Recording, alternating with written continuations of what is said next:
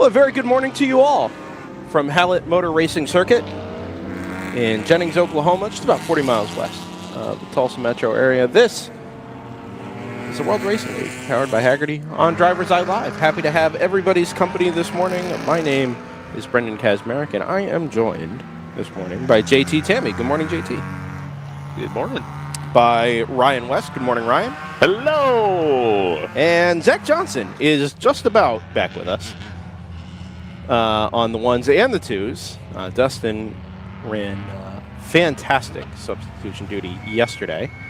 But band's back together for our season finale for the Midwest Championship. Still two more races to go later on in the season. We'll be live from both of those events. But today, the primary concern is this Midwestern Championship, your final opportunity to score points.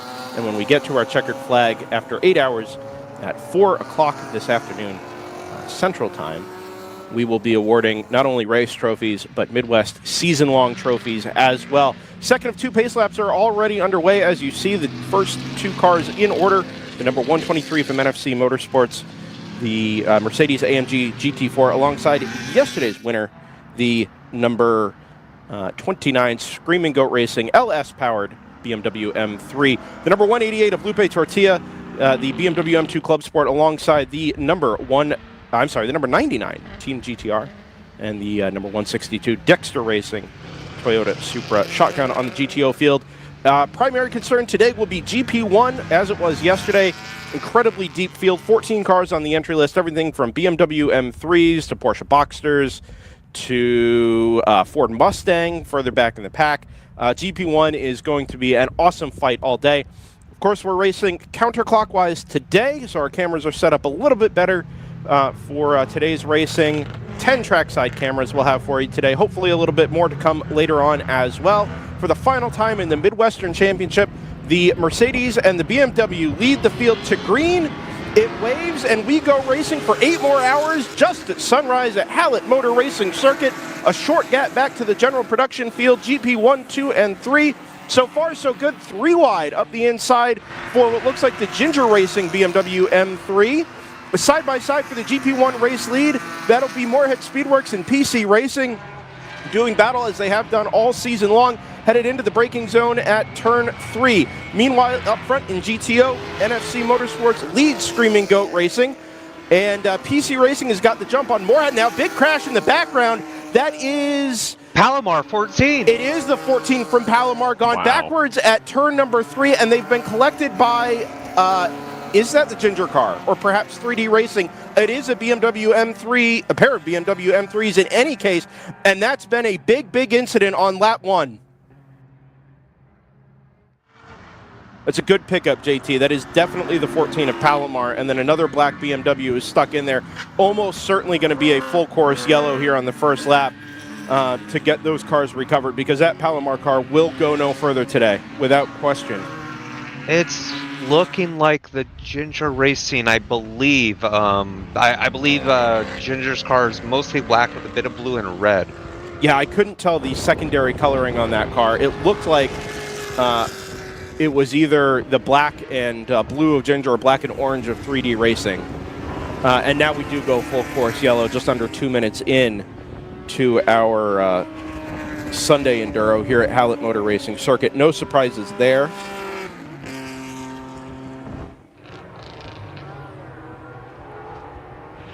That's the finish to just an awful, awful season for Palomar Racing. Yeah, so they do have 2 cars, so there is the opportunity to get the 15 back into the fold before we get to Sebring and Circuit of the Americas at the end of the year. But you're right, Ryan, it kind of tells the story in the most dramatic way possible of some of the issues they've had throughout the year in that GP1 BMW.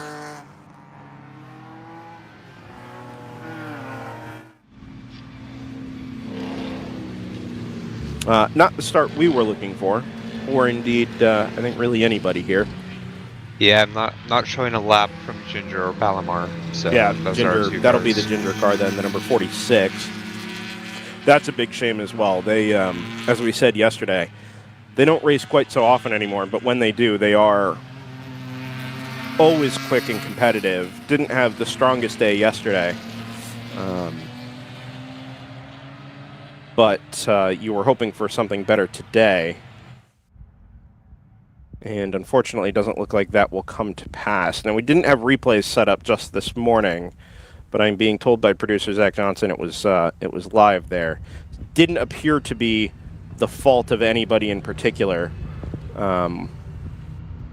Obviously, it's early, it's cold. Yeah, 14 Palomar car was out in the grass there in the braking zone, and unfortunately, there's absolutely no grip in the grass. Very, very bumpy, and, well, not damp. Yeah, not the grip you would expect headed down the hill there. It's a quick approach to that turn number 3 as well. We mentioned this yesterday. That hairpin is, when we ran it clockwise, you're approaching in a curved braking zone, but really not at any more than maybe 90, 95 miles an hour. And even so, you're compromised by the left-hander that precedes it. When you run the course counterclockwise, as the big mission number 199 is into the pit lane, there at the north end of the pits, when you run it this direction, counterclockwise, you're approaching that braking zone at something like 125, 130 miles an hour, depending on your class of car. And with the bumps and the narrowness of the track, it doesn't take much to make a mistake, whether you're in traffic or not, and to end up offline or out in the weeds. And it looks like maybe that's what's happened there to number 14 from Palomar. Either way, big shame. And it takes out 2 of our GP1 competitors in a field that was promising quite a lot for today, actually. Yeah, we're hoping both drivers are okay. That was a rather nasty hit there. Yeah, they do tend to deploy all the emergency vehicles in cases of impact. We didn't really see anything like this yesterday. A couple of impacts into the tire wall there at the exit of, well, what would be the exit of turn 3 and 4 today was the entry to 8 and 9 yesterday. But relatively light impacts. After a very, very clean day yesterday, this will be the first car-to-car contact, meaningful car-to-car contact we've had over the course of the weekend so far. Look at the field running through turns. We got to reverse everything, guys. This will be turn 7. The long left-hander. I believe it's referred to as everyone's favorite. I have this one as 6. Okay. Well, fine. Right, 2 and 3, not 3 and 4 is the hairpin and the right-hander there. So, correct. 1, 2, 3, yep. I think I'm going mentally off corner stations. And I haven't done that here in 10 years. JT's setting track maps.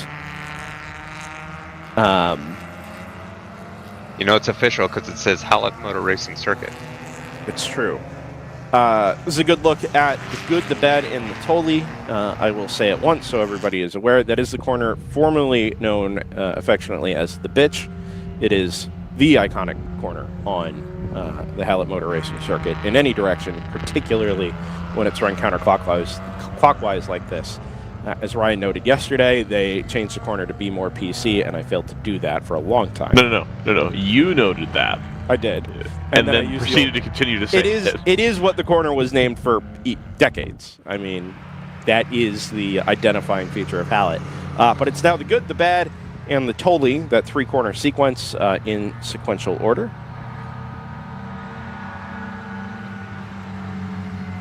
And, well, normally you would be accelerating through those corners as we were yesterday. Today it's all a long, curving off and on camber braking zone. And a really nice zoomed in shot there as you get on the brakes for the last time into the tight right-hander down at the bottom of the hill at turn 9.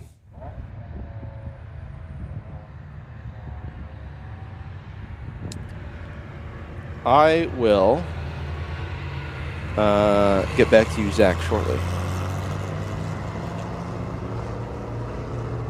Getting ourselves in order here on DriversEye Live. Thanks for being with us, everybody. It's a glorious morning in Jennings, Oklahoma.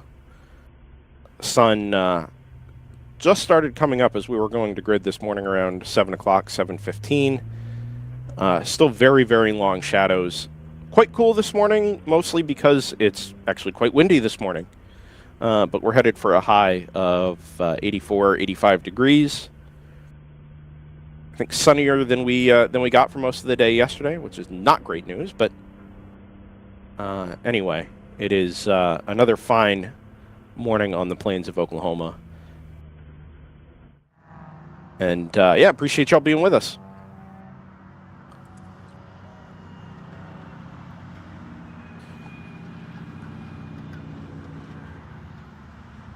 That sun looks quite bright over the horizon there. I'm trying to see if we have any corners that look directly into it. I don't think so. I think Brendan has rather skillfully avoided that. Oh, yeah, camera completely 3 intentional. Maybe. Yeah, Okay. for sure. More so for the drivers, but you know, cars coming directly into the sun's going to be a bit tricky. But I think we're okay.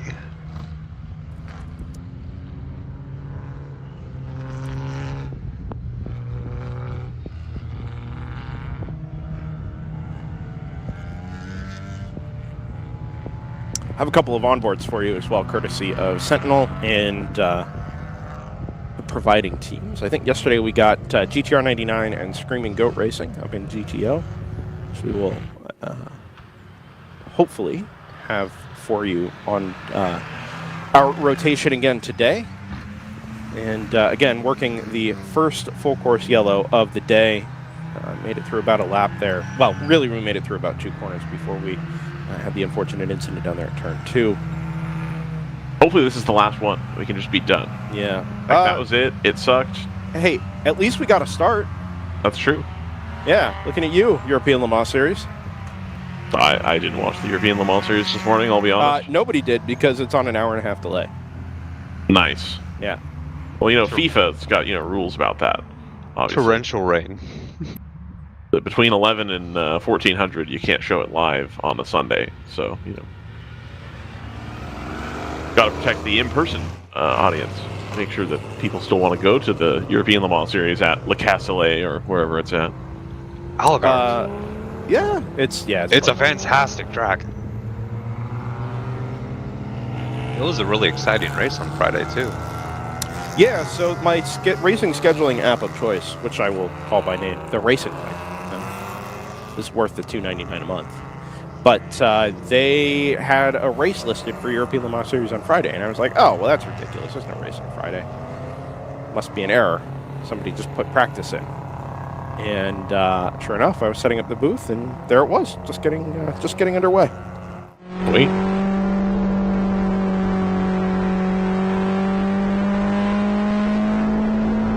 Other race schedules are available. They are, but I really like the Racing Line, so I have no problems shouting them out. Also, are they? Are there more available? I don't know. I thought somebody sent me a link to it was like just a master spreadsheet basically that somebody updates. Oh, I mean, spreadsheets are fine, but they don't really do the local time zone thing very well. Oh, all right. What I ought to do is just try and speak with the gentleman who develops the Racing Line and maintains the schedule and say, hey, we got this series. You want to throw it on there? Called the World Racing League, yeah. I really wanted to get the World Racing League onto Jalopnik's Here's What's Racing This Weekend page. How'd that go?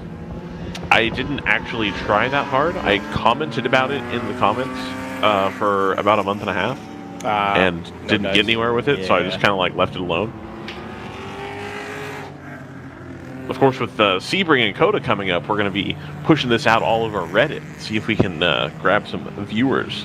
Yeah, I think we'll get on our normal Circuit of the Americas viewership bump.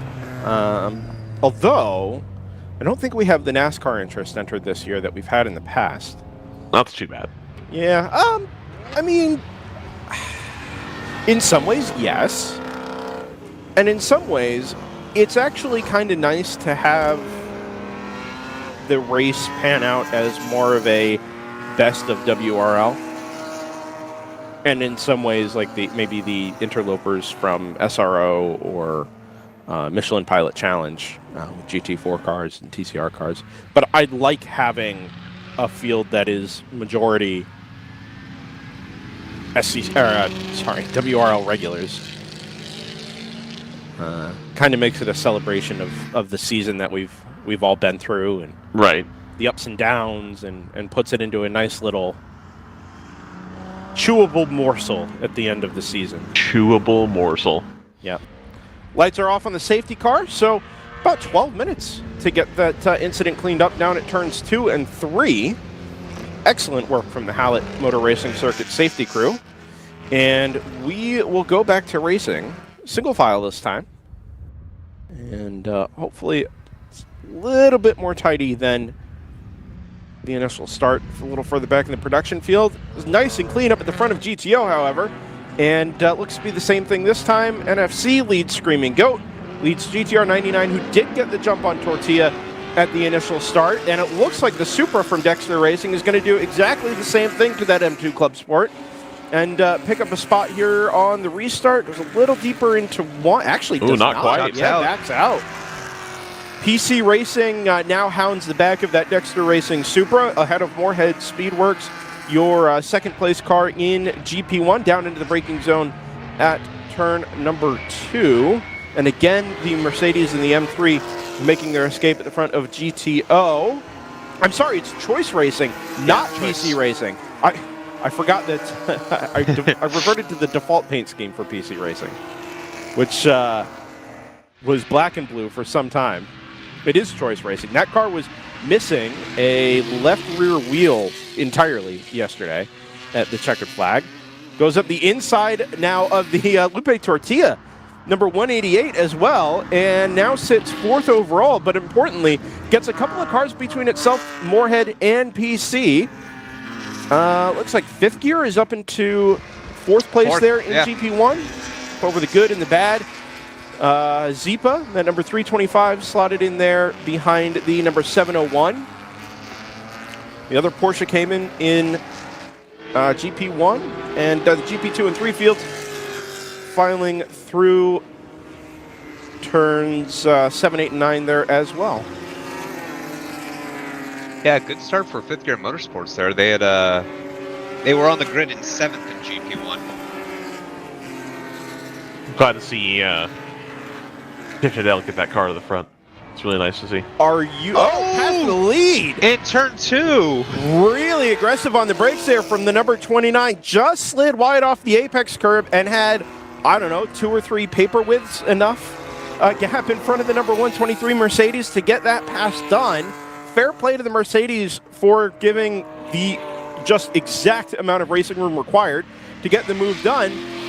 But this is, to some degree, what we saw out of the number 29 yesterday. It was quick and reasonably consistent, but never really able to pull the gap out from early on in the race. I think, well, we know they ended up with the win yesterday because of some of the issues for the number 99. Otherwise, it wasn't necessarily on the cards late in the going for that LS swapped M3. Today, however, taking the advantage right off of what looks to be now a more settled in start to the race. And we'll try and build the gap over both the Mercedes and the BMW M4 of GTR 99. The gap I'm going to be looking at, Brendan, is the gap from the 123 back to the 99. It currently sits at 3.4 seconds. I think they're going to want to work that out to about 30 seconds before the first round of pit stops, because that's how much GTR can make up in the pits. Yeah, and I mean, we see more frequently than not in GTO races in the World Racing League that GTR car is a little more focused on consistency to start the race. They never, ever go for outright pace right off the green flag. You just sort of look up at 3 or 4 hours, and now all of a sudden that GTR is back in contention. Now, with a slightly thinner GTO field this weekend, we anticipate them being in the top 3 or 4 pretty much all day. But you're right, Ryan. The key is going to be the margin from that car up to either the 123 or the number 29, regardless of whether or not that GTR sits there in third, because that car will have a pit stop advantage when we get to that first cycle, probably around the hour and 20-minute mark. Down into the last corner. Camera's a little more zoomed out than I had intended. But it was absolutely pitch black when I got here at 6:20 this morning. No, not even a hint of sunlight. So It's okay. We'll send you Blame- out in 30 blame the minutes to start go time. fix it. that's fair. I did have to go fix one before we got started. This morning. Oh, Set up nice. darkness. Good Dexter. Yep, Yeah. Supra got it done.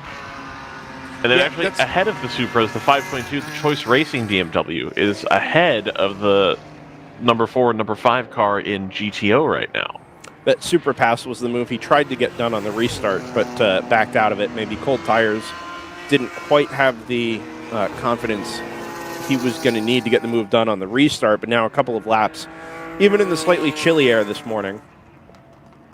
The 147 now, Moorhead Speedworks, second position in GP1, now getting really antsy, I think, about being behind the 2 slower runners in GTO, especially with the number 522 out in front there, starting to check out a little bit from the rest of the GP1 field. So I think the number 147 will try to make a move on the M2 here, but when you're trying to pass a quicker class car, you really have to make it happen ASAP.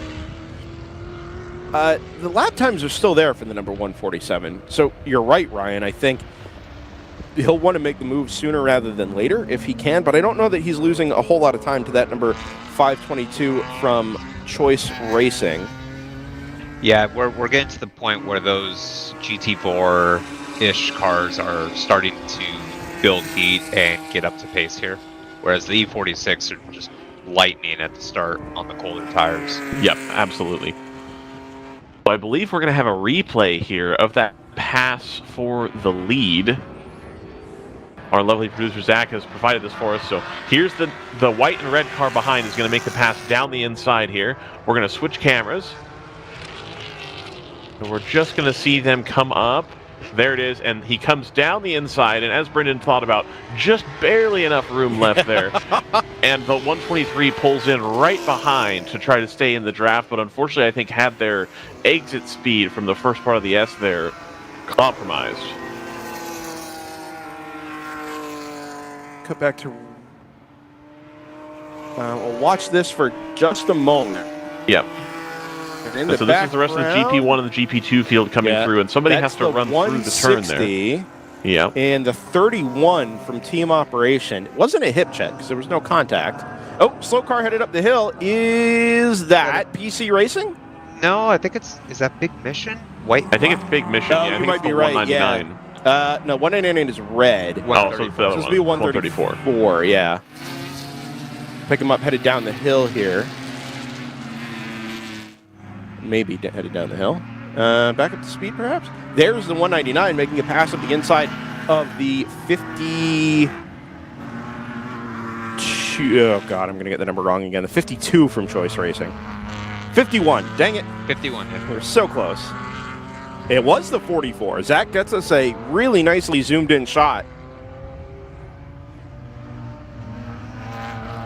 And that was a slow PC Racing car. So they head across the line. That car is now conspicuously absent at the top of GP1, which now reads Choice Racing in 4th overall, leading the class. The number 522, Moorhead Speedworks back in 7th overall, in 2nd, and now 5th Gear Motorsports up into 3rd, Zeepa Racing 4th, and ZJS Racing, the number 48, that had, actually, both those 4th and 5th, 4th and 5th place cars had a pretty torrid day yesterday. Zeepa and ZJS. And a much, much better start this morning as now our race leaders begin to work into a little bit of lap traffic. Headed down into turns 1 and 2. So the 522 in GP1, the Choice Racing car, has pulled out an additional second over the 147. So they are getting away. It's slow, but they are making progress. Worth noting our absent cars from yesterday. If you look at the bottom of live timing on racehero.io, Ginger Racing and Palomar were the 2 cars involved in the lap 1 incident this morning. So they did take the green flag, but did not complete the first lap. TCS Motorsports didn't start yesterday, and the number 22 either have not started today. Scallion Motorsports in the number 135. That car was on jack stands when I went to go pick up cameras yesterday at the end of the day.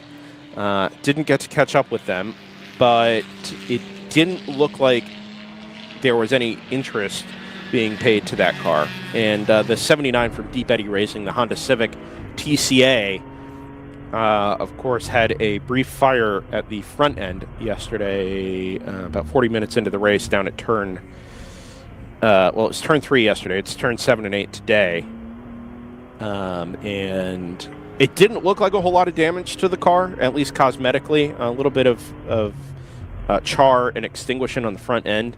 But obviously, when you have a fire, not only do you have to deal with the root cause, but it can do all kinds of damage to things elsewhere internally to the car, particularly the electronics, which are not the work of a moment to chase, diagnose, and repair, especially in the event of a fire. So not surprised to see that number 79 Honda today, unfortunately. On board the GTR 99 M4, you see just how much movement there is there along that second straightaway between turns 1 and 2. It's narrow, it undulates, it's bumpy, and then you've got that downhill, just very marginally off-camber braking zone into turn 2. Head up the hill now into turns 4 and 5. Laid apex at 4, over the curbs and the bumps. Switch it back to the left. Little shoot on the throttle there. Drop down the hill. It sort of levels out as you get back to turn number 6. Carry that long left-hander on the throttle early and head up into the good. Here, the left-hander, just a dab on the brakes. Got to open the wheel up before you ever see that second apex. Don't want to be too close to the curb there because you actually want to be out quite wide to driver's left for the right-hander at turn 9. And that's what makes that corner so tricky when you run the course counterclockwise. It's not necessarily that it's difficult on paper, but the visibility or lack thereof that you have headed up over the crest at turn 7 means you're pointing the car in a way that, I mean, even like the last corner at Road Atlanta, right? Yes, it's blind, but you have a rough aiming point to use every time. There, you have nothing. You just have to open the wheel and trust that you're positioning the car the right way for that last little braking zone there, which then turns off camber. It's really quite the sequence. Briefly on board the 469 there. Oh, pass for the lead. Nice. 123 back to the lead. Yep, this is back on board with the Screaming Goat Racing number 29. And as JT says, that is a Mercedes back to the front. 29 gets it pinned back to the apex really nicely there at the inside of turn number 6. Now, we saw how much quicker this Mercedes was in the straights yesterday, but it was these twisty, more technical sections where the number 29 had substantially more grip. And there you see it headed up the hill out of turn number 9. Mercedes able to draw away just a little bit. Now, both these cars are headed into pretty significant lap traffic. The 160 from Moorhead Speedworks is in that gaggle, 134, 80, and our Ford Mustang, number 641, who did make the green flag today, also in there.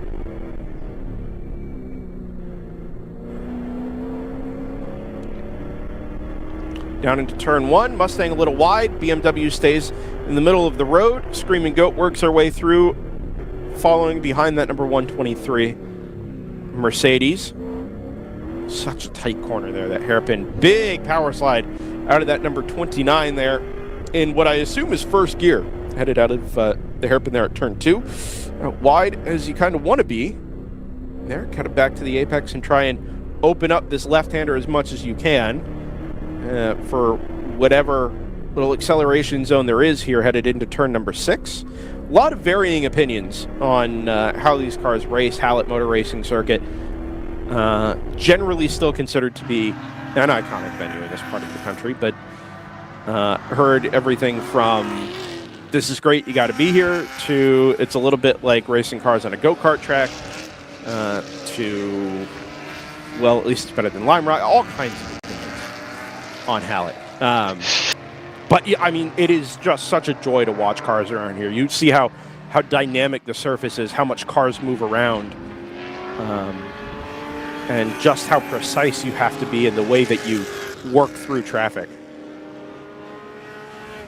It races exceptionally well as an endurance racing track, I think. So PC Racing, I don't know if we had noted them into the pit lane. The number 44, I think they've actually gone into the paddock.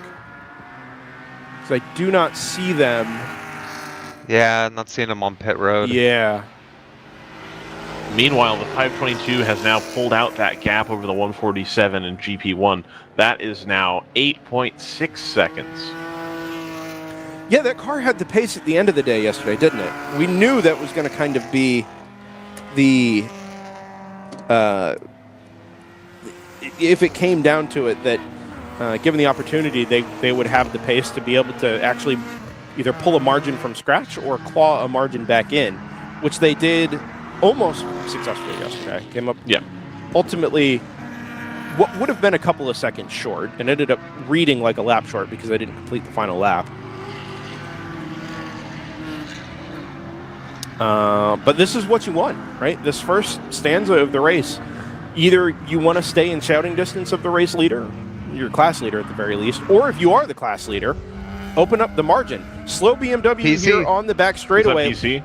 Yeah, it looks like it. It is PC. Now they've been trapped out to drivers right there, which means they're not able to get into the pit lane, and I think they're going to have to do another lap here. Now the car looks to be powered, for whatever that's worth. Just in a limp mode of some sort. Actually, I don't know here. They may hold the drivers left and try and Getting buzzed one by more the car to get through here at the number 85. 147. Yeah. It's either in a limp mode, like a managed limp mode, or it's a horrendous misfire. I'm going to go misfire on this one. Yeah. Because it actually looks like it's picking up a little bit of pace there, headed down into the first corner. Probably a shock. You can hear it, yeah. You can hear it there on the trackside camera. So it is under power and to some degree at least accelerating. Hopefully here gets another lap done. I think he wanted to be in the pit lane this lap from what, I mean, I don't think anybody would just trundle around in first or second gear for a lap. He's slow again. What he ought to do here is get to the left-hand side of the road and just pin himself there if he's going to drive it back to the pit lane. Then at least there's no risk of being caught. Are we going to get up the hill here? I'll tell you, there's not a long distance between these two cameras. No, not at all. I mean, maybe 40 feet. So either that car has come to grief at the bottom of the hill there. I've actually just gone past it on board the 29 here. The 99 might be headed to that portion of the track. Yeah, headed down to the braking zone here. Actually, the 29's opened up a decent margin here. Get down in the brake zone at turn 2. Is there a BMW off the driver's right here? Yes, there is. That may have to become a full course yellow. Only because it's trapped on the outside of the track and there's really no easy access for even a flat toe to get out there. I showed the NFC car having gone back through. Yes. Yeah, we covered that, yeah. pass. Okay. Now, I just switched mics, so it was a full. as you said earlier, Ryan, the concern here is the margin ahead of GTR. Whether it's the 123 or the 29 is kind of immaterial at this point. But we know that 99 has an advantage on pit stop execution. We saw it several times yesterday. The 123 is probably in slightly better shape than the 29 will be. But both of those cars, even if they're tied together for this opening hour or 90 minutes of the race, as long as they're pulling out the gap over that blue M4, it's a win for both of those cars. Absolutely, and I do think the 29 will still have a fuel advantage over the 123. We saw that it wasn't a huge advantage over the 99, but it could be that the 29 knows that they have a little bit of a strategy advantage to play here, and so they may not be concerned with the ultimate track position versus the 123, because they're going to be able to. Oh no! What's gone wrong here? Oh, it's going to be for the PC racing. Yeah. This is kind of what I was afraid of, was that we were going to have to go get that car under neutralized conditions just because it's trapped on the opposite side of the road. Now we're 30 seconds in, but this advantage that they had pulled out over the GTR 99 is going to go away. So, I'd get in here. Yeah, you have to. Everybody has to come in. It's been 30 minutes. You got to do it. Particularly if you're the 29 is not in. I can confirm that.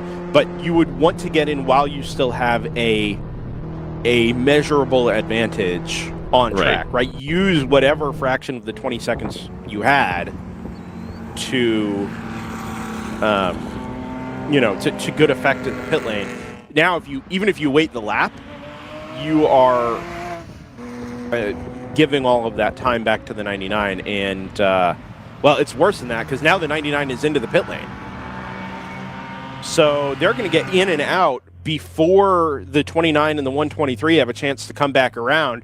And my prediction is if the 29 and the 123 pit, that the 99 will vault through into the overall, well, I guess it depends on what happens with the Supra and the 188, but should be able to jump both of those cars, the Mercedes and the M3, provided that they actually end up in the pit lane. 522 is in from the GP1 race lead.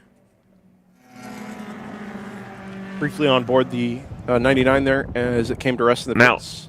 Another wrinkle to watch here, Brennan, is if the 522 comes in right now, I don't think the 51, the leader in GP2, will come in on the same lap. Probably not. We have both teams fighting each other in two classes right now, which I think is going to be really fascinating to watch, because you're going to have to be making decisions on when to have people pit in, based on trying to avoid the double stack, frankly. Yeah, right, yeah, so I wanted you to get there. That is the concern here, is we've got such a tight pit lane here at Hallett. Number one, it reduces the pit lane speed to 20 miles an hour, which is the slowest we'll have all year. It's a narrow pit lane. We use both sides for pit stalls. You see it there. The easy up canopies on both the left and the right side. And the knock-on effect of that is that some teams anyway are going to have to end up sharing pit stalls. And in particular, teams like Choice Racing, Repscallion, which granted only has one car running today, but did have two entered, are going to be in a position where both cars using the same stall, obviously, you try to avoid that double stack. Right, one car being stationary while and waiting to get into the box while the other one is actually being serviced. Into the pits come the two GTO leaders. There it is, 20 miles an hour on the dot on the GPS. There you go, P1 for P2. So this is kind of what I was referring to here. They spent half a lap under the control of the safety car. The 99, having pitted initially, is out there at something, well, better pace than that anyway, trying to catch the back of the queue, as is quite right, and through goes the blue M4 into the overall race lead. The 123 is serviced and sent. 29 does precisely the same. So the 29 loses a little bit of time there in the pits, but it's not going to matter because of the yellow here. Unless there's a gap. If there's going to be cars in between, that's not going to be very fun. Yeah, the S2000 and a second car went through there on the front straightaway. Looks like maybe one of the Caymans. So, from a strategy perspective, you would want to have been prepared, right? Yeah. You're in the 123. You really wanted to come in as soon as you could have. Yeah. Yeah, especially knowing that the 44 was stranded out there. It was a good chance because it was on the wrong side of the road that it was going to have to be a full course yellow. At that point, you get yourselves ready. Even if you just dump a can into it. Right. Get yourselves ready down in the pit lane so that at the earliest opportunity you can get yourself into the lane. The 99, granted, had maybe another 30 to 40 seconds to get there because of the margin on track. But in any case, a little bit unfortunate there for those two leaders that didn't get in at the first opportunity.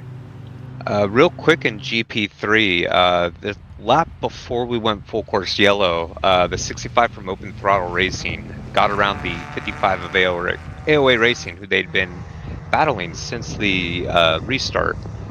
And this full course yellow has unfortunately hurt both of those cars, which has split the 85, giving them a tremendous lead to the point where the 85 is now sitting, I believe, 3 cars back behind the 85 in the pacing order right now. Yeah, so we you saw can this see in GP1 yesterday, didn't we? Yeah, so the 3rd and 4th car entering the shot here are green and yellow cars. Those are our GP3 2nd and 3rd. Okay, so the Miata's a little bit further back, but coming across start-finish line right here is that 85 Miata. So they have about a minute 30 lead.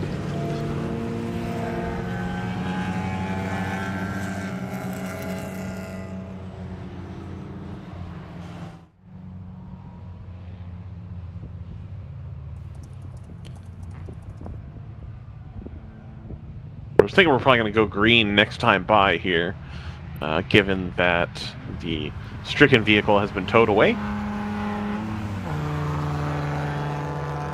Yeah, we were going to try and squeeze in an ad break there. That's all right. Nevertheless, We had strategy things to talk about. Brendan, the good news is we still have 7 hours and 21 minutes left to run ads. So yes, that's a good point. Although we did wait till the final 15 minutes to get the last one. I was going to say, we could try to cram in one with 20 to go and 5 minutes to go. Yeah, let's be professional. Yeah, When it's look, green flag. I'm angling for a job at NBC. We might as well. Yeah, absolutely. Good way to get hired. How did my family at home? Hello, dear. Alright, so light is out, so it means we're going to be going green in about 20 seconds. So in 25 seconds, we're going to go ahead and say hi to our sponsors. I think this would be a good time for a Michelin Tech Minute. Oh, there's an idea, yeah. Did you know that there's multiple compounds of tires available? If it's rainy, they switch to a different tire. I'm running yeah. in the car doctor. This is another Castrol Car Care Minute. Throw it back. Yeah, I put the new tires on the rims. It's going to be fantastic. We're going to go to green here. Yeah, Zeepa Racing leads. We almost missed the green flag. Zeepa Racing leads the 199 back on track. In the standings, however, Dexter Racing is your overall race leader for the moment. The number 162, a couple of seconds in hand over the 99 BMW of GTR 99. Choice Racing, even with the pit stop, finds itself up in the GP1 class lead and very much third in the overall standings as well. Screaming Go. Are they back? No, they've just not come through. Oh, no, they tripped the pit beam is what happened. Too bad. Yeah, so we saw that happen yesterday, too. Yes, GTR, I think, was the main culprit there. And then They we were. just didn't get any more pit stops from them. As marked. Well, Pretty it's strung good out because restart here. it's good because the 29 usually has the same strategy as everybody else in the field, so that won't be important.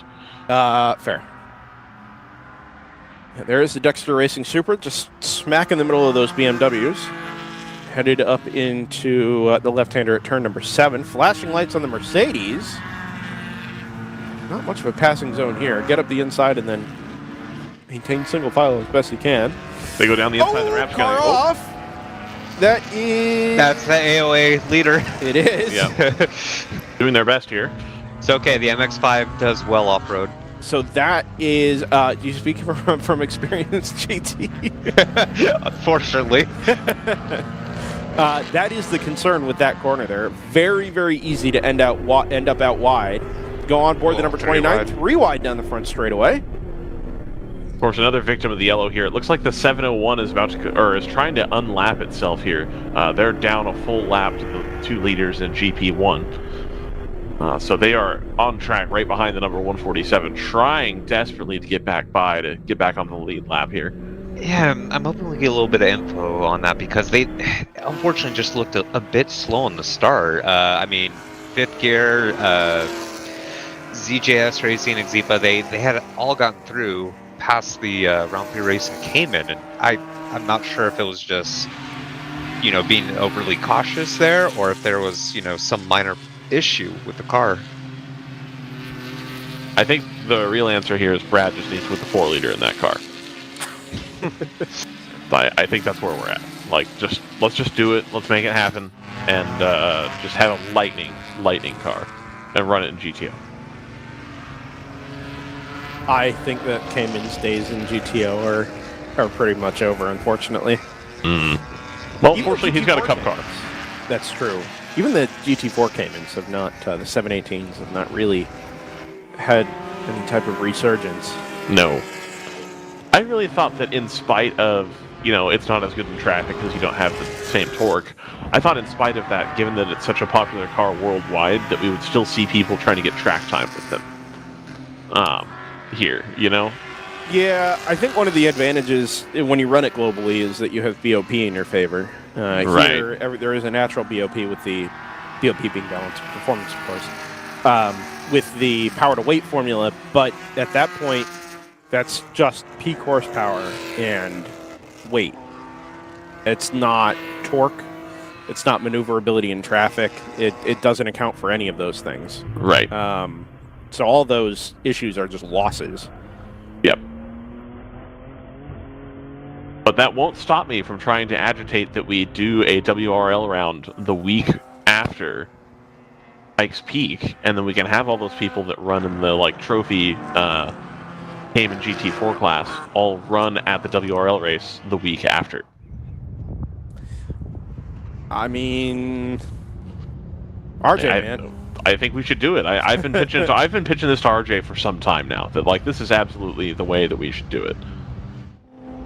I think I had a Gino Manley in the booth when I concocted that idea. And he was on board. And he was like, "Oh yeah, absolutely, that's a great idea. We should totally do that." All right. So NFC through, passing 99 GTR into turn 1. Hasn't taken much. no. Now remember here, these cars are all still on the same strategy, right? It's not like Well, except for the 162. Yeah, correct. I'm sorry. I'm talking about the 123, the 99, Yeah. and the 29. These 3 cars that have just gone through shot here. Mm-hmm. But the 162 does still they are in the lead, but they still owe us another stop. The flip side is they've done a lot of yellow running, so they may have another 20 or 30 minutes of fuel left. If they get another yellow, they might be able to hold on to track position here.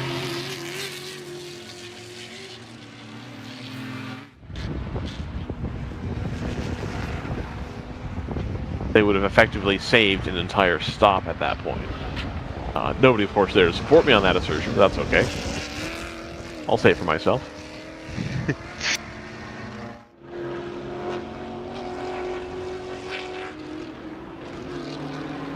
I don't think it's likely to happen that way, but that's what you hope for at this point. I think the 162, knowing that they don't quite have the pace in the car, are forced here to do something different, just for the sake of doing something different, because you know that you can't compete with the top 3 on pace, so you have to just try stuff and see if you can get it figured out. Ooh, a couple of wheels off there for the 99 at the exit of turn 1. This may provide an opportunity for the 29. We could jump on board with them headed down into the braking zone here at turn 2. Actually, got done before the braking zone. Wow. So good pass there from the number 29. Heads-up driving. Keep in mind, the 162 is a faster lap than the 99 at this point. Interesting. 29 actually just reset fastest lap of the race as well. Yeah. So that 29 car pushing quite hard. Maybe the 162 having now found some pace in the car, having run it all day yesterday.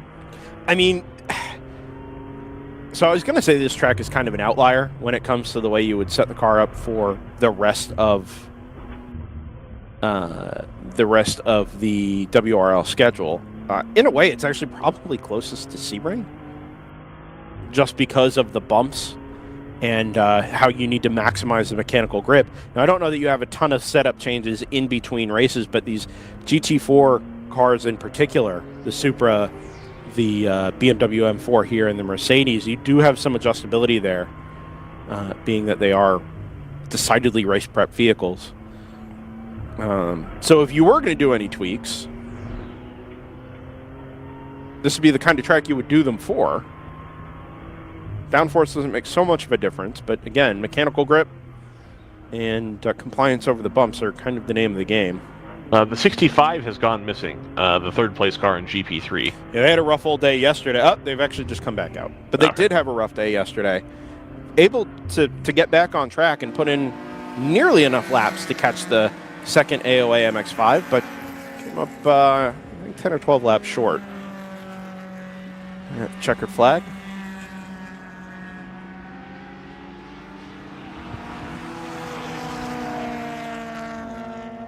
Warhead Speedworks now back to where they were before the yellow, about 7 or 8 seconds behind the 522. Yeah, and I suppose importantly, although maybe not, no cars between them. Right. They sit directly next to each other there in the standings, and last time around, Moorhead Speedworks quicker than the 522. Mm-hmm. So your Interestingly, supposition, oh, go ahead. Your supposition that maybe the 147 was being held up by the Supra and the M2 in GTO actually might have been correct. I think I was proven correct when they were still losing time before the yellow. But I appreciate that. I do. Also, they've stayed on the same strategy here, the 522 and the 147, whereas the battle between the 51 and the 160, the 51 has stopped, and they are 8 seconds behind as well. The problem there is they have 2 cars between them and the 160, so they could be making up time right now against the 160 of Moorhead Speedworks and GP2, but they are not able to do that if they've got a little bit of traffic in between them. Still down in 4th position. So I think the GP2 battle just became really interesting because they are now off strategy from each other. And as I say that, of course, the 51 goes through on the 31 operation car. Yeah, one of the concerns if you do that is if you get a full course yellow. Ooh, big old slide out of the 469. And so it's important to note real quick, Brendan, this 469 is 2nd place in GP2. The Choice Racing car is right behind it. Right, which and is through. There it is. And there it is, right there, yep. My point was going to be that the concern if you split the strategy like that is the further apart you are on track, the more you run the risk of being split by the overall race leader if a full course yellow comes out. Right. So you'd want to stay as close as you can, unless you believe that, like, hey, this is going to be our equivalent splash at the end of the race, or something like that. Mm-hmm. Just don't know that you try and get cute on strategy this early. Just stay in contention as much as you can, anyway. So that 51 car is what's right in front of us on screen right now. They are now starting to check out from the Rapscallion number 469. So that car now needs to get by a little bit of this lap traffic here. And as soon as they do, they'll be able to go off in hunt of the 160. So it looks like they'll be able to make up the time. Because when I started talking about it, they were in 4th, and they're now in 2nd. Number 469 really looks like a car you can just kind of throw around. It's a great looking build when you see it trackside, especially. It's like the ultimate expression of what you could do with that year Miata. It looks really, really fun. I know Scott's really close with the guys at Rapscallion. They're a bunch of racers dudes. Huh. Because they're the same as the Racers Motors with the Golf liveried. It's the same team. Oh, Racer Motors, yeah. Yeah, it's the same people. They're all, that's my understanding anyway. Hi to Scott Michaels at home.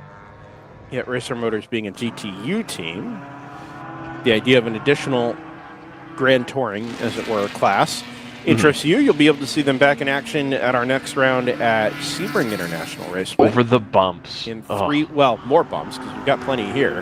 Right. Yeah. But here you just deal with them. There you respect them. Hashtag.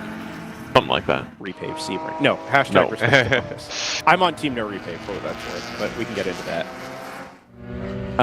At the next event. At the next event. Or indeed later today. As the case might be. Unfortunately, we're going to have Brendan's undivided attention today because there's no college football on. Oh, my attention was only briefly divided yesterday. That's fine. Houston ended up not being able to pull off the upset yesterday, which was disappointing. North Carolina, though. Any hoozle. Yeah. So, interesting. Phillies, man. Anyway.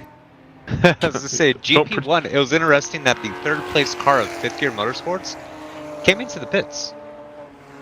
Not really when you want to be coming to the pits. No, I did see them in and out and meant to call it in real time, but... And they've just now set their fastest lap, but it, they fell down the order down to 9th. Do you think they made a setup change? No. Round a wedge. Couple turns of wedge. A little bit of tape. Tape. Yeah, they used to do tape. They'd tape up the grill. Zach, support me on that. Yeah, sure. Front downforce. Yeah, there we go. Oh, can you not do that in the next gen anymore? I don't know. Really? Yeah. What's the deal there? Just not enough to tape I think over, or what? you're modifying the allegedly tightly controlled arrow at that point. You can't put tape on the grill of a cup car? I don't You're think just so. not allowed. Yeah. That is unbelievable. Dude, you can't even have looked at your front spoiler wrong and they get mad. Yeah, don't show up with a cold, you might sneeze. Right. Unbelievable. I didn't know you can't do tape on it. That is unbelievable. Never seen anything like Our it. Brendan. boy Zach just called out the track map drawing from the GPS, and within half a second of him ending his disgust, away goes the track map. Just completely disappeared in shame. Also, I like the blue flag. Lower right.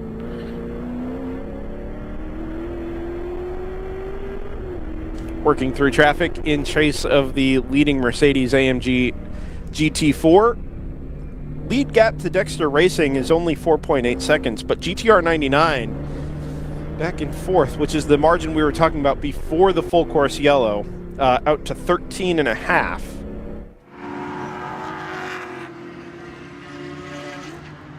Oop, is that a slow? No, just letting the leader by. All right, so there it is, the 123 right here, the green and blue car, followed by the white and red car. That's your first and second position overall and in GTO. So the 29's drawing closer here. A little bit. 1.9 last time by. They're now probably within a second, I would say. Now that's a little bit further now. This is what we saw yesterday, where the 123 really does have the power down the straights, and I don't know if that's a... Oh, there goes that car pitting in. Yeah, maybe moving offline because they knew they were going to pit. Possible. I thought maybe they were just letting the leader by because they seem to be up to some pace, but now into the pit lane is that number 31 from Operation. Ooh, nice. Round 3 racing, passing the 3D racing BMW. Getting it back up into 6th in GP1 while setting their fastest time. Excellent. They still need to get back on the lead lap here, but they weren't super far behind, at least at the start. I'm sure they might have lost a little bit of time, but I think really, really hoping to get back on the lead lap and try to capitalize on it yellow. Leader's out a little bit wide there at turn 6. Really hustled the entry to that corner and stayed out a little bit wider than I think he wanted to be. That's a pass into turn 7 right there. And that was all because he was out wide at 6. That move could have been done a couple of car lengths before that corner otherwise, but didn't have the line he needed through the first left-hander there. So that was Fifth Gear Motorsports passing Flying Horse right there. The Porsche Cayman and the Ford Mustang. Sorry, I was looking at the leader getting through up the inside into turn 7. Missed the pass for position ahead. But that is exactly where the leader is coming up to, that back, the back of that white Ford Mustang.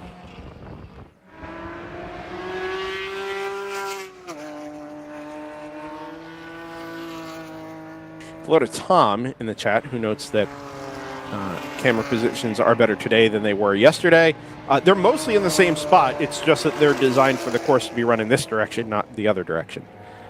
Just the way the natural positioning of fence lines and mounting areas kind of works out just a touch better when you run the course counterclockwise. Oddly, this camera is in exactly the same spot today as it was yesterday, and it is infinitely more stable. I have no idea what the difference is. Yeah, is it just the direction and the antenna is facing a different way? No, the camera is positioned and aimed exactly the way it was yesterday. No difference. Interesting.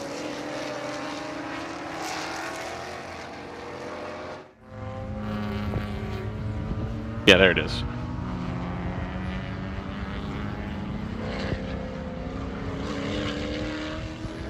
Hashtag blame Dustin.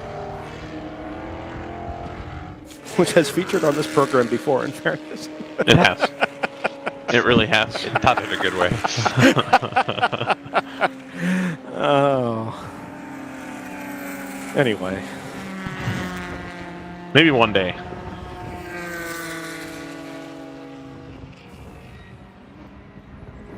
Yeah, approaching the end of the first hour of racing on our fine Sunday morning here at Hallett Motor Racing Circuit. 7 hours of racing left to go in the Midwest Championship season for 2023. The World Racing League, powered by Hagerty, will be right back on DriversEye Live after a quick commercial break.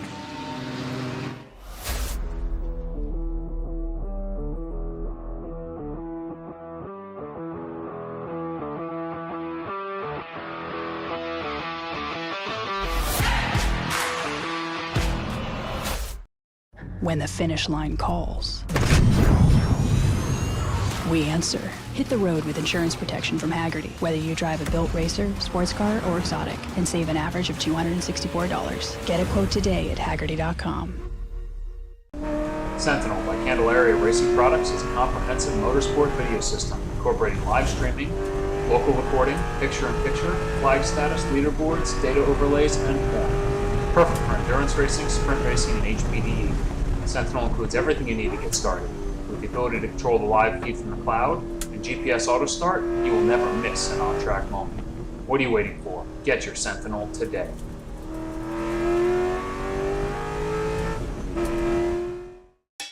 It's your Uncle Cooper. Truck owners who run Cooper AT3s are some of the most dutiful people I know. Even if that duty is to haul a load of this stuff. It's not glamorous, but it's their duty nonetheless. So if you and your truck are constantly tackling the regular duties of the day, go with a tire that can handle them all. Oh, man. I stepped in it. Go with the Coopers. Cooper. Zach needs to finish his sentence in our ears because we're in the middle of a good story there. But we are back at Hallett Motor Racing Circuit on DriversEye Live. Happy to have you all with us on this fine morning. Lots of racing to choose from today, but this is the only one that's happening at the moment because friends over at the European Le Mans Series are under something of a rain delay at the moment. No chance of that here. It is a fine Oklahoma morning. As DriversEye says, the air be different here. It's because of all the dust. People talk about those fine Midwestern sunsets, the plains and the prairie sunsets. It's because of the dust, but it does make it beautiful. It also makes my allergies an absolute disaster at various intervals. So far, so good, however. Cam's looking at the rear end of the number 31.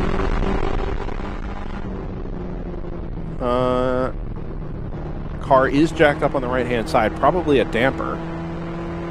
Jumping on board the Rapscallion number 469. This will be a pass for position, will it not? On the number 160, indeed it will. Battle for second in GP2. 160 goes defensive. 469 stays out wide, tries to get the cutback on the throttle. Actually has a pretty decent run here, but he'll need to commit to the pass early if it would be on, headed up the hill into turn number 4. It is not. Big wiggle out of the 160 there. Now a little more aero on this number 469, so possible that the car is a little bit more planted, but also means you're likely to have a little bit less power to work with. Also factor in got a good run here. So all kinds of dynamics at play. Good run. But not good enough. I think this 469 is quicker, just based on the behaviors of each of these cars over the last couple laps. We'll stick with this onboard for a few moments. Just wide of the apex there at turn 9, but able to get on the throttle pretty aggressively, headed up the off-camber hill out of 9. Wide at 10, gets the car rotated on the brakes. Oh, there we go. And Come a on, really good launch out of the final corner. Just shows the nose to the inside, and the 160 doesn't have the torque. Yeah. I think this car is quicker overall. It's just got to be quicker in the right places. And I don't know if it can be, because as soon as it's going to pull out of the draft. Good launch out of turn 1. Oh, yeah. There we go. We'll pick him up here again at the bottom of the hill. We can jump back on board and just ride with that battle for a while, Zach. This is good stuff here. Battle for second in GP2. There we go. So much fun to watch this car on the throttle. The way it rotates, just how early and aggressive the throttle application is, trying to get any sort of advantage on corner exit over the 330 Ci that sits in front of us. Oh. Another little wiggle out of the 160 gives an opportunity to the 469, just not in the right places. Natural line kind of puts you in the middle of the road on the run between 5 and 6 there. Good run again for the 469, but we saw the same thing last lap. Just not quite the torque needed to try and get a pass done headed up the hill into turn 7. You're talking about up the hill, and then as soon as they pull out of the draft, this car has way more aero on it, so it's going to be like hitting a brick wall, and you're going uphill, it's going to be really tough to do it there. This is, as far as I'm concerned, one of the finest displays of the power-to-weight formula in the World Racing League. You've got two pretty fundamentally, not just different cars and different size cars, but different approaches to how they're built as you get a big wiggle out of the 469. The 160, big car, very little to basically no aero on the car. But it already punches quite a big hole in the air. It's undoubtedly heavier than the NC Miata that sits behind it. The Miata, by comparison, it's lighter, therefore a little bit less power, but it's got more aero, and yet those cars run fundamentally the same pace, nose to tail, all the way around the 1.8 miles here at Hallett Motor Racing Circuit. Really, really good stuff.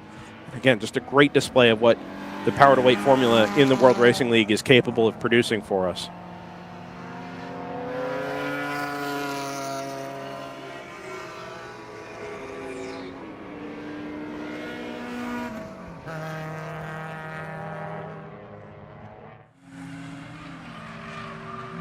Oh, listen to the tires protest on the 160. This is the opportunity for the 469 of Rapscallion Motorsports.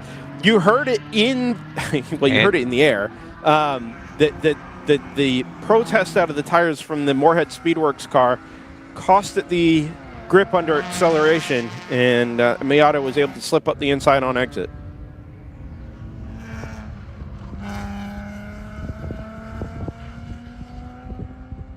This all happening about 6.5 seconds behind the number 51 from Choice Racing.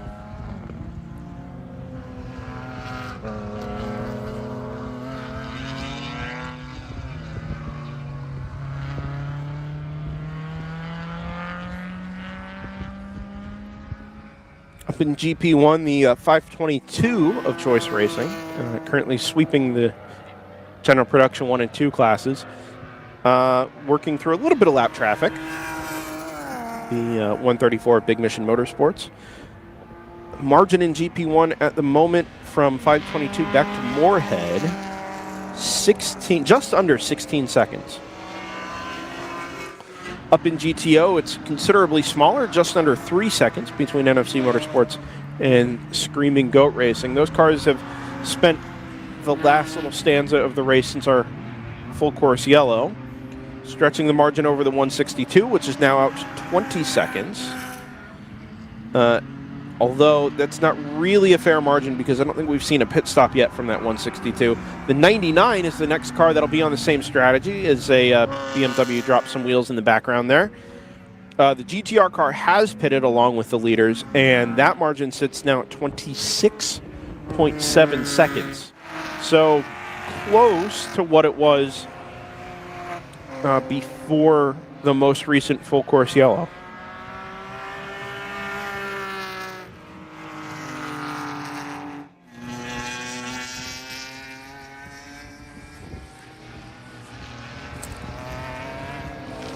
I just, have you seen the chat, Brendan?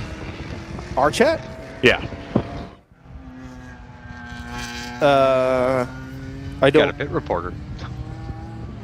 No, wait, the YouTube chat? No, Our the internal. Discord. No, I haven't. Oh, okay. What? Zach's? I can't believe where they're gonna do that. I can't believe it. That's fantastic. Like, I mean, unless wow. you put seats on the field. Well, I don't know if you can do that because No, they want you rised up above everything because it's like kind of dangerous. Yeah. So it's gonna look worse than it does for football. And it looks really bad for football. Like, it looks terrible. That's why they only do it like once or twice a year. Oh man, wow. Never seen anything like it. Can you imagine? Have you ever? I don't have to imagine, because even if he can't give me the hookup, I'm still going to go. Because I have to see that.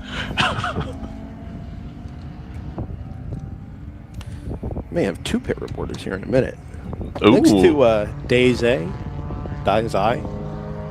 DZ? I have no idea. You gotta help with the pronunciation. For feeding us a little bit of information there from the pit lane.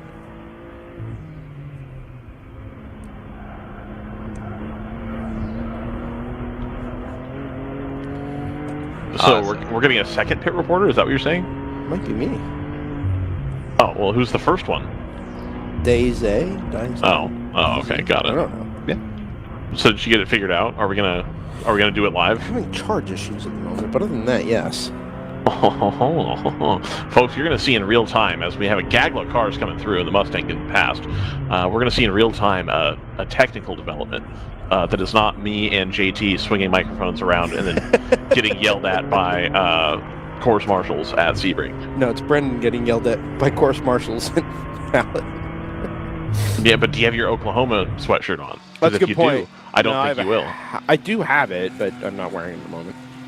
Shouldn't be wearing red trackside. That's kind of a bad move. Yeah, you're not supposed to do that. Yeah. Or blue, even. I usually try to go with nice gray. Blue's okay. I've been shouted at for blue. I've been shouted at for wearing blue. Oh, yeah. The vests are blue. The photo vests here are blue. And most I don't know what to tell you, photo man. vests are blue. I don't know what to tell you. I think Daytona, Road Atlanta, they're all blue vests. Daytona. Sounds like you need to no-shirt it. Bad move. Maybe the worst move. I do still want to pitch RJ on WRL hard cards. I mean, at this point, I think for you and I, hard cards are just our faces. You say that. Yeah. You say that, but at the same time... Well, no. So Like- the vests serve a different purpose. The vests are for marshals. Right, Right? that's fine. So you can be identified trackside. Yeah. The hard card doesn't really get us access anywhere else. The Still pit lane best. is the pit lane's always hit or miss for me. Yes. I'll say it that way. The DriversEye Lab logo on the polo helps. I don't wear that because it doesn't fit. I did get somebody came up to me years ago at Road Atlanta during the mandated local red flag. And they were going to ask what team I was with because it was illegal to be walking around looking at cars during the red flag. Right. And I was like the only person on pit lane just strolling up and down looking at cars, looking at the cockpit, seeing what the builds were like. And I turned around and he saw the DriversEye Live logo. He goes, I was wondering who you were. I get DriversEye Live. We're all good. We're all good. I was going to have to penalize you otherwise. See, you could have sung somebody. You could have sung somebody. Yeah, right? You could have said, "Oh yeah, I'm with Hammer."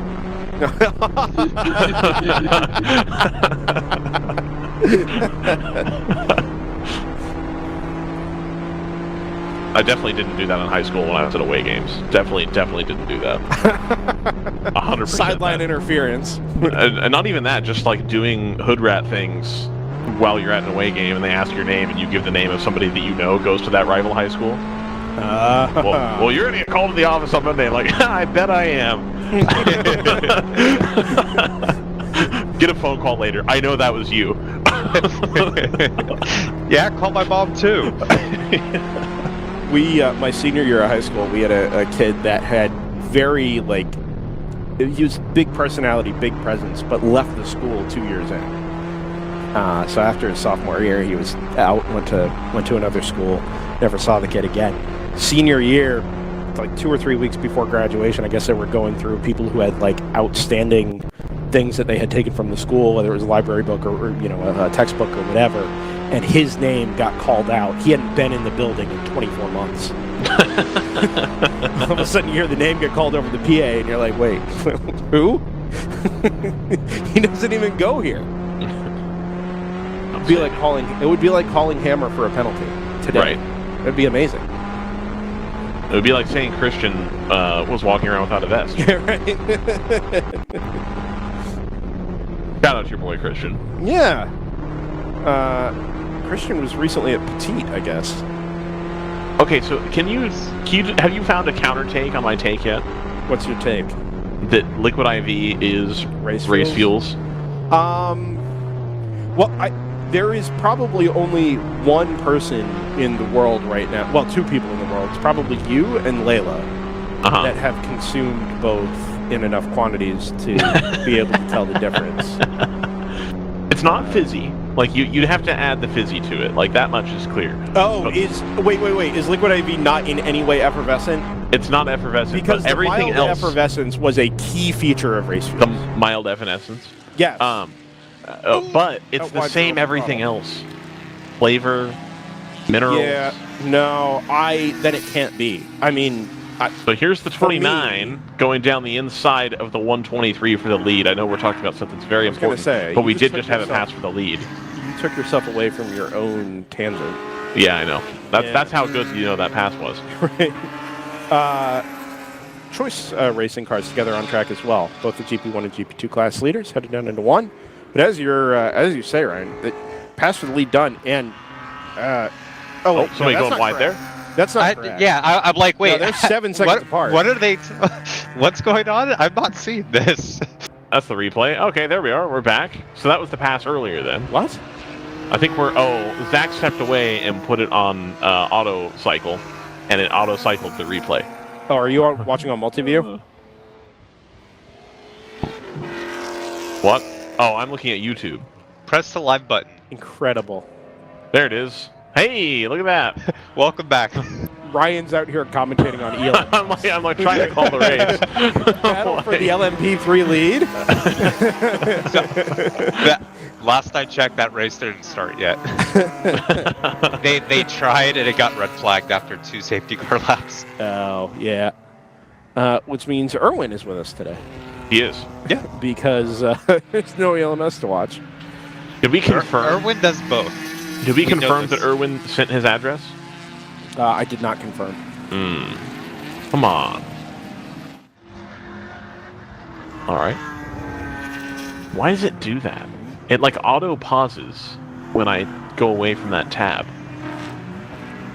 That's what the problem was. Okay. All right.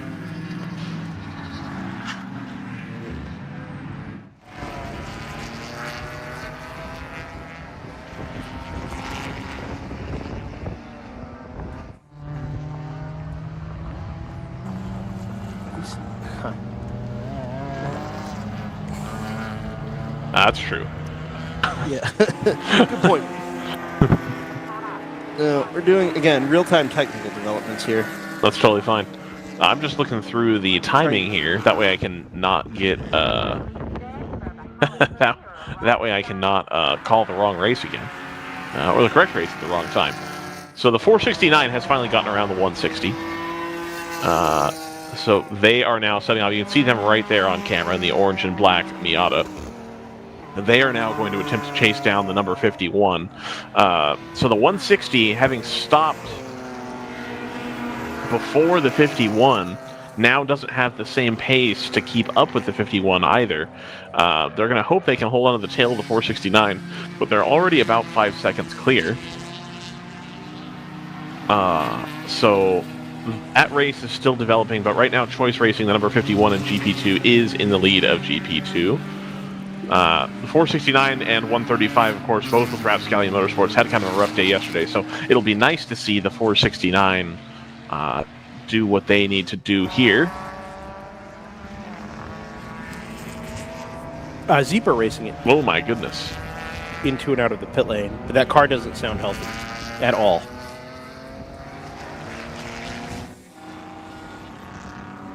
Layla proposes the idea of IV fuels. IV fuels. Liquid fuels. Nice. All right.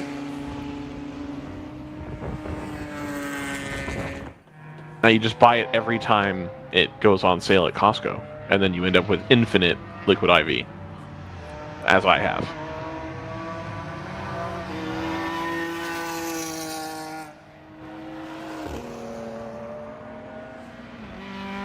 So we're watching that.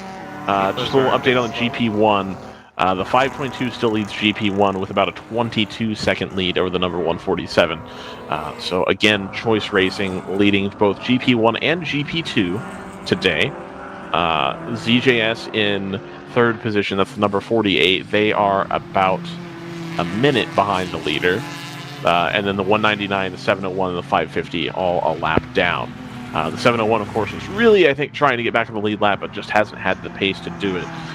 So our current battle, I believe the closest battle right now is going to be still the 469 and the 160 in GP2. The 51, of course, just setting fast lap of the race in GP2. So they are consolidating their position at the front. Rapscallion, of course, responds, and they put in their personal best of the race last lap. So the 469, I do believe, is in a spot where they feel that they can challenge for the lead here in GP2. Now, that's going to be a seesaw battle for the rest of the day, especially if we don't go yellow.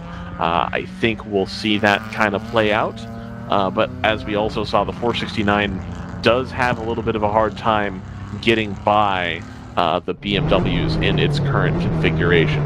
So we're going to go on board with that car right now. This is the big mission car ahead, so this is not for position. This is a different class vehicle. As you can see, it kind of just really walks away on the straight there. That's a GP1 car. It's got a little bit more power than a GP2 car would.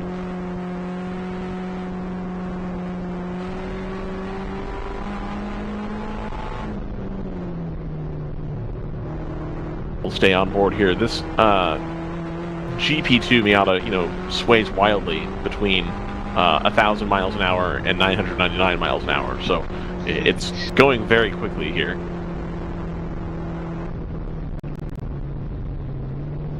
Well, you got it. Choice Racing's flying.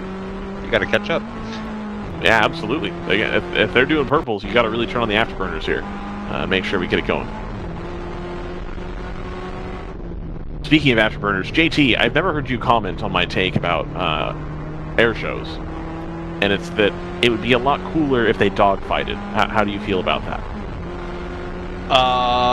There's a lot of risk involved. Oh, okay, we got a replay coming now as well for a little bit of an off situation here.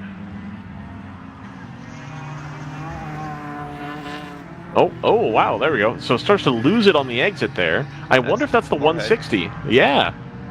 Yeah, just a little bit too much speed, and car just gets loose there. That's that 160, I think, maybe having knowledge that the two cars ahead are setting fast laps and trying to get back on pace, but just losing it on the exit of the corner there. So I think they got away with one there.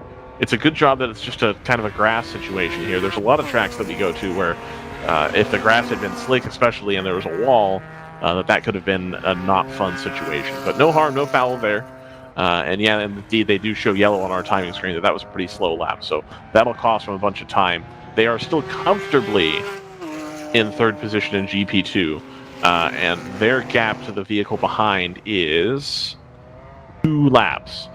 So they're still 2 laps ahead. That hasn't really cost them anything. So to some extent, I mean, you have to keep the car safe, right? But at the same time, you don't have a whole lot to lose here by trying to go for broke and attempt to get back on pace to see if you can catch the lead 2 cars there in GP2. So I understand. Unfortunately, no harm has come from it, but I think the 160 pushing really hard here to try to get back up into the top 2 spots.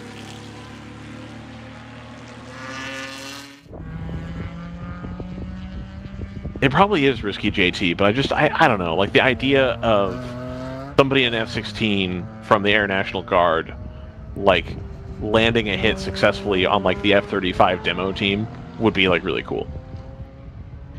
Yeah, well, those planes are quite a bit different in terms of what would dogfight be, but, I mean... I know, but that's why it would be cool. Like, the Reno Air Races, for example, kind of show it's, it is cool. It's just, unfortunately, it's not really a thing. There's a great article on the Drive about how F-18 pilot, I think it was, in training, had made a mistake during maneuvers and got way too close to another aircraft. Okay. And it's it's unfortunately, it is just so risky at those speeds, and it's just not worth it. All right. Despite how awesome it is. It sounds like blasphemy to say, but after the 20 or 30th minute of a Blue Angels show, it's like, all right, this is cool, but like, we're now like, oh, well, we're gonna do that same trick, but we're gonna do it upside down. That's like, all right, but do something impressive, I guess. So like, maybe the upshot here is that the air shows should be shorter. I don't know. I go away for 5 minutes and I come back and we're talking about air shows. Yeah, of course. I was chatting with, I believe it was Matus from Flying Horse Motorsports. Mm-hmm. The 641. Yep, Sure. GP1 Yeah. Mustang. Yeah, Yep. got down to, as the Moorhead Speedworks 160 comes into the pit lane. Mm-hmm. Yeah, got they had just had a pretty big off, Wait, and so I reckon that's a check. They just, went behind the wall. Oh, okay. Yeah, they did. I forgot that that's where the entry is now to the paddock. Anyway, we were discussing some of the finer points and issues on board that Ford Mustang.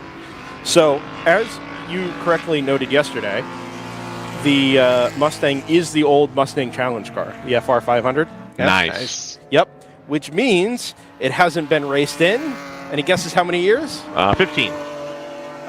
Yeah, I'd say a decade. Yep. Yeah, 2012 was the last time it was raced. 11 years.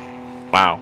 So the car hasn't been on track in 11 years. The tires that were on it were from 2010. BF Goodrich's, presumably. Probably, as this car heads back into the paddock. The only thing they did, the fluids hadn't been done since 2017. So they got the car after blowing the clutch in the WRL race at High Plains.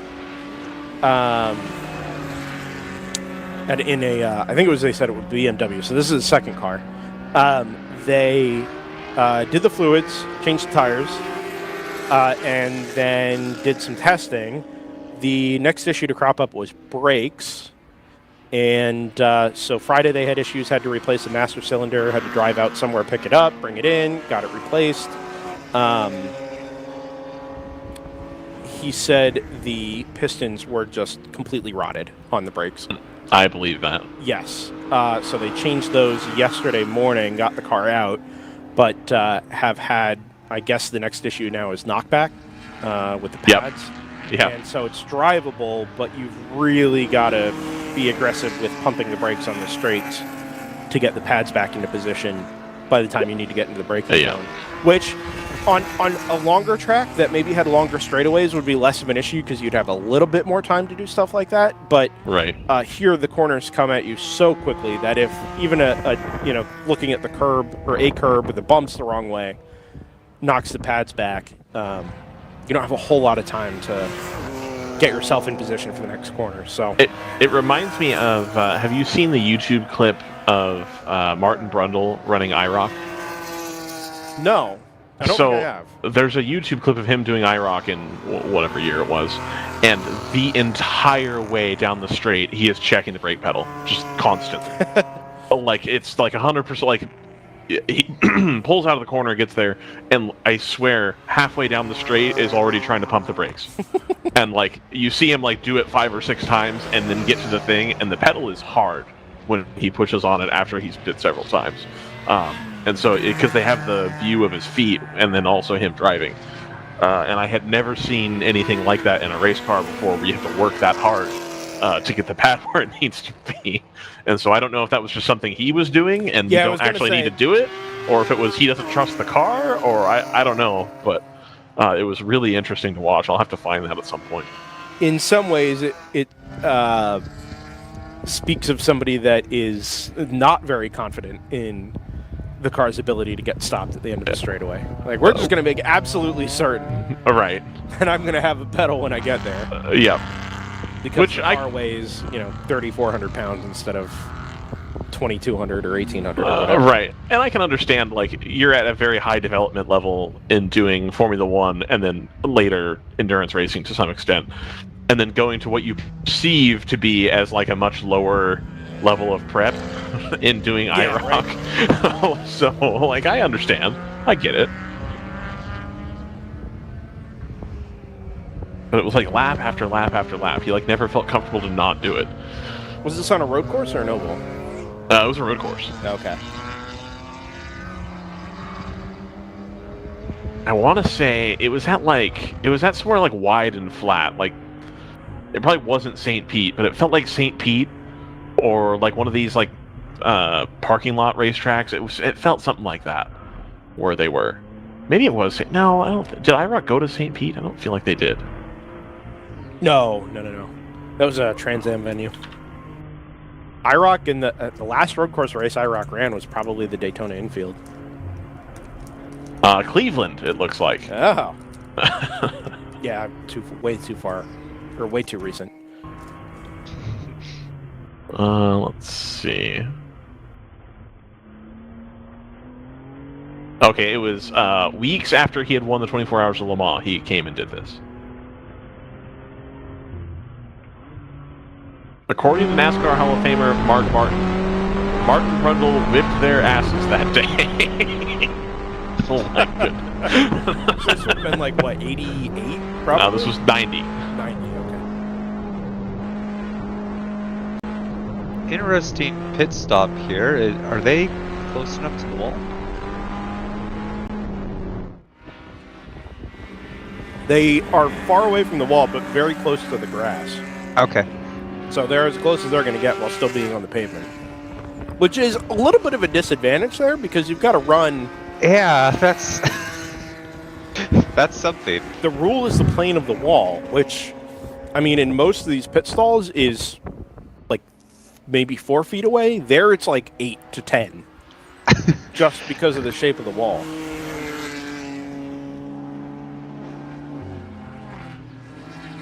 Alright, so I'm now saying that Lupe Tortilla would have won this race had it not been for the fact that they're having to go across so far for their fuel chucks.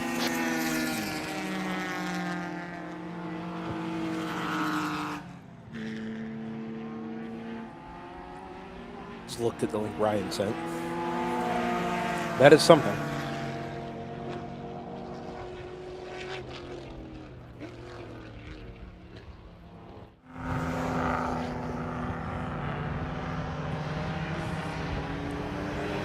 Fifth Gear Motorsports is doing a pretty good job here, working on the 7-1 from round 2 racing, just very slowly carving out a 10th here and a 10th there over the course of this stint.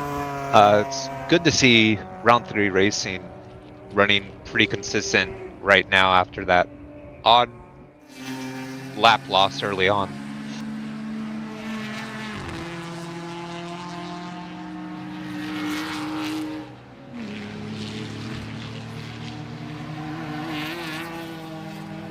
Oh no, Chad.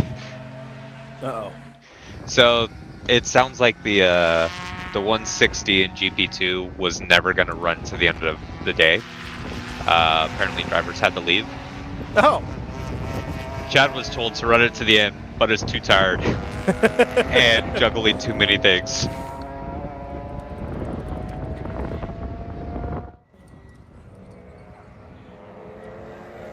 So, Brendan, what I hear is there's an open seat down there. I don't have a helmet. Or any experience on track wheel to wheel whatsoever. Come on. I mean, I would. I don't think RJ would love it. You have experienced sim racing. That's the same thing. Sure. I actually, I do have a lap or 2 or 3 on track in a Kia Sportage. I also, so Hallett, up until about a year ago, didn't exist in Assetto Corsa or anything. I guess somebody did like a Patreon available version. I'm on that Patreon if you need files. No, I also am on that Patreon. Well, I intended to be on that Patreon, but didn't actually sign up. I only subscribed to Nuke Drop at the moment, who also does very good stuff. But Hallett, High Plains, I think he's done. Dallas Fair Park, Pueblo, maybe, is in there as well. So, like, a lot of relevant tracks for, like, the Plains, Colorado. Anyway, whatever. before that, the only version of Hallett that existed in any sim was for NASCAR Racing 2003. And as it turns out, I have done a handful of races around Hallett in a Historics mod for NASCAR 2003. It looks nothing like this. Track modeling in those days was not the best.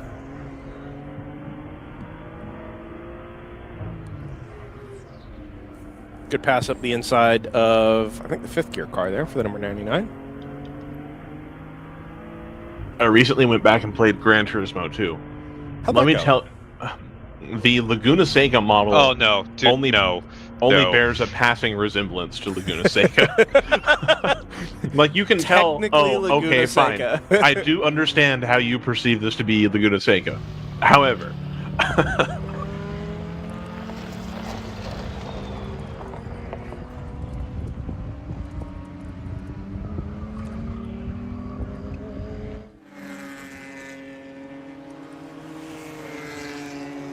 I don't think Gran Turismo managed a decent Laguna Seca until like GT6 or something like that. The GT4 one is all right. It still had issues. No, it definitely had issues, but like it's a lot better than like it was before. That's Yeah. probably the first one that approached reasonable. Had the trackside signage correct. Well, yeah, but I mean, this was a company that, you know, prided itself in attention to detail. And we're still botching the layout of the track.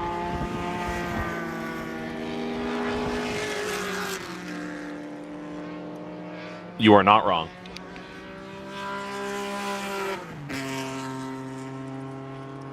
Hey, bud, do you want to go on mute? Sorry. Tap, tap, tap, tap, tap, tap, tap. It like auto gains it to where the background noise on the keyboard is so loud. Yeah, I have turned the auto gain thing off so many times on TeamSpeak. I don't know if it's like a per use thing. Oh, I haven't turned off typing attenuation though.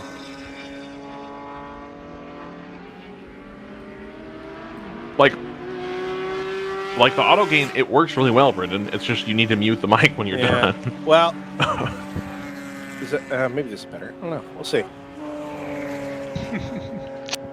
If anything, right. It might be worse now. Oh my gosh. So quick rundown here. Currently in GTO and overall, our leader is the 123 NFC Motorsports Mercedes. About a 16-second gap to the number 29 BMW from Screaming Goat Racing, featuring the diesel LS V8, as I refer to as the LSD motor. Nice. Third place, another 27 seconds back is the 162 from Dexter Racing in their Toyota Supra. And then 55 seconds out of the lead is the number 99 GTR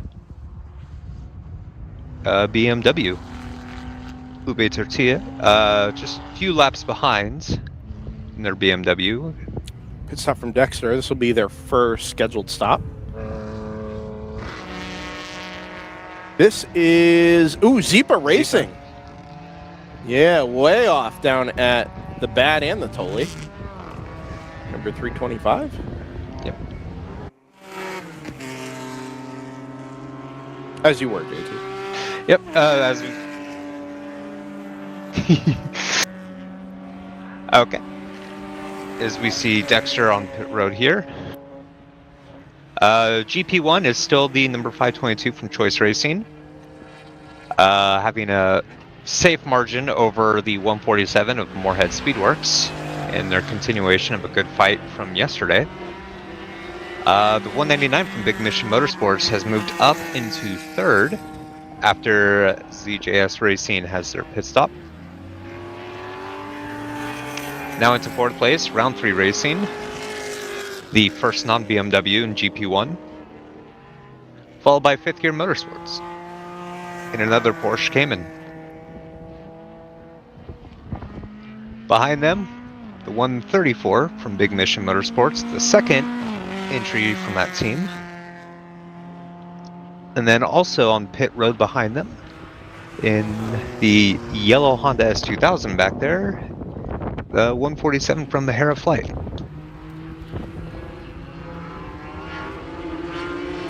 I have been asked to make a brief announcement. If you are watching, listening, following, etc., and you are a Sentinel customer, consider upgrading to the latest firmware and subscribing to the Sentinel Video Network. H.265 is now very much a thing for the Sentinel encoder, and the Sentinel Video Network allows us to get either an SRT or an RTMP pole. SRT being by far the preferred option there, to get incredibly high quality onboards like this. The step up in overall quality from Sentinel over in particular, the last couple of months of development has been genuinely amazing. And a lot of that has been on the software side rather than the hardware side. On board the 99 here. But really high quality cameras thanks to the SRT development, or I'm sorry, to the H.265 development, and we can get it in something close to real time thanks to SRT implementation. So consider, as a Sentinel customer, SVN, Sentinel Video Network, and a quick firmware upgrade when you have the opportunity, certainly in advance of Sebring or Coda, to take advantage of all of the new features of Sentinel. Thank you for your time.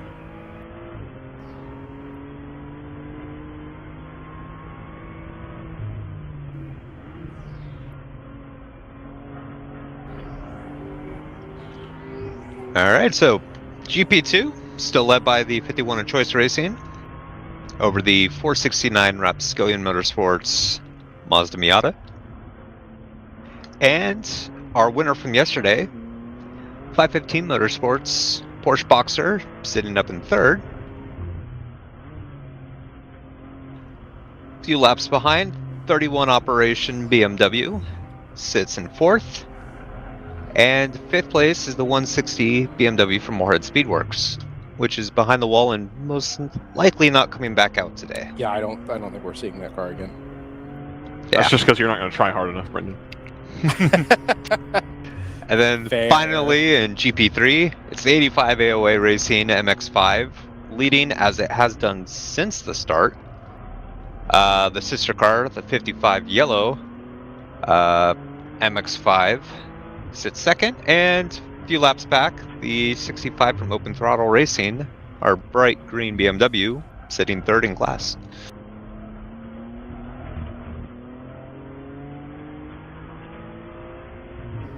Sorry, I'm just sneezing quite loudly here. Got some of those fine... Oh man, listen to those tires.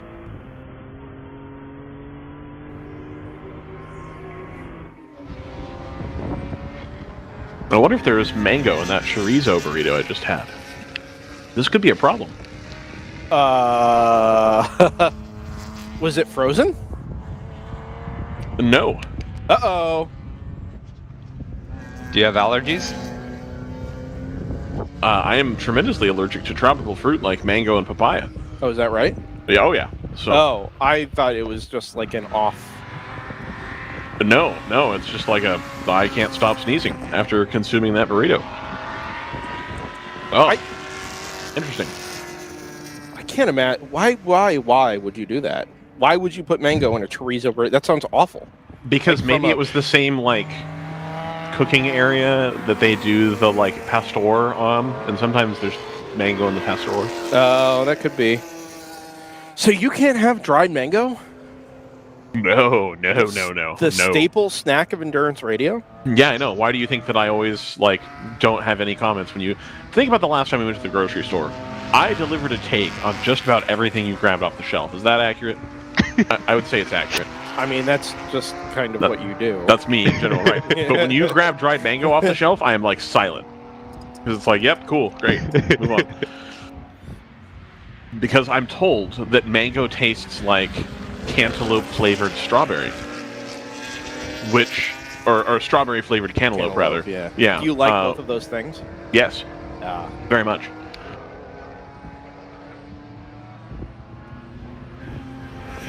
I'm sorry, man. Nah, it is what it is. I'm sorry for you. it really impacts my ability to have the overpriced cup of fruit with like chili powder on it, Sure. which is available on every street corner here. Interesting. Occasionally, you'll find one where they don't have mango in the little case, and I'm like, ah, yes, today is the day. Well, you don't sound too bad yet. No, my throat feels awful. I don't know if that's from the sneezing or from being allergic. Oh man.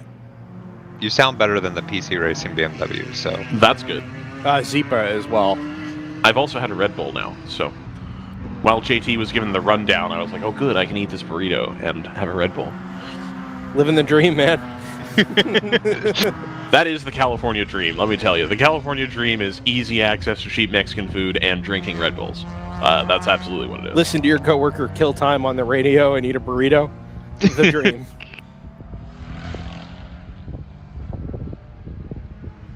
I also am fighting a sneeze. Heck. ooh, Big Mission Motorsports after pitting from third comes back out in fourth ahead of ZJS Racing It's down in GP1. in fifth gear. Yeah, Yeah. good stop by them on the 199. I am all over the place up here right now. Holy cow. Thank goodness JT's here to hold us down, because let me tell you. Am I the only one? Zach and I are the only ones not having like a chemical reaction right now. Well, I'm Yes. not having a chemical reaction. I'm Oh, yeah. trying to. You're having a psychedelic reaction. I'm trying to put together some type of technological to Yes. figure out. Narrating. Yep. I'm working on some stuff here, and it takes two devices. It takes two devices to tango. I can get one of them to work on one of the devices. But not the other on the other. Yeah.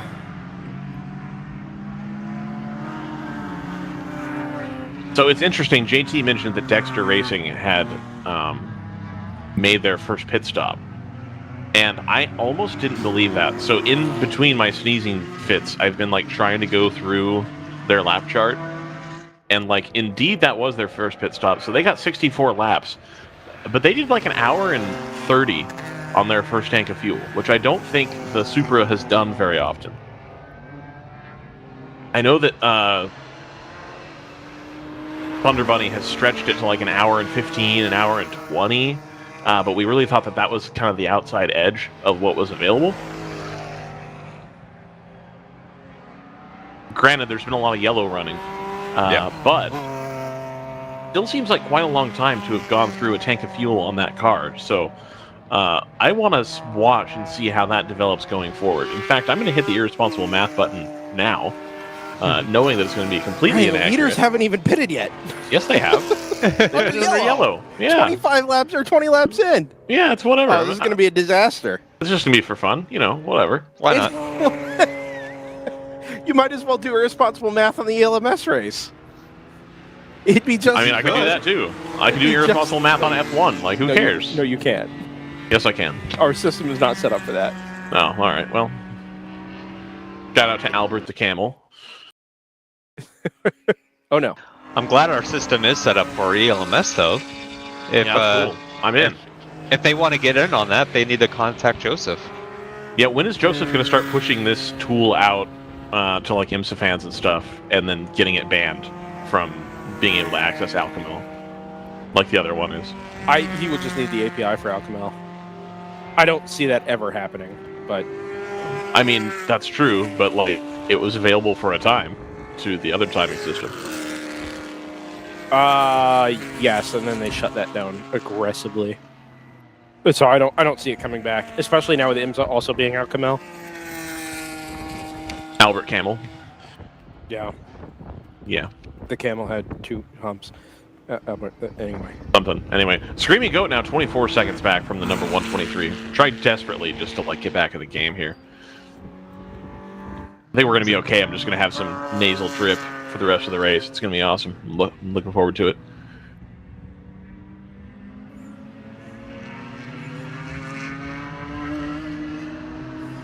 So 24 seconds. I'm not sure if that's a conscious decision, if that's a driver change, or if that's we need to save some fuel to get back ahead of the 123 on strategy. So I'm very interested to see what happens with that.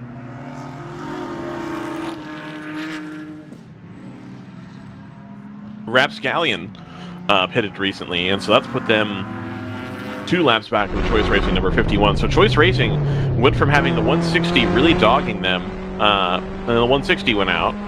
The Rapscallion car went ahead and pitted, so I believe Choice still owes us a pit stop. Yeah, they do.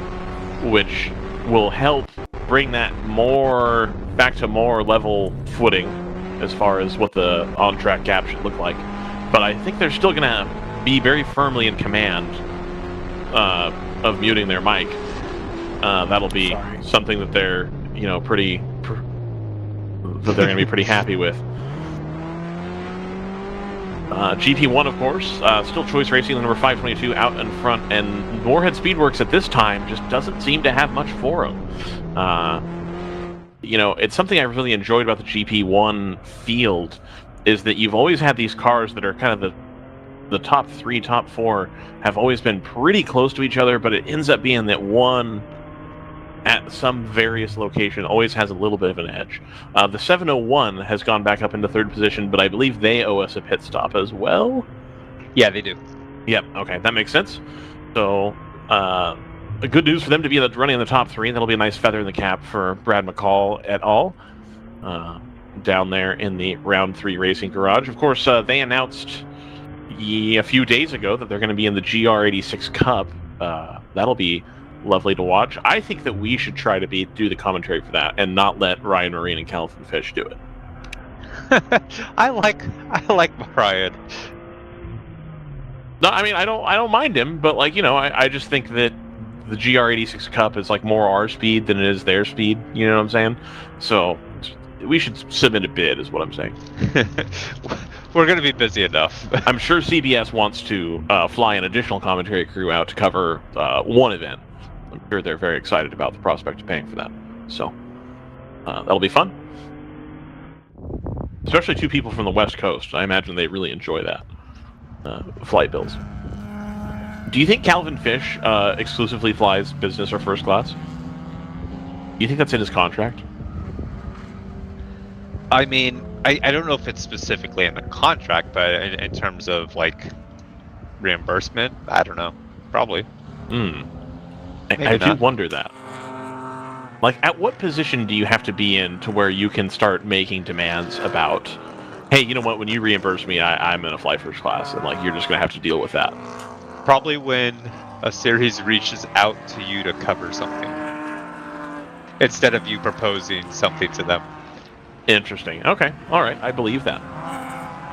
Lee Diffie flies first class. I'm certain of that. No question.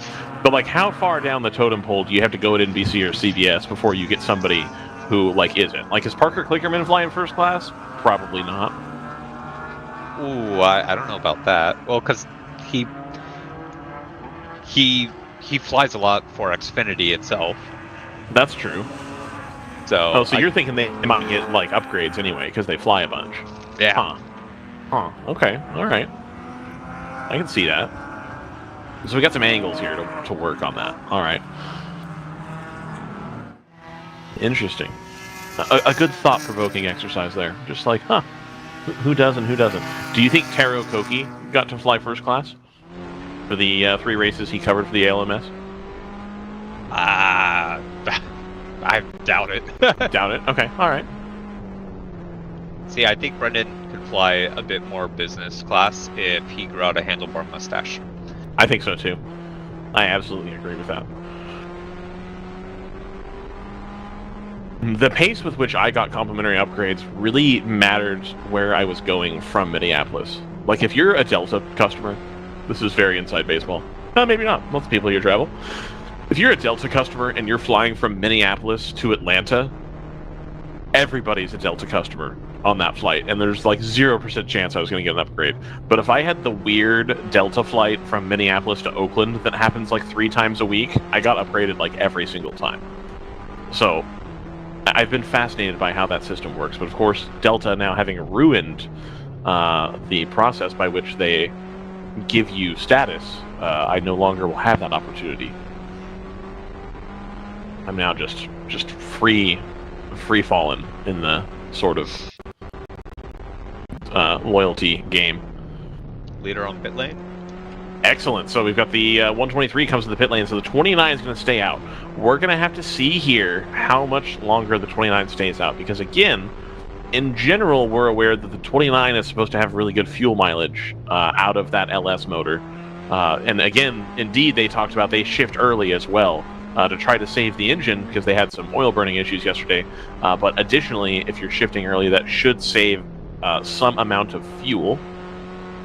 Yep, so out comes the Mercedes as Screaming Goat, I believe, is coming through start finish here.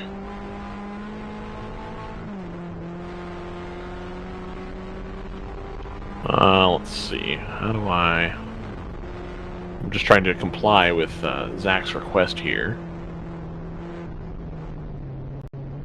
See, now I'm going to have to move my tabs around. I can't do the pop-out player.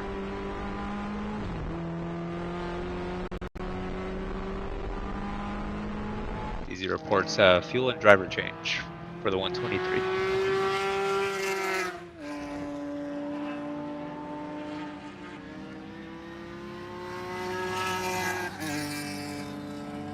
Warhead comes across the line in second in GP1, 37 seconds behind Choice Racing. Pretty sure that battle is just going to ebb and flow throughout the day. We've still got 6 hours left. I doubt that they're really worrying about pace at this moment. Right. As it looks like GTR comes down pit road here.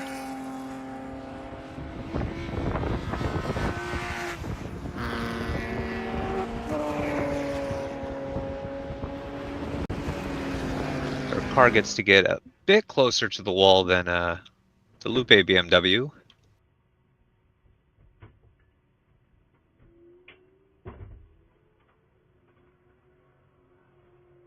Unfortunately, since we don't have driver tags, it's hard to tell specifically who was in the car and who's getting out.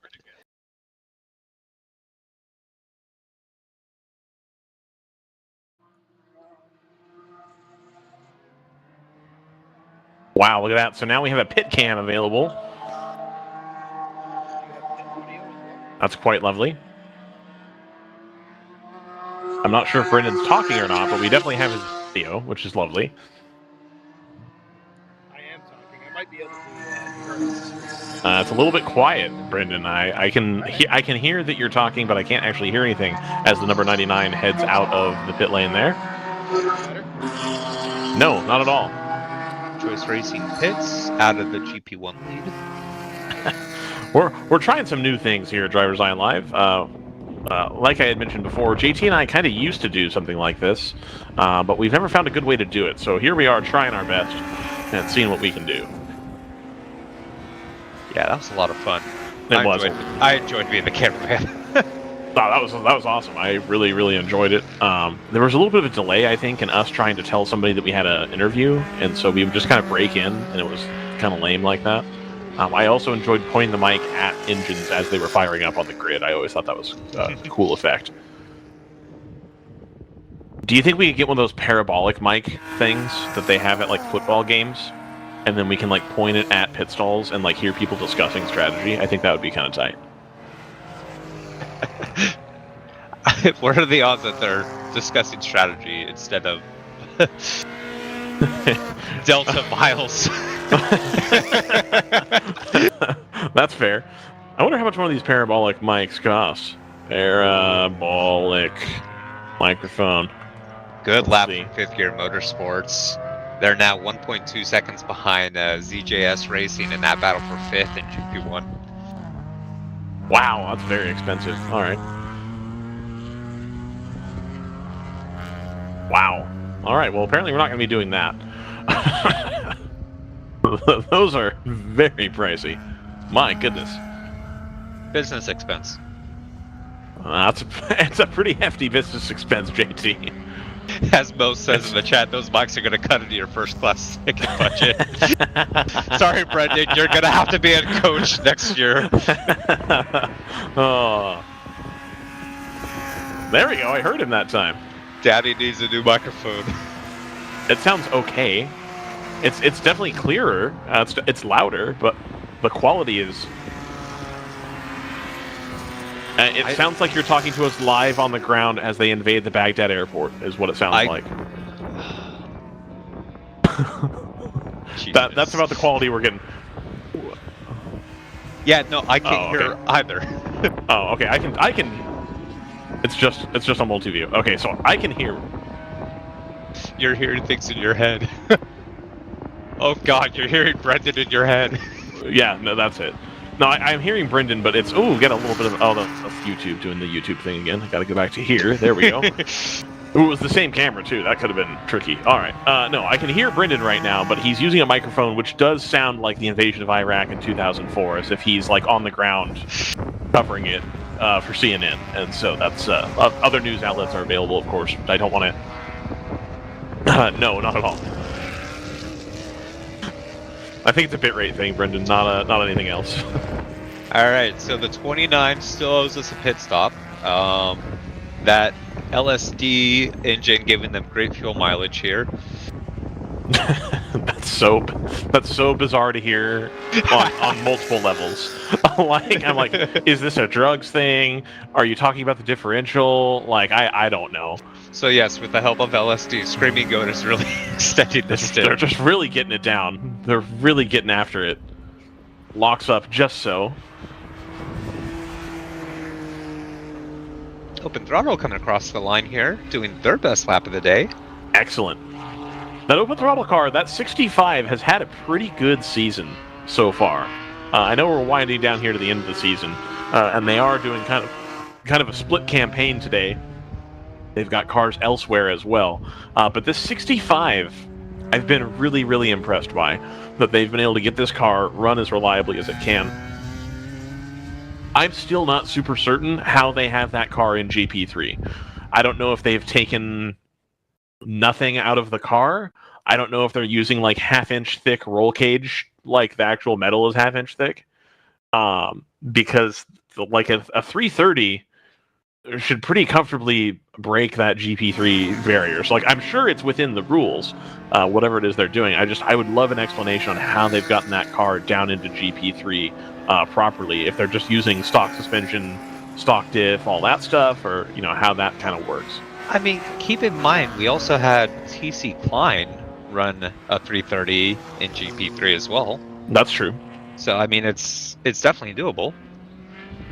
As Screaming Goat comes on the pit road here, they're going to get that Shell diesel fuel out into the car, doing a driver change. Shell diesel fuel. So is this going to be like when Audi ran the diesel and like at night they actually turn the wick up and then in the morning they turn it back down so you don't see all the smoke? And then like there's all this soot by the exhaust and you're like, oh, that's weird.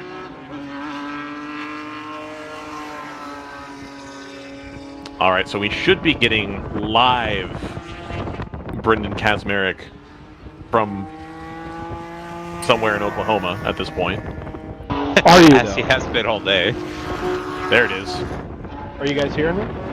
A little bit. I wish it was a little bit louder. I wish it was like 5 notches of volume higher. I only have 5 notches of volume to begin with. Well, that's a little bit better. If you could speak more into the microphone or project better, it would be okay. What if I just start shouting, Ryan? Is that any better? Or just too that quiet? Is much better, actually. I know that you're like, making a joke of it, Bill. No, well, kind of. There we go. So that's the 29 leading the pit lane. So they were able to stay out. How much longer was that, JT? Like 10, 15 minutes, if even? How long did it stay out? So the 123 pitted on lap 76, and we're on lap 82. 82. So really not that much longer. Interesting. Okay, so they're going to head back out. We're going to have to wait a lap or so to see what the gap looks like. The 123 does go up into the lead. The GTR 99 still about a minute back of those two cars. So hopefully Screaming Goat can hold on to second position here. Also heading back out is a Flying Horse Motorsports Mustang. Indeed. They've been behind the wall for a bit. A little while. Mighty 4.6, doing what it needs to do. Or no, is the FR 500? I know one of them had a 302. I don't remember which one of those Mustang track specials had the 302. Because there's like there was two of those FR 500 Mustangs. There was one that was like, this is the road car. And then there was another that was like, nah, this one's got a little bit more power and a little bit more aero. And so I don't remember which one got the bigger motor, how they decided that, etc. But regardless, it's still out there. Car off into turn. That's turn 10, I believe. Right as the battle for 5th and GP1 goes through as well. We're going to go back on board the 469 here. So it'll be on a little bit of a delay, and we should be able to see what happens when they go off here. They're going to come... Oh, this is live. Okay, got it. Yeah. So that puts them... We'll have to wait for timing to update. So they'll have lost a little bit of time to the number 51 here. But again, pretty comfortably going to be able to hold on to this second place. They're 2 laps ahead of... I'm sorry, they're 4 laps ahead of the 593 and 2 laps behind the 51. So not a whole lot of risk to take here, frankly. There's always the chance, again, that the 51 gets some type of penalty with Choice Racing. Their Choice Racing tend to be pretty clean about their pit stops, so I wouldn't be tremendously worried about it. There goes the 29, the second place car. They are 11 seconds behind. I think Brendan's trying to talk, but he hasn't quite found his voice yet. I think Ryan maybe so coming into turn 9 here, just behind him was also that GP1 battle between ZJS Racing and 5th Gear Motorsports. As you see them start to go through here, that is your battle right there for 5th in GP1. All right, Brendan, I've taken your suggestion. I've turned you up to me. Let's try again. We try it again, Ryan. Is that any better? That's a lot better, actually. So maybe that was just my fault. Crazy, man. I'm sure Zach has it balanced correctly on his end. And it's am I clipping at this point? No, it just sounds really low bit rate. It is what it is. Now you sound like a 2006 cell phone. Okay, well, it's progress. better. Yeah, we're getting there. Yeah, for sure. I did have to take the wind filter off, or the pop filter off the microphone, which isn't ideal, but we're getting there. Pit stop for the 55 from AOA Racing here at the moment. Just stood up on the second overhang. Place GP2 on pit road. JT, you got to turn on the multi-view sound. Yeah, multi-view, man. We're watching it live. Bummer. Yeah, someday I'll stop with the shaking, but today's not that day. We feel for you, Brendan. Very hot we feel for smell you. off this number 55. Very hot smell. Really working the brakes there on a Miata. I know Miata's a heavy car. Well, how many times over the last, 2 races in particular, Jersey and here, the amount of smoke off of the front brakes of some of these cars is pretty tremendous. And that is definitely the smell we've got at the moment. Cans of fuel go in the left rear of the NC Miata. Driver being installed. And quick change of the cans. Interesting to note, or worth noting here, that pit stops are reversed in addition to the track being reversed, right? So instead of filling on the wall side, you're now filling on the hot pit lane side instead.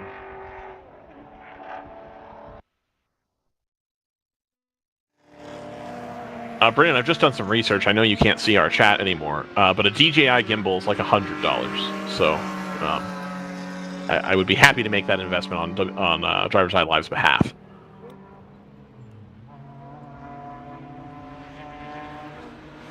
And Brendan's gone. So anyway. Oh no. Anyway. So we're there. Thank you for that pit lane update, Brendan, as we do see the 55 on the pit lane here via this sort of start-finish line cam. It was the turn 1 cam at one point, but now it is not.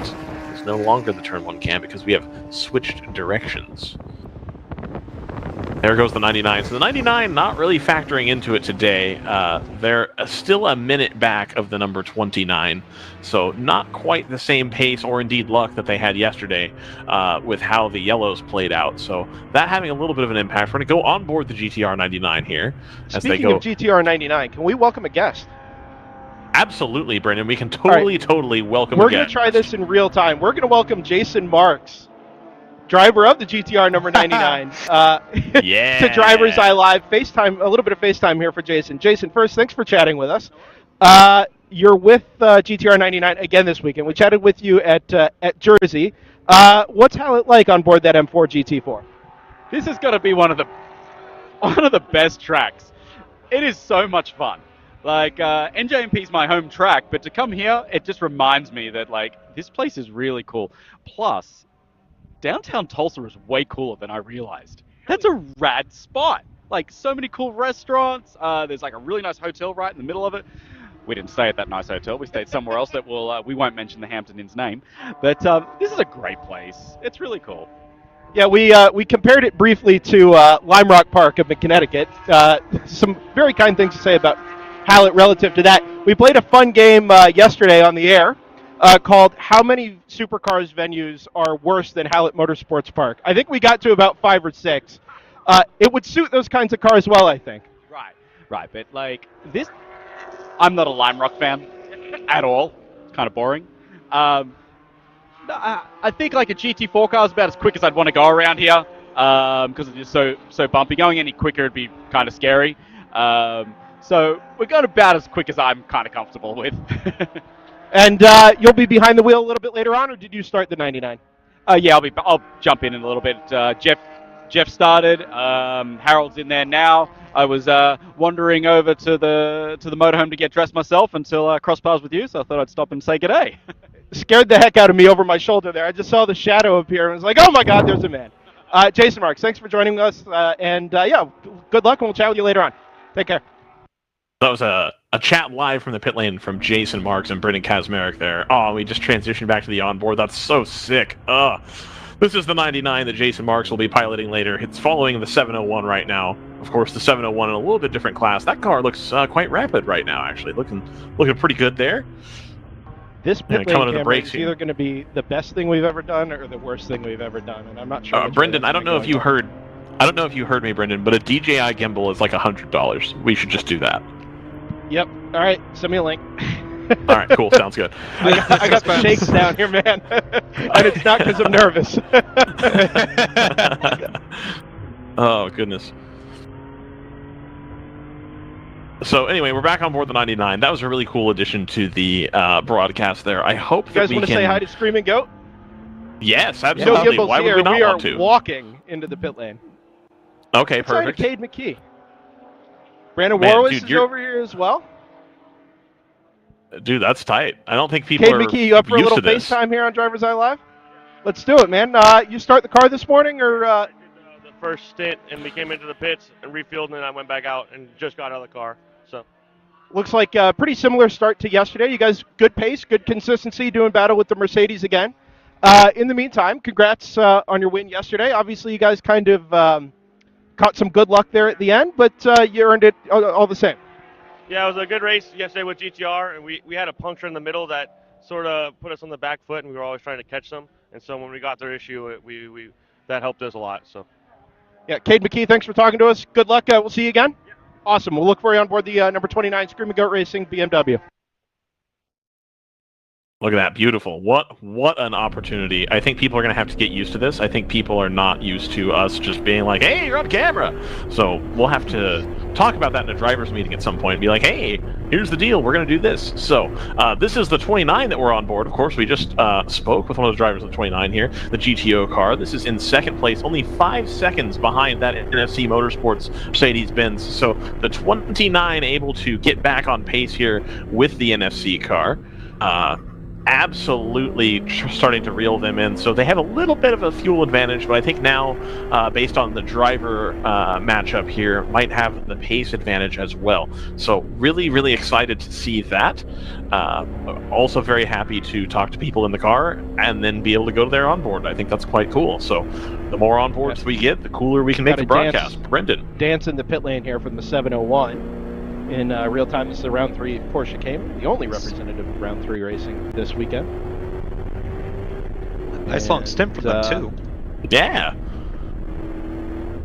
Yeah, things going well here. Quick driver change. Dennis Neal gets out of the 701, climbs over the pit wall, and ran into Dennis yesterday in the aforementioned Hampton Inn in Sand Springs. It's where all the cool kids are staying this weekend. Jason, quite right to mention downtown Tulsa, by the way. I did spend some time down there yesterday. Fantastic, fun little city. Big fan of downtown Tulsa.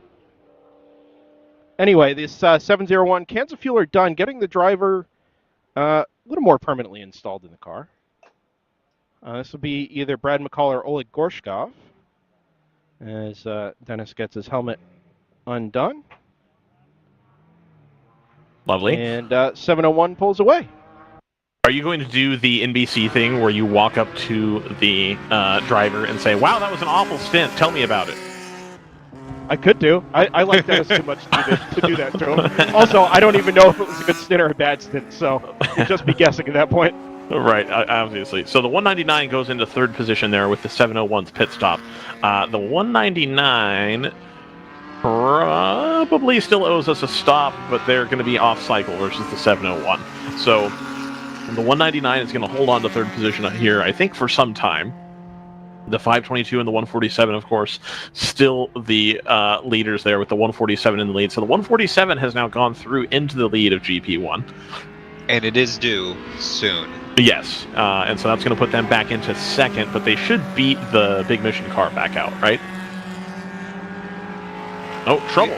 We've got a yellow. Single waving yellow, that's Big Mission, isn't that? I think it is, and I think that's going to be the 134. So that's a car sitting on the inside here, of course. They're off the racing surface, which is nice, but this is a spot right at the 3 board there where people are starting to break down for this left-hand turn, and a spot where people try to go 3 wide to make passes on lower-class cars. So I'm sure we will get a yellow here. A full course yellow at that. On the other hand, they do have this access road available. We've seen them do pulls from the access road, but not this far out. And if they can't get that car moving, then I'm guessing it's not going to work super well. So we'll have to wait and see. Anybody who hasn't made their stop yet is really relishing the thought of being able to stop under yellow here. Unfortunately, I believe NFC... it's going to come at the wrong time for the GTO runners, but I think it might help the 147 JT. Yeah, I mean, if you can pay under yellow, that's always a good thing. Yeah.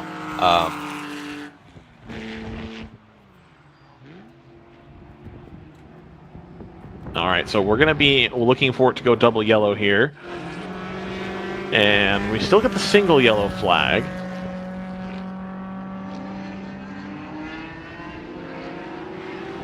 Indeed, we see the flagger kind of rooting around, looking for an additional flag, perhaps.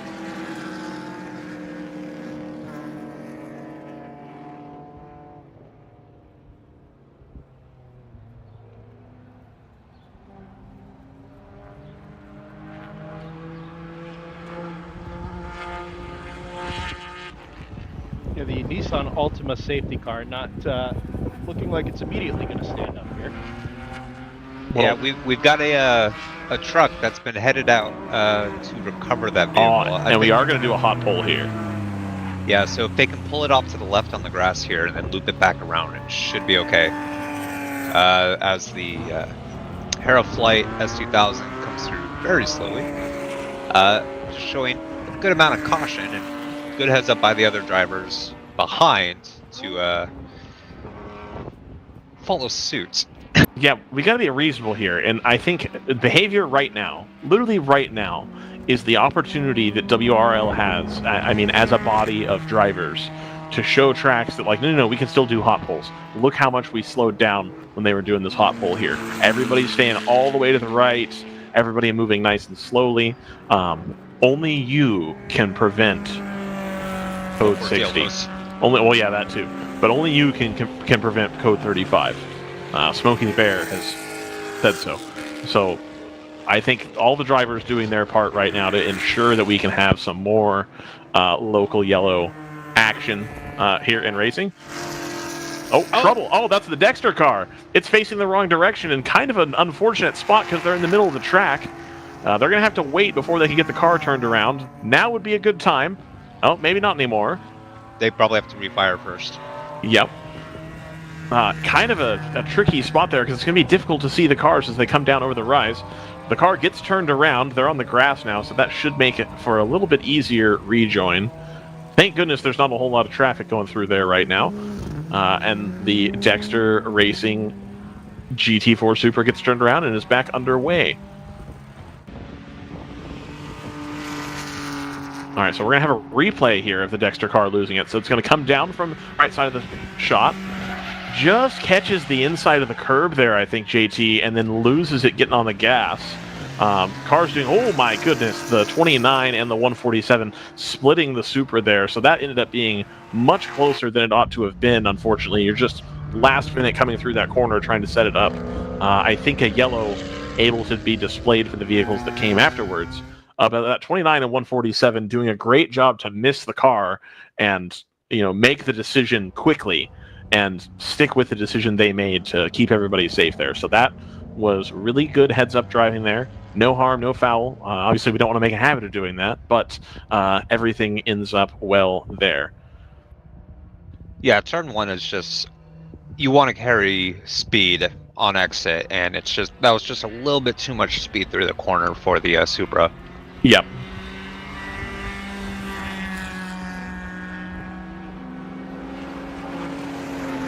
The 29 now within 1.7 seconds of the thing. Brendan has turned his mic on again. The number 29 is within 1.7 seconds of the 123 here, challenging for the lead. I'm not sure if we still have the onboard for the 29. It wasn't super... Yeah, so the 29 onboard is currently down, so we can't show you that battle. But that is a pass that I believe is going to happen rather quickly.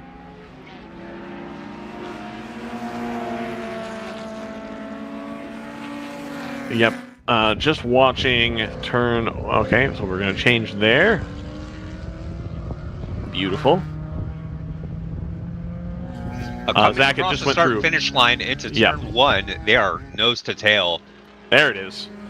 So there you see the 29 is absolutely attacking the 123 here, trying to show the nose everywhere. Hopefully letting the 123 know, hey, I'm here and it's going to happen. You need to be prepared to give me some space here. Yeah, the 123, of course, not obliged to let the car through, but obliged to give racing room here. We can't talk to the driver of the 123, but we can do about the next best thing here, which is to talk to Lanny Toops, who is the co-driver, along with Bill Kane and Aaron Povoleto on board that 123. Thanks for coming up and talking to us, Lanny. Thank you. Yeah, welcome along. First time at Hallett, you were mentioning, and you find yourselves very much in the thick of a lead fight at the moment. We are. We're cars coming together. We're starting to figure it out. It's been a big mystery. We got very little, almost no factory support, really. It's we're trying, we're asking, and we're hoping to get some, but we're trying to figure it out on our own so far. We're making big steps, but still a long way to go. Talk about the factory thing in a minute. You said first time here, first time at the track. Are you guys finding you're trying to tweak the car to get set up for Hallett and places like Hallett, or are you just talking about tweaking the car to get ready for WRL in general? Yeah, just in general. Okay. The platform, it's we were running the Boxsters last year. It was our first year in WRL with the Boxsters. Yeah. And Bill and I really just trying to learn to drive. This isn't something we've done before, so we're learning kind of new drivers, new platform, lots to figure out, and not really track specific. We rely heavily upon Aaron to come out on practice day or practice and qualifying day to help get the car set up in a quick but safe manner where Bill and I can drive it. And so he's done a great job of that. He usually puts us in a car that's very well dialed in, and Bill and I just have to go try to remain consistent. You guys, as you said, are kind of out there on an island with the Mercedes. How did you guys end up with the AMG GT4s here? Man, there's a lot more to that story than I can share. But yeah, Bill, we struggled with the Boxsters. The Boxsters are a great car, but we found it very difficult to run in GP1. Yeah. Without pushing the car so hard, we were killing transmissions. That's probably user error on our part, just not being as careful and delicate. Spinner in the background there. Sorry. Yep. It'll be the 31 from Team Operation. Meanwhile, the lead has briefly changed hands. Yep. 29 snuck through there on the Mercedes. But anyway, as you were, yeah. And we were looking for something that would be a little more reliable. The big benefit to the AMG GT4 is it's tuned down so low to comply with WRL regulations that we're barely working the car. Okay. So we're seeing a much higher degree of reliability. We've had some issues this weekend. This is actually backup car number 4. I was going to say, how many cars are we on? There's 5. Yeah, there's 5 of them. Bill does something, he does it right. Sure. He's not going to go unprepared, and he's done that in everything from the team that he's put together to the driver, that he brought in to help coach us. And to spare parts. What's the issue you guys are facing this weekend? We know the 123 had an incident last time out at New Jersey. Yeah. I assume this is the 24, old 124. This is old 124. Yeah, back up. Okay. That we had to bring back. It was our practice car in New Jersey. And we had an incident on Saturday. The 123 car that we ran at Jersey on Saturday had just been completely refreshed. We figured we'd be able to finish the season out with that car, and an incident on Saturday. But the team worked unbelievable that Saturday night and got the backup car in as good a condition as we could have asked for, and it ran flawlessly Sunday. Some of the things are starting to time out from a service interval, and we ran into that, lost an alternator and a brake line yesterday in the final stints. So are you guys, one of the things we learned last year is that because these cars are spending so much time on track in the course of a weekend, right? You run 1,000, 1,200, 1,300 miles in a weekend, 16 hours of runtime just for the races, never mind what you guys do on Thursday and Friday to get the cars ready, that in some ways they were writing their own maintenance manual on the car. They were finding that the maintenance manuals for the BMWs didn't really match what they were finding in practice. So sensors were failing early, other parts were failing early, and they were developing as they went along. Are you guys working to a published manual on how you keep these cars race ready, or are you also learning those items in real time? I really can't go into a lot of detail on that just because I'm not involved in it. Okay. But we have an incredible crew with Jay and Michael and the guys, and Aaron. Obviously, they are on top of it, managing all of those aspects of maintenance. But there is a manual that they're referred to for replacement intervals. Okay. And we're following that to a T. I got you. And making sure that we arrive, hopefully, with all the spares we need in case something that does have an issue. We have a spare to be able to put in. Our crew can change things out that we would have, would have just taken us completely out of the day. Yeah. They worked on a scalding hot motor yesterday and changed an alternator in no time and got me back out on the track. Was that the issue you guys had? It was. Okay. That was the first one. The second one was a brake line. Oh, wow. Yeah, it was an O-ring and a brake line in the pedal box. And I was out there, unfortunately, towards the end with no brakes. That was an interesting way to come off the track. Did you learn the hard way?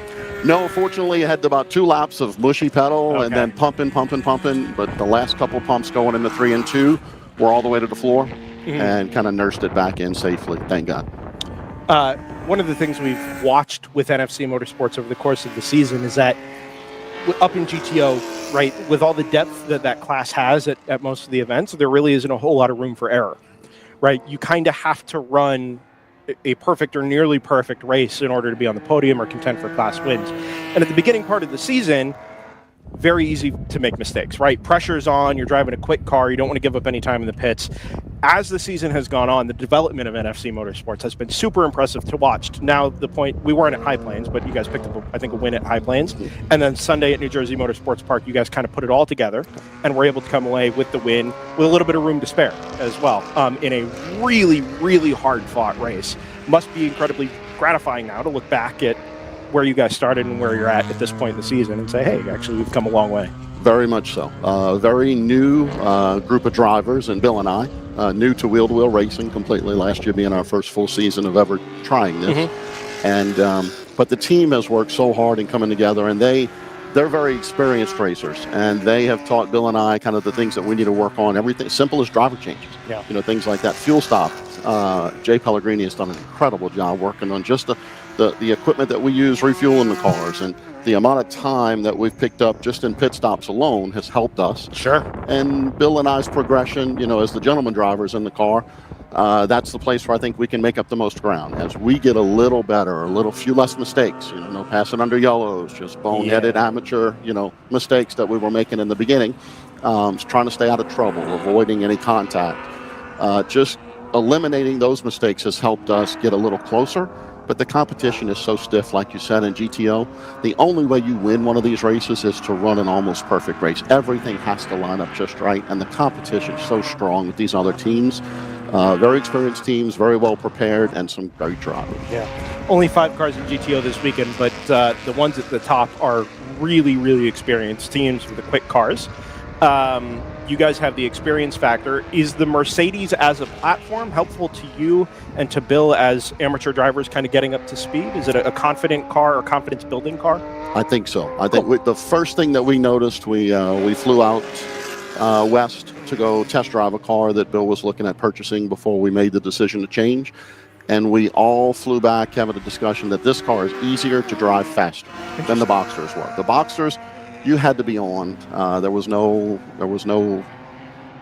room for any slack at all. You had to wring that car out just to try to keep pace, and we were not able to do that. So the Mercedes is a little bit easier platform for us to drive at our level, and the car keeps it pretty safe.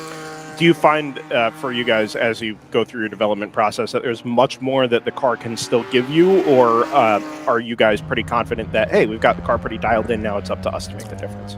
I think there's so many things that we had on the table and we're trying to work on mid-season. It was causing us problems, and the group, Michael and Aaron and Jay and Bill, all decided we needed to back off at some of the R&D, focus on 1 or 2 things, and use the rest for testing sessions or, mid-season, which there is no real break. We go straight from COTA to wherever the season's going to have us in January.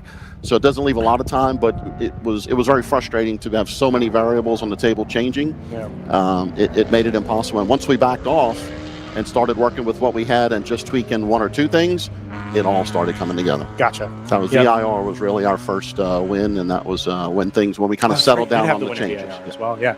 It was a heck of a day as well. Yes, it was. Well, Lanny, I know you're next up in the car, so I'm going to let you go here. In the meantime, you guys are uber competitive here. You've got 2 really stout GTO fields coming up. You guys feel like you're there, ready to take the fight to a 35 car field? Man, look, the quality of the competition is so strong. We're blessed to be able to come out here and run with some of these drivers. I get to meet some incredible drivers that I would have never imagined I'd be on the same track with at the same time. So we're going to do our best. That's the only thing we can do. The minute Bill and I try to start doing a little more than that is when we get ourselves in trouble. And so we're going to let Aaron do the pro stuff, and we're just going to try to hang on and drive consistent lap times behind him. Sounds good. Lanny, thanks for coming up and talking to us. We'll keep an eye on that number 123 Mercedes, hanging on the coattails of that 29 just at the moment. Best of luck to you, and we'll catch up with you guys soon. Thank you very much.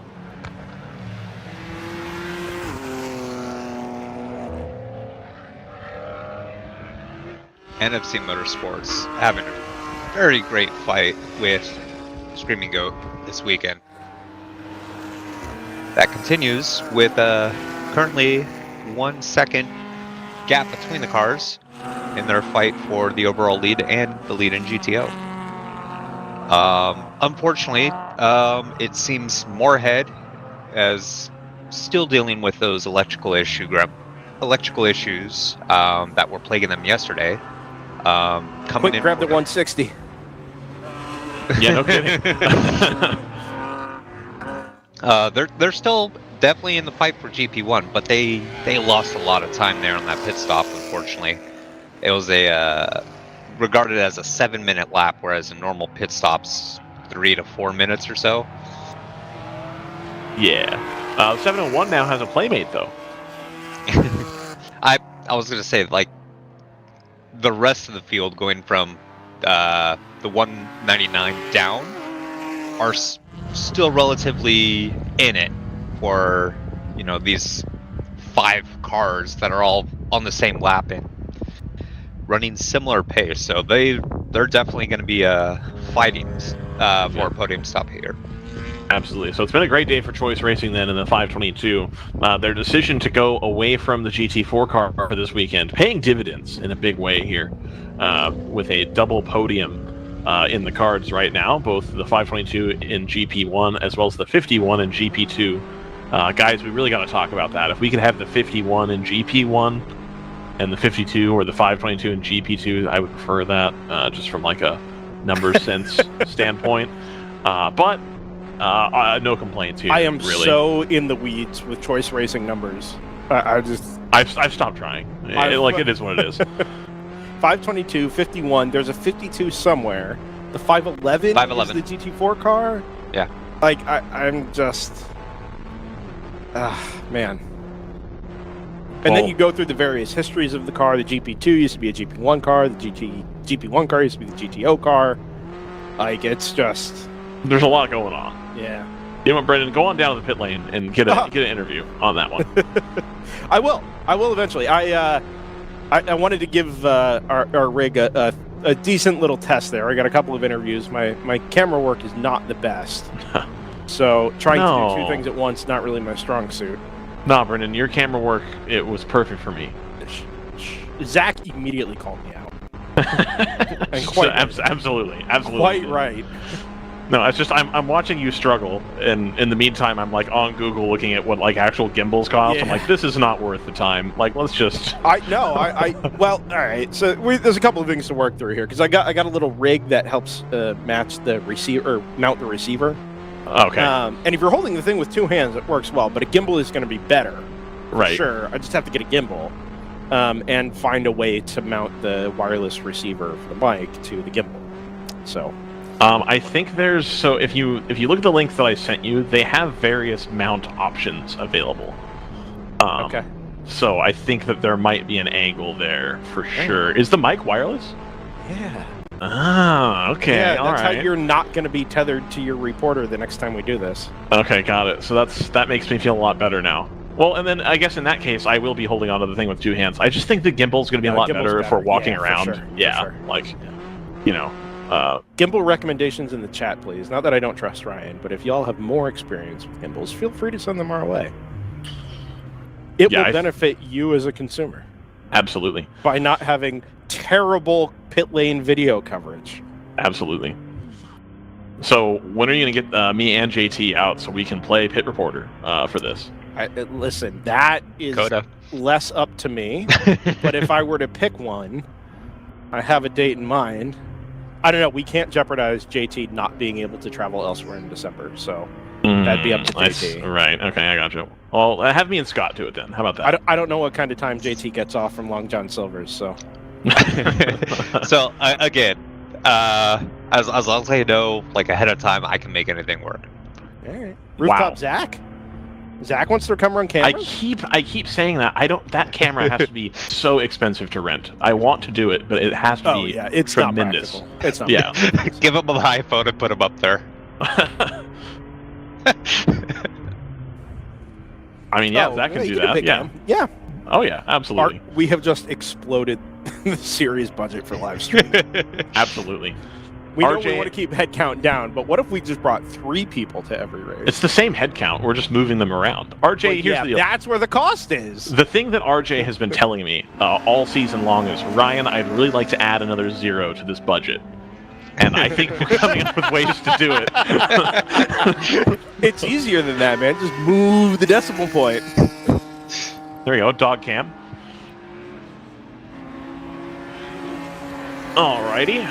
So, back to the race here. Pardon? Can we get a live feed of RJ slamming his head on the table? Did you guys just see the guy that crossed pit lane on the little hoverboard thing? Yes. It's like a single wheel. Oh god. Flashbacks from Thunder Hill. Okay. It's called a one wheel. A one wheel. Okay, so you're familiar with these? Yes. I assume the same guy riding that one wheel did that yesterday, carrying 2 mounted wheel and tires. Yes. Up the paddle. Yes. That is micro-mobility. Yes. As a West Coast person, I'm very interested in micromobility, and that is what that is. Yes, doing it Absolutely. with race weight tires. They're Amazing. not that heavy. They're not that heavy. Do we know that? I know that the IndyCar one isn't that heavy. Well, have I told that story on the air? A GTD tire for the Lexus is 55 pounds. Have I told the story of me getting to hold an IndyCar wheel on the air? I've never heard it, so no. Okay, cool. If the only other person who would have heard it might have been Joseph, but if JT hasn't heard it, then I'll tell it. So back once upon a time, when I was a automotive journalist, I had a Toyota Avalon for the weekend, and I actually leveraged myself into getting into the IndyCar finale at Sonoma with press passes. Which was something that I tried to do for a lot of events and was successful most of the time. This would have been the year that Simon Pagenaud won the championship. So whatever year that was, 17, 18, something like that. And I brought a friend of mine with me who was a mechanic.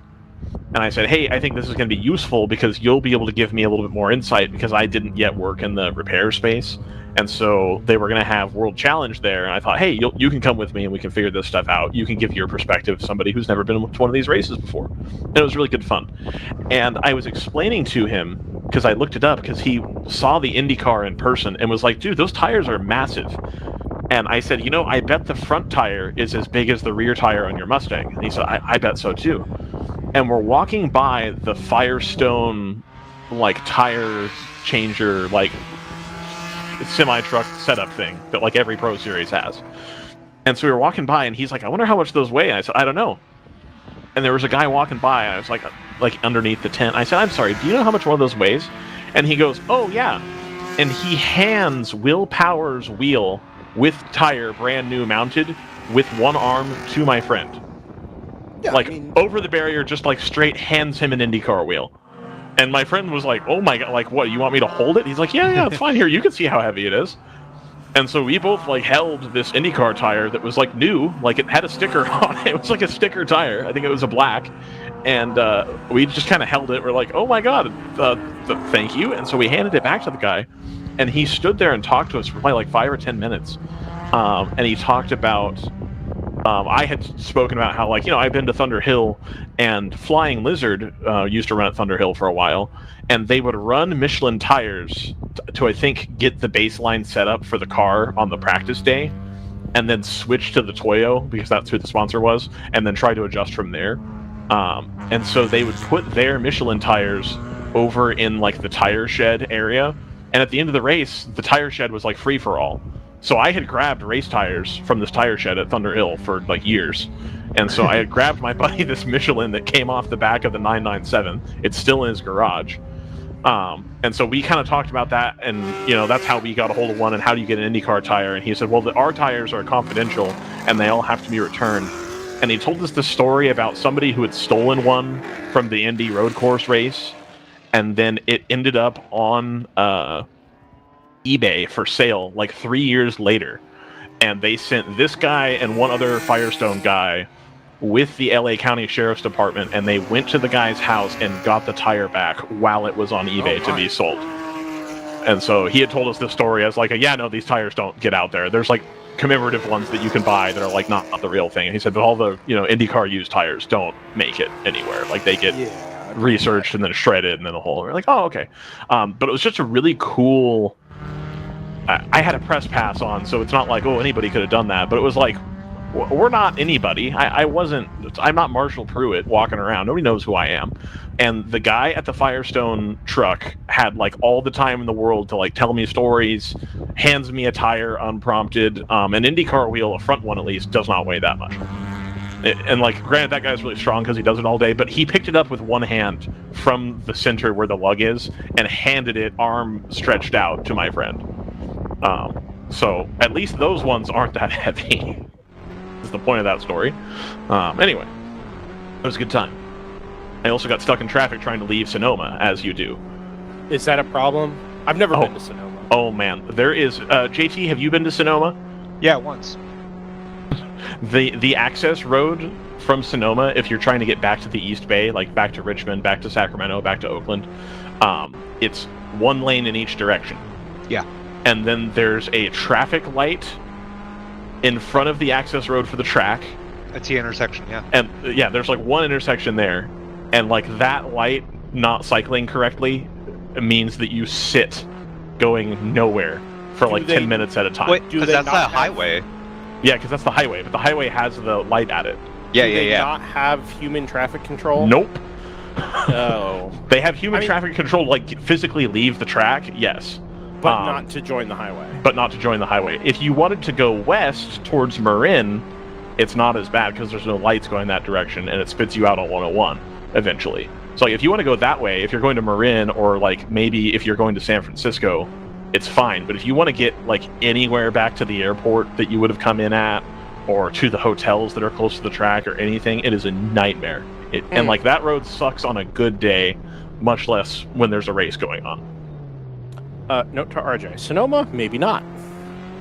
That's For a cool an amateur venue. race, I'm sure it's fine. Yeah, no, it's. I think it would be. I actually think Sonoma would be a really good venue for WRL. Oh, I completely agree. Just we other than it being like really far and nobody wanted to tow haven't that crossed far. the Rockies yet. Yeah.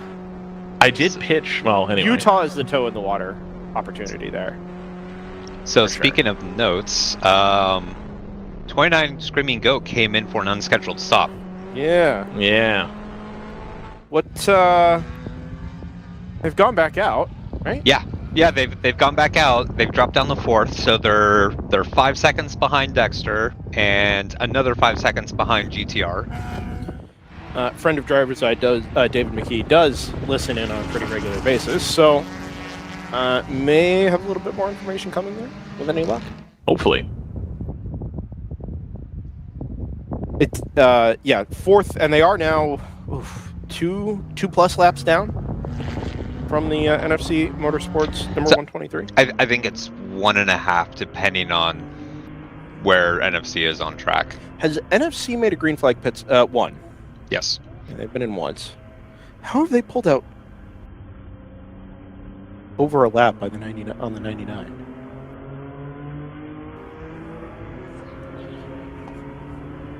Admittedly, I haven't been paying a whole lot of attention recently while we've been doing other things, so I've lost a little bit of the flow of the race here. You've been playing cameraman. Yeah. Also, technical developer R&D. I mean, wow. In some ways, that is not. 29's back in. Oh yeah, no. it reports a smoking. Well, we saw that for a long time yesterday. They have a 1-gallon tank, they said. Yeah, my guess is this is different smoke. So issues with the LSD. Let's watch the stop here. A tire comes out with a jackman and a drill. That'll be a impact gun, not a drill. Impact drill gun. Nope, it's not a drill. Wrench. Nope. Drill is different. Wrench. Cordless. It is closer to a wrench than it is a drill. The handyman comes over the wall with the cordless drill. Oh boy. I have never worked on a car in my life. I'm aware of that. I bet you are. No, it's not a flat tire. It's inflated. So far, only the right front. Would you say I'm inflated? Is that what you were going to say? Yeah, absolutely. Okay. Right.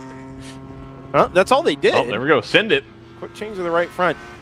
Now, I mean, unless the car were low there, I don't know exactly what changing that right front tire is going to solve from a smoking perspective, although it is possible that that is unrelated. It was pushy loose. They had to make a pressure change. Taking a big swing at the car here. Throw the kitchen sink at it. He reports that the car is much better. Any word on the 2024 schedule? Asked Money Pit Life. Listen, Money Pit Life. I would love to have a 24 schedule to talk about. It is in progress. So let's get RJ on the booth. Yeah, there exactly. Are some confirmed dates, as I am aware, and some unconfirmed in progress things that I don't know the status of at the moment. So when there is a 24 schedule to talk about, I hope we have some hours or at least many minutes of content. because it would really help fill the middle of some of these races. But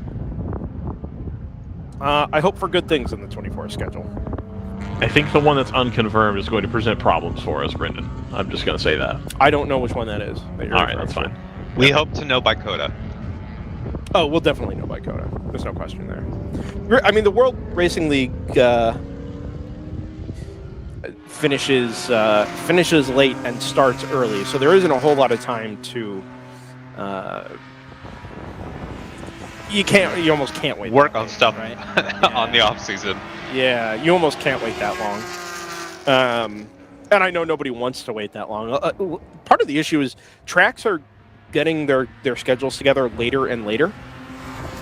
And some of the venues that we visit, I mean, this is true across all series, right? Our WRL commitments here at DriversEye Live, our SCCA Super Tour commitments as well.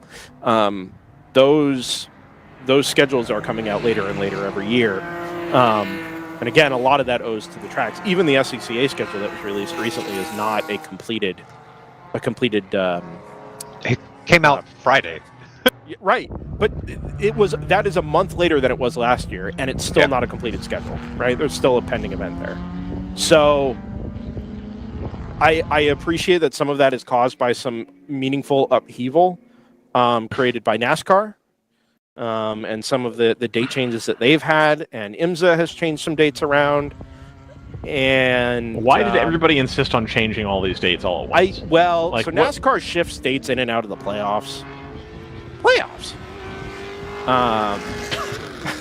Don't talk about playoffs. Playoffs? You kidding me? Anyway, you can't start that impression and not finish it.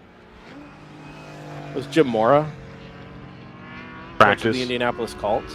The Indianapolis Colts. Heck yeah, let's go. Oh, boy. Dexter Racing is right behind GTR on track. And this is a pass for, or would be a pass for position. Yeah, Let's this throw is the onboard.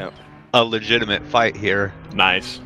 Yeah, we don't have a camera out the back of this car. However, we can see some defensive driving, though, potentially. Yeah, I don't think there will be too much defense here. That GTR car always plays the long game. Comes up on the back of one of the AOA MX-5s. That'll be the 85.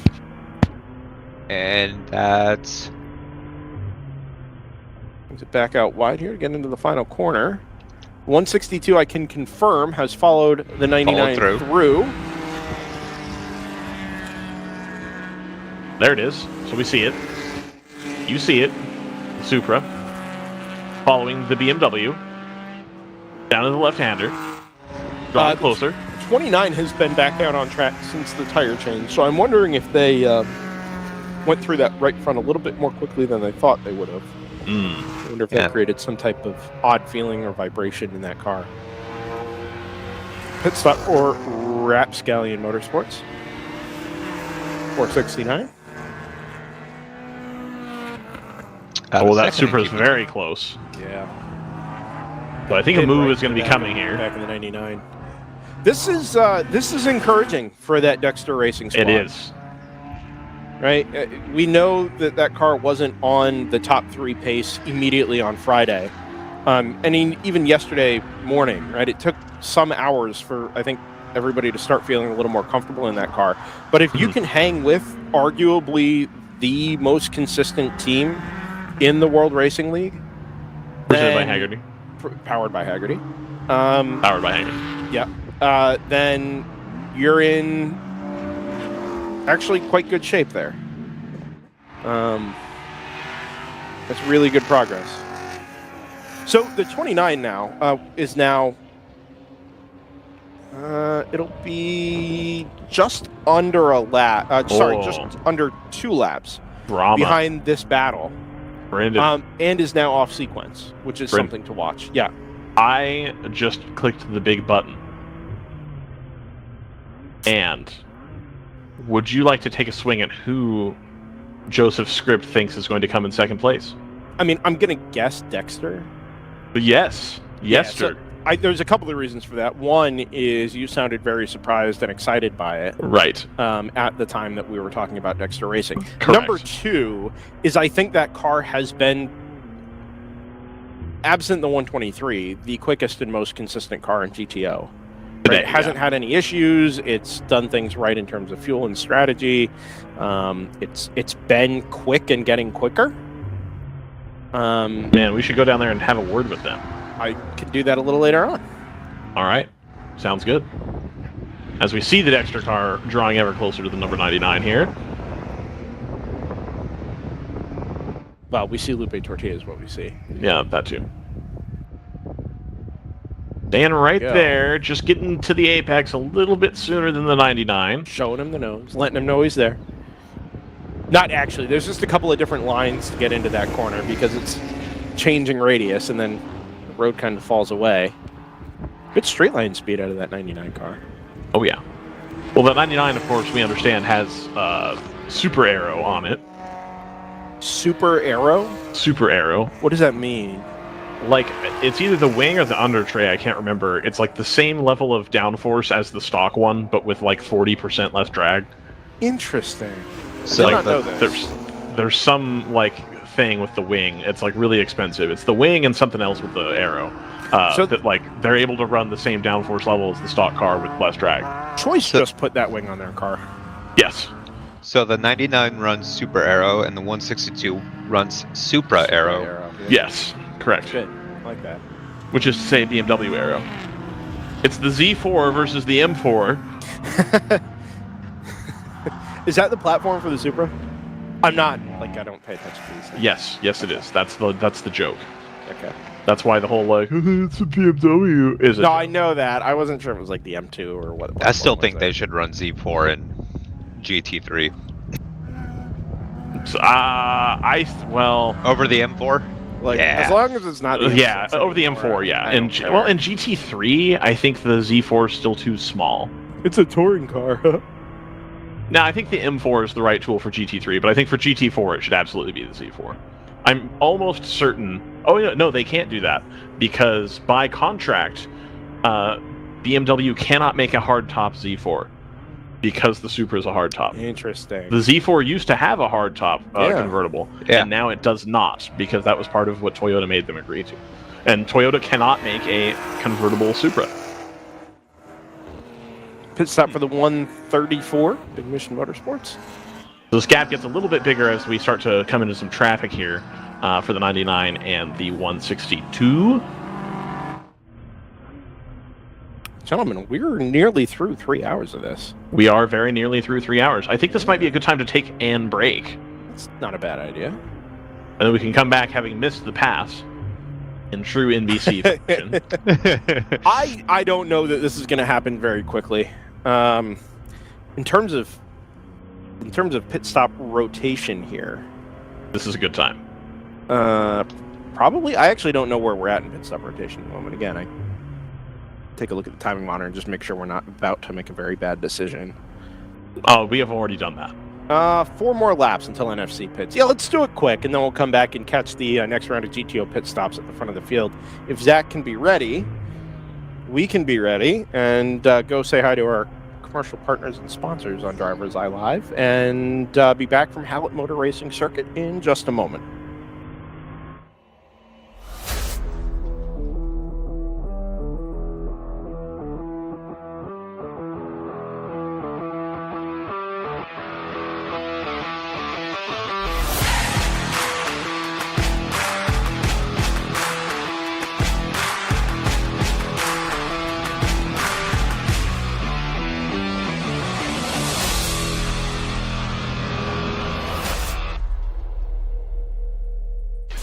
Focus, guys. We're in a race to the finish, okay? Here's where the rubber meets the road. These initiatives move the needle, like, at all? Well, let's shift gears a minute. We're really kind of at the apex here. We need to put the pedal to the metal. We need to nail those hairpin turns, cross that finish line, and take that checkered flag. Woo! Hit the track with the world's largest motorsports calendar, track day insurance, and more. Hagerty. Let's drive together. Sentinel by Candelaria Racing Products is a comprehensive motorsport video system incorporating live streaming, local recording, picture-in-picture, flag status, leaderboards, data overlays, and more. Perfect for endurance racing, sprint racing, and HPDE. Sentinel includes everything you need to get started. With the ability to control the live feed from the cloud and GPS auto start, you will never miss an on-track moment. What are you waiting for? Get your Sentinel today.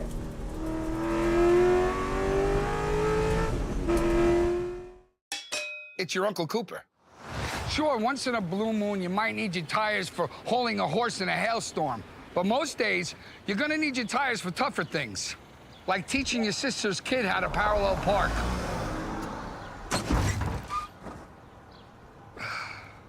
Thankfully, these Cooper and Duramaxes aren't just tough, they're everyday tough. Okay, there's a lot of improvement. Go with the Coopers. Cooper! Back at the Hallett Motor Racing Circuit in Jennings, Oklahoma, about 40 miles west of Tulsa, which, as we learned earlier from Jason Marks, is a very fun town. 5 hours and 2 minutes remaining in our Midwest Championship season finale. As a reminder, we've got 5 more hours to go before we crown our regional champions. We'll do the same for the Eastern region in 3 weeks' time out at Sebring International Raceway, and then award some national champions out at Circuit of the Americas, which I hear is also running a race this weekend at the beginning of December. The World Racing League, powered by Hagerty, will be out there. Nice. Excited for that.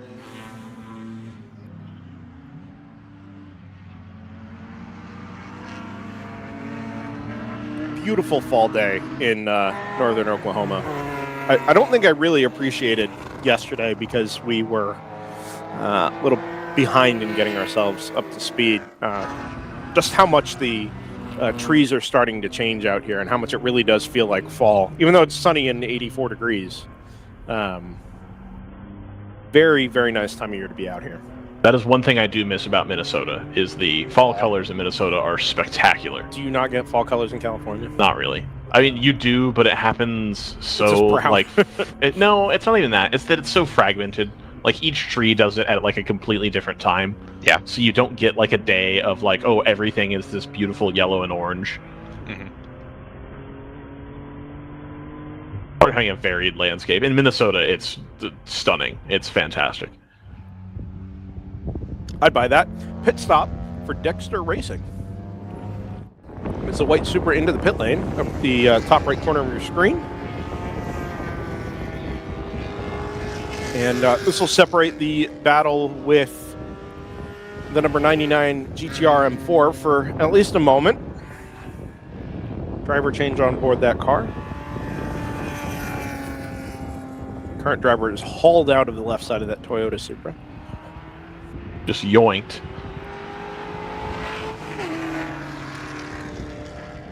Yeah, yoinked is, I think, the technical term. Yeah, absolutely. That's probably one of my most favorite clips in motorsports. Was an old, I think, a GT1 race or something, and they literally just throw him out of the car. Can't waste time, man. I think those were time-mandated stops as well. If they're time-mandated stops, then why are you in such a hurry? I think right, that's the whole point. Yeah, that's what I mean. Yeah. No time-mandated stops in WRL, of course, because this is pure sporting competition. You know, I think there's a strong correlation between people being really upset at Scott for saying that their pit stops were terrible, and then, like, 4 months later, people actually trying on their pit stops.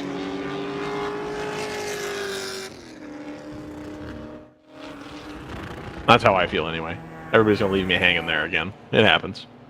There's just so many variables when it comes to doing a pit stop. Oh, I'm not saying there's not that many variables, but like the degree of pit stop excellence is way up this year versus mid-year last year.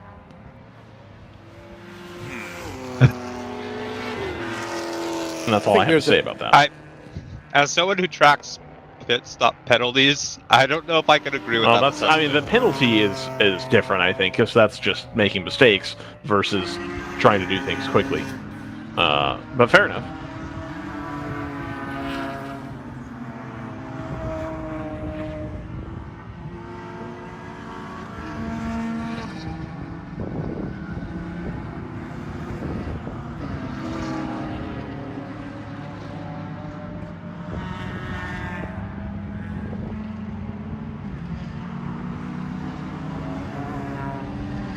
4 hours and 58 minutes remaining here at Hallett.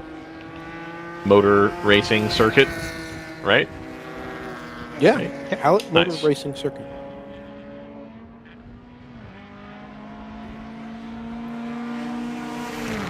Moorhead continues to cut into the gap of round 3 racing. Nice. Now within 10 seconds. We used to have round as 3 racing on boards. What happened to that? Screaming Goat comes back on the pit road. It's there, but it's not public.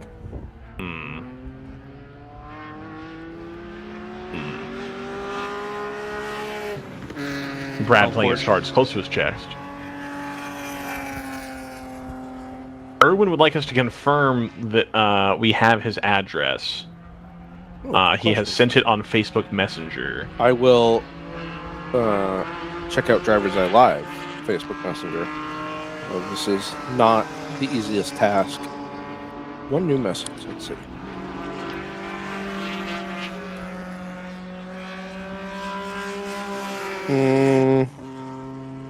It may have been sent to World Racing League. World Racing League, yeah. Yeah. Erwin, if you could send it to DriversEye Live's Facebook. The 29 is back in. I just said that. Sorry. Sorry. I've been reading up on something else and trying to get more information on it, and not having a whole lot of progress made. A cart. You see the crew member wheeling something that looks actually quite heavy away from the number 29. I have absolutely no idea what that would be. It's not a starter, is it? You don't need to put a starter on a cart, surely. We'll just push the thing. It's downhill. It's an oil. It's a pressurized oil tank. Yeah. I honestly, I have no. I don't know what it was used for. I have no idea what it would be. Air compressor. Well, right. So maybe they are adding pressure to a tire on the right side. Okay. That is entirely possible.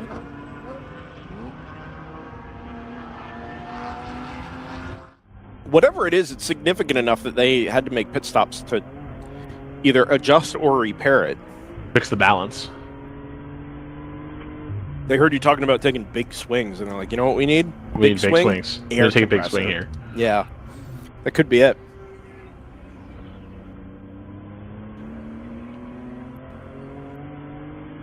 What I was reading about the other day was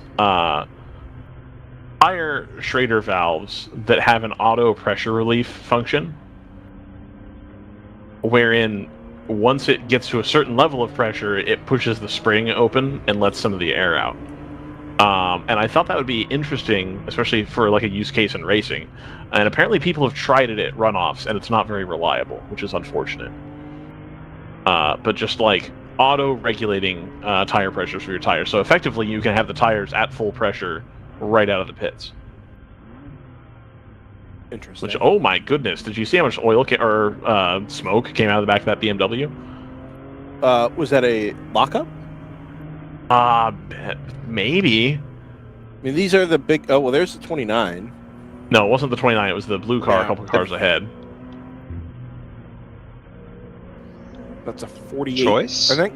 I think that might be the 51. I think it's the 48. DJS Racing.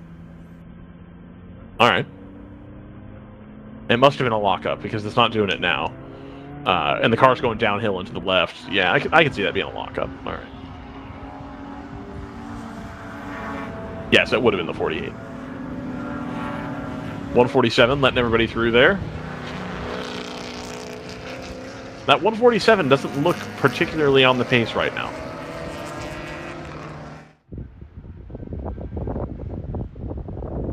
Not this last lap, but it's done some 25s.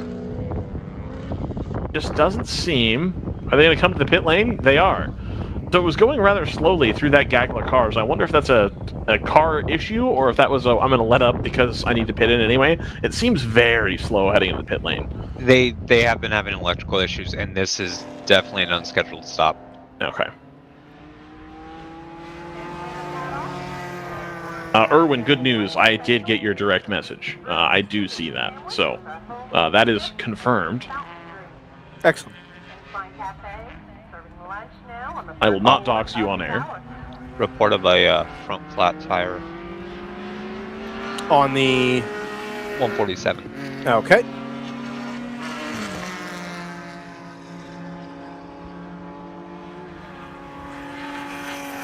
Did anybody note the comment from Denny Stripling in the on the Facebook video? No, I don't have the Facebook tab open. So apparently, Lupe Tortilla did not get their tires in time from Tire Rack. Oh, okay. I saw that on the Facebook. Yeah. So they tried to order one through to be shipped by FedEx, and FedEx managed to screw that up. Nice. So they are running a set of tires that have roughly 15 hours on them. Nice. Yeah.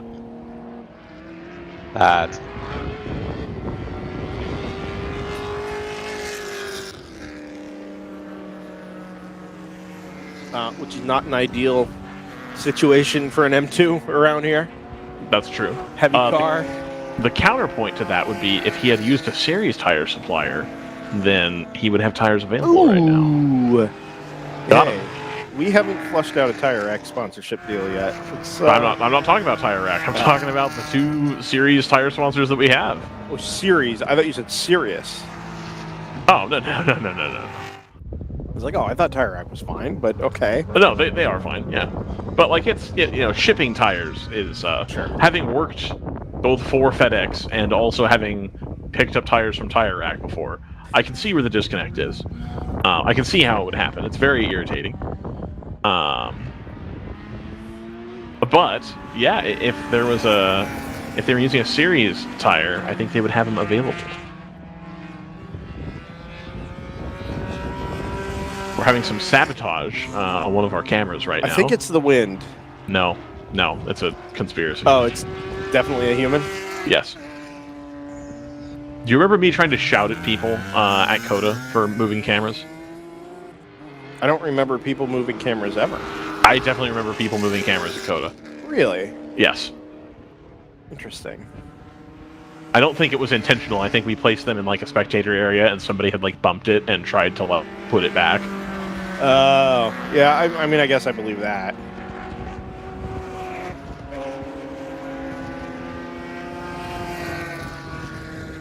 It's been less an issue lately. Oh, yeah. We had a problem with that. The good news is I've stopped sneezing as well. I actually feel back to full strength here, so. All right, progress.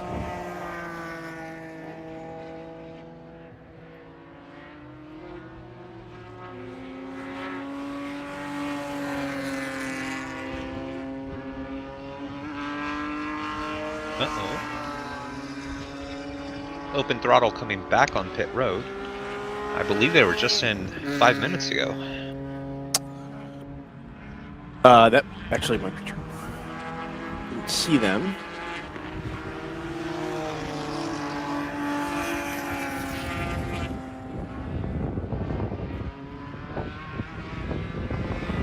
And away it goes.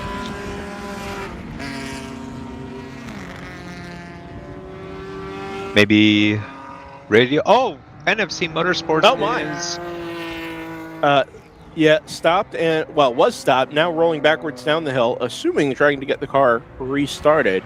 Yeah, that is our GTO leader by over a lap. Yeah, so there is a little bit of margin for error here, but let's keep in mind that car was doing, according to our math here, 7 laps ago. I think there's a non-zero chance that car's out of fuel. That would be really unfortunate. I mean, we just talked to Lanny Toops, 45 minutes ago, about how there's so little margin for error at the top of GTO now that if you can string a perfect race together, you're in with a shout. Anything less than that, and you could be in trouble. And I am wondering if this is we're just trying to push the fuel a little bit further on that car and have it dry. Full course yellow. Yeah, good call. Yellow. There we go. That car is in roughly the same spot as I think the PC car was earlier. So to go get it, you almost have to go full course yellow. And that does save them to some degree here. Yeah. Flat toe back to the pit lane and be in good shape. But very, very if it's not fuel, it's timed awfully suspiciously. This means we're going to pick up the GTR 99. The Ultima pace car gets out in front. Is that the 29 going through there? Ahead of it, so they'll be joining the tail end of this group. Past the safety car, you mean? Yes. Yes, probably. That is fortunate for them.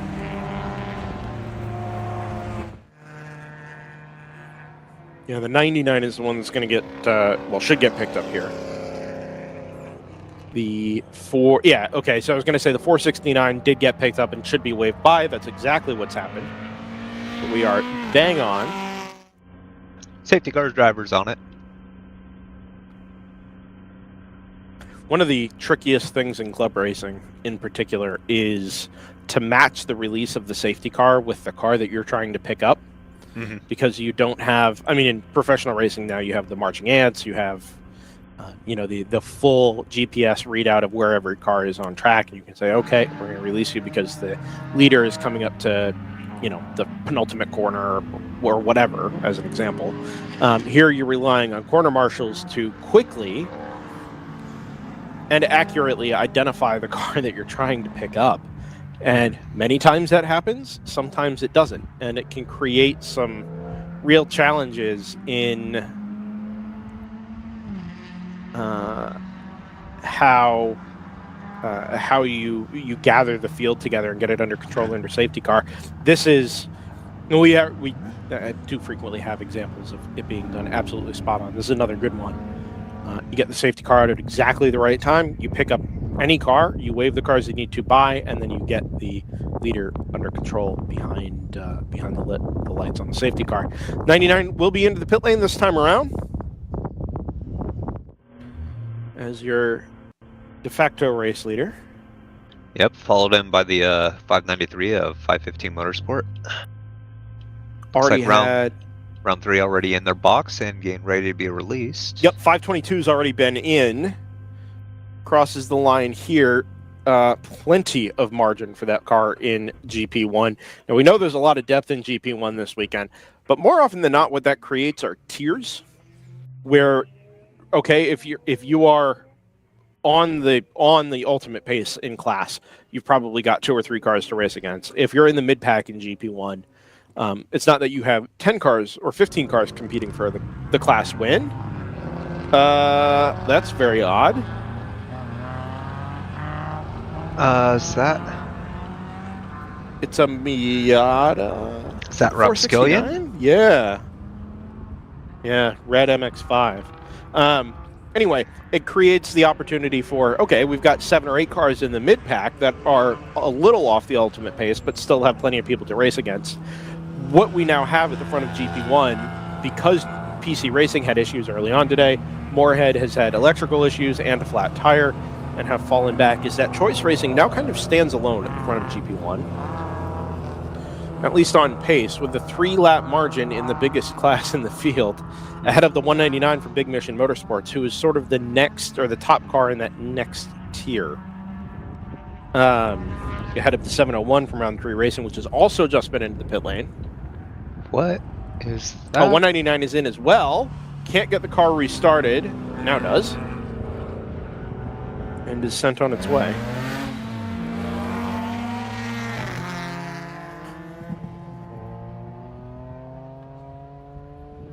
Zach has a replay of that 469 going off there.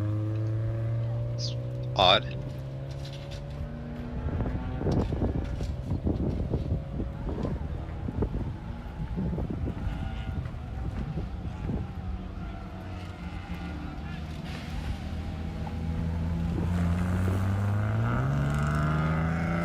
GTR is released directly in front of Lupe. They come back out as Dexter comes across the line here.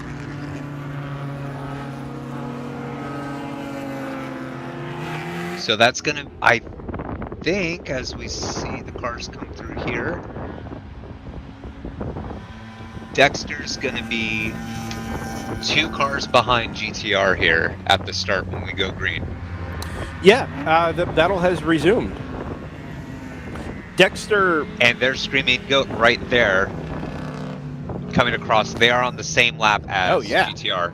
3-way fight for the lead. Let's go. Be interesting to see what kind of pace that number 99 has.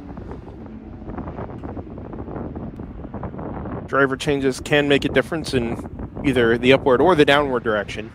The car has been only just a couple of tenths off of the ultimate pace that we saw from Screaming Goat this morning. And Dexter, really, really competitive with that car as well, also has a driver change. So we may see a little bit of differential here in the relative pace of each of those cars as they go head-to-head here on the restart. Well, near enough head-to-head. 2 cars in between them, as JT mentioned.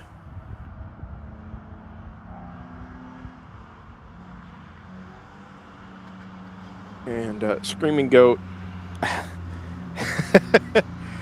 I'll tell you what, GTR 99 actually stood to gain a little bit in all of that. I mean, their green flag pit stops have been exceedingly efficient. So the safety car peels off, and they would have, theoretically anyway, would have gained a lot by making a bunch of green flag pit stops. The 123 going by the wayside kind of resets everything for everybody at the front of GTO, and what we get is a 3-way fight for the lead we didn't necessarily expect to have. All right, we're in. Yep, 3D Racing gets a push start there at the bottom of your screen, and they'll rejoin smack in the middle of the 25-ish car field, headed down into turn number 1. Everybody plays nicely. Sorry, not GTR. The Screaming Goat number 29 is going to have a lot of traffic to work through coming from the back of this field.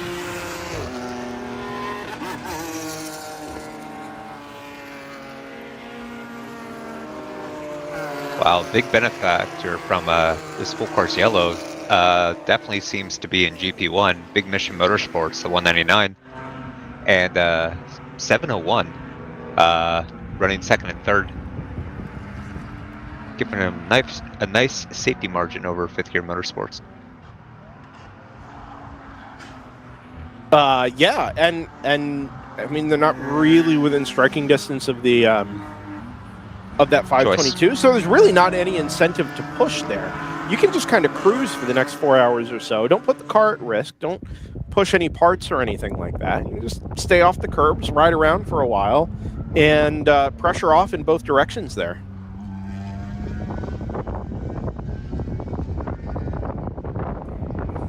Every now and then, these races do play out like actual endurance races. Not always the fastest car. Although, if you were going to pick a car to come back from a deficit in GP1, it'd be that number 147. Yeah. See what that means as far as, well, what the electrical issues mean for that car. But all right, the 162 is cleared. The Moorhead BMW will now set sail, trying to chase down that number 99. I'll be honest with you, though. I think the car they're going to have to end up worrying about is the number 29. That Screaming Goat car is making pretty quick work of the traffic. Mm-hmm. And even for all the production cars he's had to get his way through, sits only 12.7 seconds behind the overall race leader. I'm going to press the button. Yeah, press the button.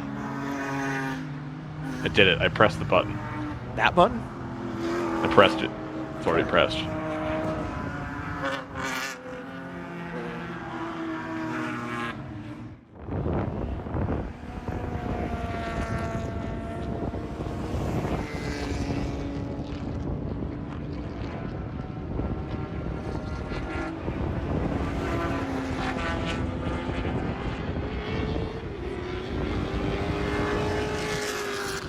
Oh man, it looks like Moorhead comes back on the pit road.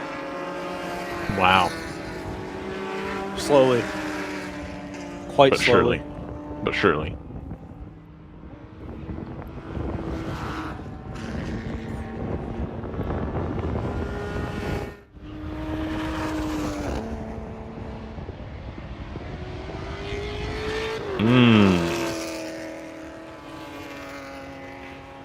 Wow. Yeah. Oh, well, Brendan, by leveraging big data, I've come to the conclusion. Are we in the next-gen stats era? We have a lead pipe stone cold lock for first position. That's the number 29. Lead pipe? Lead pipe stone cold lock.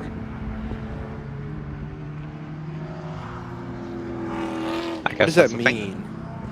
I don't actually know specifically, but that's the meme apparently. So, lead pipe stone cold lock, the 29 with the dub, a straight bar fight for second and third between the 99 and the 162.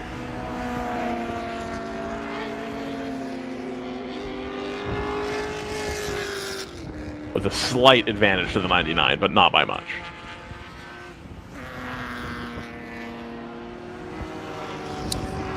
Okay. So that's this has been your big data minute. Thanks for that. Not a problem. I got you covered here. 701's looking like a podium. A big top 3 for the 701. I think that'll be a good result, having seen how their weekend's gone so far. I'd say they're on a big mission to try to get to second place. Crazy. Hilarious. I don't know. I'd say the 199 is on a big mission to keep it. Could be. Could be.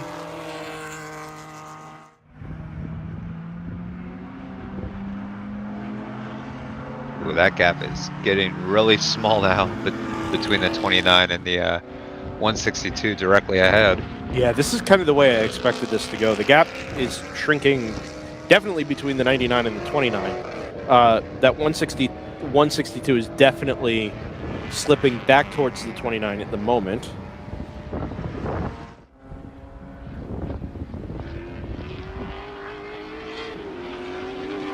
Or 69 into pit box.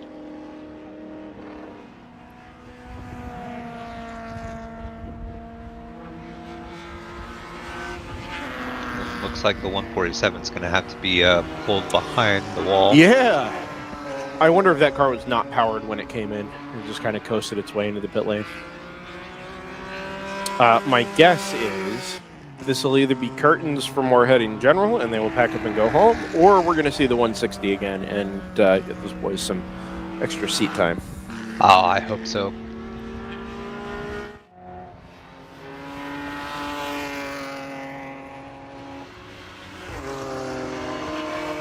Have not heard from Johann Schwartz yet this weekend, but did see Johann at New Jersey, who noted that this is his actually his first weekend racing Hallett. He has coached here before, as we have a stopped Big Mission BMW. I think that's a 134. 134. Yeah. It's all falling apart in GP1 at the moment. So, this is exit of turn 6 on the way to 7. Yep. There was report of contact turn 7 between them and the 701. So the 701 is in the pit lane. Released right alongside the Rapscallion MX-5. 701 pit during full course yellow, so that is definitely on schedule. Yeah, for sure. I think that car is headed to the paddock. It is. That looks like maybe damage to the right front of that car. That's heartbreaking for round 3 racing there. Watch the top of your screen here. We've got a replay. There is the Big Mission car. Oh, that was awkward. Yeah, round. I don't know if there's a problem with the BMW, but yeah. Ooh, the counter steer. Yeah, I think the right rear has been done in on that 701. Yeah, indeed, they're in the pit lane. They're in the paddock, actually. They've, paddock. Yeah, already assessed that as being not fixable in the pit lane and have pressed on back into the paddock to take a look at that car. We're kind of getting to the point in the day where repairs are of questionable value. I'd say so. Yeah, and there is a 134 They're not chasing points this weekend, just podiums. Yeah, they. So I talked to Brad and to Dennis at various points over the last couple of days, and the only reason they're here is because at the time they wanted to register for Jersey, there were only, I think, 2 or 3 cars on the GP1 entry list, but Hallett had basically a full field of them. And they said, hey, actually, instead of going to New Jersey and doing this race, how would you guys feel about going down to Hallett? Nobody had ever been, but said, yeah, might as well. At least gives us cars to race against. But points were not the deciding factor there. It was very much just, hey, it gives us a decent, a good quality field to race against in GP1. That's what brought him here.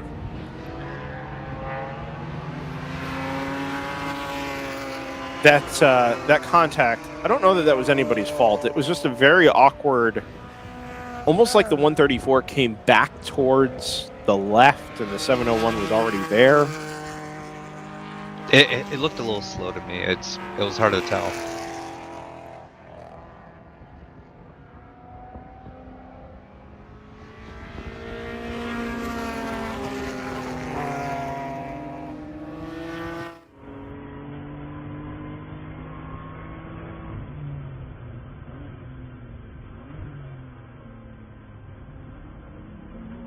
GTR still motoring along in the lead of GTO right now. 10-second safety margin over the 29, but 29 definitely has a bit more pace in the car. No kidding. A 21 flat last time around. That's good lap time. Well, yeah, if you look at the last 5 laps, I mean, they did a 20.9. I was considering, it's like, wow, we didn't go nearly that fast yesterday. Why is that so much quicker? We're running a different track. Yes, we're going a different direction.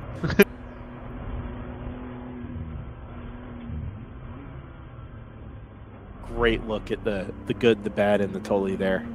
Turn 7, 8, and 9. Such a fun sequence. I like to think that the corners were originally the good, the bad, and the ugly, but the bumps are so bad that the ugly came out as totally. The good, the bad, and the totally.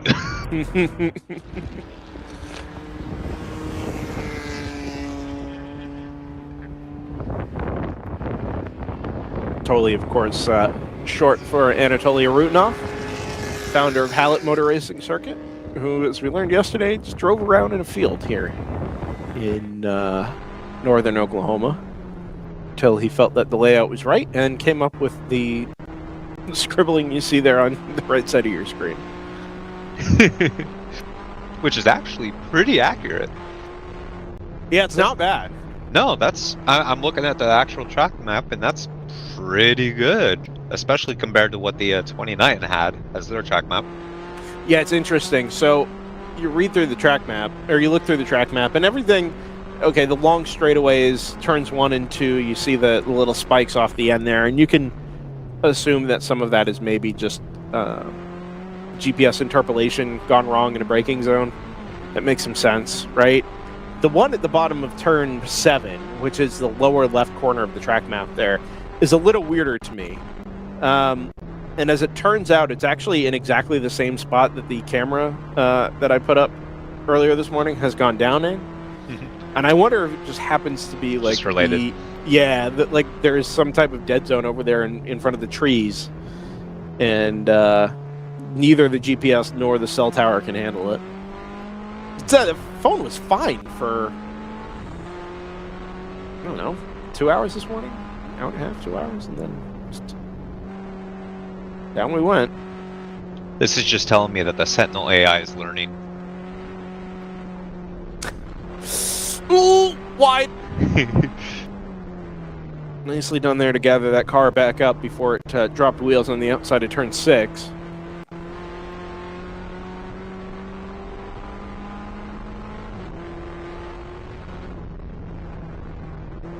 Off the throttle there, it's back in it, up over the left-hander, and then commits to that right-handed apex before he ever sees it. Back on the brakes, into turn 9, off camber, up and over the hill. So when we were here back in April for our Super Tour coverage, I had a camera at the bottom of turn 9, which is down there at the Tully, and it was a zoomed out wide angle camera. So you got the cars coming up over the crest, the braking zone into 9, and then turn 9 itself, and the acceleration going away up the hill.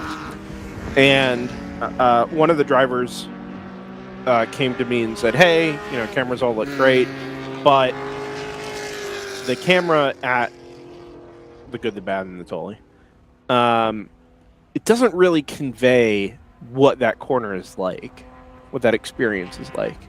Mm-hmm. And he's like, can we find a better spot for that kind of shows what that corner is actually like? And I was like, yeah, listen, man, I pick out the camera spots with all of the factors in mind, right? Where it can be mounted, how it can be mounted, elevation, how much they show, is it, how close to the cars are we? Do we have to zoom in, zoom out? Like all of these different factors. And elevation changes play a huge part in that, right? Just because it creates natural advantages for the way you show cars moving through a frame. And he's like, well, why don't you put it here? Well, let's walk down there. So we go down there, and he says where he thinks it would be a good idea to put it. And we're like, well, here are like 3 reasons why it's not a good idea to put it here. Because you can only see this, you can only see this. And we tried like 3 or 4 different locations, both inside and outside the corner, and could not come up with anything else other than the shot we're using this weekend and the shot we used back in April. It is such a complex series of corners with so much changing elevation and camber and things moving around all the time that it is really, really difficult without a manned camera to get a proper display of what that corner is actually like. Even this camera, okay, it's great. You come up over the blind crest there at 7 and 8. You're in the braking zone at 9. You see the off camber because this is horizon level. Slopes away and to the right or away and to the left in race direction. And then the apex rises up to meet the inside tire and then goes off camber. But you never see the off camber portion going up the hill. So even this is only like 2/3 of what this corner actually is. Yeah, it's cool because when I really pay attention, I can see these cars come in, and when they're taking this final right-hander, you can see the inside tire lifting up. Yeah. Just because of the change in camber, the grip, and how they're having to throw the car to the right, and it's pretty cool. Yeah, very unique in I think in American motorsport. Well, maybe not unique. It's not the right word. Iconic. In the way that you have like the corkscrew, right? I'm not saying it's as good as a corkscrew or whatever, but it is iconic to this venue the way the corkscrew is iconic to Laguna Seca. Right? Yeah.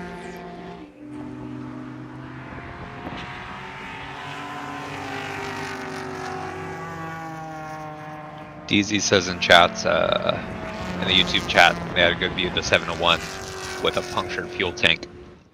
Oh, very interesting. I wonder, how did that happen? That must have been incidental, unless the contact with the 134 pushed something inwards and punctured the fuel tank that way. The hood? Yeah, that's what I mean. Like the right front, because it was the right rear that seemed to be askew on that car, based on the way it turned into turn 7 immediately after the contact. That's very peculiar.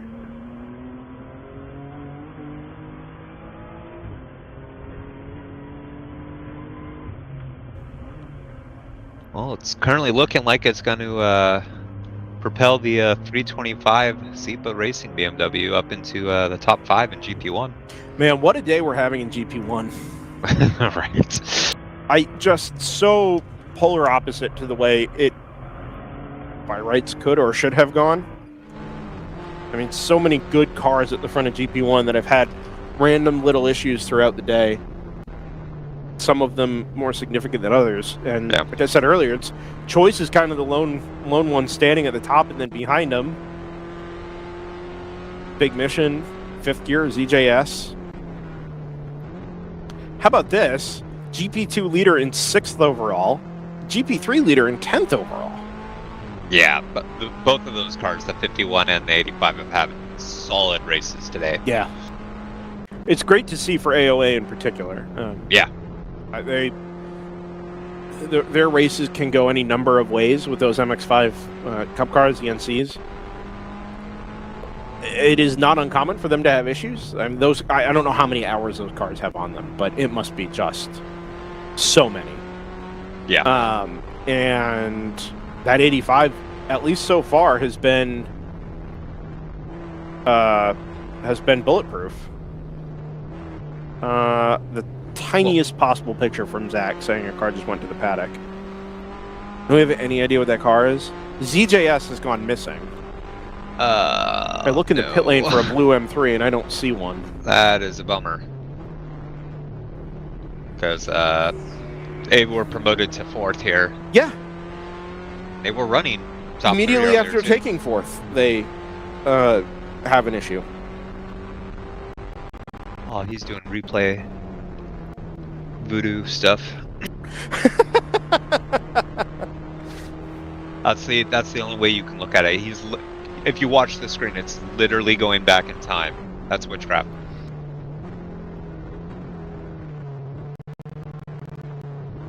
I haven't been watching the multi-view, admittedly. So there's a very large TV in the 3rd floor apartment where I'm set up this weekend, and I am so bad at watching the screen that I just decided to put the program feed on the big TV and use that to kind of force myself to watch it more. Yeah. The 99 works around the, I think that was the 550. Between turns 9 and 10. Yeah. Are you still with us? You hanging? Yeah, I think so. I don't know if it's traffic, but the last 3 laps from Screaming Goat, unfortunately, has helped GTR pull out a little bit more of a margin. 29 is not going terribly quickly down the front straightaway, it has to be said. The last lap time was a 1:23.5, so it's not like... Not horrible. No, it's not massively off pace. But see if we can pick that car up. 22 well, flat. It's probably headed down into turn 3 now.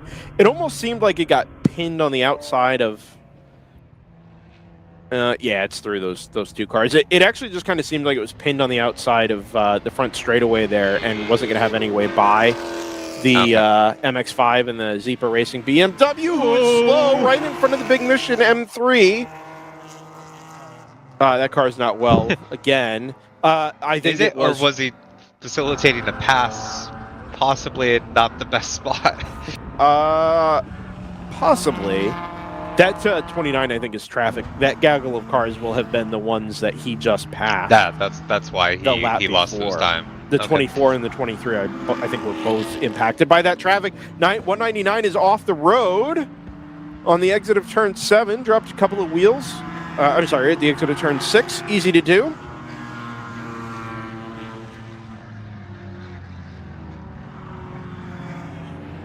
Yeah, Zach just showed us comparative screenshots of the cars he thinks were the ones that went into the paddock. It was so the 48 and the 80, and those were exactly the 2 cars I couldn't discern between. So we're not any closer, other than the fact that ZJS is the one missing on Race Hero, and therefore 80 is still on track. Yeah, that'll be the 48 then from ZJS Racing.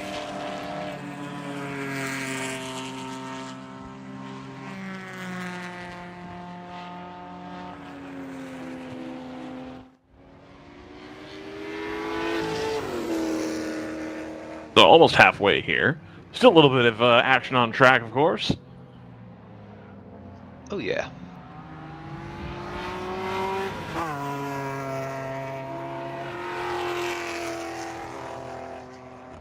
While we've got a break in the action, we can get a word in from our sponsors. This is WRL live at Hallett. We'll be right back in a moment.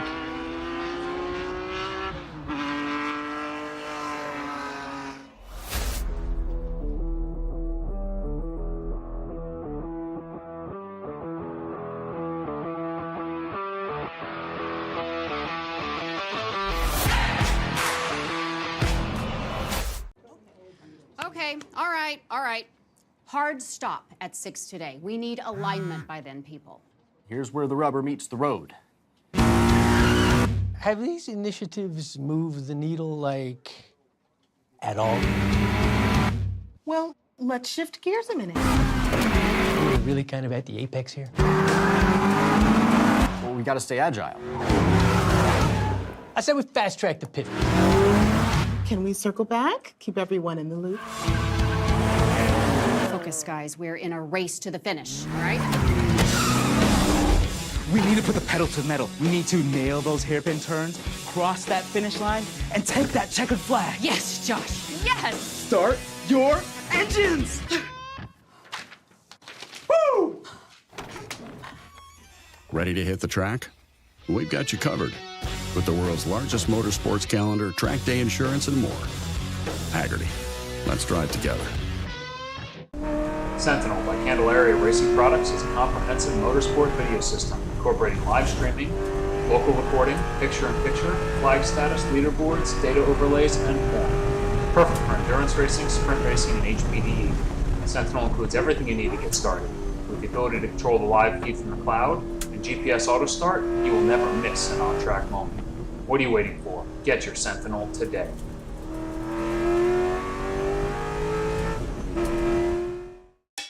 It's your Uncle Cooper.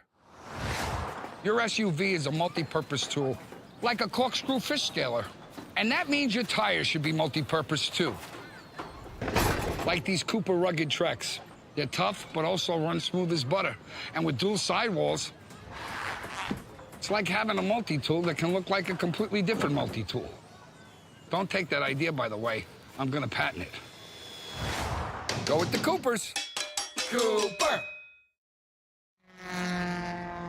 Welcome back to WRL. We're going to take you live on board the race-leading number 99 GTR BMW M4. It's going to give you a nice little look around the circuit here. We haven't done one of these today, so I figure we'll do it right now. So once again, we are on board the GTR 99. This is the race leader right now in the straight six twin-turbo-powered BMW M4.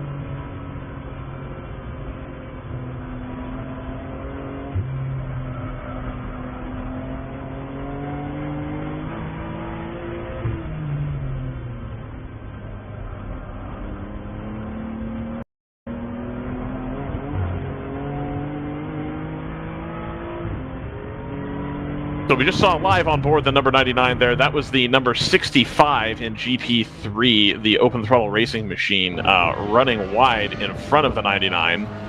That car, of course, right there, the last car in shot, has managed to come back on track there. So hopefully able to stay in second position here. The number 55 in third position is not currently circulating. No, they're in the pit lane right now, so as good a time as any to have a little bit of an off there. And it doesn't seem that they will be taking to the pits here either, so they must not be tremendously concerned. We've seen that quite a bit today, of people kind of just missing it at that turn, JT. Yeah, it's a difficult corner in this direction, and you really want to try to carry speed onto the Cannonball Baker straightaway here, just over 1,000 feet long. And so yeah, the car can wash out just a little bit, and it's easy to go off. Just the nature of that corner. Absolutely. So welcome back. Hope you enjoyed the little ride along there with the GTR 99. You can kind of get a little bit better view of the track, what it's like to be on board for a full lap. This is the number 469 Rapscallion Motorsports Mazda Miata in GP2. They're currently running in second position. Choice Racing, we believe, in first position in class, has taken to the pit lane, but they are quite a substantial distance ahead of this car, the number 469. So it's the 51 leading GP2, followed by this that we're on board, the 469, then the 593, and then this car that we're on board with ahead, the 31, is in fourth position. That's the Operation BMW. GP1, we have the 522 of Choice Racing, so it is still a choice. Double first position right now for GP1 and GP2. The 522 in the lead, followed by the 199 of Big Mission Motorsports. We've had a lot of issues in GP1 today as far as reliability, I think. So Choice Racing, of course, able to weather the storm there, but the typical front runners we see of Round 3 Racing, last year's champion, the 147 of Moorhead Speedworks, the current championship leader, as well as PC Racing, the challenger of record for GP1, all running into problems today. So leaving the win here firmly in Choice Racing's hands in their 522 car, also a BMW. For now. As in, it's firmly in their hands for now. I mean, I'd say it's firmly in their hands going forward as well. The only thing they can do is throw it away. Other than the fact that they didn't make it to the checkered flag yesterday. We're almost halfway, so anything can still happen. Right, but if anything happens, it's firmly their fault. Not necessarily. Do we know what happened yesterday, by the way? For Choice. A wheel fell off. Well, okay. So that, I thought it was pretty obvious at the time. Sure I mean, which would be their fault if the wheel was not attached properly. Or was it a hub failure? Their fault. Not necessarily. Bad part. Falls in their court. Maybe.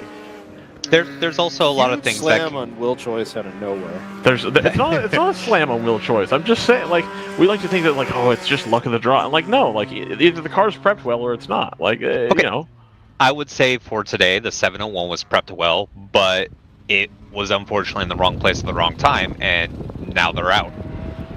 All right, I'll take that. So I mean, like I said, we have still half of this race to go. That we still have over 4 hours. It's there's a good rhythm going for a lot of the field, but there's still always a bit of uncertainty. But that's just a classic staple of endurance racing. Right. You're making these cars go for hours and hours and hours over all these bumps and curbs, constantly having to navigate high temperatures, stresses on the car and the tires. It's a lot, and it can push these cars to the limit sometimes, and we see issues. I mean, look at the Moorhead car with their electronical gremlins. Mm-hmm. Anything can happen.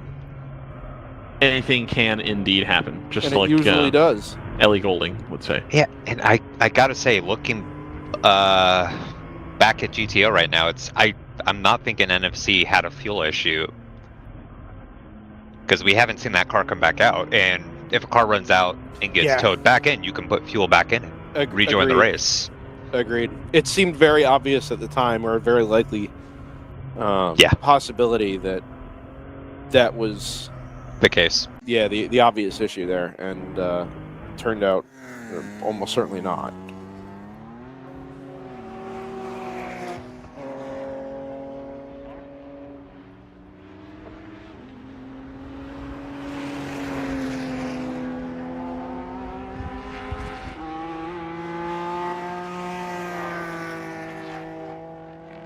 Man, 2 laps. Hera Flight is gonna be promoted to 5th in class. That is awesome.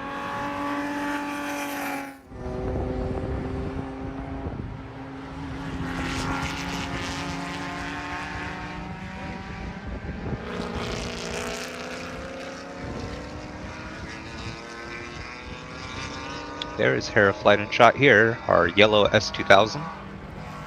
Great to see an S2000 back in endurance racing here with WRL. Absolutely fantastic. Definitely, and it's one of 2 cars in GP1 that's not a BMW or a Porsche.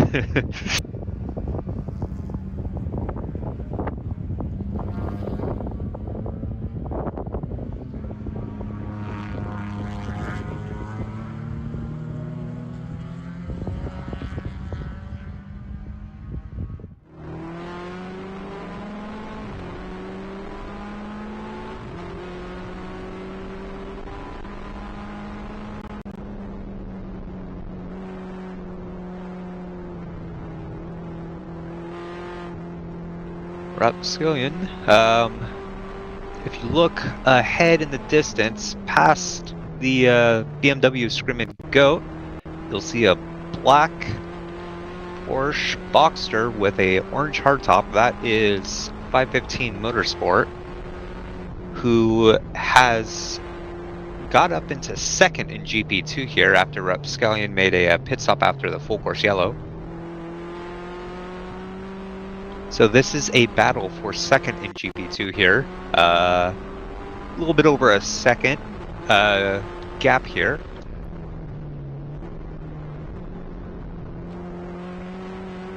.515 Motorsport, not the fastest GP2 car in an outright pace, but have been very consistent, and that's why we saw them come out with the win yesterday.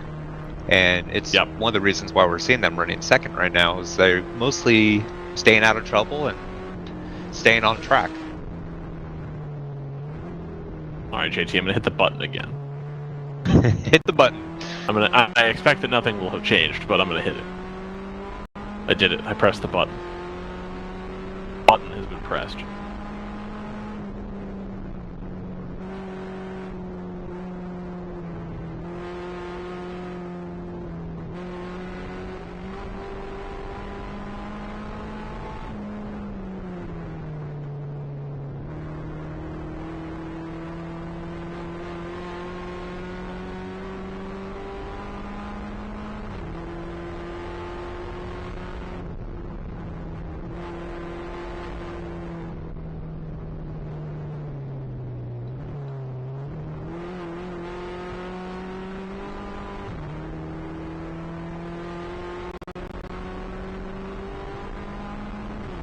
Seems like right now the Porsche has just a little bit of an edge in terms of pace over the Mazda Miata.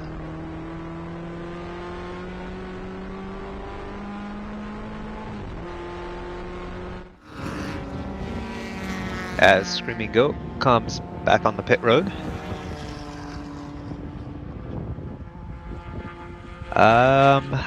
Not thinking this is scheduled, no. They were last in on lap 123. Yeah, lap but were 159. But they were not doing fuel for those laps. They were just doing tire stuff. Okay, I guess that's true, yeah. So their last probably fuel lap, we're thinking maybe 108? Probably. Okay, so then that's about right. Yeah, because I thought they had made 2 stops, but maybe it was just 1. No, they came in lap 111 and then later lap 118 or 123 as well. Okay, got it. Yeah, so that 108 is probably right. Yeah, I like that.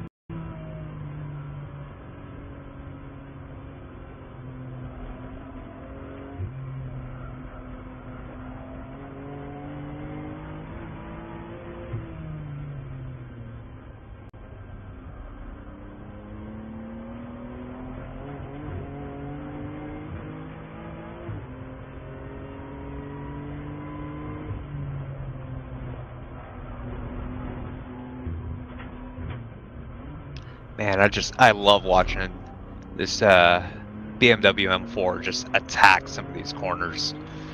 There's not a lot of being held back.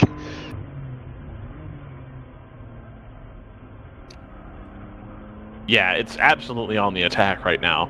Really taking advantage of the fact that they're in first position, and the 29 having just stopped. The 162 has faded a little bit here. Let's see. So we have even odds for the 29 and the 99 to come first and second right now. The 162 has been relegated to a third position. So they were up to second at one point, but I think now that the stint lengths have sort of normalized, they no longer have the huge advantage that the computer thought they had.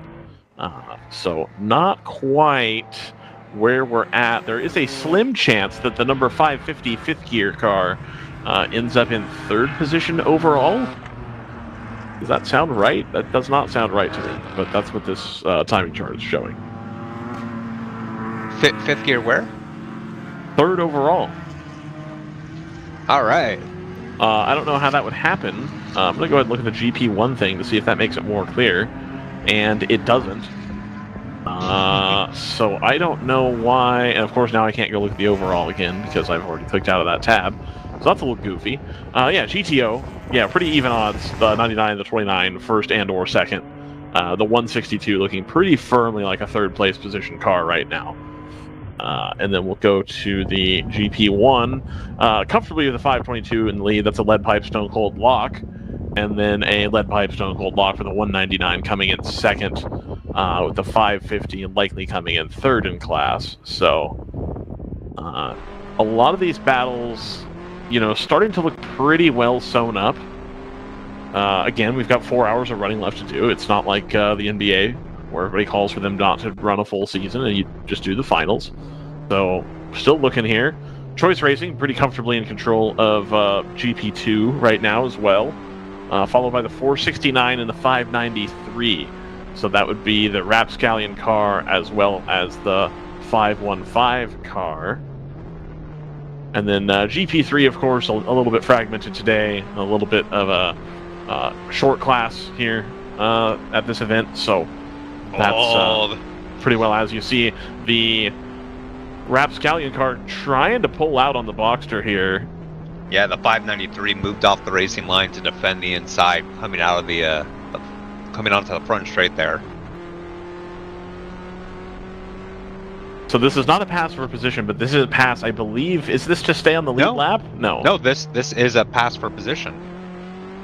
These cars are literally fighting for second. Oh, this is for right position. Now. Okay, got it. Yes. I'm sorry. I'm looking at the projection screen and thinking, so the projections really anticipate that this pass happens right here. So this pass for position we are currently on board with. Now, fortunately, I would venture to say, JT, that this car can race with the Porsche a lot easier than it can with an M3 or a 3 Series even. Yeah, it's a bit more this kind of driving style. Yeah, absolutely. It's the Miata versus the better Miata here as we come down into turn 5. 7? Yeah, I don't know. Yeah, this is turn 9 exit right here. Coming up to the final corner, turn 10. We're going to get it broke down all the way to the left here. Pull it all the way across the track, or try as hard as you can. It's cambered the wrong direction. He's going to let the Tortilla car through. And unfortunately, that's going to cost him a bunch of time letting that car through. Now going to have to stay patient and try to get back on the attack for that car.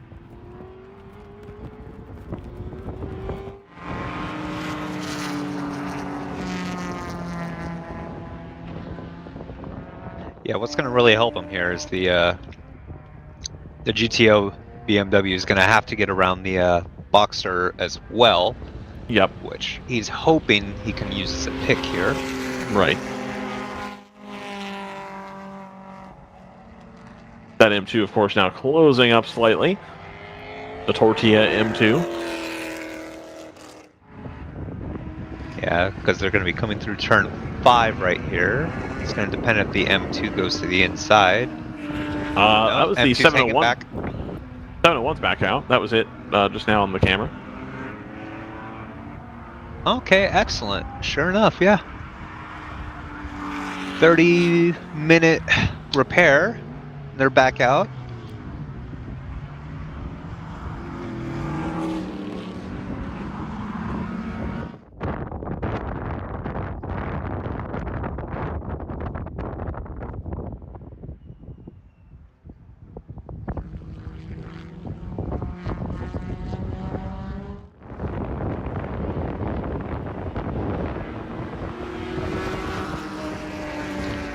Ooh, and their onboard is working. Oh, there we go. There's some potential. We'll have to talk to our boy Zach Johnson when he has a moment to see if that's something that we can work into the broadcast. Is this a YouTube link you're viewing or a direct link, JT? I've got a YouTube. Wow, that's less good. All right. Well,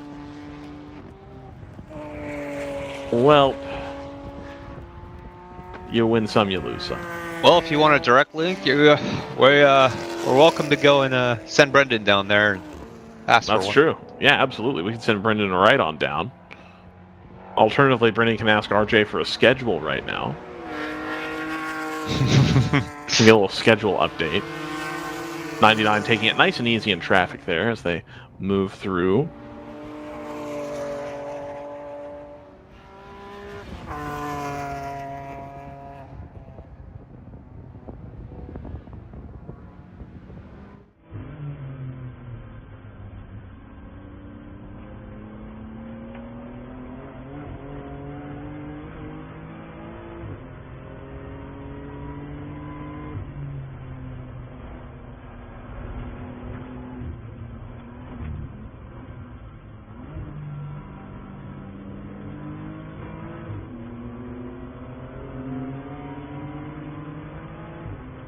After this pit stop, Screaming Goat still running similar pace to what it came in, just slightly off.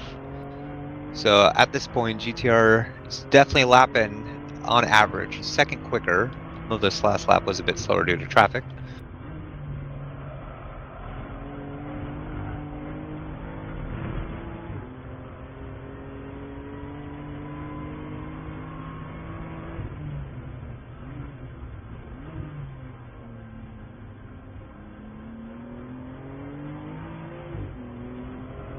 Hustling the car, coming out of turns 2 and 3, up the hill into 4. Bit of a later apex because you want to get over to the right to set it up for turn 5.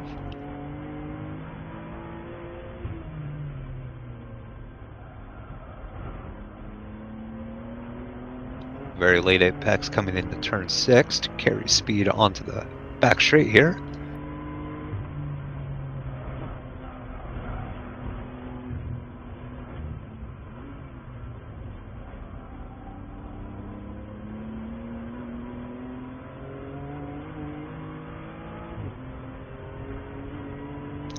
Alright, back in GP2, it's still a battle for second.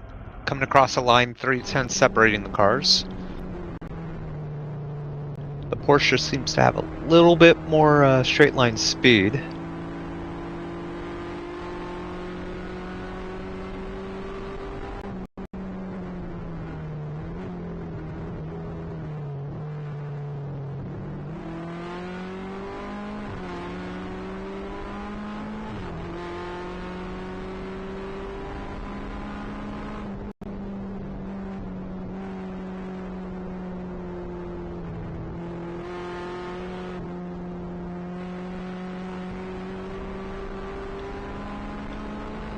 It's interesting to see the pace difference here between the GTO and the GP1 car up ahead. You can see different parts of the track where GP2 cars able to match their speed. JT, you're going to have to podcast with me at some point. Podcast? Yeah. Yeah, like live on this broadcast. Like it's gonna, you're trying your hardest now. I respect it, but there's going to come a time here. Oh, I'm enjoying this. All right. I am perfectly happy with the sound of the Mazda Miata going full bore. I mean, that's fair enough. Typically, the sound of the Miata is not the thing that I relish. Ooh, and Zach cuts away from it for you. You hate to see it. Oh, there we go. Oh, there's the car. Oh, it goes through this battle. It's going to split them up. Man, that car is just getting the short end of the stick on all this traffic. The 469 just not getting the luck here with the traffic. Well, he's doing okay. He's got just under 4 hours. Right. Unfortunately, the Choice Racing 51 has 3-lap margin for their lead, so unless there's an issue, this is really the fight on hand for the rest of the race. It is. Indeed, it is. Once again, they reel in the 188 BMW, which is going to get a good launch here on the straight.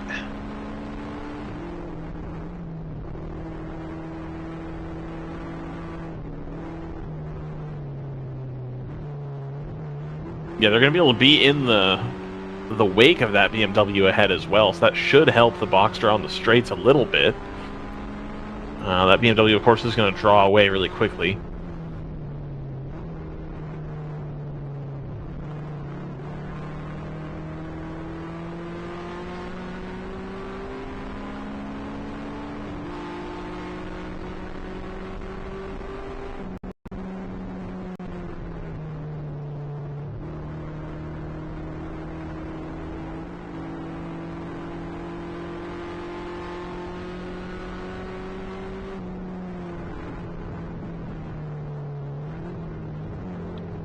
Hey. Interesting. Yeah, it's the PC Racing BMW that is.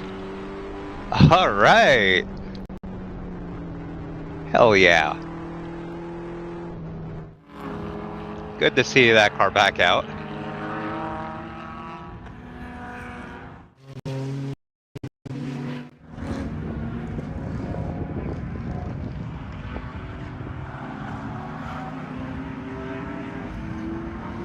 See the round 3 Racing 701 come through the screen. The Lupe BMW. PC Racing passing the Porsche Boxster 515 Motorsport.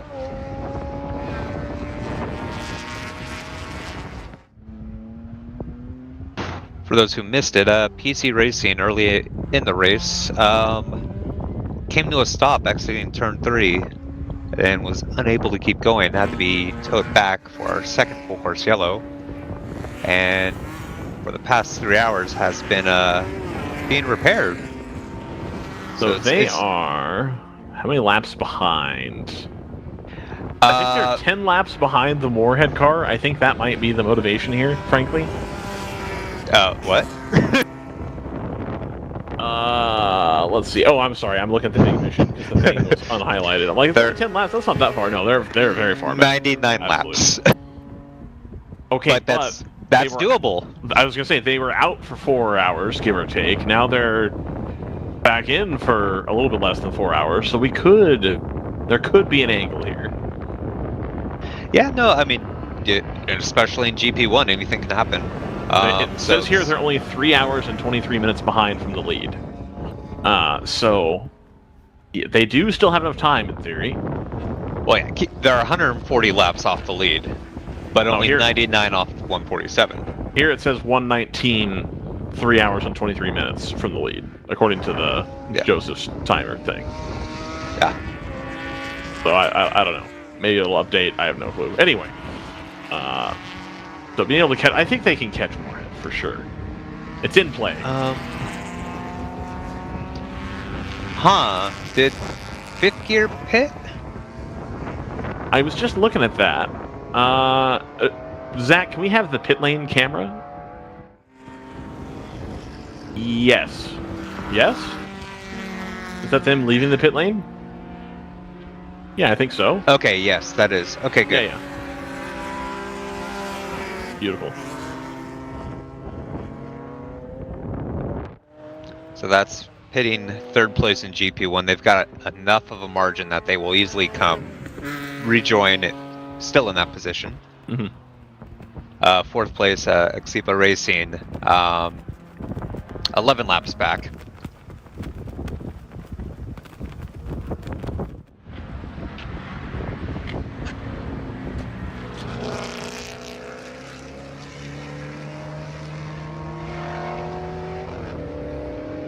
Beautiful day here at Hallett Motor Racing Circuit.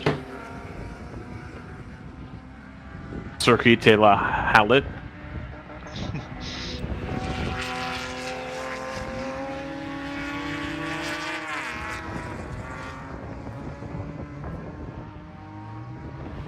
Man, I love this battle. It's still raging on. It's still going. It's still a great battle. It's still on track.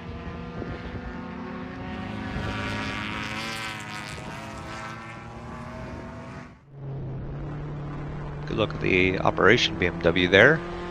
Definitely get to talk a lot about. Can you help me drive this car?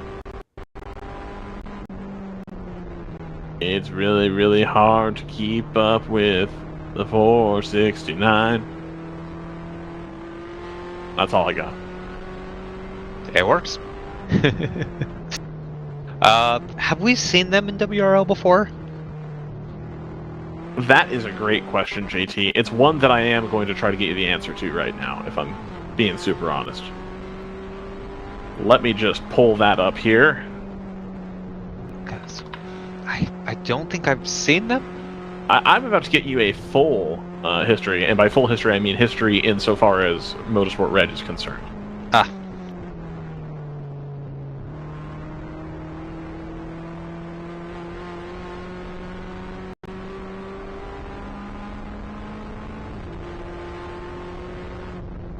Really, if I had done my prep like I had wanted to and hadn't been busy most of the week with interviews, I would have done that already. That's on the list of things that I would like to do. Operation! Good to see Flying Horse got back out there. Okay. They were on pit lane recently. This is going to promote them to 9th in GP1 this lap, as Moorhead is still behind the wall. And they're just 2 laps behind 3D Racing in 8th.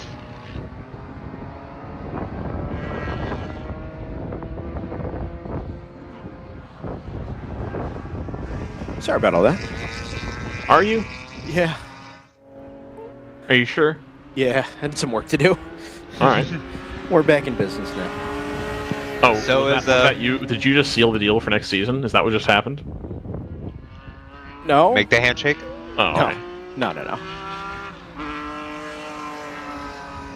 But it turns out RJ Till and Brendan Kesmarek are both busy people, so when they do eventually cross paths, you do have to have a little bit busy squared. You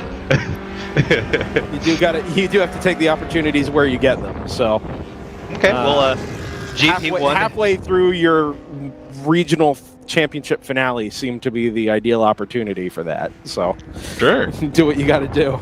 You got to get that guy on the broadcast to talk about next year. Yeah, no kidding. Yeah. I mean, even he's reluctant to talk about next year. So. I bet I can see him. And that's not a lack of confidence. That's just, man, we are in October and just doing the best we can with the 24. Don't put me on the spot. But GP1, we've had 2 cars come back out, the 44 and the 701. Who is the 44? No, I know who 44 is. 701's see, that's actually a quick repair for what I thought for sure would have been a right rear suspension. And may still have been a right rear suspension. That's a... Why right rear? Didn't we think it was right rear? The right contact front. with the... No, so the BMW was in front. It had a mechanical issue coming into the corner. And yeah, but the oversteer on the way into turn 7 was what suggested rear instead of front for me. Ah. Right? Like, the car would have plowed off into the grass if it were the right front, whereas oversteer would have been theoretically at the... Oh, that 44 is not healthy. Aha. So that was my interpretation anyway. Gotcha. Operation ran at WRL at the Ozarks. So no wonder we've never seen them before. Indeed, and then they also ran the WRL Midwest Showdown at HPT, which I think is Heartland Park back in 2018. Yeah, rest in peace, man. They also ran at Barber. Do you know how close This year. we were to going to Heartland Park Speak in 2018? I'm sorry, what? What? I didn't hear anything you said. I said, do you know how close we were to going to Heartland Park Speak in 2018? Too close, I'm guessing. Too close for comfort. I pushed the series owner at the time very hard to try and get DriversEye Live to Heartland Park Topeka. I'm glad that you and somebody else could have gone to do that.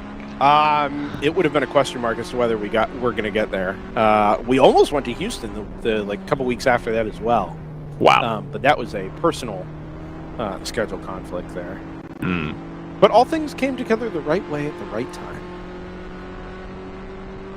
Indeed. Nobody rushed it. We got there. Absolutely. Broadcast got there. We found Zach. We did right? find Zach. Somebody who is willing to spend 16 hours every few weekends pushing the same 12 buttons over and over. What a nice guy. Well, 15 buttons if you include. Willing to listen to me asking him. commentators. Willing to listen to me asking him to do stupid things on the broadcast. What did you ask him to do? I've asked him for so much. And he's only fallen asleep once. Yes, exactly. I want to point out I did not make that joke that time. That was JT. I did have RJ ask if we started doing PTZ cameras because of Dustin's zoom and pan yesterday. It's like, no, I don't. Look at how good this camera looks. It's great. This is so good. This is what you can expect if you go to H265 and SRT linkage on the Sentinel system. So I cannot. New firmware. Bitrate makes all the difference, right? Running in 1080 is great, and you know, having a good quality encoder is important. Obviously, we see the alternatives to Sentinel, right? And what you can get if you run cellular bonding and you run, you know, crazy expensive encoders and things like that. That is what the professional broadcast teams do.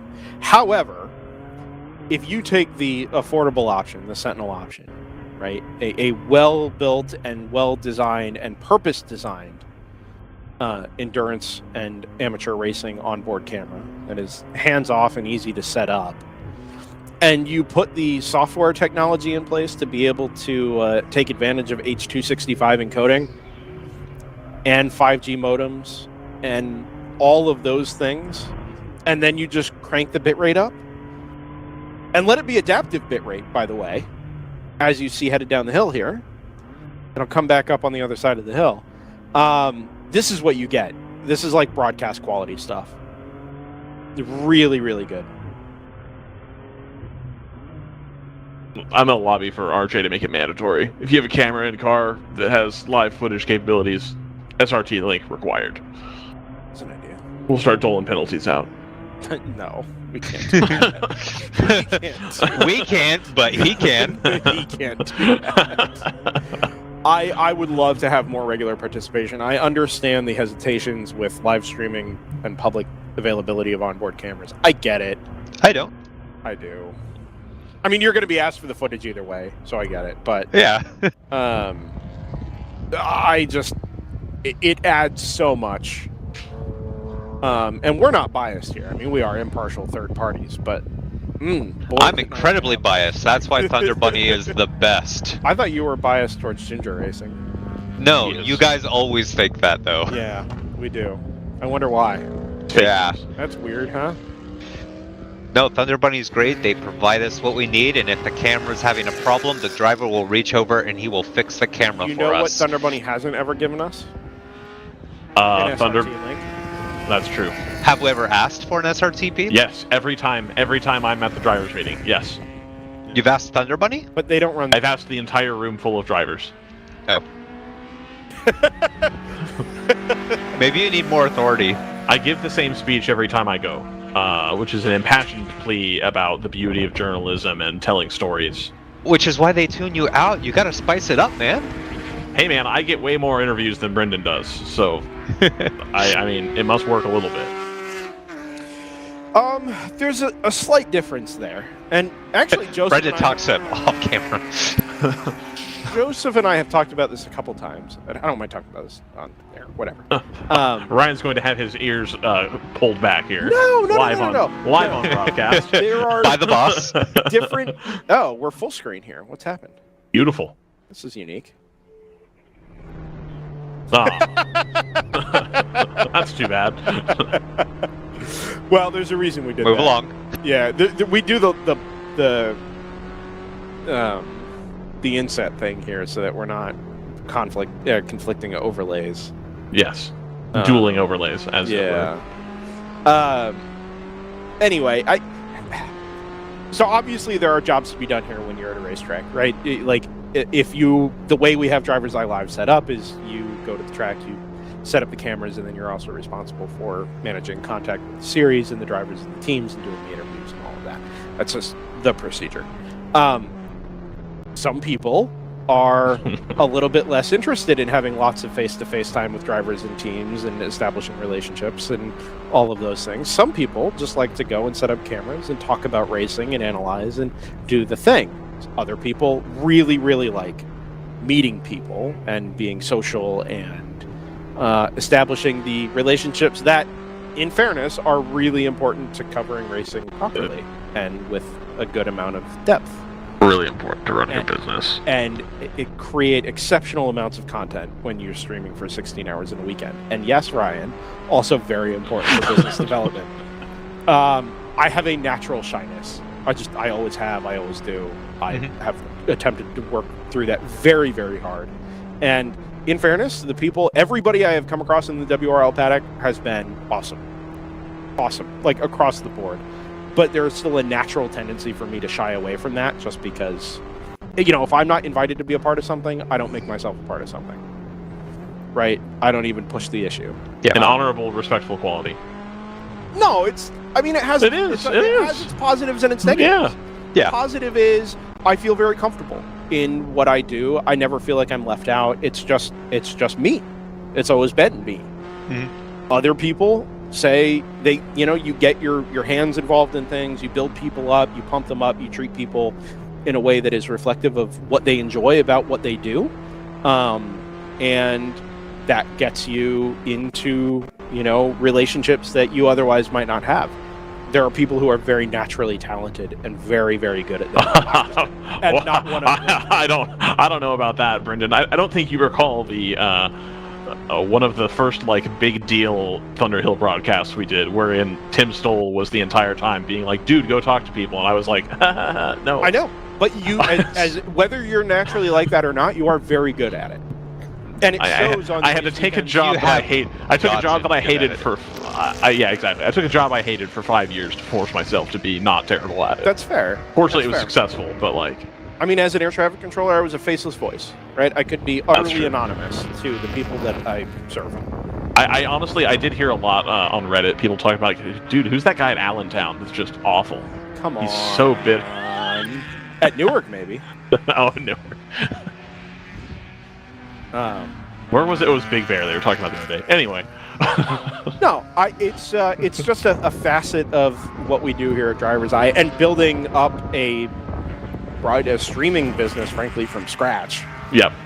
In a way that people don't do things because it's not broadcast level or broadcast appropriate. And golly gee, there's a reason for that. There's a reason nobody else does it this way. Because it's a huge pain in the butt. But we make it work. I can't wait for the next event that we cover and anybody asks us any questions about why we're not doing XYZ. And I say effectively the equivalent of check the scoreboard, which is going to be check my so contract check my contract value, and then let me know.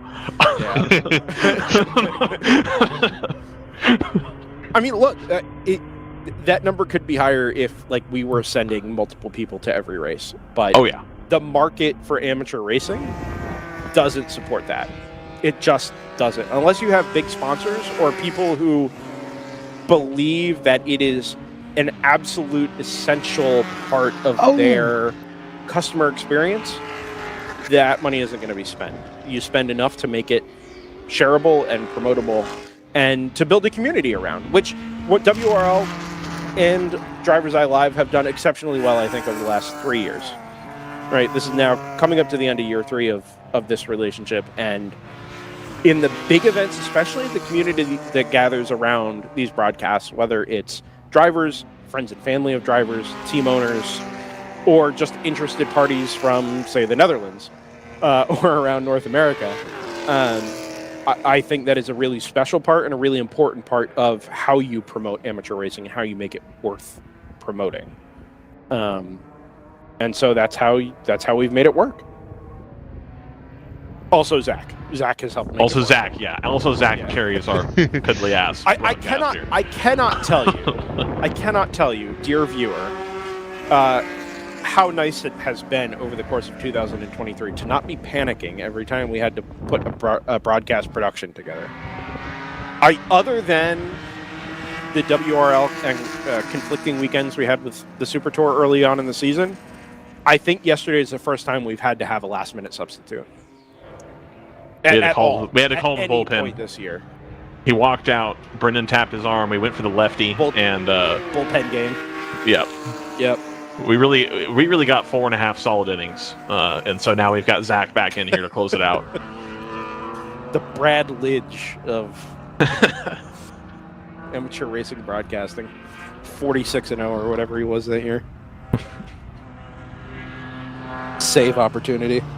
Yeah. Zach Johnson's coming in here with the cutter, just hard. Mariano Rivera thrown inside, breaking bats. So just real quick here, this past lap coming out of the final corner, Rob Skillian got around 515 Motorsport. 515 Motorsport got back around coming into turn 2, and then Rob Skillian getting back around, I think turn 6? It was hard to tell, but is now starting to pull a gap away from 515 Motorsport. That was a very good 30-plus minute battle, though. Yeah, I think I had initially said that I thought the Rapscallion Motorsports car would have an easier time getting by the 515 car, and they really didn't. And I think that speaks really to the quality of the racing in GP2 right now. Yeah. And it's by no means over. Absolutely.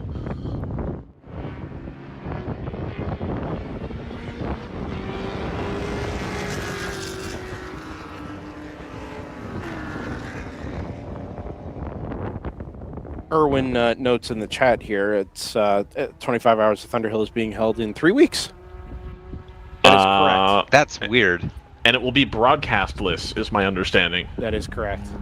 Brendan, can we do a bootleg coverage of it during the WRL race? So this has obviously happened before with the Circuit of the Americas. NASA moved that event off of the miserable weather weekend was early December. That's when you have to do it, though. No, it's not. It's so dark. And the cold weather is so unique. That's the thing nobody talks about, is that race only has like 9 hours of daylight. Oh, that's great. That's such a great vibe. Oh, no, dude, it's fantastic. That is peak Northern California right there. The first year we did it as a team, it was 21 degrees overnight. Yeah, I remember. Utterly miserable. Utterly miserable weather to be racing. Fantastic. The fog, the rain. It is just, it's like holding a race at Brainerd in December. Who went outside at 5:30 in the morning to take pictures? It was JT. Gotta get those 6 sunrise shots. Oh, man. What an event. What an event. What an event. One of the events of all time. But anyway, the conflict was always with COTA as Dexter Racing comes into the pits, and we had always talked about the idea of doing a bootleg broadcast in between the end of Saturday COTA and the start of Sunday COTA. Using onboards and things like that. It sounds exhausting, frankly. I don't see it happening anymore, and the event, for whatever it's worth, is clearly not what it used to be. It's not what it used to be because we stopped going. I believe that with all my heart. So I actually do, is the thing. No, I think it has an impact. Same with some other endurance series in this country. Sure. It just goes to show how great of a product we provide, because who we were replaced with. Nice people. Look at what we put on display, right? As an organization, World Racing League is the premier amateur motorsports experience in the United States. I believe that 100%. Because we've been to other ones. Yes. Right? I mean, this is as good as it gets, and we make it look as good as we can. and try and put the whole package together as an experience, not just for us, because we like following and talking about amateur racing, but also the teams, the drivers, their friends, their family, everybody that gets involved and gets immersed in these events. This is for the total experience, the package, the whole package. And I think that is how you set yourselves apart as a business when there are options out there. A very slow BMW into the pits is the 134 from Big Mission. Yeah, they had just come back out. Yeah, that may be in the end of the line for that car. We'll wait and see.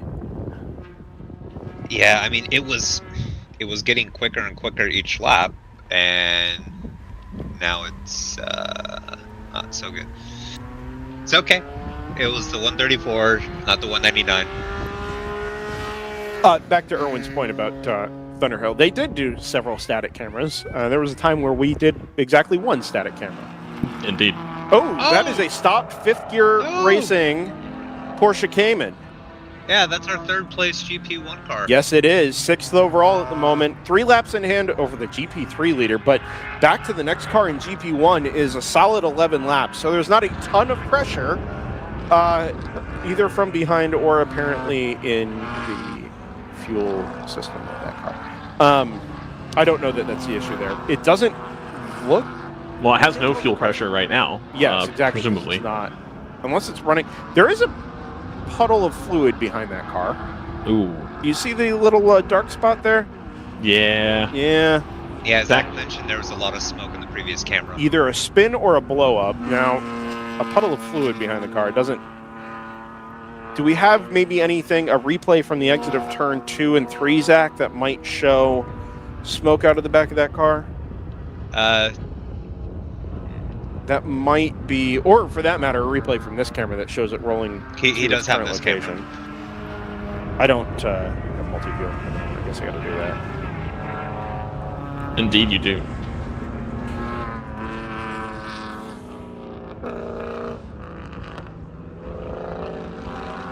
And so this should be able to stay green here. Yes. Given that we've done a recovery from this location before. How about from the bottom of the hill, Zach? Do we have that maybe?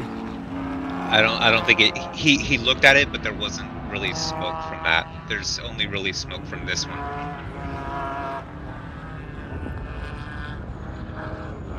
Yeah.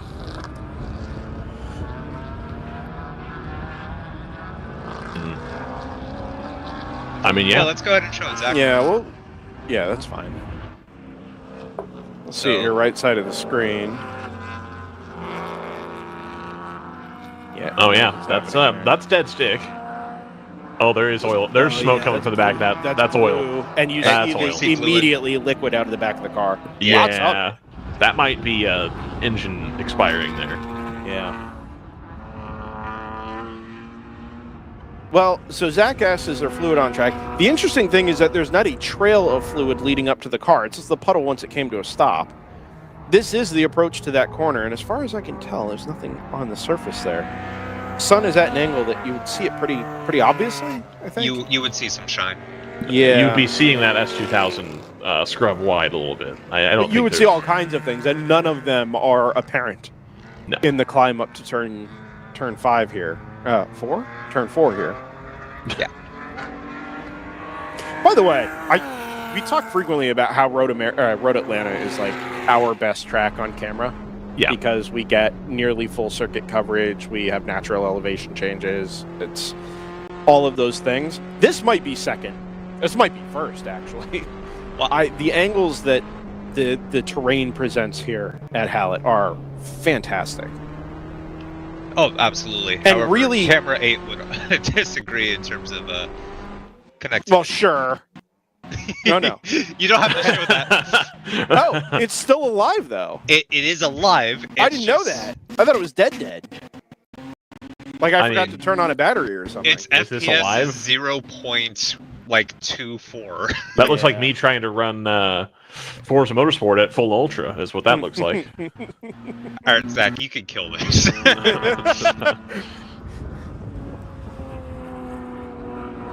No, Zach, bring it back. Go, Zach. Who are you going to listen to, Zach? Just remember, Zach, I'm nice to you. I don't make you wake up early. I would take you to the track. Would you?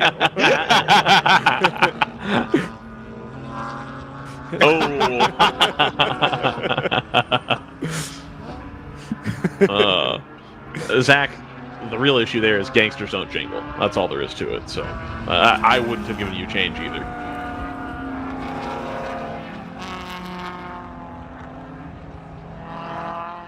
Gangsters don't jingle? Gangsters don't jingle, dude. I've never heard that phrase. You haven't heard that before? It makes sense. I get it, but I've never heard it before. That's common where I grew up. Yeah. I didn't even grow up in the hood, and people said that. Like, what? Yeah, but you grew up on the West Coast. Yeah, I guess so.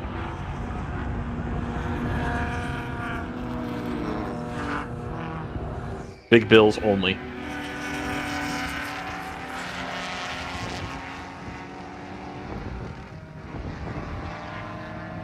So Zipa comes in for a pit stop and goes back out. I'm not sure that was scheduled. Maybe a driver change for time. I am utterly astounded at the attrition in GP1 today. Yeah, it's crazy. I don't. It's not done. Honestly. Oh, the 123 is back. Nice. Coming to the attention of its crew.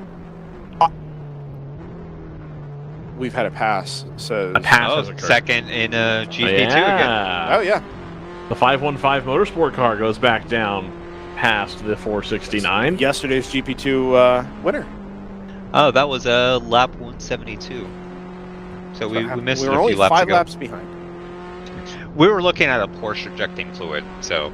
You know what we need who we need for this? It's Joseph. Because Joseph will watch his timing script that tells us exactly when these things happen. I've been trying to do that, but I haven't really been doing it perfectly.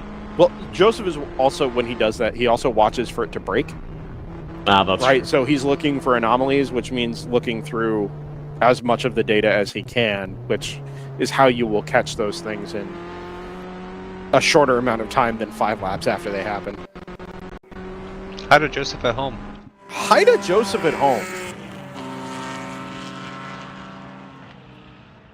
NFC going slow there. Coming back for Coke. Oh, they're coming out of pits right there. Yeah, that is the 123. Yeah. They're going to come back out, try to get some more time. I mean, that's why you're here, right? Yeah, absolutely. You're not paying for the points. You're paying for the track time.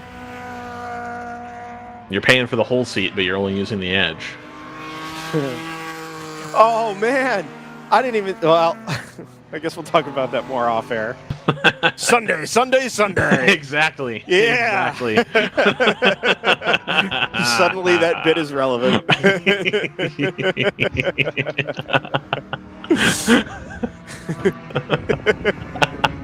Producer seat's still just $5. Come on Friday, you get a free giveaway. I'm so sorry, Zach. Dude, I'm going. I don't even care. If Zach doesn't want to hang out with me, that's fine, but I will enter by noon and get a free koozie. I will absolutely go to that, no question. Let me back. I know the producer. I will bring a sign that says I heart Zach, and we'll see if we can get Zach to not show that section. Zach has groupies. Ew. That sounds bad. That does not sound right. How much is Zach going to pay me to walk up to Zach as they're leaving the venue and be like, dude, I need you to get back to me. Are you going to be able to hook up my producing gig or not? And his bosses are going to be like, wow, he is kind of a big deal.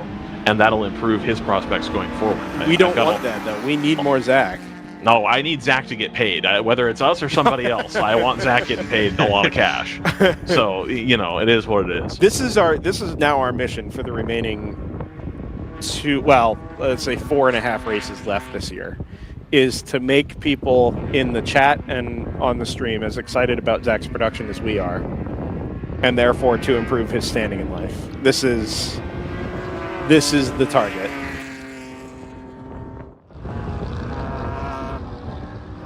Trouble?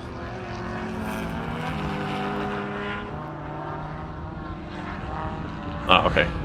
Ah, is that a moth? That is. I don't know what that is. Moth or similar? Oh, no. Seemingly moth. It might just be the little camera shade that I have hacked together. Oh, look at that. There you go. Oh, yeah.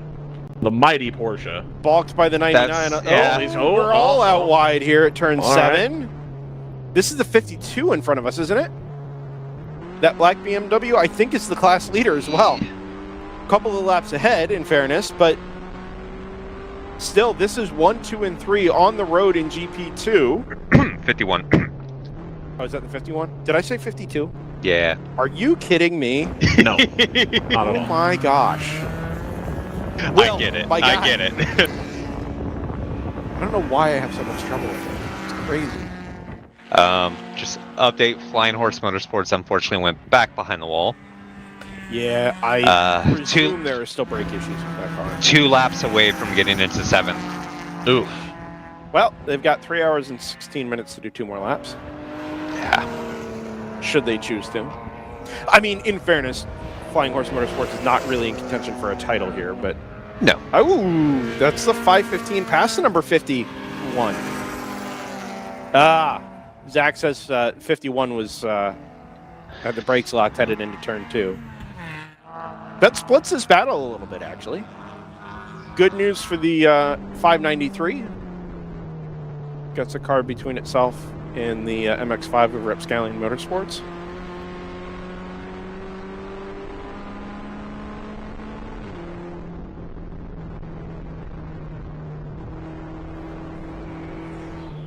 Do you think the Rapscallion Motorsports team refers to their number 135 car as the Green Onion? Is that a reference to something, or? Scallions. Okay. Yeah, that was not... So is this a red onion then? Could be, yeah. Next one's white. Or a shallot, maybe? I don't know. Here at Shallot Raceway Park? We know this one is referred to as Betty, though. Shallot Motor Racing Circuit. Let's go. Run a Bam. Run a Seat. Bam. Right? Then you could have a Spanish onion. That was... Oh, man. No. We're all in on onion puns now. For Rapscallion Motorsports.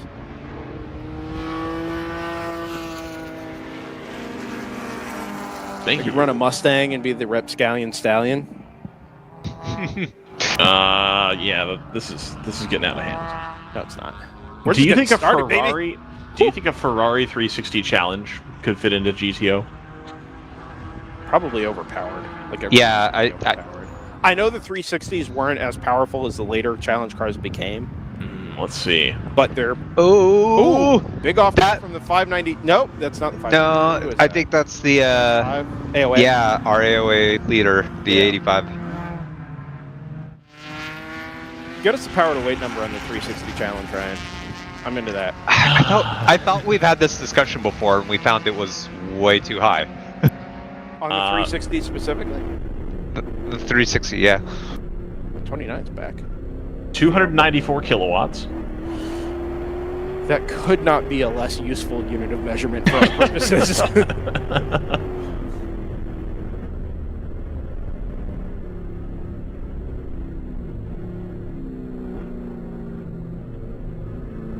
Uh, 425 horsepower. That is a lot. Yeah, that's a lot. Okay, but you could rev limit. It's You'd a 10.6. have to have like a 40. Well, you're gonna add weight. 4,000-pound car. Right, would be your top. Wait, am I going the right way there? It's a lot of power. I really thought it was less because I know the F430 they had to sleeve it down. I'm sure Ferrari for would be thrilled with you restricting their engine down to an unreasonable. I think on a 360 challenge they can pound sand. So let's just turn the 328 into a race car. There you go. I'm okay with that.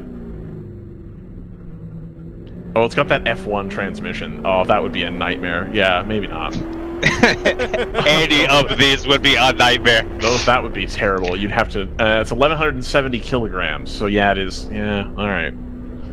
All right. What about that awful Maserati that you guys like? That I think is. Oh, I love it. The Quattroporte. No. The Gran Turismo. The Maserati Gran Turismo Challenge. The GT4 thing? I don't think it's a GT4 car. They run it in. There's a team that runs it in, I think, Trans Am. NAI, actually, former WRL competitors, NAI Racing. And the only reason I follow them on Facebook is because they used to run in WRL. It's raced in SRO alongside GT4s. Maybe it's in. Or I thought it was. Yeah. But maybe it's SRO.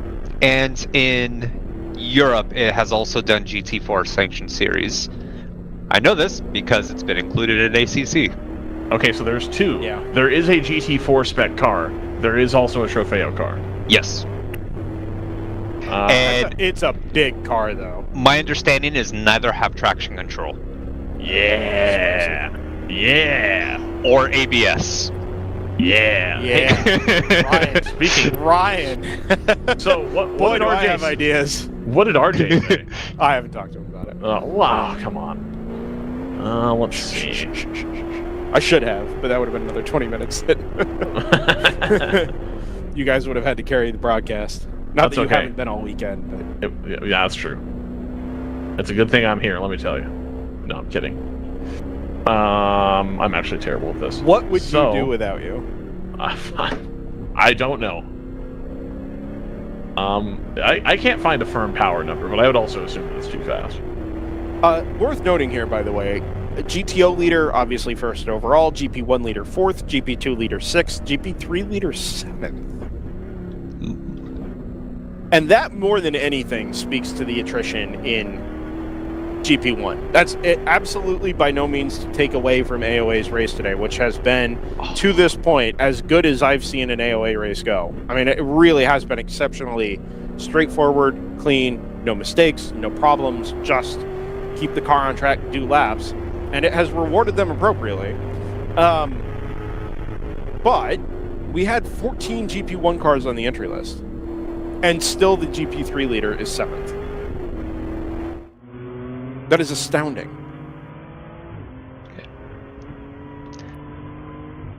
Yeah, it's been quite fun to follow.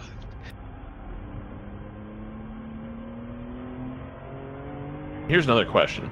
Could we take enough weight out of a Nissan Micra Cup car to get it into GP3? How far outside of the numbers is it? It's got like 100 horsepower is the problem. I mean, how far outside of GP3 is a B-spec car? I guess would be the question, right? Because it's roughly equivalent to that. B-specs are... Let's see. Let's just pick the... Back. Let's just say the Fiesta. Actually, we... the 515... Sorry, the 515 Motorsport car, the 593, is in the pit lane. As is the 199. As the 199, yep. So our battle for GP2 second place has been interrupted, at least for a little while.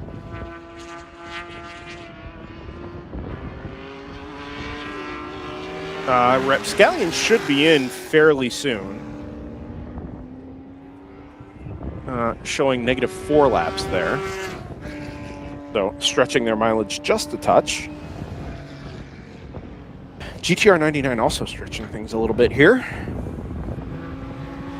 I really want to see a Maserati in this now. The GTR pace in this phase of the race has been very good. Oh, yeah. The past 2 stints. Yeah. Very, very good out of that car. Screaming Goat, pace has also been pretty good, but giving a little bit of time back, having had the issues with the right front corner of that car, 2 hours ago now? When all that went down? Yeah. Covered very, very well to get back up into second and put some distance between itself and the number 162. Although we are owed stops from both of the leading cars in GTO, which will bring them back towards the Dexter Racing Supra.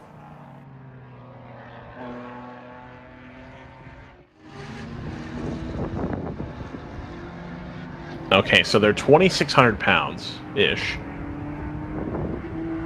and they make 100 horsepower. They make more than 100 horsepower. So, do you recall in our earliest days of covering the old U.S. Endurance Championship, the national event at COTA, there was a Fiesta that ran, I think, in GP4. Yes. With various members of the WRL administrative team. Yes. And we started referring to it as the administrative Fiesta, and Joseph just started calling it work party. Yes, I do. Yes. So I think if you were going to run something like a B-spec equivalent, that it would have fit into GP4. Oh, yeah. But, like, I mean, you got to be able to get there somehow. There's a lot of these B-spec cars, like the Mini Cooper, that I bet the S, without the restrictor, would be a GP3. Whereas, like, a lot of these B-spec cars require a restrictor because they're too powerful for the class. Well, so what if you just ran one unrestricted? That's my point, exactly. Like, some of them, like the Yaris and the Sonic and, like, the popular ones, I don't think you could. But, Here's like, the Mini Coopers and the Fiat 500 are quite close. Here's an idea. B-spec. Yep. Motorcycle engine. Yeah, no, I've seen that movie before, and you end up having to replace the engine like 3 times. For 7 hours. That's fair. And somehow still like are near the lead lap the whole time. Because the car's just that much faster. Can we talk about that again? I know we talked about it yesterday. I'm going to talk about it again. Why on earth would you buy an LMP2 car, and instead of just calling Judd and being like, "Hi, can you deliver me a V8, please?" like everybody else has done for 15 years, and instead like want to build this like Frankenstein motorcycle engine and then Pikachu face when the car doesn't work? No, it was 2 Frankenstein motorcycle engines. Yeah. They put 2 4-cylinder engines back to back and made them into a V8. Oh, and then stuffed that V8 into the back of a Lola LMP2 car. How do you think RJ would tech a 20? Oh my god. I forgot about the 20. What an abomination. Oh, man. I mean, that's disgusting. As an engineering exercise, I get it. As a serious attempt at an endurance racer, unacceptable. Almost as unacceptable as buying a turnkey LMP2 car and changing it and putting 2 Hayabusa engines into the back of it. I mean, to be fair, the LMP2 car was running out of spec at that point. Yeah, but what? Sure, I mean, what else were you going to do to it? What did you need to do to it to make it faster than everything else that ran at that race? Reliably. I don't think that they wanted necessarily to buy a faster car. I think they had a certain goal with what they were previously running and tried to instead adapt that into a more proven platform. Well, so what I got later, as their promotional abilities developed, is that they were actually trying to develop an engine in-house. Yeah, because that's what they were throwing in Wolf. Yeah, in the Wolf, it was right? going to be better and cheaper than running whatever they had, whatever they got. Yeah, when they got the Wolf, right? Yeah, and the Wolf is not known for great reliability. This was a team called JFC Racing that ran at the 25 Hours of Thunder Hill. It was a prototype team. They bought a Wolf GBO8, which was a CN prototype. They put an amazing engine into the back of it, and the thing ran like stink. I mean, it was so much faster than anything else in the field. And it went reasonably well when it went, until it broke, inevitably, right? And initially it was electrical issues, and then it became engine failures and accidents and things like that because it was running just circles around everything else on track. And eventually, as they tried to develop the engine into something more reliable and something more consistent, this team decided to buy a Lola Mazda. Well, it was a Lola Mazda. It was a Lola Mazda, yeah. They took the Mazda out of it and put this, again, Frankenstein V8. They were Hayabusa engines just tied to each other. Yeah. Into the back of this LMP2 prototype. So you had a turnkey P2 prototype, more or less. So, I guess they would have taken the Mazda engine out of it, right? So It would have been a the Mazda engines were not for sale. It was sold as a rolling chassis. But Judds were. Yeah, right? you can, Like you can Ryan call said, Judd and have an engine in a month. But like, again, this is a company that wanted to develop engines, not buy somebody else's. Do you think WRL will ever see a team that does engine development as like a thing? No. I wouldn't think so. I think the engine that's in the NP01 is pretty highly developed at this point for what it is. Maybe not as a manufacturer, but more as a shop, perhaps. Yeah. And like I would also point to, I'm guessing, I'm just gonna go out on a limb here, that Chad Moorhead's motor that he has in his GP1 car is breathed upon, let's say. I'm sure that is not a stock S54 being driven around. For sure. Now, I'm not saying he's doing anything wrong. I'm not saying that at all. I'm just saying that, like, in terms of development, I think the engines have been developed at this point. Yeah. At least for that platform. Yeah, exactly. Yeah, for that platform especially. 100% stock. Really? Really? Whoa! Ooh, that is a stopped or very, very slow. Yeah, coming out of the pit lane. Maybe just 55. Or is it the S2000? No, it's not. Well, it's a 55. Yeah. The update just came across the ticker on the bottom of the screen. It said AOA 55 is pitted. It just looked very dramatic because I think they were letting the 99 by.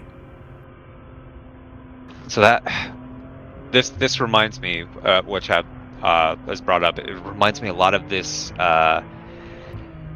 Basically, a roll cage manufacturer in Southern California known as Blackbird Fabworks. Yep. They did Miata stuff, and they built this car called Cream Puff. And I remember that. It's an NB stock engine, exhaust, but they developed the chassis and the aerodynamics of the car. And it was setting records at like Button Willow and stuff like that. And they took it out against what? Other classes. That it would fit in for like SCCA stuff. And then they took it to a time attack challenge that was there. And I want to say they got second. And so it's 130 horsepower at the wheel. But the aero and the chassis stiffness, all the development that was done on the car had DRS. The swan neck was movable. It's fantastic. Are we certain that movable aero is prohibited in the World Racing League? I am not. I have not checked the regulations. It's not practical. I mean, if they want to become FIA sanctioned, I think at COTA it might be. I think that with I've seen commercially available wings that use an accelerometer to change angle of attack. The problem is I always see mixed reviews on whether it's useful or not. But they do have a wing that will change angle and stuff, and I don't know. I'm going to look at the rules here and see if that's a thing that says you can't do it. Ooh, 3D Racing puts in their best time. Nice.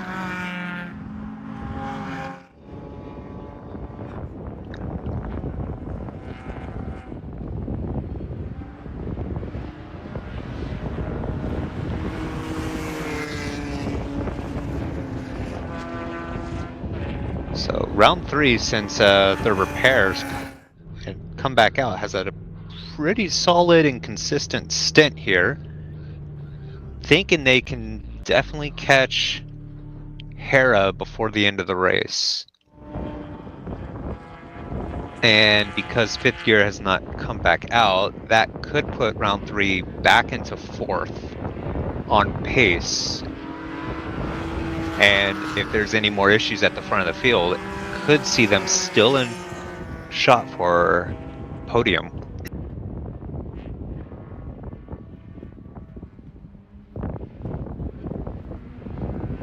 So hats off to round 3 racing for the quick repair work there.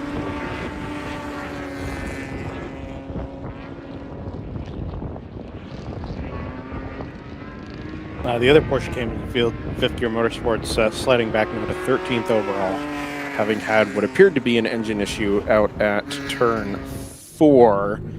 Actually about to be passed by the 247 from Hagerty, who is not a team that I think we've mentioned today. Did mention them a little bit yesterday. Yeah, we've done a little bit of talking about the S2000.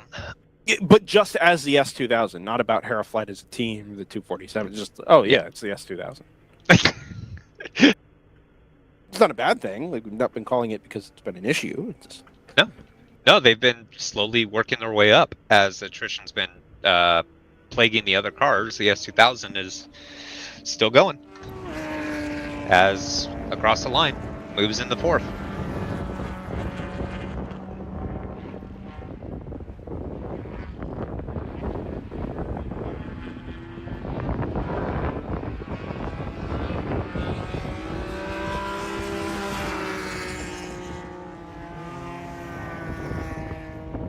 Looks like a pit stop. Is that Rapskillion down there alongside the Spinny Goat? Yep. Can we get side-by-side onboards for the side-by-side pit stop?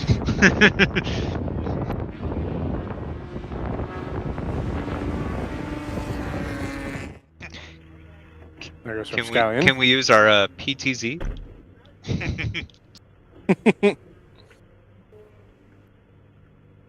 Okay. Well. So, I have the answer. For what?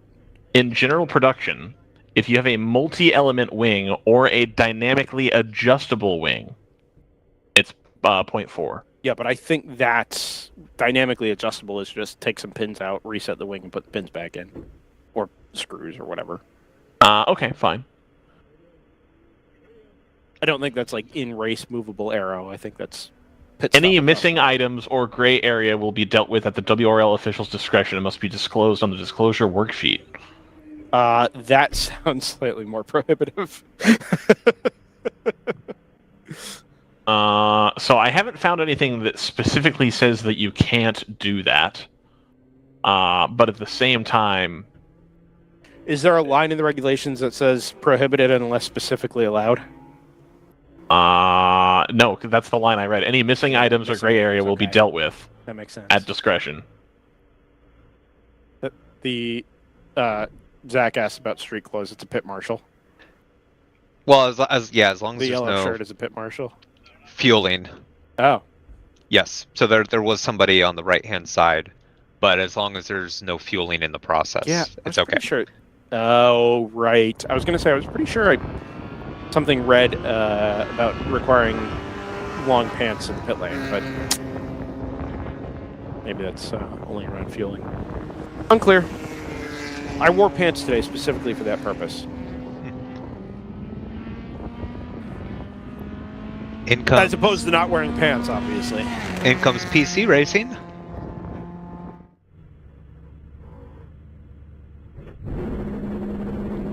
Guy with the fire extinguisher at the back, ready to go. Oh, listen to that LSD. That sounds fantastic.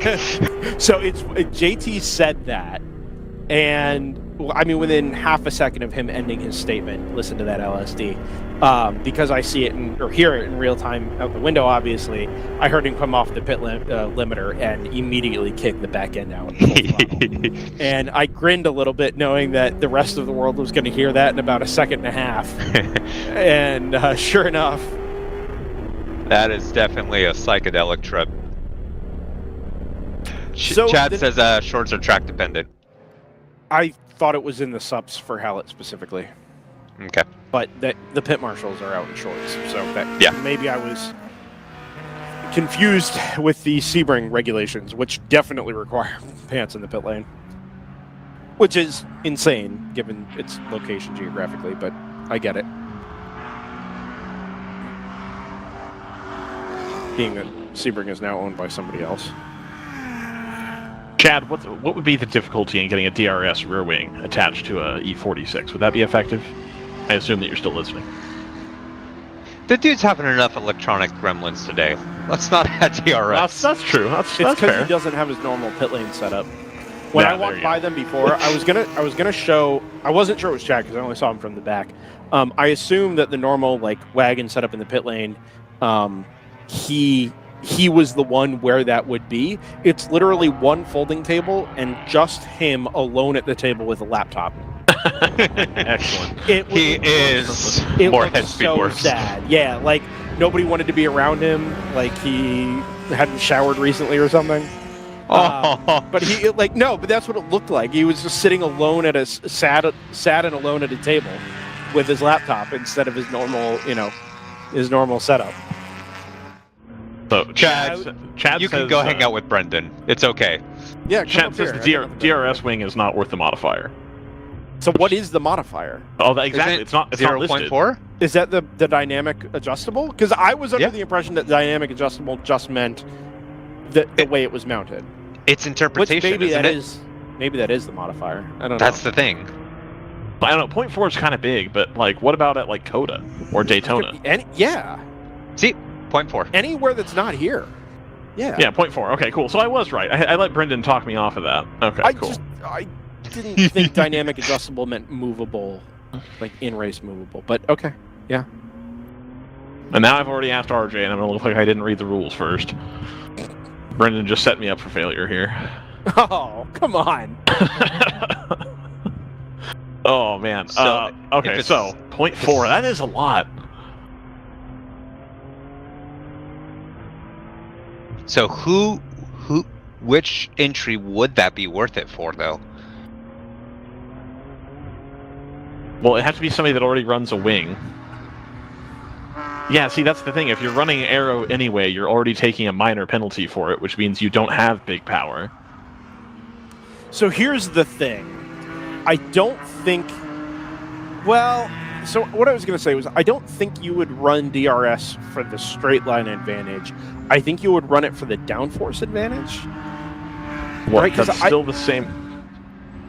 Standing yellow at turn 7, says Zach, with your camera 7. Should be top of the hill. So that is turn 4. Nope, flag is down. Okay.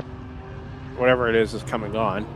I think you would crank up the angle on the wing. Yeah, no, absolutely. Trim it back out on the straights to something closer to what it is now. So you would have to be making enough grip or running at enough pace through the corners to be generating enough downforce to make that worth it in the first place. So like and a TCR I'm not car. sure on DOT tires that is ever really going to be the case. Yeah, good point. Would it be worth it on the NP01?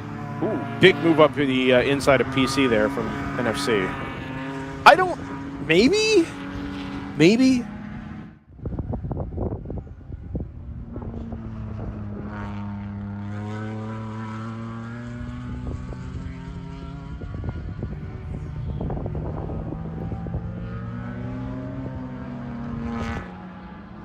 Let's see what Zach has We for were us. told you can't exactly see it.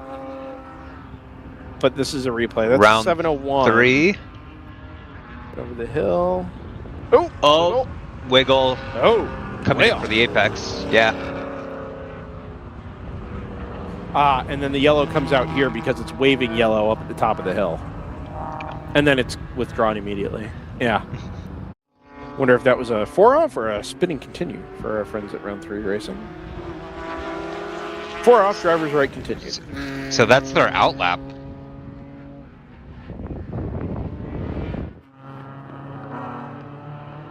Chad mentions in the comments, generally all the GP cars are front aero limited, which is fair. Adding a bunch of rear downforce is just going to make them plow, which is also fair.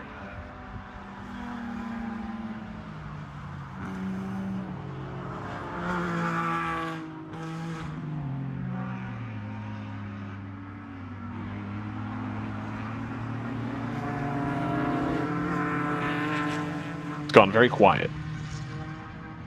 Still thinking about that Maserati.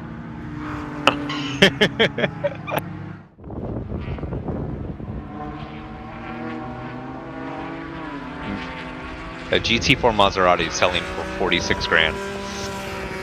You know, between that and these like 997 Cup cars being like sub 60 grand, it becomes it certainly is a proposition. Speaking of Moorhead Speedworks, gentlemen. Had more heads up there to tell me I'm an idiot, know nothing about race cars. No, Johann Schwartz okay. is up here to tell you that you're an idiot. Okay, that's fine. All right. All right, I'm in on that too. I would never say that. No, he wouldn't. No. Johann might be the nicest guy in the paddock. I mean that genuinely. I have run into Johann many, many times this year, and it has never been anything less than an absolute treat. Johann, welcome to Hallett. You say you've been here before, but never on track. So correct. Yeah. Coached somebody here at the majors, kind of spotted for him, helped him with some video and some data against his own data and his teammate, but never had a chance other than on a bicycle after the practice was over to kind of run the track. And we never ran it in the opposite direction, so that was new. So we got, this weekend we got 2 tracks in one event. So were you learning kind of in real time here, or did you have enough prep to be familiar with the track and the layout when you showed up? It is kind of real. I can look at a video and it will tell me a little bit, kind of what corners and where they're coming up, but you never exactly know what the grip level is, what you need to do for braking and all that. So it helps me just a little bit, and then I'm not really a big iRacer. I don't even know if it's on there. It is not. Yeah. So it's learn as you go, and then go out and just experiment with it. And then I look at my own data and my teammates, and we overlay and see where it's at and find the optimal lap, and then we build from there. So I was just going to ask you, I think most people think of you as a professional being like, oh, Johann will have the answers, he'll know. But this is one of those opportunities, or one of those rare instances where you actually kind of don't, right? Yeah. You are learning just like everybody else. Yeah. And in a lot of cases, especially to all the local teams we have in this part of the country, you are actually kind of starting from behind. But you answered my next question, which is going to be, what is that learning process like for somebody like you? But going through data and all that, have you enjoyed the process? I have. New track? I have. have. Enjoyed the track itself? We did the same thing with high planes. Yeah. So it's always... last year I was actually racing in Sweden, so that was the first time in a long time that I kind of went through the process, and I hadn't been doing that for a while because most of the tracks we were going to I'd been to before. So it was kind of fun to kind of like, how long does it take for me to learn the track? And did the same thing with high planes as well as here. So, it's a challenge, and it's a challenge that I enjoy. Yeah. And some of the corners are, instead of braking, it's early lift, and then you look at the data and kind of see what am I gaining relative to the light braking, right? So we got to remember every time, there's people that says, I'm just using the brake to set the nose. Well, every time you touch that brake pedal, the car slows down, right? So there's that fine line. Can an earlier lift actually work and roll more intra-speed? So is somebody like you with a little more experience and understanding of what the data is showing you, will you go out and try 4 or 5 different things on a couple of consecutive laps and then go put that data against itself? Absolutely. Oh, very cool. Yeah. Okay. Same thing with gears. Is it a third or a second gear?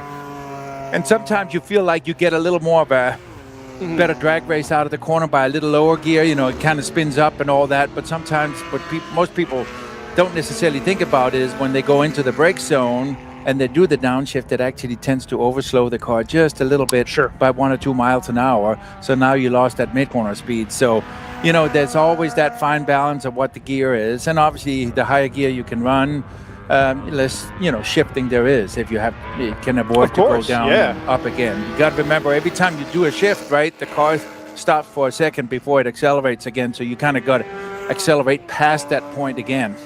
Sure. Yeah. And you're doing that over 16 hours. So every time you do that, you're putting a little bit more wear on the components of the car. You're running it in, higher RPMs, where it could be, say, a third gear corner. Right now you're running second gear, so you're revving it higher before you make the shift. So there's a fuel consumption, all those things. So you've been on the 147 this weekend or the 160? 147. Okay. Yeah. Not the ideal weekend for that car. Well, it was good yesterday, right? We won, so... Sure. And we heard electrical issues we did. yesterday. So that was another challenge that's part of the endurance, experience, because it was specifically left-hand corners that happened at, so... It was grounding out when it got G-load, so then it was starting to drive it with a little less G-load, going to the left, hoping it wasn't going to happen, and what did happen, resetting it quickly. We had to do it with the Masters resetting on the... oh, wow. Yeah. Was it putting the car into a limp mode when it came back? It shut off. Oh, it just shut off Yeah, completely? shut off. Wow. So then you had to turn the master off and turn it back on again.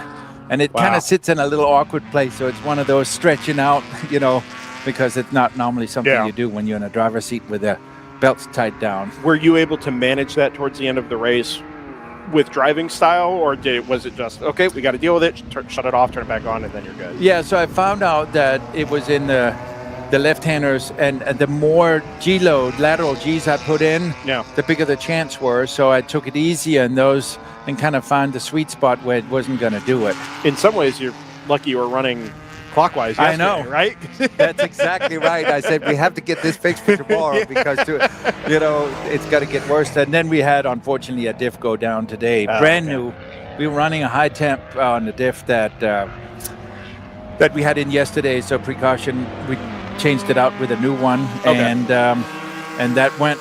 So something obviously was amiss with the rebuild or whatever. So we're not exactly sure. Obviously, Chad is going to take it apart when they come back. Has it been replaced?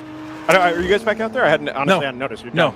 Yeah, we're done. They, that could be theoretically maybe a 10th place or whatever after it's all done. So they'd rather, there's the chance of getting hit for 10 place points and all that. So get the car ready for Sebring and because I think. Unfortunately, Area isn't here this weekend, but he's been home doing all the math, so we sealed up the Midwestern Championship already. Yeah. So then focus on Sebring instead. We're just about to get into championship mode here now that we're kind of closing in on the last 2 hours or so. Have you guys talked about the attrition in GP1 today at all down there? Because it's not just you guys that have had trouble. Yeah, no. It's unbelievable. Yeah. Yeah, I mean, a low probability, right? A lot of cars, but I'm still, there's still 10 cars out there in GP1 running. I mean, they come in and out. I saw the 701 had an issue with the radiator, but, they're good at what they do. They fixed it quickly. Yeah, so I think they're back out there again. So, there's guys out there doing laps, and every time at these races here, right, we can't, how old are these cars?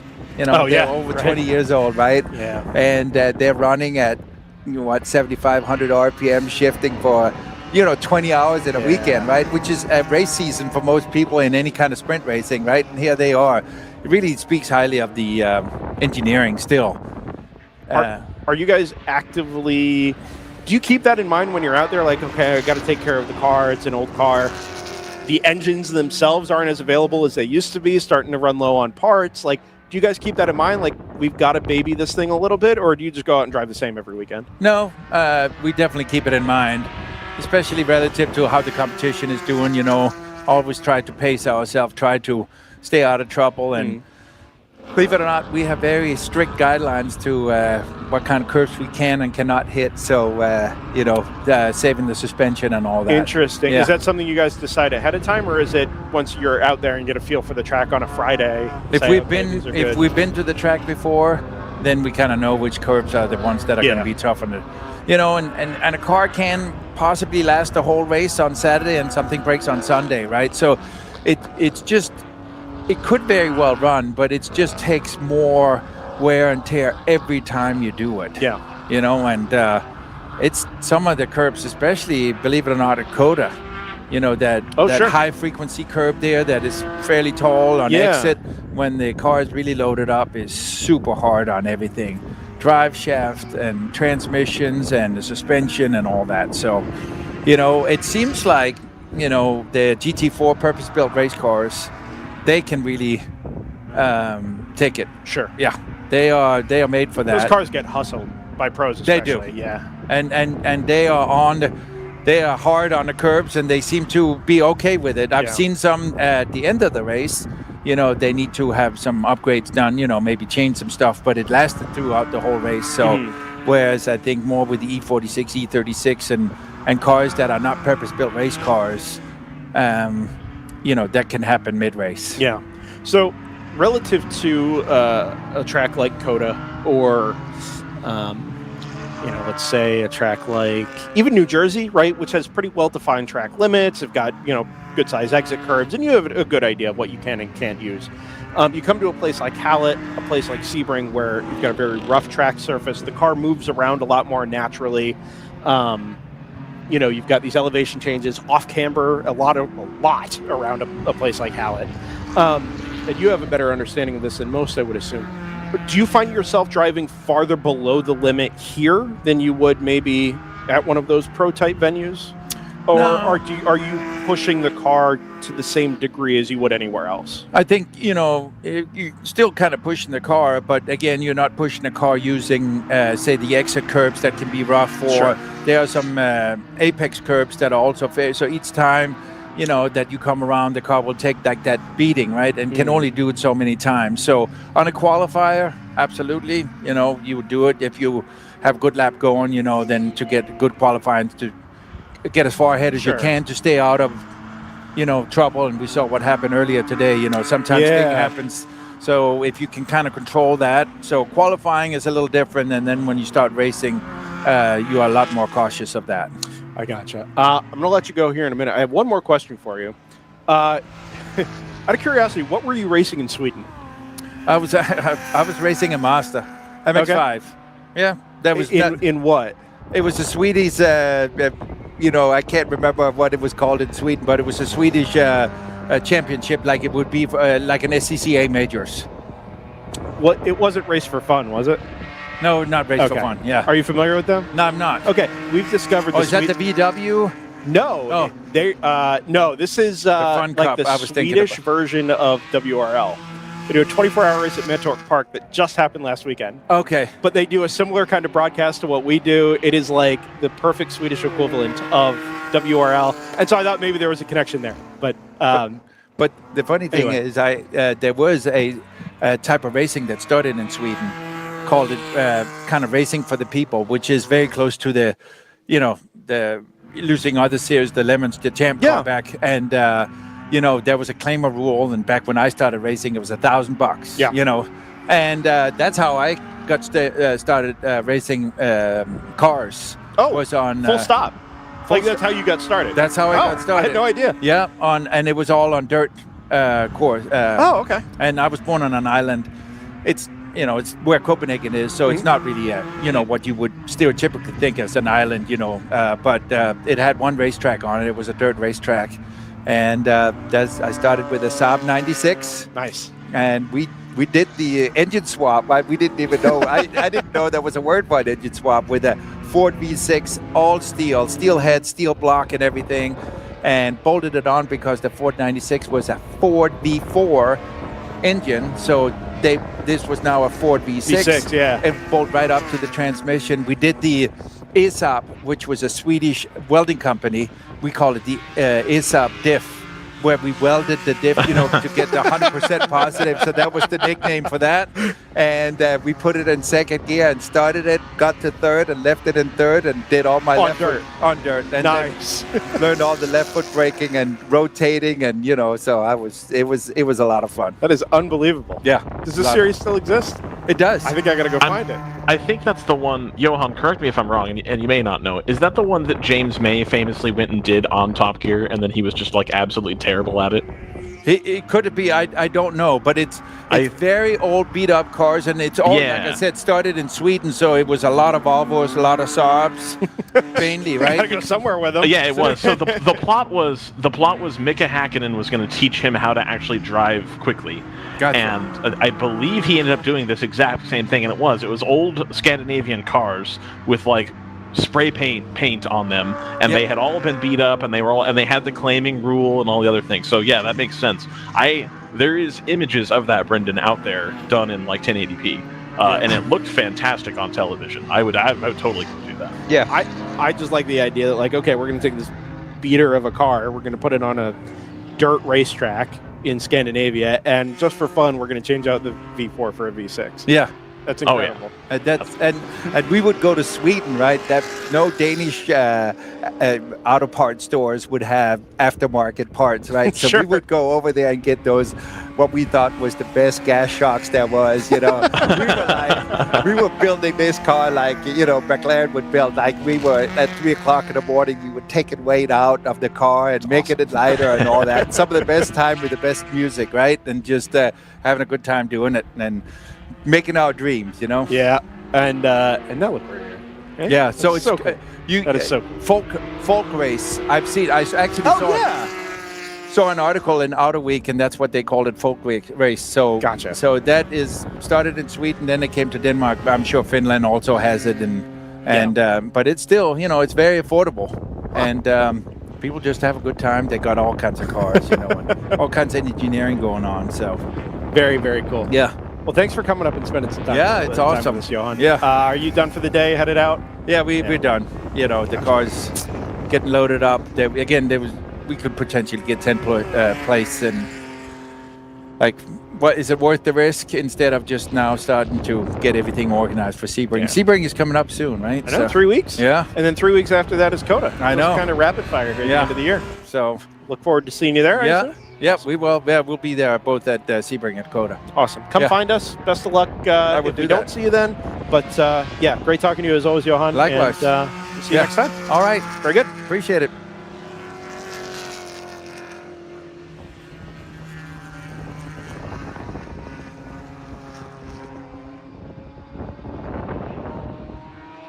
That was Johan Schwartz with the number 147 Moorhead Speedworks entry. Of course, they are packing up after having some rough luck today, and very excited to look forward to Sebring coming up as the next event. Johan, of course, part of I think it's the BMW Historic. He's like one of their signed drivers, and they end up doing that kind of stuff as well. So always great to talk to Johan, always has great stories, great things to tell. Really is somebody who loves the sport. I think JT will know who I'm talking about when you hear that there's been podcasts of people saying, I just happen to be good at racing. I didn't necessarily enjoy it, but I knew I could make money doing it. And so it's always nice to hear the flip side, which is Johan Schwartz, who was a businessman at one point and decided to truly make this his full-time job. So absolutely fantastic to get to talk to Johan. We're going to go to a quick ad break here. I don't think we've been doing nearly as many as we're meant to, but we're going to go ahead and take a moment for an ad here. We'll be right back to Hallett here on the World Racing League network of channels.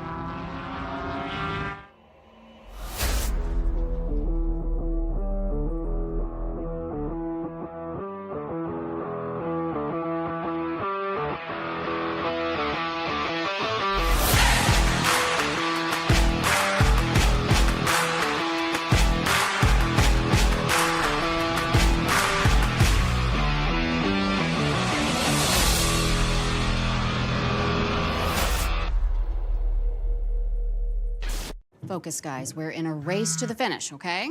Here's where the rubber meets the road. These initiatives move the needle, at all? Well, let's shift gears a minute. We're really kind of at the apex here. We need to put the pedal to the metal. We need to nail those hairpin turns, cross that finish line, and take that checkered flag. Woo! Hit the track with the world's largest motorsports calendar, track day insurance, and more. Hagerty. Let's drive together. Sentinel by Candelaria Racing Products is a comprehensive motorsport video system incorporating live streaming, local recording, picture-in-picture, flag status, leaderboards, data overlays, and more. Perfect for endurance racing, sprint racing, and HPDE. Sentinel includes everything you need to get started. With the ability to control the live feed from the cloud and GPS auto start, you will never miss an on-track moment. What are you waiting for? Get your Sentinel today.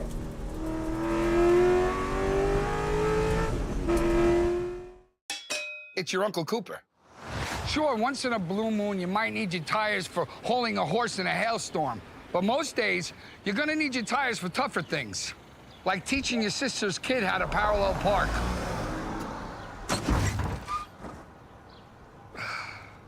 Thankfully, these Cooper Enduro Maxes aren't just tough, they're everyday tough.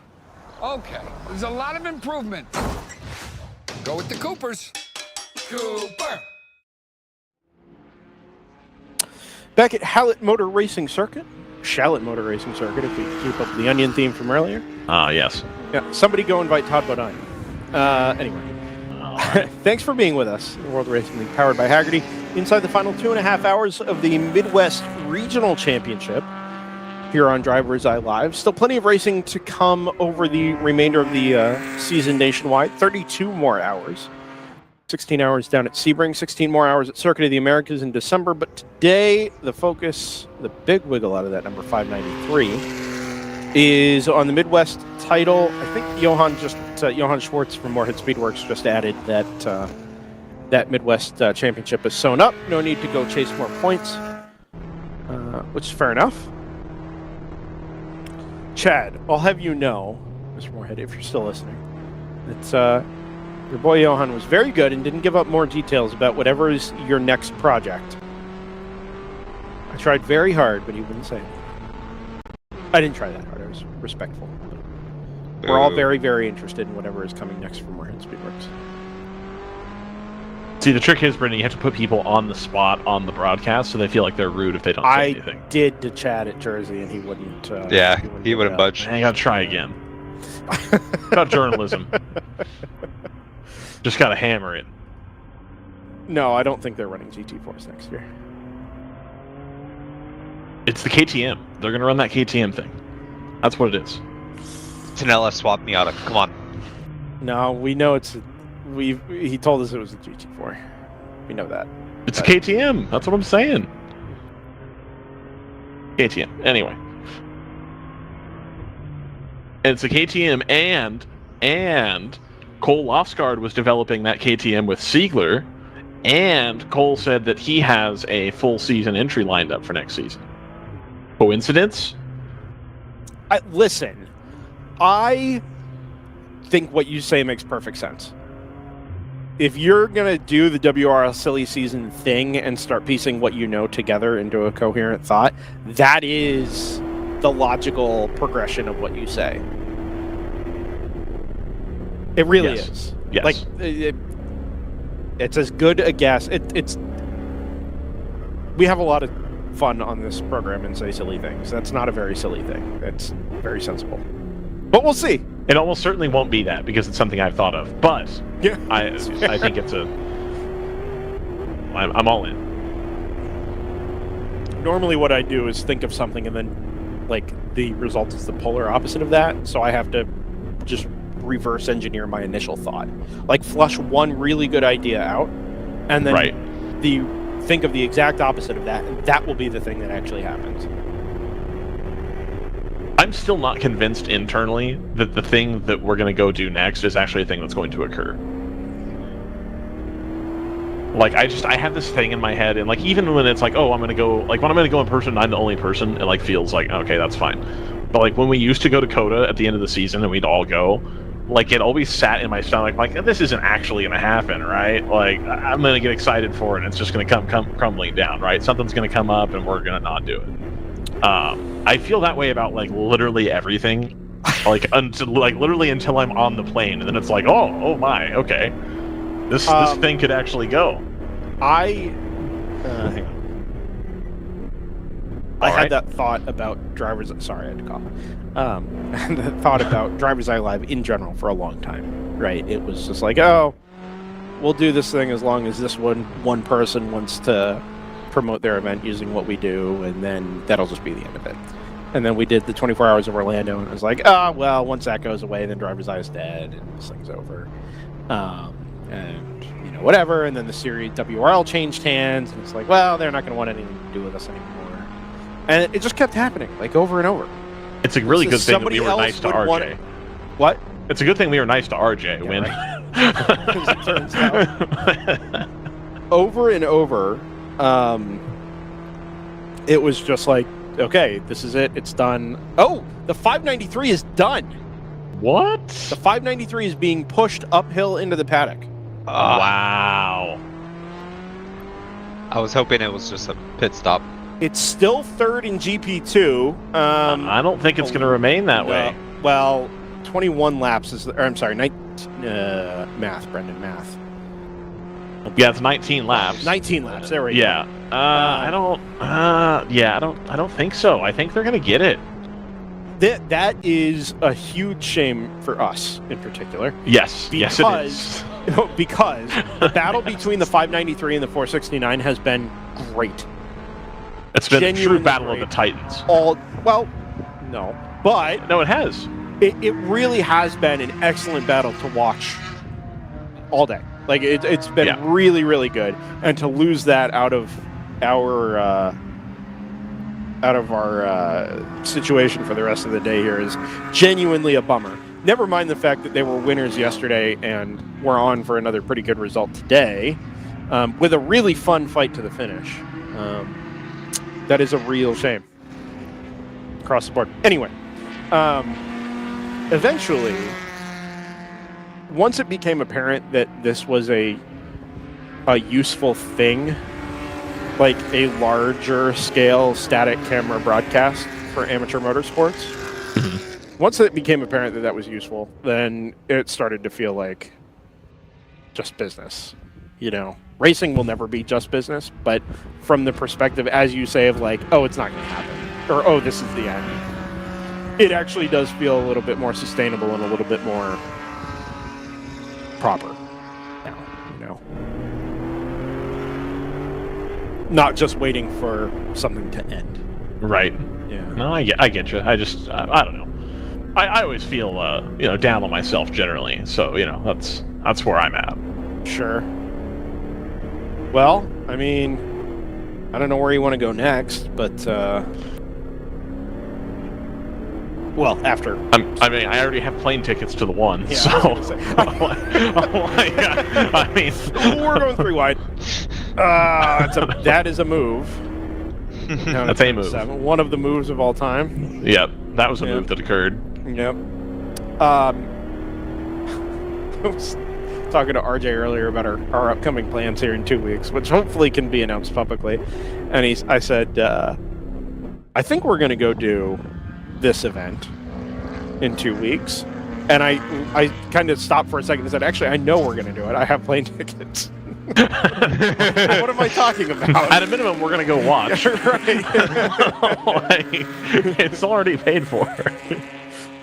Oh, goodness. And I hope we'll get an opportunity to meet a new WRL commentator while we're there. Really? Yeah. Really? Oh?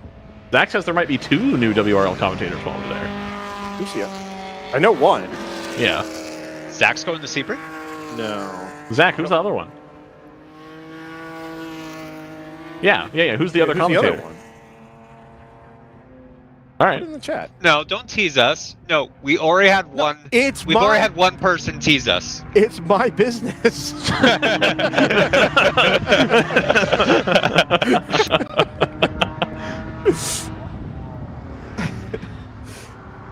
We know one of them is very interested. That will be a lot of fun. I think they'd be a good addition. And I don't have any idea really who they are. Ah, okay. Well, JT, you know who the first one is, right?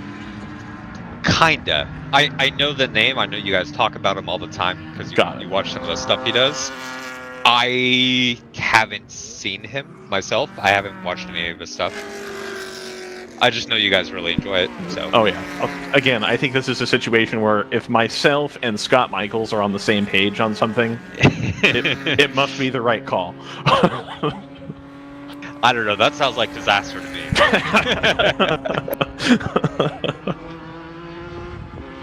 Oh goodness. That is an interesting deal, Zach. There, that's quite something. All right.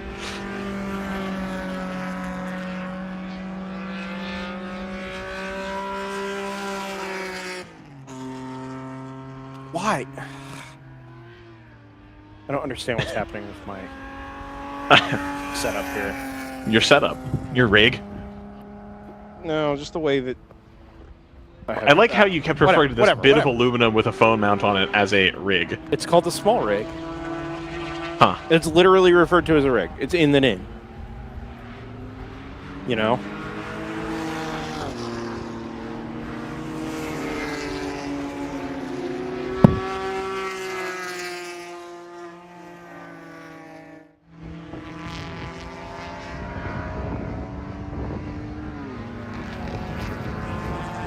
It's okay, Zach. You're safe. I have no idea who that person is. I'll be honest with you, I don't either. No, I do. I do. I know who it is. Oh, bit of dust. He frequently appears on the other person's thing. Gotcha. Yeah, I mean, I think Scott has opinions. I think Scott has opinions about this person, so we'll have to see. We'll see what happens. I don't know, man. Jives. I don't know either of them, frankly. I go off recommendations. I think that the first person highly recommend it. The first person that we talked about, I think, is going to be a huge get. Huge get. Really raise the profile of the World Racing League powered by Hagerty. I think that the two of them, if we could send the two of them to go do the thing in South Florida by themselves, would be fantastic. Oh, man. Okay, anyway. Oh. What thing in South Florida? We have a thing in South Florida. Huh. It's Central Florida. Don't listen to him. I thought it was at Homestead. He doesn't know it's Florida. I thought it was at Homestead. What? In 2 weeks? No, not in 2 weeks. Oh, no, the other thing is... Yeah, the other thing is... Yeah. Well, we're in end of weekend guest mode here. Yes. Which means that everybody's like, oh, well, I don't have anything better to do for the rest of forever, so I'm going to come talk to DriversEye Live. And is that what happens when I come up here? Oh my gosh! See, Brendan doesn't think any of you guys want to actually come talk to him. You're just that bored. No, I ran into Mr. Dennis Neal here yesterday at the WRL Party Hotel in Sand Springs. It seems like everyone's there. The whole paddock crammed into a 3-story hotel 30 miles from here. And we chatted very briefly. I said, come talk to us. And then I saw you get out of the 701 a little earlier this morning. Yeah. And had a microphone in hand, so I was going to do the NBC thing and just shove the microphone in your face. You weren't aggressive enough. You didn't just put We've had this discussion on air already. I'm not that person. He's quite shy. Very shy, very polite. Not my thing. Also, I wasn't sure that the camera work was going to be any good anyway because I'm doing this. Anyway, it wasn't worth it. But I'm glad you came up. Yeah. How'd it go? It was good. It was so I got to start in the car this morning. So it was definitely different. The fact that we haven't really driven this configuration since Friday. And I only had 4 laps on this configuration, so I had to go learn it.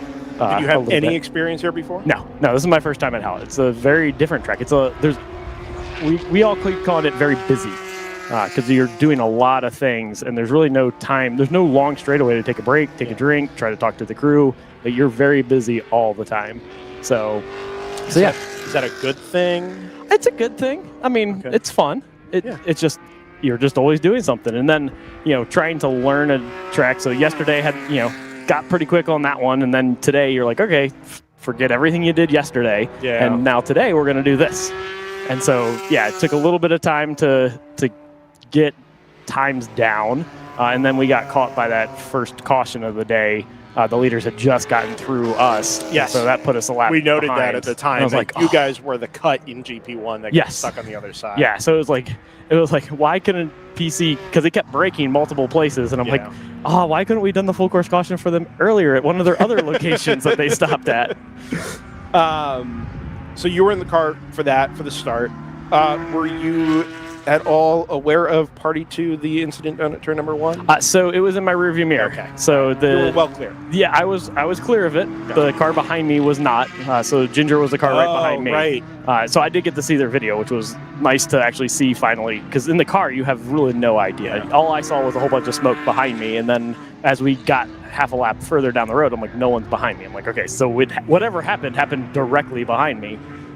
But no, I didn't see any of the crazy that was going on back there. We heard it was, I don't know if we ever said this on air, but mechanical issue was confirmed in the race control log. There's just nothing anybody can really do there. It's a bad place. Yourself out of a bad situation. Because that is the fastest to the slowest portion of the track, and it's downhill, and so you're bumping, right? Yeah, and it's interesting because it starts gradually downhill, and then right as you get to your turn-in point and trying to release brakes, it drops even further away from you, and so you end up having to modulate brake pressure to not lock up anyway. So it's already a challenging place, even when everything's working.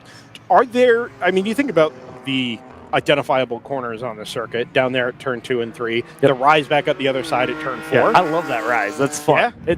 Yesterday it was tough because when you're going downhill, it's another one of those where it starts gradual downhill, and then right as you're trying to get off brakes and do turn in, it like drops away from you, and so you start to lock up the fronts. And so, this going this way, power on right up through that hill is so much fun. And then you've got 6 or 7, 8, 9 down here. Yeah, the good, the bad, the totally whatever you want to call it. Yes, that's I like the track's got some nice little like sections that kind of come together. Yeah, so it's a lot of fun. So that's kind of what I was getting at. Like, having never been here before, I assume you didn't have any simulator prep. No, I watched a couple of videos, but the videos do not do the justice with all the elevation changes It here. feels like there are a lot of unique elements to this track that aren't really duplicated anywhere else, certainly on the WRL calendar. No, I mean, this is definitely a unique track from a WRL perspective. You're used to a lot longer straightaways. We spend very little time for our car. Like, fourth gear is the max gear that we get into, and we don't spend a ton of time there. Whereas, you get like a Road America where you've just got these long straightaways after long straightaway. Yeah. And it's very different. And so you also have to change how you pass them. Because you can't just try to power past people because you don't have those long straightaways to do it. So you have to set it up coming out of a corner. Mm-hmm. So, does it suit the Cayman well? It does. The Cayman likes it. The BMWs still can get off the corner a little bit better than we can, which is the challenge for us. But the Cayman loves it. I mean, you just got to find the right line. It doesn't like when you have to get that turn in right. If you turn in too early, then it hates the corner. And a lot of the corners here, you need the late apex. Gotcha. And so, which basically means I need to wait. And then to get the rotation of the car, you want to do that all in one fell swoop. The BMWs seem to have like a double rotation thing that they do in the corners, which I haven't quite figured out. I don't think the Cayman can do that.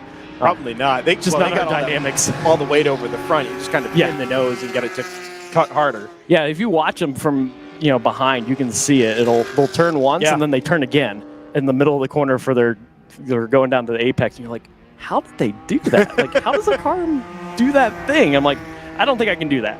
I tried it one time, it didn't work. So I'm like, I'm not going to do that again. Do you know what? Well, I'm sure you know what happened. What happened to your teammate? So, unfortunately, down in turn 6, the car in front of us, I think it was one of the big mission cars, it broke mid-corner. Oh, it actually did break. Yeah, so that's what they were saying. So they were right where you're supposed to go back to power. Brad was in the car at the time, so he goes back to power, and the car in front of him doesn't go.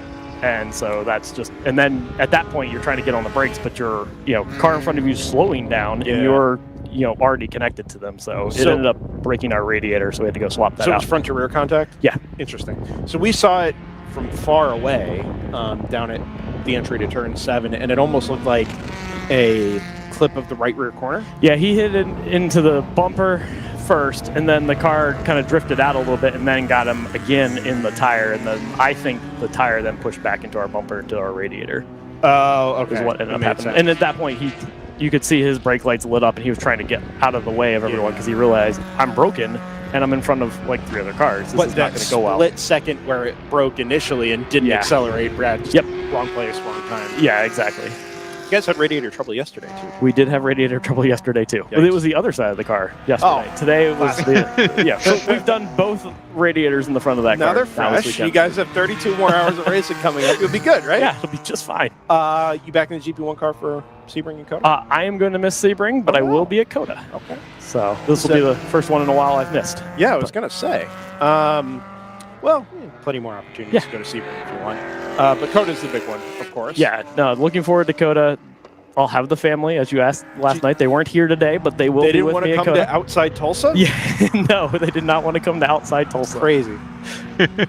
Actually, Tulsa's been fun. It has been fun. It's just very different. Did you go into town?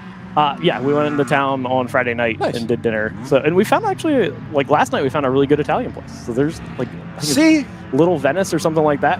And the chef comes out and talks to you. And there's some nice finds in Tulsa. Jason Marks. Actually, that was Sandy Springs or wherever we were staying. It's like one exit away from the hotel. Sand Springs isn't. There's not much there. Right? No, it's but a little suburb. But there's little things. It's like it's fun. The fun little towns. Yeah. There's definitely not a lot between Tulsa and here. No, there's nothing. Dennis, don't oversell it. There's nothing between Tulsa and here. I saw the sign that said gas and food 21 miles, and I'm like, I'm 10 miles from the track. Where am I going? It's because there's nothing in Jennings either. Yeah, there's nothing It's the exit and the track. Yep. And the exit, a couple test oil rigs out there in the distance, and it's good times. That's all we got. You don't have to answer this if you want. You've been in the World Racing League now for 3 seasons? Yeah, this is my 3rd season here. What is the potential for a 4th season look like? Don't know yet. Okay. So we're having those conversations and trying to figure out. Brad's starting to put together the plans for the program next year and trying to figure out what that looks like, and then waiting on the WRL calendar to come out because that'll help solidify a lot of things. Yeah. But yeah, once we get a good idea of that, then I'll try to figure it out. I heard, Brad is actively shopping for GT or GR86 Cup seat fillers. Yes, is that something you have interest in, or are you a little more locked into this kind of thing? I don't know. I like this kind of thing. I think the value that you get with the track time to dollars that you get here is hard to match anywhere else. Still. Yeah, it was that way a long time ago. It's still that way. It's still that way. I mean, for the competitive nature, that this is definitely higher competitive than any of the similar series, and to come out and you have to have a flawless weekend to be on the podium, and that's fun for me. I really enjoy that, and even here you see how deep the GP1 field was. Today it's having a little bit of a rough day for cars that are still left running, but it was a stacked field, and so you have to be on your game to be able to win. We've seen over the last couple of years since we've been involved, since you've been involved, that some of the faces of the series have changed a little bit, right? And round 3 has not been immune to that. People grow, people move on, agreements change, all kinds of things happen. It's racing, right? It's a sport. The things always change like that. Do you find now, as one of the sort of stalwarts, both of the series and with round 3, that you are getting as much out of it, both as a racing driver, a developing racing driver, and somebody who just actually likes driving race cars? You're getting the same thing out of it that you were 3 years ago when you started? Yeah, I mean, I think so. I think the competitive nature hasn't gone away in the series. If anything, it's gotten even tighter. For sure, yeah. I think this year the Cayman's probably a little down on power. We didn't develop in the same ways that the BMWs did. Is that really the obvious solution there, is to find more power? Yeah, I think we need to find. I mean, you can watch us. We just don't get off the corner as well. But if you watch us down a straightaway, we're just as fast. Yeah. We just don't get off the corner. And so we just need a little bit more low-end power, which I think Brad's already been talking about some ideas of how to help us with that. And there's definitely some things we can do to try to do that. So. Is that does that change your enjoyment? Like, do you find that not being able to have the same punch as the top cars in the class? You talked about the Boxster platform that was running. That was the little engine that could, and you just kept going at it. And because we never broke, and all of our drivers had very competitive lap times, we just kept the pressure on people. And so you had folks trying to put down lap times that their car couldn't for that long, and it got us in the spot. So this car's no different. It would be nice to have a little more power to be able to keep up a little bit, and not. This morning I was sitting there right with PC and and Moorhead, and I'm sitting there right behind them, and then we go off a corner, especially like the hairpin, and they just inch away, and they just inch away each time, and I'm just like, if I could just stay there, it would be awesome. And just it is what it is. Sure. We make time a little bit different way, but it'd be nice to have a little more power. It's always nice. Have you ever met a driver that doesn't want more power? No, of course not. Of course not. I like more power in my rental cars. Just give me more. Always more. Always more. No, you don't. You don't like more power in your rental cars. Well, I just don't want to pay for more power. Oh. So good news. That's the deal. The 701 has passed the 247 on track to take 4th in GP1. Awesome. Yeah, we knew that was coming eventually, just from the lap time. So I was just looking because I saw we were near the yellow car. So I saw us go by. So that's awesome news. And then we will probably hang out in 4th for a while and see what happens with cars in front of us. I mean, to have to go fix a radiator and deal with the knock-on effects from that, and to still be 4th is not a bad day. Yeah, it's unfortunately where we were running yesterday when we had the radiator problem. So we'll see what happens. But yeah. I'll let you go here in a second. We talked to Johann Schwartz earlier, driver for the number 147. They've had their issues today. Yeah. It seems like everybody in GP1 except for Choice Racing and maybe the 199 have had their issues today. Is this the commentator's curse that you're throwing down right now? No. I'm all for it. Of course you are. After it happens. Again, the people with nothing better to do come talk to us. No. 99. Have you guys talked down there about, like, hey, the class is like falling apart? We have 14 cars in the entry list, and every one of them has had a problem. I mean, I think it tells you how physical this track is, both for the drivers and for the cars, because it is older surface. There's not a lot of tracks that I think have this age of surface anymore. And it's Sebring, right? Yeah, I mean, Sebring's probably the only thing, and so it's rougher than I think we expected. We actually ended up having to make some changes on Friday to adjust for that, and it's done us well. But it was unexpected. So we were sitting here thinking that it would be more like I don't know.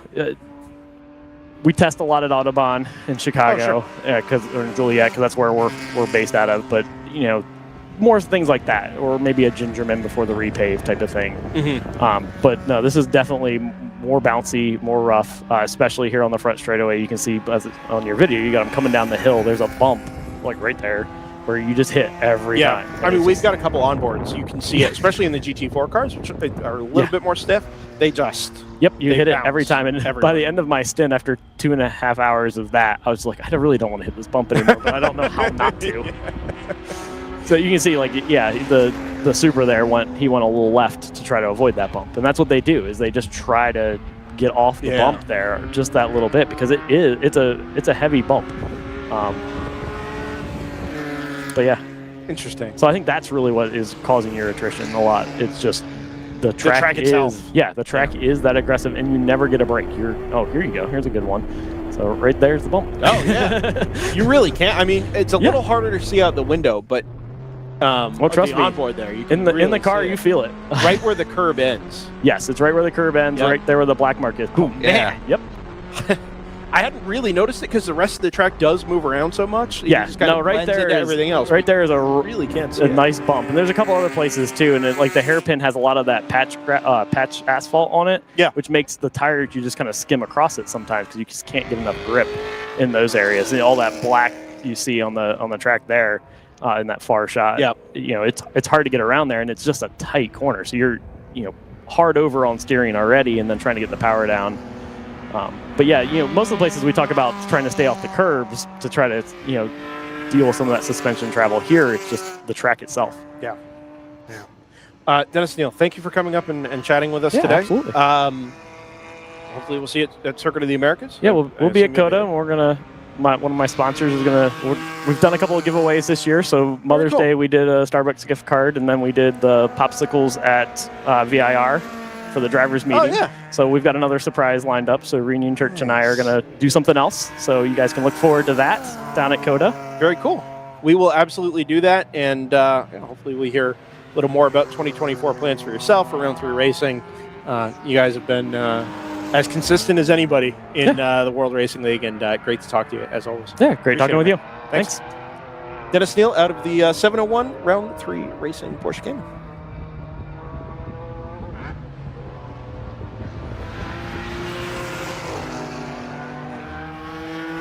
JT, did something happen with the timing? In what regard? If you look at Joseph's script, everybody has lost 2 minutes or a minute. Is the pit loop not working? Because the GTR just came in a little bit ago. I think the pit loop using it. Let me see. I think the pit loop might not be functioning. It did on Race Hero. It did on Race Hero. Interesting. Okay. Well, very odd. I wonder if maybe they just doled out some penalties. Maybe I don't know. Not that I'm seeing. Huh. Interesting.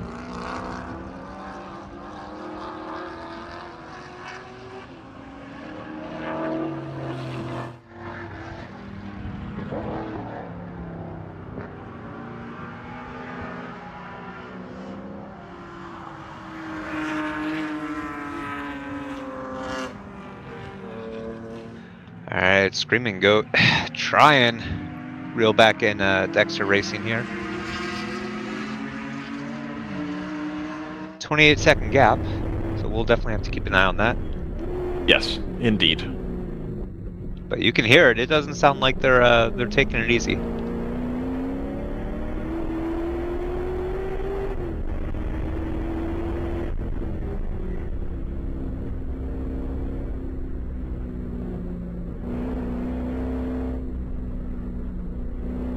Yeah, you can see on your screen here, they're going so quick. GPS is struggling to keep up with their actual position.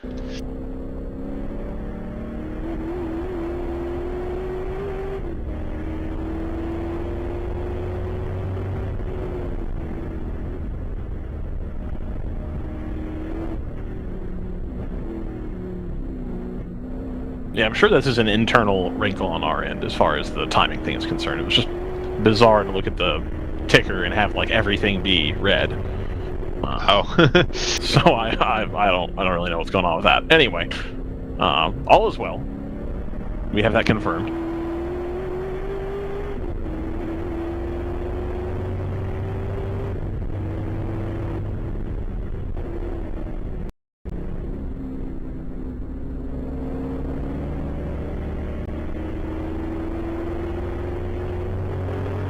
So just under 2 hours remaining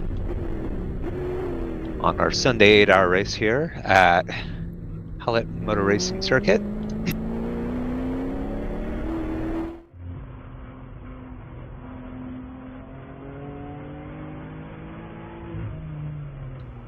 Here's our overall race leader, 99 GTR BMW M4 in GTO. Currently having a nice comfortable gap of 2.5 laps or so over the 162 Dexter Racing Supra. Unfortunately, the car up ahead, NFC Motorsports Mercedes, had a problem earlier that has dropped them back a good 61 laps. However, both cars were battling in earlier stages of the race,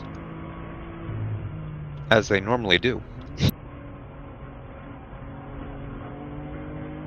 Good news is we see the Mercedes is quite up to pace now. Indeed. Right there, hounding the back of the Tortilla car. Yep. The M2 is just going to hang off to the side here and check up to help facilitate a pass to get these quicker cars through. I really hope that we see more of those cars. I don't think they got a fair shake at really. I mean, I guess they were dominant for some time, but it still seems to be a really usable car, and the parts are still out there, and it's a good size, especially for tracks like this or Mid-Ohio. So I really, really hope that we end up seeing more of those next year. And I understand there may be plans in the works to have that happen. I don't know what that looks like yet. But I'm really looking forward to that. That's the type of thing that I really, really like seeing. I also wish the road car was more engaging, frankly.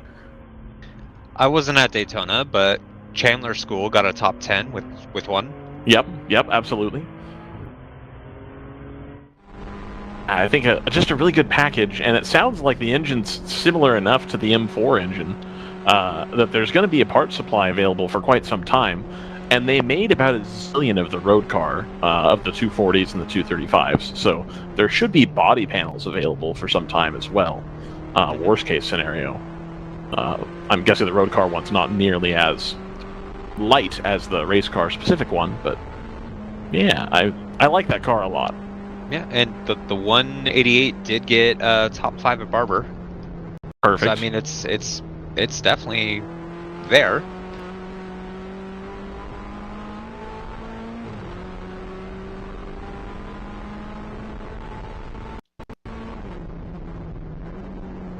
Oh yeah, and ACP ran the 235 at NOLA. Oh, that's right. They got second on Sunday. Yeah, okay. Cool. So it's still out there. It's still plugging away, doing what it can. The 235 and 240, M2, whichever year of car you've purchased. My understanding is they're all pretty similar. It really bummed me out, especially after seeing the results of, how well they had done in WRL about, probably 2 years ago now. I went and test drove one. And the car's great. You get decent fuel mileage out of it. It's a good size. Plenty of space in the front seat. The back seat's a little bit small, but you would expect that from a coupe. Still usable, but I wouldn't expect somebody my size to sit in the back seat. But I think JT and Joseph probably could sit in the back seat if it wasn't directly behind me. Nobody could sit behind me, but somebody could sit in the back seat. You could do 3 people if I was driving. Mm-hmm. But the steering just didn't feel good. It's that bad, over boosted electric power steering and it didn't feel. It felt like you were playing with like an old school racing wheel with like no force feedback. It was just like numb. You couldn't feel it doing anything, and on the road car at least, there's no limited slip differential either. So like just based on those two things alone, I ended up not buying it, which was really a bummer because I waited for quite some time to have the right color combination come in, have one that was a manual come in, which was tough to do in Minnesota. There weren't a lot of manual ones sold, so I was really bummed when it finally came in and I got to drive one. I was like, oh, this isn't that good. And I would imagine the race car has a different steering rack setup, but maybe not. So. We're not looking at any to be at Sebring, but there are going to be 3 of them at Coda. At Coda, I believe that. Yeah, so we'll have Chandler, we'll have Lupe Tortilla again. Yeah. And then nice. we're also going to have a fast track racing. Cool, awesome. Okay, I'm glad to see those cars making the entry there. That'll be fun. Especially with the downfall of the 128 from Thunder Bunny. I think the M2 and the 240i are kind of the last hurrahs of that generation, I think, of car. That size, that shape, you know. A little bit of dust getting kicked up there. Yep, the fun of turn 6. Absolutely. I wish Brendan would come back and tell me why the timing keeps doing this thing. Again, I want to emphasize this is our timing, not the real timing. This is our, like, race prediction tool thing. Keeps giving this weird information that isn't accurate. Just a minor issue with the script. What is it? Why is it doing that? Is it doing that after people pit and then not... NFC, Hairflight. I think it's failing to account that people have actually pitted, or is that just saying, hey, this is how much time they lost in the pit? I don't know.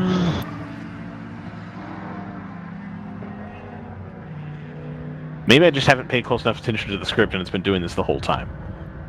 AOA Racing... Pitted, 55... Yeah, okay, so that's just, We're seeing a lot of people pit at a similar time, and so it's updating the timing, and it's like, "Wah!" And it's freaking me out. So that's what that is. All right, fine. Disaster averted. Would have been nice to have Brendan just explain that, but I'll wonder aloud. That's fine. 4 off for the 701.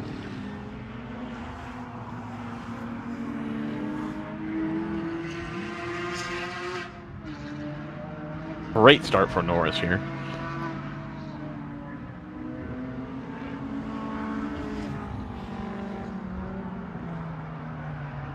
JT, I think next season in Formula 1 is going to be worth watching, as opposed to this season. I don't know. I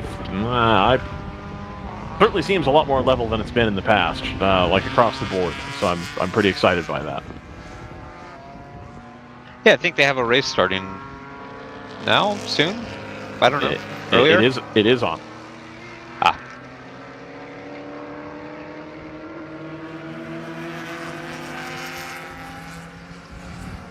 Excellent. Fantastic. Operation. Can you help me get to third? And indeed you can. The number 31 moves into third position officially, having completed now the same number of laps as the 515 Motorsports number 593, which of course has run into trouble back on lap 210. So that puts Operation firmly into third position, and as long as they have no trouble for the rest of the race, they should finish firmly in the in the GP2 class. They should finish on the podium. Yes. We're going to go back and take a look at GP1, of course. The 522 Choice Racing leading GP1, and then the 51 of Choice Racing leading GP2. This race going about as well as it can for them. Yep, definitely. They're 3 laps ahead of their nearest competitors. Actually, in both classes, they hold about a 5-minute advantage.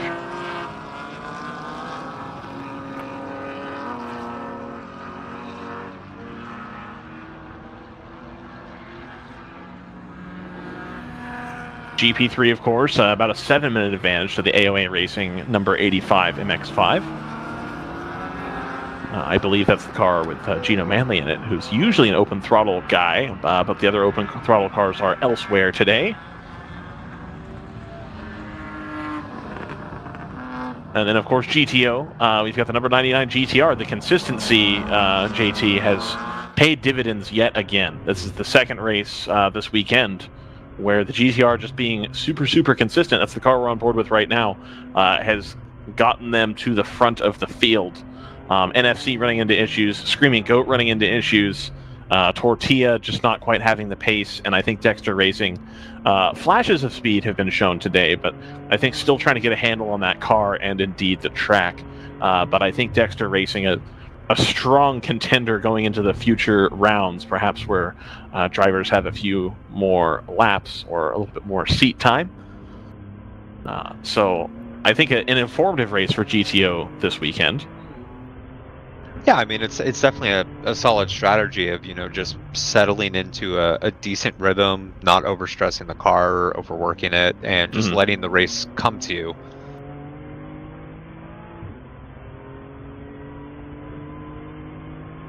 We are expecting a pit stop for the 701 here shortly, as well as the 188. The 29 also should be due here shortly. They last pit on lap 206. And then they have gone from lap 108 to 160, but it had a couple pits in between. So they should be coming up here shortly.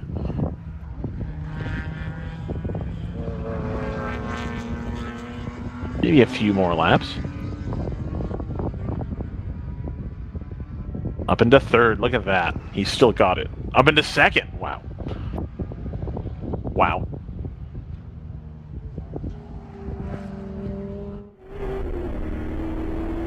And now we're on board the number 29 of Screaming Goat Racing. Today, not displaying their oil pressure and oil temp.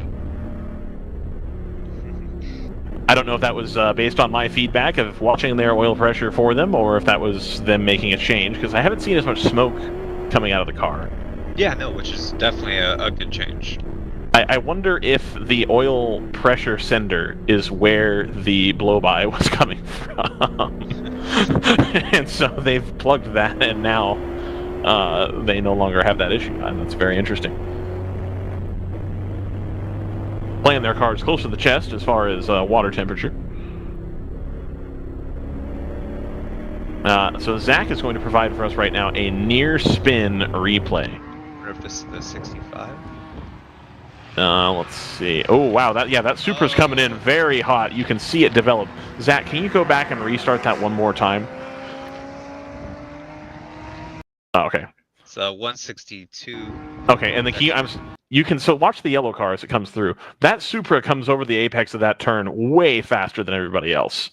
So you can see that develop from quite a ways back. I think that's a matter of just being a little too aggressive there on that turn. Additionally, they're moving really quickly, and I think they catch too much of that inside curb. It upsets the car, and they can't get the car settled down for the second turn there. So that was a nice save, for sure. But I think you'd like to see a little bit more discretion, I think. Especially when there's not a whole lot to race for now. You got to get that car home clean. That was the 162 Dexter Racing Supra there. Just absolutely sending it over that corner. That was surprising. Yep, there they are, and just getting on their merry way here.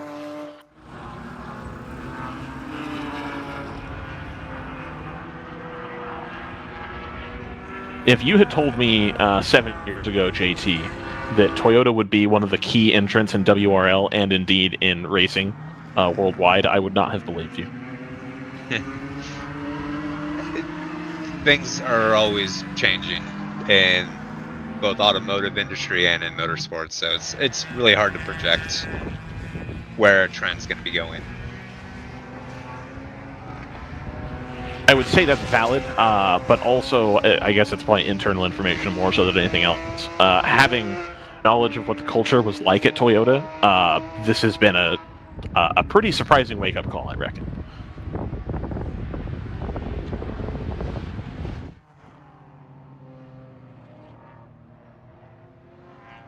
Of course, we... oh, go ahead. I was going to say, this green BMW here, driver's side taillight, I believe, is hanging off a bit. All right. Now, we did see that car into the barrier backwards yesterday. I wonder if that's a case of, like, a clip was cracked and has now slowly shaken itself to be fully broken. Or if that's a new set of contact somewhere.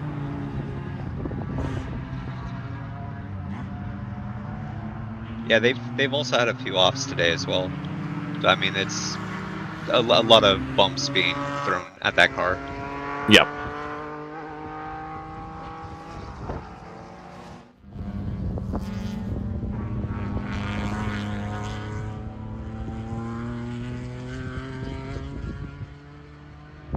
Well, as long as it stays attached, it's okay. Right. As soon as that starts to fly off, though, that becomes more of a issue. Oh, yeah. Zach Johnson, of course, provides us a nice still shot in our internal chat of the taillight separated from the rest of the bodywork, but still holding on.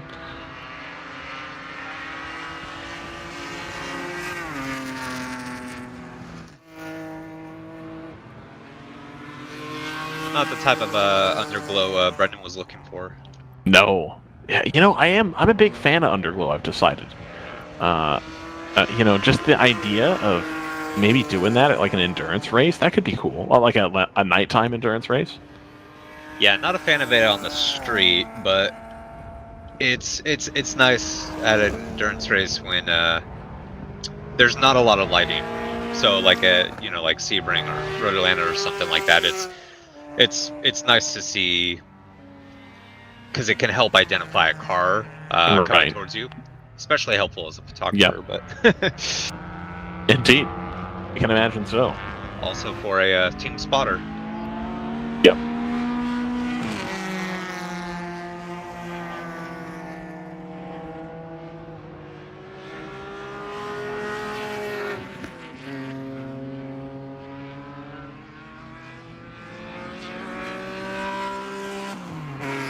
Tortilla on pit road for a bit of fuel.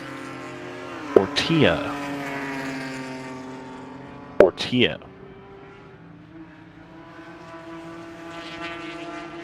Where can I buy Lupe tortillas? Is that a thing I can like buy at a local store? Actually, I'm pretty sure we talked about this once, and it's a restaurant. Yeah, it's a restaurant. Yeah, that's right. It's Texas's Mex. I'd assume Houston, where they're based out of. The pink ribbon margarita. Oh, yeah. Oh, yeah. Pumpkin spice flan. Mexican street corn. Now in season. Wow. And join the wait list. I don't know what wait list I'm joining. Is that to get a table? Fajitas Sonora. Wow. Fajitas Maximo. Fajitas Grandiosa. They're a big fajita place, apparently, Lupe Tortilla. 1 pound of beef and chicken fajitas, bacon-wrapped pepper shrimp, jalapeno bacon-wrapped quail, spicy chipotle ribs, and... oh, it switched.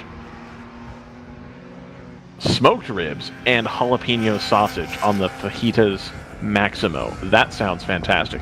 Quail, I think, is an excellent addition to Mexican cuisine. They also have Tex-Mex brunch with praline banana pancakes. Looks fantastic. So if you are in the Austin, San Antonio, or Houston area, there are a number of options, as well as one in College Station, for you to visit Lupe Tortilla. Oh, and there's one in Dallas as well. There's a few in Dallas. 4. 1 in Fort Worth, 2 in Dallas, and then 1 up north of Plano in Allen. So, On the way back through Texas, if you're a Texas team, go ahead and stop at Lupe's Tortilla. And get yourself a... What was that called? Fajitas Maximo. Yeah. There you go. There we go. Absolutely. There we go. All right. I'm happy to have gotten to the bottom of that.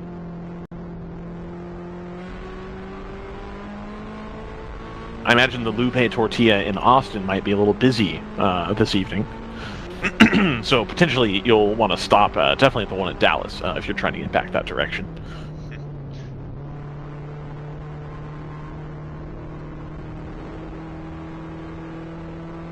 I think we're starting to get close to the last pit stop for Rapskillion here. I think so too. I'm not sure what the script says, but I think maybe 5 laps left in the stint. The script says 6. Okay. So nearest makes no difference.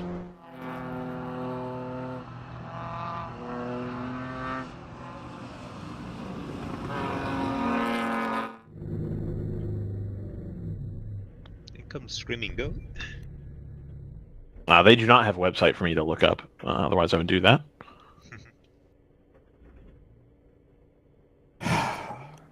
Wow. This is a good, Brendan announces his return with a you know, sigh. I was going to go get lunch before Johan showed up. And then Johan showed up, and then Dennis showed up, and then somebody else showed up, and we had a conversation offline, and now I'm just stuck eating crackers. Nice. Well, on the bright side, we have an onboard for Screaming Goat, who's going to be leaving pit lane in a moment. Yes, there you go. Driver change from the looks of things. Left-hand door is still open on that car. Fuel going in the left rear corner. Brendan, we just dissected the menu for Lupe Tortilla. How'd that go? It's you know what? They have a quail fajita. Oh, is this a restaurant? Is Lupe Tortilla a restaurant? Yeah, we've talked about it before. I thought they were a provider, like a... No, it's a restaurant. There's several in the Texas region, including locations in Austin, Houston, College Station, and the Dallas area.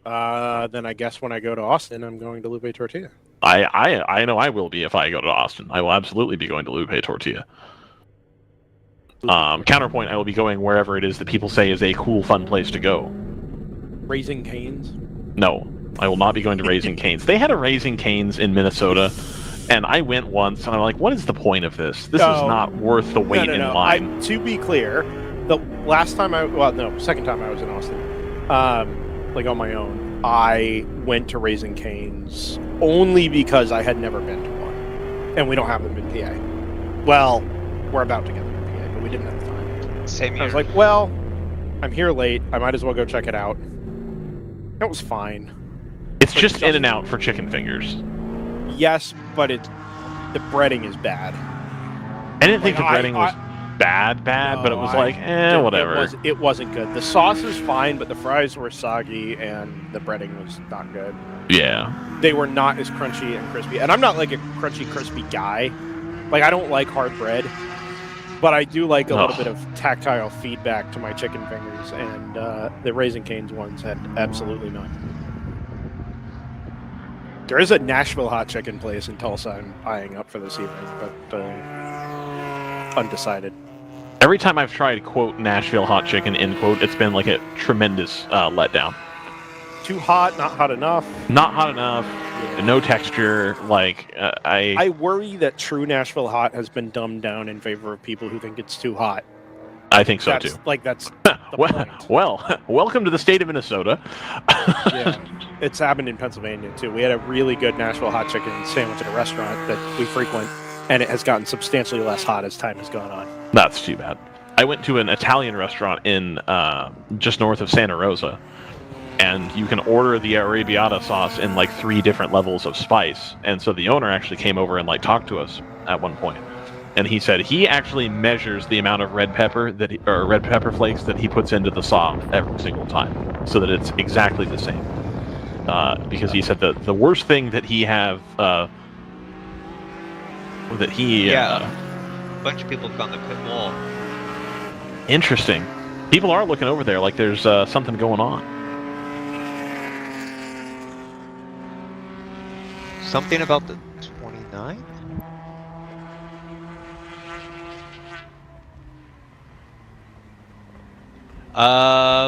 Reports of the 29 stopped to turn 2, drivers left. So, it's timely you mentioned that, JT. Harold Petit has just joined us from down in the camp of the number 99, and as he was grabbing his headset, his radio said, "Heads up, the 29 may have just blown an engine or a transmission." So we'll first welcome Harold Petit to the booth on DriversEye Live. Thanks for coming up, man. You're welcome. Appreciate it. Well, we appreciate y'all. Yeah, thank you. Not the first time we've seen each other this weekend over at the Party Hotel there in Sand Springs. It's been a fun time. You guys having a reasonably fun time at the moment. A little bit. You were under pressure a bit from the 29, but appears that may not be the case anymore. Right. Well, it's it's just run the race, and like we've talked about before, and then this. Obviously, if NFC would have stayed out, I mean, we can't match them at this point in time. For pace or what? Pace. Yeah. Their car is definitely a better handling car than ours is. I mean, we've done everything we can. This is what it is. Yeah. So we just plug away and and once in a while, win a race. I came in second, and once in a while, man. You guys are as consistent a race team as we've seen in any series, but specifically in an endurance series. It is just crazy how you guys just run your race, and maybe you're 8th or 9th in the first hour or two, but you're always in contention. Always in contention for a podium. Yeah, we try, and we have a philosophy, and we try not to win the race if we can, because that's all it's going to do is get you in trouble. So. and have a lot of fun. Been doing it that way since we started endurance racing in 2011. So it's much more of a challenge in the last couple of years. The competition has gotten fierce. At most of the races, you got 25, 35 GTO cars. Yeah. This is unusual, but that's fun. And spinner at the exit of turn AOA 6. Miata? Yeah. Yep. That's the leader. Internet is giving us fits here at the moment with the wired internet, by the way, is giving us fits with our production monitor up here. But it's down in GP3. Sorry, Harold. Oh, no problem. Didn't mean to cut you off there. But squealing tires in a backwards car is not something we see very often here. So do you guys have... we don't often... We talk to Jason Marks a lot, but he's back and forth between 99, 34. Yeah, Hitman team. Yep, exactly. Are you guys, fundamentally the same team as you've always been since the M3 days even? Or has there been a lot of turnover there? Well, no, at the very beginning, it was Rob and Tom Rossi, Rob Jackwitz, and they had formed the team with the E36. Yep. And then Jeff Siegel and I would guest drive, and then we brought my E46 into the picture, and it became, and then Tom bowed out after I think a year or two, and then Jeff came in and filled the shoes, and since then I think so that was like 2020 Jeff came in, and so it's just his third full year with us, and he was guest driving occasionally, but it was we're all BMW club races, know each other from the BMW club racing, so you guys moved from the E46 to the M4 a year and a half ago now? Well, it was at the end of 2019 when we were in the place we were in at the end of 2019 at COTA. We would have won the national championship, and with less than an hour to go, I think it was 40 minutes to go, we had a chassis failure. This is not something. The chassis actually pulled out. Oh wow! The rear control arm pulled out of the chassis. So I said, maybe we'd had so many issues with the parts. BMW was taking those old cars and third-party sourcing them, and we were having parts that were failing on the first weekend we used them, where they'd normally last a year. So I said, let's go to the newer car that they're going to support better. Yeah. The only problem is we bought the wrong car. We had a lot of teething pains with that, y'all can remember all the time. So we were stopping on the track, and the limp mode and such. So finally got some BMW engineers to to get into the ECU, our third ECU, and fix the issue. Now we have to just deal with them. It's more like normal. What happens with these electronic cars? Computer driven. So many computers in them. Was BMW willing to offer you guys that level of support and interest, being that you were developing it kind of away from the normal GT4 spec? No, that wasn't there. No, it's they really only look at the pro racing series. Yeah. And but talking to James Clay with WRL and saying, James, I was telling James, I need help. We can't keep going like this. Yeah. So he convinced BMW to put some German engineers through the internet into the ECU, and they spent two different guys spent a bunch of hours, and they think, okay, we think we fixed all the issues that we saw in the ECU. So do you have any idea what the issues were? No, we have no idea. Because they seemed to plague everybody all at the same time. It was you, JTR, Hammer, all running pretty much the same car and having shockingly similar issues over and over and over again. Right. Now what happens is you got to be really careful with the components of the car, in terms of their, because the whole thing is the way a street car is hooked up is everything's hooked into the computer. Everything's electronic. Steering, everything. Yeah. So any kind of problem, boom, you're going to have now what happened yesterday was a fuel rail pressure sensor. And this is only the second weekend with that sensor. How long do those parts typically last? Will you get a season out of it?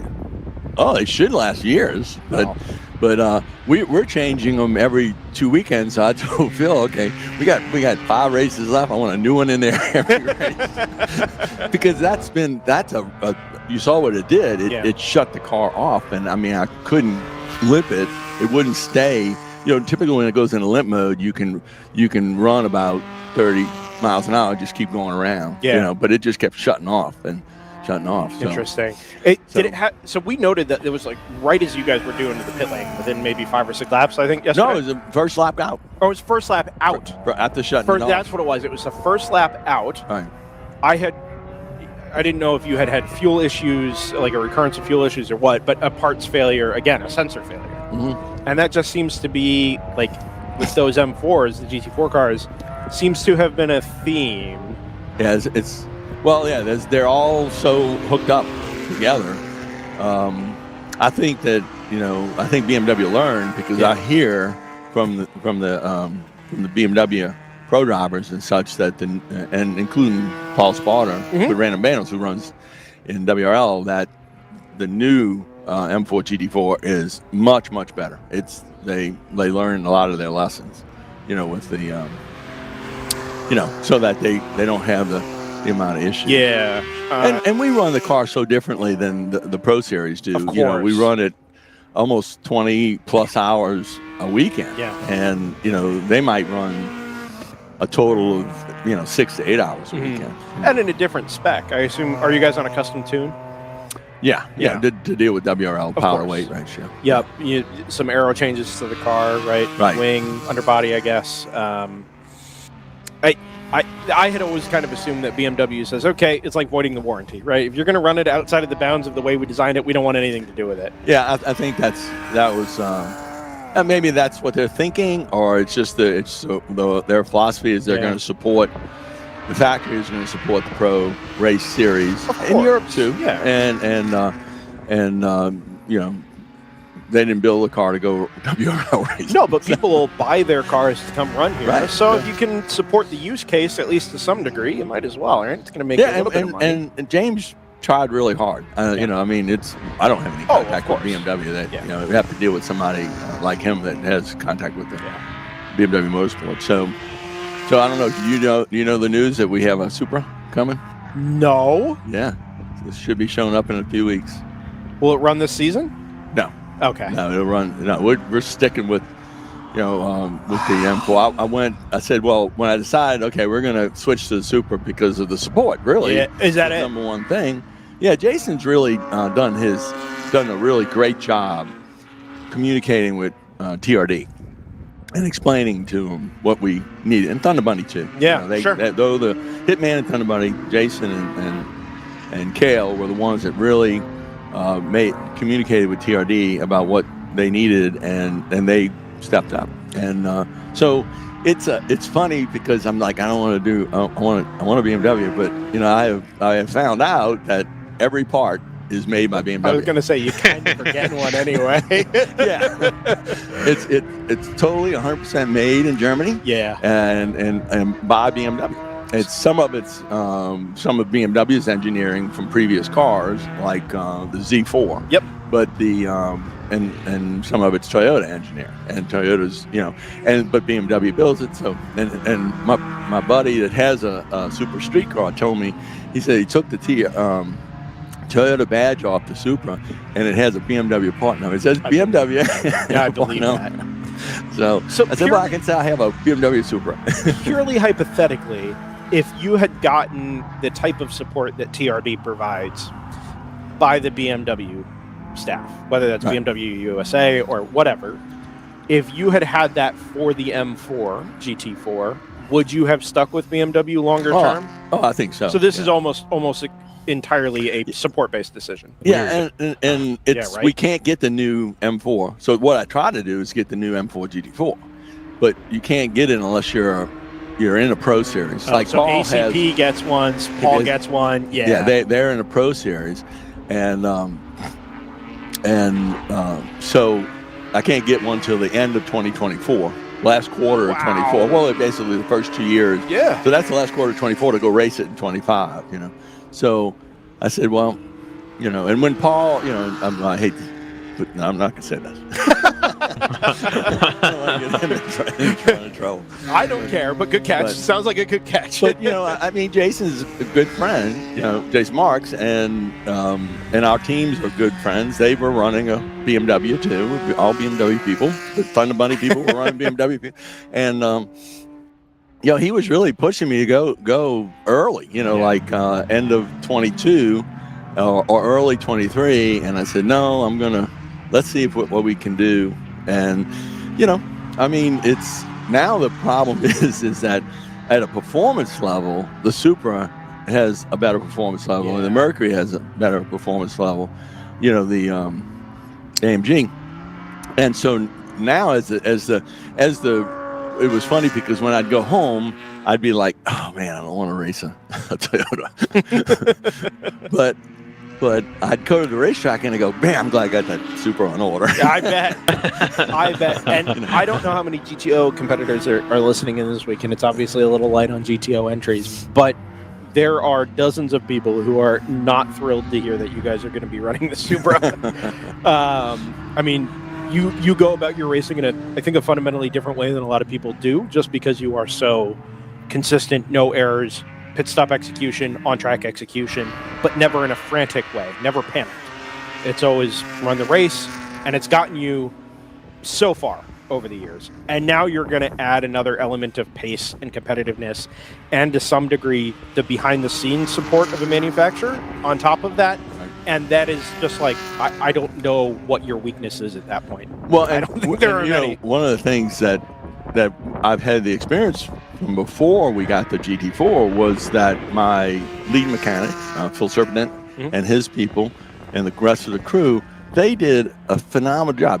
Phil does a phenomenal job. When we got that first got that GT4, it was extremely frustrating for him because he wants to be able to provide a car that's not going to, go into limp mode. Of course. Yeah, right. The basics, And so it's a lot happier right now because we're doing, a lot better. Yeah. And but the and the pit stop, and the pit stops, the prep of the car, the whole way that they run the crew side is tremendous, and it's working out fabulous. And so that's it's very frustrating, at the beginning. Sure.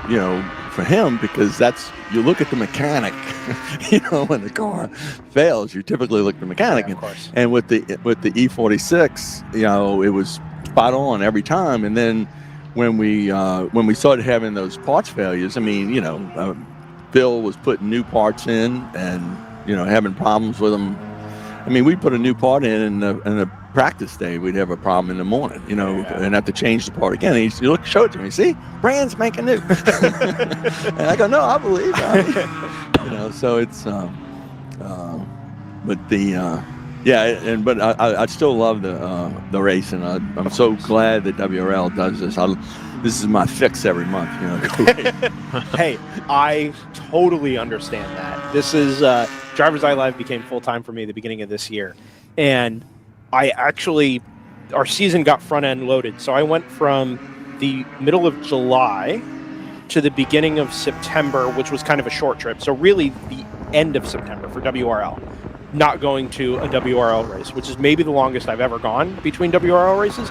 And it was like an itch. Like, I feel like I am totally disconnected. Like, I've got to go get a fix. Right?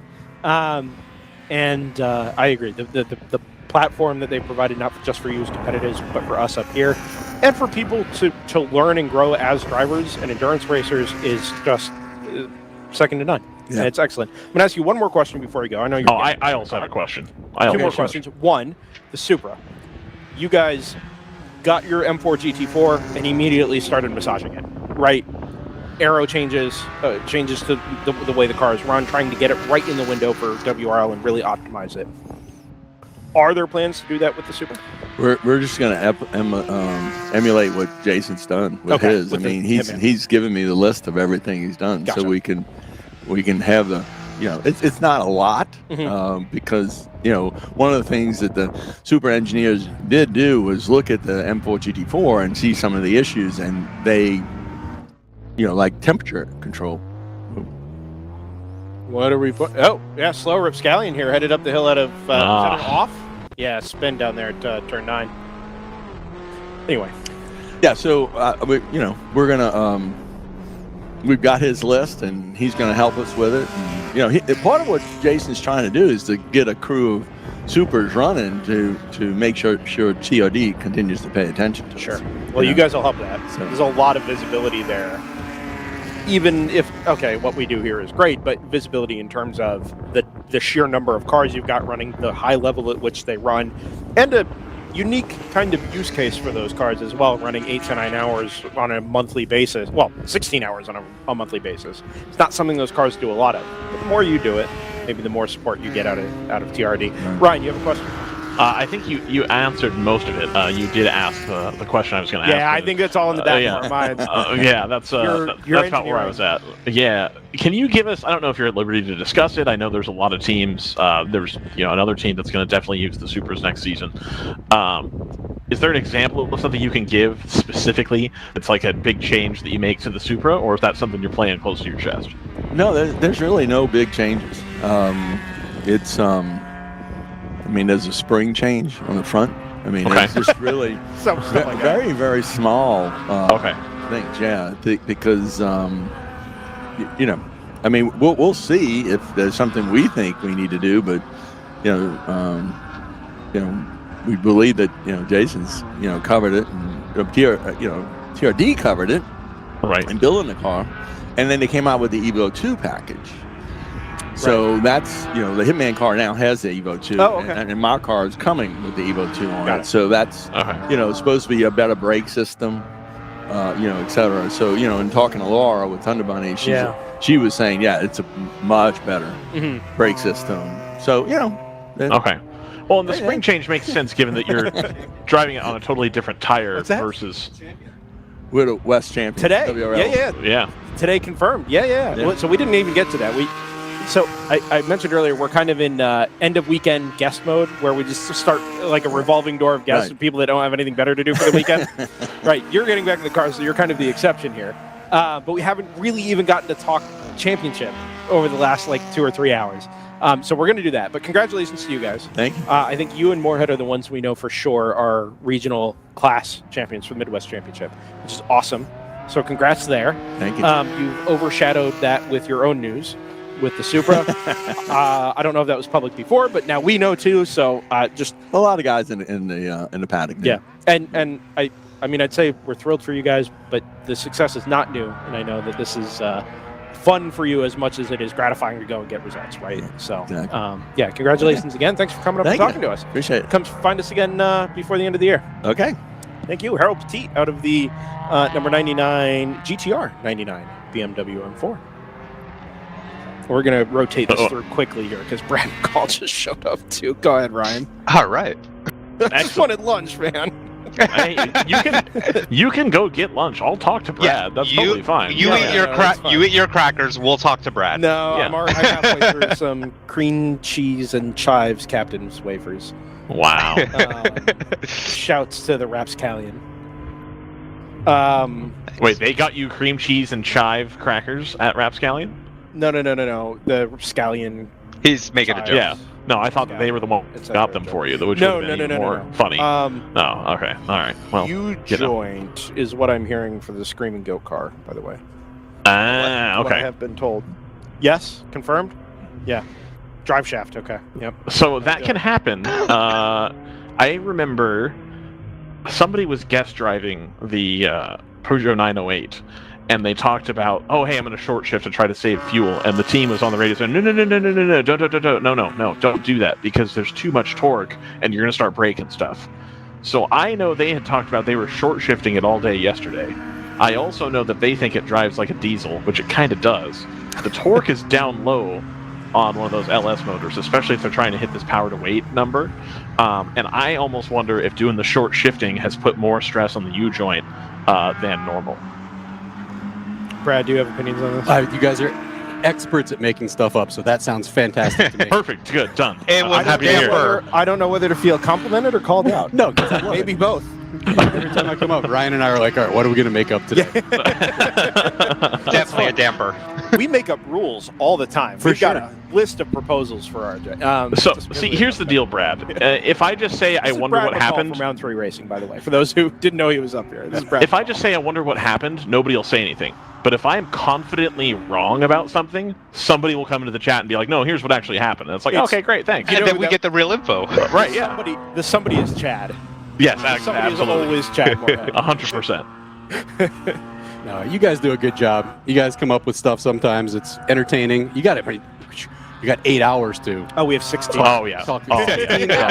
Yeah, exactly.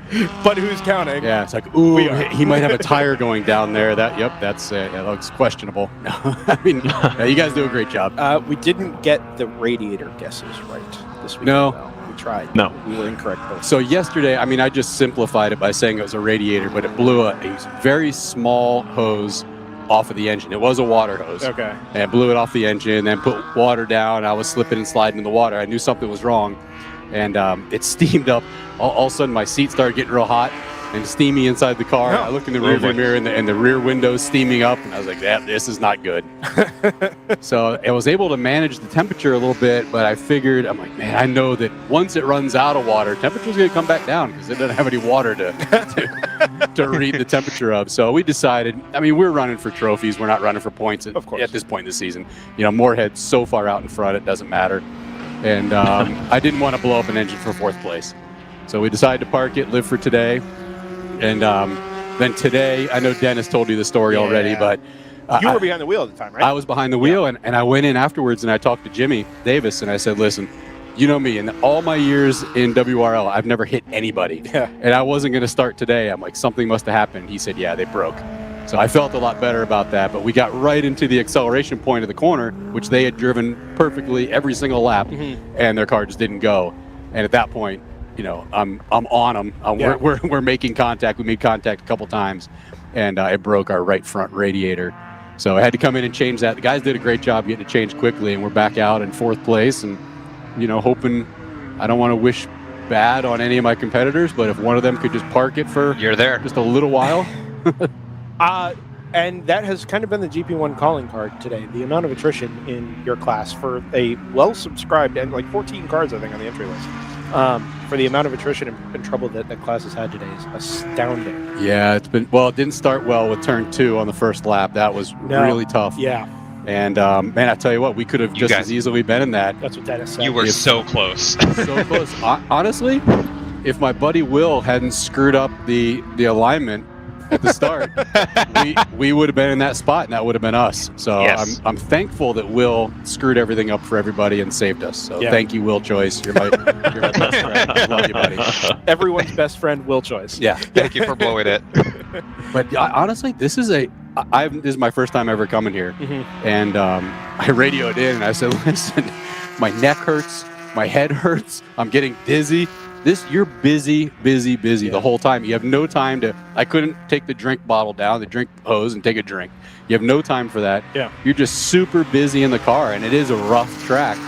And I think it's beating on man and machine. Yeah. And I was pretty exhausted when I got out of the car. I had the energy, but I told my crew chief, I said, I really don't want to clean up a mess in this car if we keep going, because I'm feeling a little pukey here. Oh, no. Yeah. Well, good news is you have Sebring next. So, I love Sebring. That's my home track. You love Sebring? I love Sebring. That's my favorite, one of my favorite tracks. VIR is my favorite, even though it hates me. But I love Sebring. It's my home track. This does more damage to you physically than Sebring does? Like, I think feel so, worse here than Sebring? At least it's Sebring, you have a chance to rest. You have a couple long straights. That's fair. Actually, you have 3 kind of long straights where you can take a break and take a breath. I have found the mystical smooth line through 17. That's a lie. I'm going to keep that to myself. It's because you don't have it. It's smooth-ish. It's smooth-ish. But it's the endurance line, and I absolutely love Sebring. Yeah, I love it. We're looking forward to going there. It's obviously the East Region Championship weekend. Have some very good races there. We've had some ruffle races there, but the entry list is super, super healthy. Yeah. Right? You guys will be there with, I assume, the 701 again. Yep. 88, and a new old toy. So 702, the Cayman that we ran in GTO. Yeah. Our old Cayman. It's actually it's a historic car. It's the first Cayman to ever win a professional race anywhere in the world. Was that the World Challenge? World car? Challenge. Yeah, Jack Baldwin won the 2012 Long Beach Grand Prix with that car. And then my dad ran it in World Challenge, and then we ran it in SCCA, and then we brought it to WRL. And it was great the year we ran it in GTO. We sat on pole with it a bunch. If the races were 5 hours, we would have won a lot of them. But it just can't keep up in GTO anymore. Did that car blow up at VIR a couple of years ago? Yes, that was the crazy year in 21 where all the stuff happened all at once to us. Yes. Yeah, the left rear came off of that car. Yeah. Sarah was in the car. I mean, insane stuff happened at that race. And then it finally blew up the engine at Daytona this year. The engine let go at Daytona. So we said, you know what? We can't run in GTO anymore with this car. It's just not keeping up. So we're going to downgrade it to GP1. Oh, cool. Take a bunch of stuff off of it. And I know Dennis told you before, our big challenge with this Cayman is the low-end power. Yeah. The low and mid-range power. We just cannot come off the corners like the BMWs. We get up to speed with them. Once we're at top speed, we're running the same speed. Yeah. We just can't get off the corners. So we're going to do what Fifth Gear has done, run a little bit bigger engine, Nice. get a little bit more Ryan. low-end torque. Who's doing it? Which engine's that? Which one are you doing? The 3.4. 3.4. Okay, that's fair. That's the S motor from like the 09 and newer, right? Yeah, we got a nice one we found. So nice. Okay, cool. I mean, I don't listen. Some people like building engines for WRL. We're detuning it anyways. We go buy really good used engines and go through them and make sure that everything's going to work okay. But you're detuning it anyways. So yeah. But I think it's going to be a really good package. It's a fun car to drive. What I would really love is a car with PDK. I love a PDK Cayman in GP1. I think that'd be a lot of fun. Because the modifier for PDK is only 0.1. Oh. So why not? Will that get you guys a meaningful upgrade in pace and performance? I think so. I mean, every shift costs you time. You got a PDK that's going to shift super fast. Why not? Yeah, and accurate. Yep. Can we talk? Go ahead. 997 Cup car. Yeah, Is that something we can talk about? Yeah, I'm bringing it to COTA. Nice. So I'm going to bring it to COTA. I mean, you guys know the story with that. I had a great one that I crashed at Atlanta, and the one that I replaced it with, it just had some gremlins, and it's a great car. It's like my dad said. My dad's been racing for 40 years. He said this is the most fun car I've ever driven before. Has he driven? He drove it at Daytona. Remember we brought it out real late at Daytona?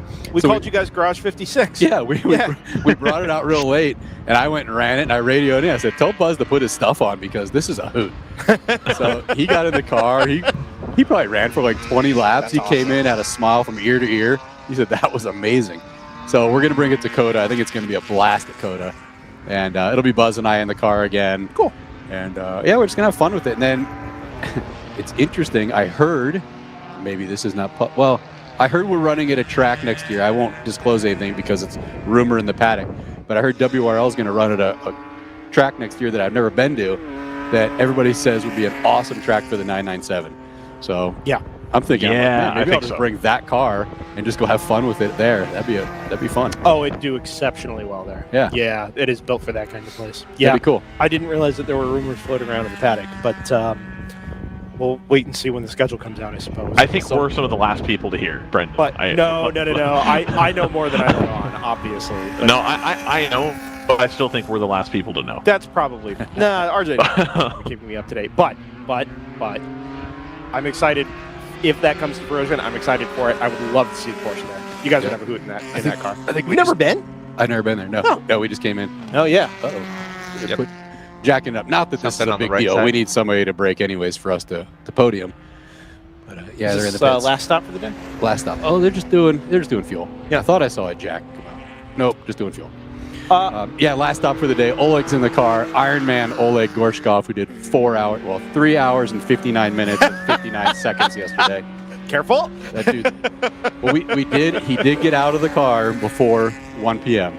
But man, he was toast. Did he want to stay in that long? Yeah, he did. All right. We're like, fine. He was in his zone. He was going fast. He's faster than Dennis and I. So we're like, stay in, man. You're doing great. Awesome. He loves it. I would like to ask you about your recent Facebook post. Yeah. Regarding the GR86s. It's interesting. It's all came together pretty quickly, and I'm really excited about it.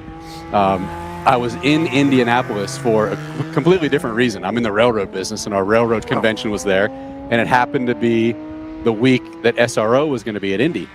And on Monday when I arrived, my big customer called and said, "Hey, we're really interested in this GR Cup. What can you tell me about it?" And I said, "I'll call you back." So I called my friend Jack Baldwin, who is the series director for GT4 America. Yeah. And I said, "Hey, I know you're coming to Indy this week. Tell me about GR Cup." He got me hooked up with the guys, Jim Jordan, the folks at SRO, and Mike Norm from TRD. Got me hooked up with those guys, and I went over and saw them at Indy, and they were fantastic. Took me around, showed me everything, took me to the drivers meeting, the logistics meeting, and what really sold me on it was they want to bring a car. They want to have cars in WRL. Yes. Yes. So they want to bring that car to WRL. So I said, all right, we want to do GR Cup, but we also want to do one in WRL. Yeah. And I mean, things really happen fast, but what it appears now is we are going to do, I need to do 2 or 3 cars in GR Cup to make the money, to make the finances work. But we are going to do a car in WRL also, and Is that for sure? Like, if you get the commitments on the GR86? I mean, I got to check. The guy we were supposed to buy the car this week, so hopefully the car was purchased. Yeah. And but we're going to bring that, and then hopefully we'll have it at COTA, not to run it in the race at COTA, but we'll have it like HPDE. Yeah. Maybe the test day to demonstrate it to WRL. I know Toyota wants to do the same thing as well. RJ's been in contact with Toyota about getting that car in, what modifications need to be done to it. Yeah. And I'm super excited. It's probably going to slide in GP2. I was going to ask where all right, it might not be. It's not going to have the power that some the BMWs have, but it's going to have other things, and it'll be a real fun car to drive. The guys that will drive it on our team will be guys who are also racing or eventually be racing in GR Cup. Well, okay. There's a way to thread this question here. I think I know the question. I assume, this is a statement, I assume that there's no interest in getting the car optimized to run in GP2. No, we will. I mean, I didn't know if that was a Toyota-friendly thing or if that's the car's yours, do whatever you want. Got to get it as close as possible. There's some things I think they're going to need to do, and I've been talking to them about it. Toyota directly. For Toyota. They need to tune it for 93 octane. Okay. So we don't have to run $750 a barrel race fuel. Right now it has a lot of modifications in the WRL rules, but there's some things they can back off. There's some things maybe that will be a little bit easier to change, some a little tougher to change. But I think what I told them to do is I said, listen, come to COTA with the car, not our guys. This is what I told Toyota.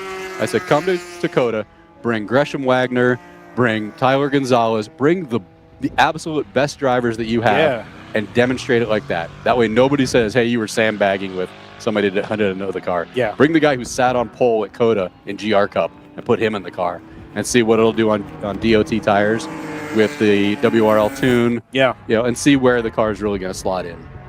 I don't think anybody in this paddock would have a problem with the car as long as it's not an overdog, slotting into GP2. Yeah. I think everybody would be cool with that. I would love to see it, and I think the added depth on the production side. I mean, look, the GTO has gone the way of GT4 cars largely, just as kind of the easy button to go racing. You guys continue to do things a slightly harder way with the old Cayman and now with the Porsche Cup, right? A different way. But the GT4 car is just slap the easy button, buy the car, tune it a little bit, and go racing, right? Yep. The production side doesn't really have that answer yet. They're still mostly garage-built cars. But I could see taking a race-ready, purpose-built race car, like a GR86 Cup, and that creating a little bit of extra interest in a production class here. Yep, I agree. And so, from that perspective, I think it'd be really nice to see in GP2. Good to get the numbers up. I have fallen back in love with the GP classes. I love GP1. I think it's the most exciting class in WRL. I want to run more GP cars. Yeah. Quite frankly, I'd like to get out of GTO. I just can't keep up with the spending anymore. And it really is. The GT4 class, it's super competitive at the front of the field. Yeah. But for anybody like me trying to bring something that's a little different, maybe a little older, it's tough. It's tough to keep up. Racing obviously is still a business, as you say. Trying to keep up with the spending is its own challenge. Some are more equipped to handle that than others, but racing has been that for a large period of time. You have had your ups and downs over the course of the season, right? From the Hagerty deal very, very early on with the show and everything. Eventually that deal comes to an end, as all deals will always do. You've had some other challenges along the way, and we've seen some interesting cars come across, right, through you guys. You had the TA2 based car in GTO earlier in the season. There were talks of a Mustang, right? That was the TA2 based car. Yeah, that was the Mustang. Weren't you guys talking about getting the? It's that. It was the TA2 car. That was the Mustang. Okay. That was yeah. Gotcha. We were just toying with people a little bit, but that was the TA2 car. I gotcha. Yeah. Okay. Is the GP1 or the general production setting you guys find here and just a little bit more predictable from a business perspective, or is there like a more reinvigorated interest across the board in actually just kind of being a builders series or a set of builders again? Yeah, we like the flexibility of the GP classes. We also really like having a common platform that we can share spares across a platform. I mean, if I have 3 or 4 different types of cars in our fleet, it really doesn't do much good for us. But having, the 986, the Boxster, the 987 Cayman, and even the 997 Cup car, they share a lot of common parts. And we really love the 987 platform. It's a fun car to drive. We enjoy it. So we want to maybe build the fleet around that. Awesome. That platform. I have a bunch of 987 chassis sitting in our shop. I got a really cool one that I wanted to build this year, and it just never happened. It's a really cool car. That's why I can't find any. Yeah, right. Exactly. Yeah, if you need one, call me. Okay, we'll do. Got some. Yeah. I've been looking for like a 2010 Cayman for some time, and they're not available. I got you covered. You got me covered? All right. I got you covered. We'll chat. Also, if I end up buying an 86 instead, and you got all those cool body parts sitting around that you might have cracks in for that GR Cup car, let me know. Yeah, exactly. I'm really interested in the interest. This is one of the things I've learned today after being a little disconnected from the WRL paddock this season. The interest that Toyota has in supporting racing at this level, right outside of the normal use case for the cars that they build, outside of GT4, outside of the GR86 Cup. That to me provides real promise for the future, right? We had the giant boom in GTO last year with the M4s and everybody being willing to buy new cars and spend and get them developed and everything. And then this year things take a little bit of a step back and everybody stops spending quite so much for a variety of reasons. And now, hey, actually the support that everybody's been waiting for a manufacturer is willing to come forward and provide. And to me, that is a really fine statement on where things are at for the series, and more importantly, the passion that I think people like yourself and more down in the paddock have for keeping this thing going. Yeah, you're dead on. And by the way, kick me out when you guys need to call the rest of this race. But I'll tell you something that I've told to a lot of young drivers and any young drivers listening, and even people that are heavily involved in racing. Look at, everybody says, I want to be a pro racer. You got all these young American kids. I want to be a pro racer. Go look in the pro paddocks and tell me how many real American pro racers there are. And I'm talking guys getting paid to be a pro, like in an IMSA, IMSA cars. How many Americans are there that aren't racing for dad that are pros? Yeah. Man, I can't think of many, if any. And the reason that is, a lot of those pros, they're factory pros. Mm-hmm. So you got the Porsche factory guys, you got the Mercedes factory guys. Ford's done a great job bringing some Americans up through the program. Yeah. Haley Deegan's under their wing, and they're more involved. They're really going towards the NASCAR side. Toyota, it's interesting that a Japanese car company, but a lot of their cars are built in the U.S., they're really building this U.S. program. And talking to Toyota, they really see the GR Cup as a way to bring drivers up through their program and develop some American Toyota drivers. Yeah. And they have GT4. They're going to be really increasing their presence in GT4. And quite frankly, WRL has been a big factor in that. All these Supras coming to GT4, Toyota's like, wow, man, I think we got something here. And they're really, really interested in it. They even want to create a spec series that's between GR Cup and GT4. So you really have this ladder program. And don't be surprised if you have guys like Tyler Gonzalez, Gresham Wagner, some of these really talented young kids. All of a sudden they become Toyota factory drivers. Yeah. They're bringing them up through GT4. And then Toyota has, obviously they have Lexus. Lexus is part of, they can put them in a GT3 car in Lexus. About to be a Toyota GT3 car, isn't it? I think that new one's on the way. Yeah. And bring them up through the program. And then all of a sudden, 5, 6, 7 years from now, we have American pros in racing. And that would be really, really cool to see, especially in a series like IMSA and SRO that are based in the U.S. to have some Americans, leading the front of the field. I think Porsche kind of has the model ladder system, right, for drivers, identifying driver talent, and then eventually employing driver talent, right? If you start them at the lowest level, for a long time, that was Porsche Cup. Those cars are actually kind of a handful now, right? They can be a real challenge to drive, but they help you identify and weed out pull talent out of a pool, and then you get them into, pro type GT4 cars, GT3 cars, up into their prototype program, potentially at the very highest level, right?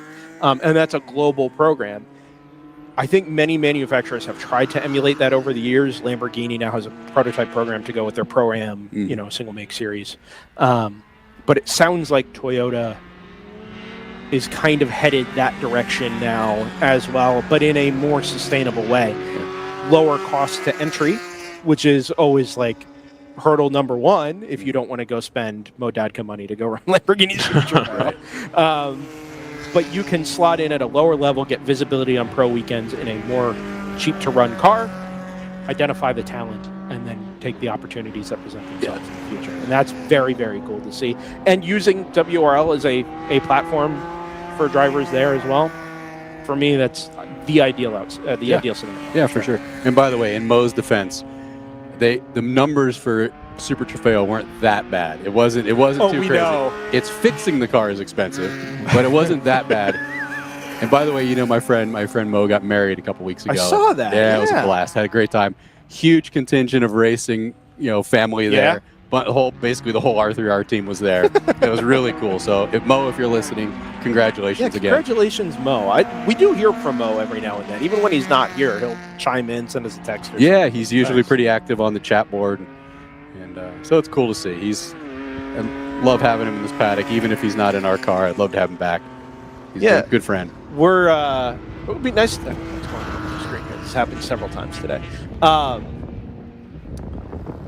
look forward to the GTO numbers coming back up for the remainder of the season, partially because it's kind of weird not seeing your friends here. Mm-hmm. You know what I mean? We know so many people in those cars that aren't here this weekend.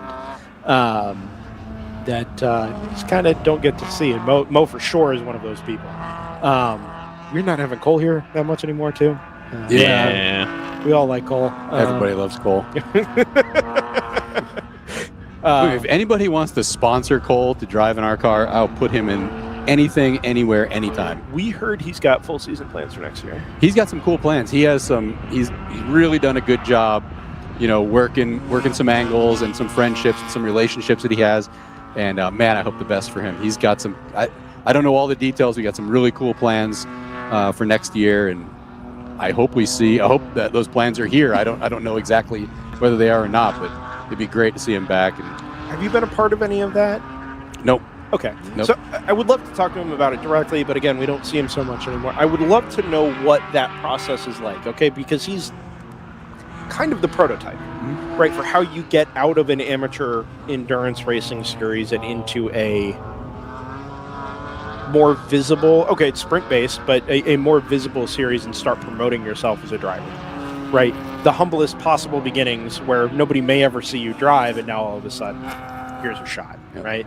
I'd love to know what that process has been like for him. I'm sure it's a podcast episode worth of content and explanations of how that all works. Man, if only we could do a podcast. That's crazy, right? I'll give another piece of advice to young drivers. I've had a lot of phone calls with potential drivers, people who want to come drive for us. Yeah. A lot of them are, all they do is they get into their resume and telling you how amazing they are and how many trophies they won and how they set the fastest lap everywhere. My conversation with Cole was the polar opposite. Cole told me about where he started, what he's been doing, never bragged about finishing positions, never bragged about anything. Just said, hey, I'd love the opportunity to drive with you in a good program, develop my skills. He said all the right things, told me about how, he ran a team in WRL. He had a team with a Mustang in GP2. Oh my gosh. 2020. Yeah, we weren't and involved. they had a difficult time, braking all the time. He just had terrible luck.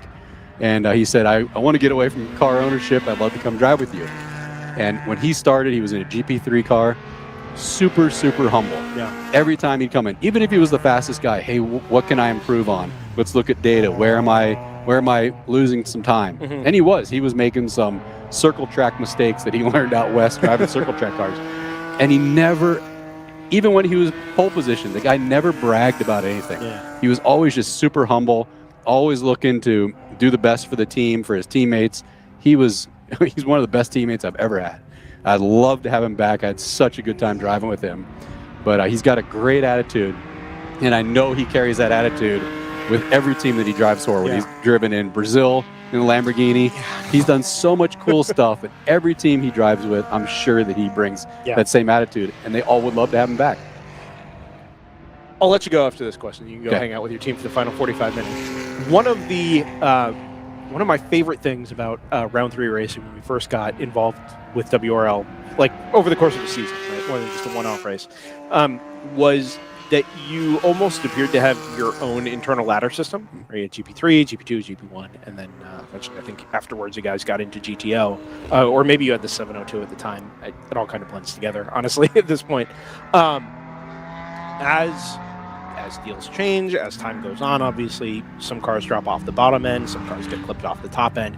You're left with, okay, you've got this core car in GP1, you still have the 605 running around in GP3 on occasion. You may have a GP2 car next year, right, with the GR86.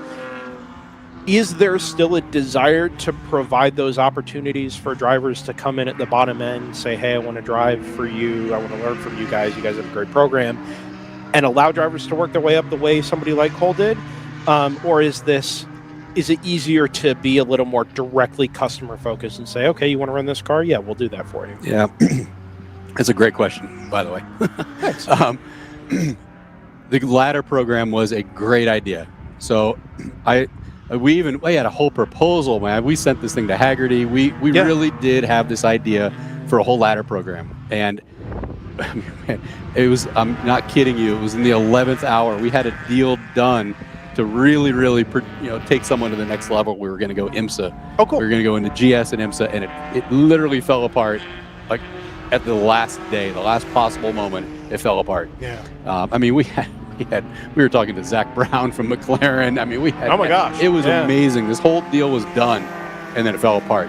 But it was that was all part of the ladder program, and that's what we had built into it. It was a great idea. It was working very well. Cole is a fantastic example of it.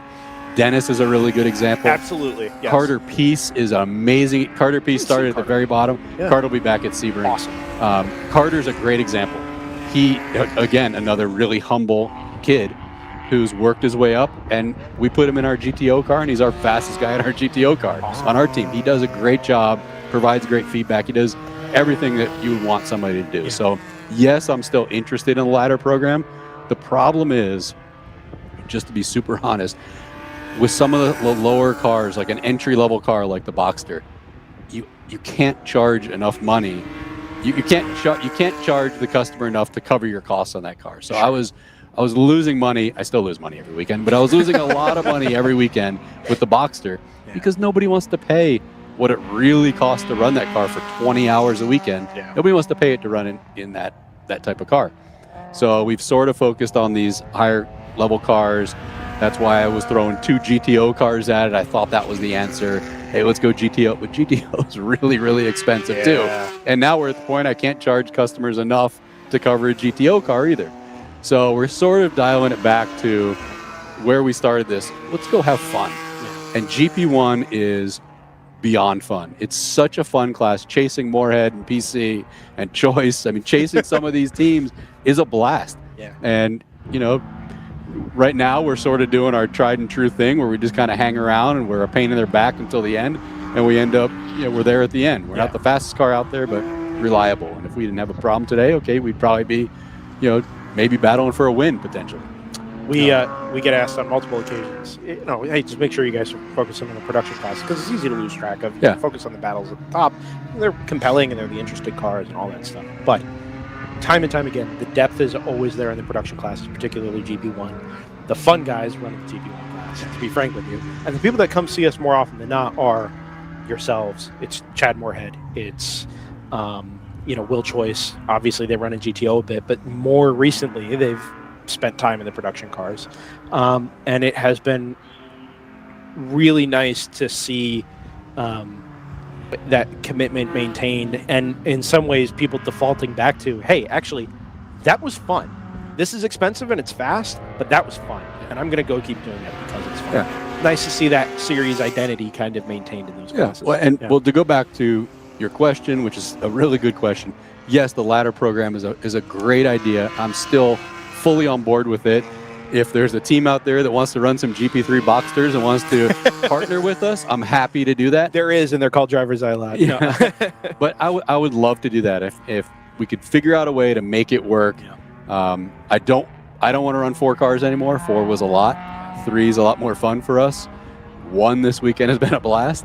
But yes, the ladder program is a wonderful idea, and this series is a great place for that ladder program. To build yourself up. And, you know, RJ's even talked about it in the past. You know, let's have a program to bring drivers up into GTO. You know, we don't want to have a guy in a $250,000 GT4 car going, hey, by the way, this was my first race. You know, that's not really the idea. No, and the competitors don't like hearing that either. So let's have a ladder program and bring people up through the series, and there's no better place to do it than WRL. You get so much seat time. Can't have said it much better than that. Brad, I'm sorry, Brian, did you have something else? No, that was it. Okay, I got you. Thanks for coming up. Brad, my pleasure. From Round 3 Racing. Always a great time to have you up here. You're welcome anytime, and I'm sure we'll see you again. Thanks. See you guys. We didn't chat much. You got to chat mostly with the guy I'm looking at face to face. But hey, no, that's how it works. You and I called a race together a while back, so it's fine. Absolutely. By the way, that was an absolute blast. I will do that again anytime. If I'm out of the car for a long period of time, I'd love to come up and do that because that was so much fun. Nice. But thanks, guys. I'll see you soon. Yep. Yeah, no problem. See you. Brad McCall there, of course, with Round 3 Racing, the owner, president. I asked him once, and then he told me, and I've since forgotten. Owner of Round 3 Racing. Talking about his plans for next season. You know, it just goes back to apparently Toyota's all in on WRL ? If we're going to bring this GR86 and we've got a fair number of GTO entrants who are going to be running their car, that's fantastic. Yeah, they're selling cars and making people happy, so hopefully we'll see more of that. Isn't it wild? Did I not say at one point, I think last year I had said it a couple times, and people kind of like poo-pooed me for it. But I remember saying specifically, why is there not a BMW truck at the track? Because people keep having these issues that the big teams in IMSA apparently don't seem to have. BMW has a ton of cars here, and just the customer service alone is going to keep people locked into this program, and I think that's going to end up being a problem. And you know, I'm not going to say people didn't take me seriously, but I don't think people had the same faith in that thought as I did. And sure enough, we've now seen several teams that were pretty firmly BMW. You had Harold Petit talk about it. He wants to drive BMWs. That's what he wants. And the lack of customer service, frankly, has driven these teams into another car. And it's the car, frankly, again, that has the most customer service available to it. And so I think that really just goes to show, for anybody that might be listening that's younger, that's really what it comes down to at the end of the day. It's providing a good service to people and making sure that you're doing the right thing time and time again. And again, it sounds like not only is the Supra a good car, but Harold Petit telling us that you don't have to make a lot of changes to it either. You just have to make simple changes. And so I think it's fantastic to hear that we're going to see more and more representation of a brand that, you know, I have a personal affinity for, of course, but additionally a brand that cares and wants to help grow racing as a sport in North America. I think that's fantastic. Yeah, definitely. The prospect, though, of getting a GR86 and then having, you know, the ability to get broken body panels and fix them at my house and put them onto a road car so that the road car looks like the Cup car, that's an interesting proposition right there, let me tell you.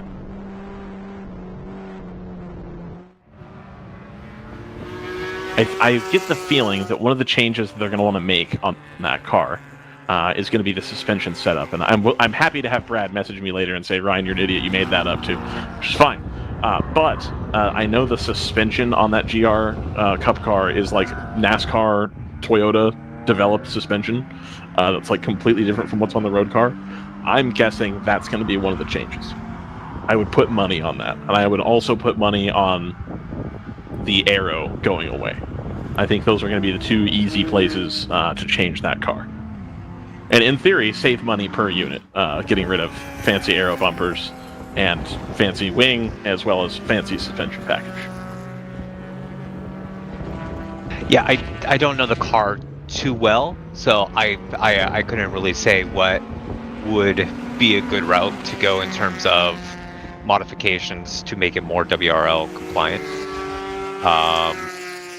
But I mean, it's definitely a popular car at this moment. Yep, and absolutely. It seems to be growing, and so it's, you know, a great time for that to be introduced into our form of endurance racing. I think part of the problem, and this is just a small part of the problem, I'm not saying it's a huge deal, I think it looks cooler than the spec MX-5 right now. It looks more like purposefully race car, and I think that might excite people. Thank you for your opinion. You're completely wrong, but I value no, look, man. Look, man, I'm not saying that the MX-5 looks bad. Like, I like it as a car, but, like, if you look at an MX-5 from, you know, 50 feet away, like, oh, it's a Miata with a roll cage. If you look at an 86 Cup car from 50 feet away, it's got this wing, and the stance is really good, and you got the front bumpers a little bit more aggressive, and it's got you said stance. Yeah, no, it's how it sits. How it sits on the ground is a lot more race car-like than the Miata, which still sits up kind of high, and then you get a lot of the suspension movement with the Miata. That's kind of how you drive it, right? As you're trying to get the weight transfer to work in your favor. The 86 doesn't look like that sitting still. The 86 looks like it's more low to the ground. It's more like a more stable platform almost. It has just a completely different look to it, I think. I'm not implying that it's better for putting too big of a wheel on it and stretching the tires looking like a dork. I'm not that guy. I think you know that, but, you know. Yeah. Or put that out there. That's clown behavior, and nobody should do it.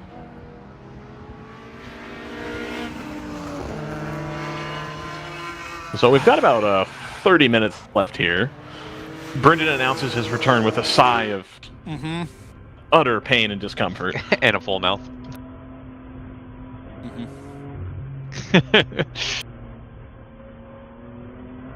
It's that second day lunch is always harder to get, I've noticed. It's not just you, Brendan. I'm not really sure why, to be honest with you. I don't know either. I don't think there's any particular reason. But I found that the second day, you can't get away. Lunch order thing doesn't ever happen the same. No, and but it's like, what do I do? Michael delivered me one lunch yesterday. I wasn't expecting it. I didn't talk to anybody about it, and all of a sudden a box of Subway appears. I'm like, the man. Oh, there you go. Excellent. Nailed it. I asked about it today when he showed up at like 12:30 or whatever it was. I was like, hey, do you guys get lunch today?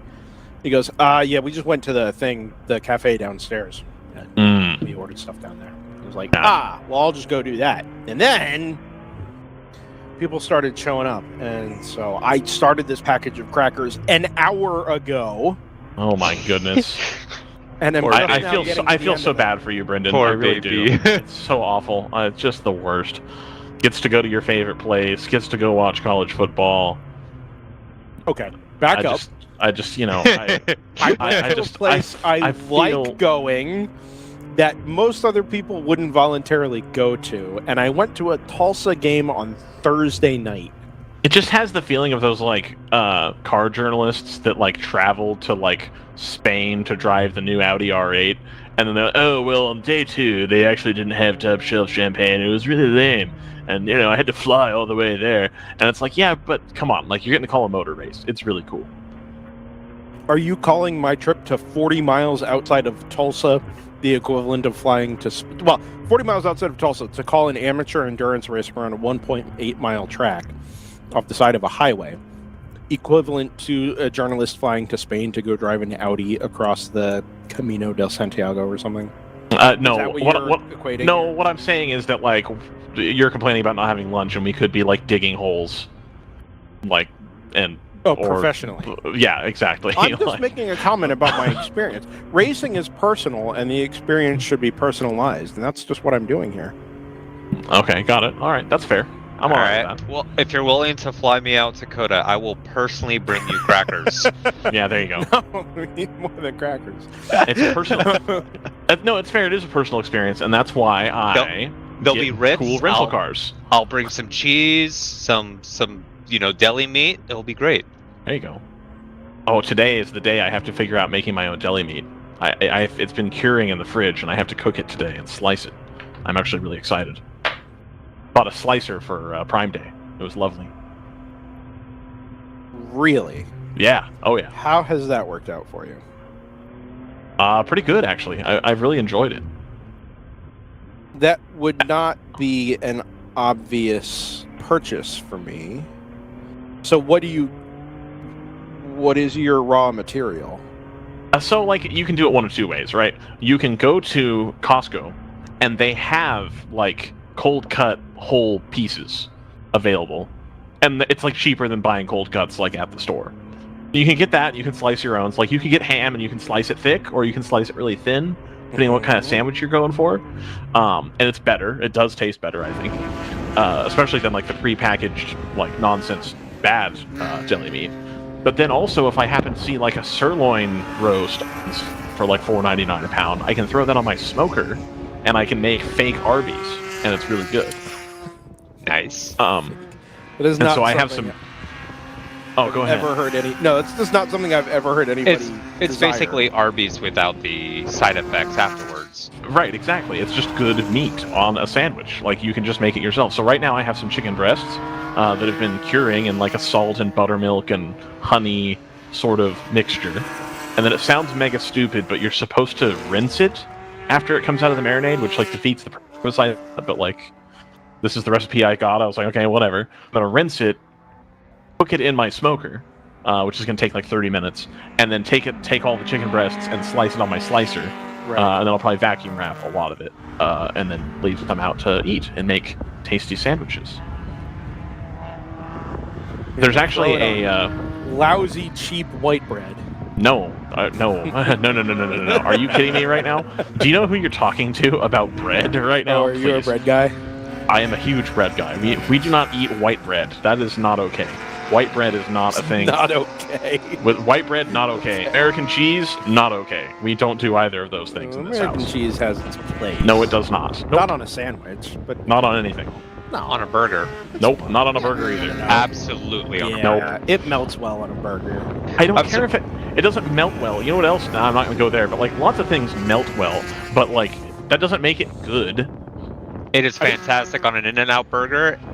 An In-N-Out burger would be better. In-N-Out burger would be better if it had a slice of Tillamook cheddar on it. Oh my God, you're I a disagree. Tillamook shill? More like Shillamook. Oh boy. I disagree. As someone who has put Tillamook cheddar on burgers, I firmly disagree. I like bad take. I like Tillamook cheddar. I buy it. It's not as good. JT got Tilla shook. I knew that was going to turn JT on. I knew he'd be fired up when I said that. I'm actually more of a Bandon guy, which has now been purchased by Tillamook, but my understanding is that Tillamook purchased Bandon and was like, cool, great, just do whatever it is you do over there, don't lose money. And so it comes as like a giant brick, which I can now slice at my house with my slicer. Instead of having to manage a whole brick of cheese and cut it, and the cuts are in, I can just put it on my slicer and just go for it. Bam, bam, bam, bam. And only make 2 to 3 jokes about slicing my hand off while I do it. Who's got it better than you, man? You got a slicer. Not a lot. In Northern California. It's fantastic. Home of great sourdough bread. Oh, man. Home of? Yes. The best sourdough bread comes from the San Francisco Bay Area. It's a noted fact. This feels highly opinionated. It's not highly opinionated. The rated best sourdough anywhere is from Northern California because of the bacteria in the air makes a starter that you can't make in any other region in the world. And delivers you a perfectly crusty loaf that is on the outside crusty and firm, and then when you slice it and heat it up, the inside is nice and soft and lovely, but still gives a little bit of, it's still toothsome, as it were. I like artisan approached bread. I'm not a big crusty outside kind of guy. That's because you're from the East Coast, where they don't do it very well. I mean, they do it. Hey, let's slice open this hot dog bun wrong and put sloppy shellfish in it. We'll make it with white bread. Oh, that sounds good. Like a lobster roll? Yes. Lobster roll's delicious. Forget you, man. It's terrible. Why would you put it in Wonder Bread? That I'm unclear on, but it's like what? What is that? Like, no, that's ridiculous. It's fine. It's like you're having a Smucker's Uncrustable with shellfish in it. Like, what? That's not what's happening there. Oh, that's absolutely what's happening. I did see a video featuring a deep fried Uncrustable the other day, though. Now I think I need one. I don't like deep fried things. I don't either. I know that my body type wouldn't suggest that, but I actually can't stand deep fried foods. Yeah, that's fair. RJ is just hollering into a laptop because we're 25 minutes from awarding some championships. So RJ actually did just send me a text message because he's not happy with bread discourse and meat. Did he really? Yes, he did. And that's the PC Racing, right? They're gonna get at 7th. If they get into 7th, they will take the lead in the GP1 national title. With national title, which still has 2 weekends to go in fairness. Correct. Yes. The natty, as it were. Of course. Yeah. No, that's so. In fairness, we wanted to start talking about the championship 2.5 hours ago, and we just had a constant slew of people coming through the door that have derailed what our initial plan actually was. Okay, but you can't talk down on that too much when we spent all weekend being like, "Please come talk to us," and then people come and talk to us, and then Brad spread out better. Brad even comes in and just dunks on me completely, and then tell people that we don't want them actually to come up. We can't do that. The same text from RJ. I mean, they are, for all of the trouble that GP1 runners have had this weekend, PC is the one that has decided to, or had the opportunity to make it back out anyway. They need to get how many laps here? Let's see. They need 8 laps to get to 7th. 8 laps. Okay. 12 laps. 12 laps, so, 8 laps? 12 laps. While we were also talking earlier, we got to see 515 Motorsport come back out. Excellent. So that was our GP2 Oh, Porsche nice. Boxster. I was certain that when we saw them get pushed away, because there wasn't much left in GP2, that was going to be curtains for them. Nope, But they came back out, and they've had a very solid stint since. So that car's the car quick. was properly repaired. Yeah. And if anything should have issue with the BMW ahead of them, they're running out of time, but... Yeah. The GP2 Midwest Championship, for what it's worth, we've talked at some length about GTO and GP1, where it was relevant, right, in conversations with GTR and Moorhead. GP2 is most of the competitors are not here. Oh no, that's 2022. What are we doing, Brendan? I was like, Stan's race. I'm not here. Rapscallion, I mean, the 469 is the next car here in the GP2 West Championship. So it kind of leaves Overnight Motorsports alone at the top in the 197.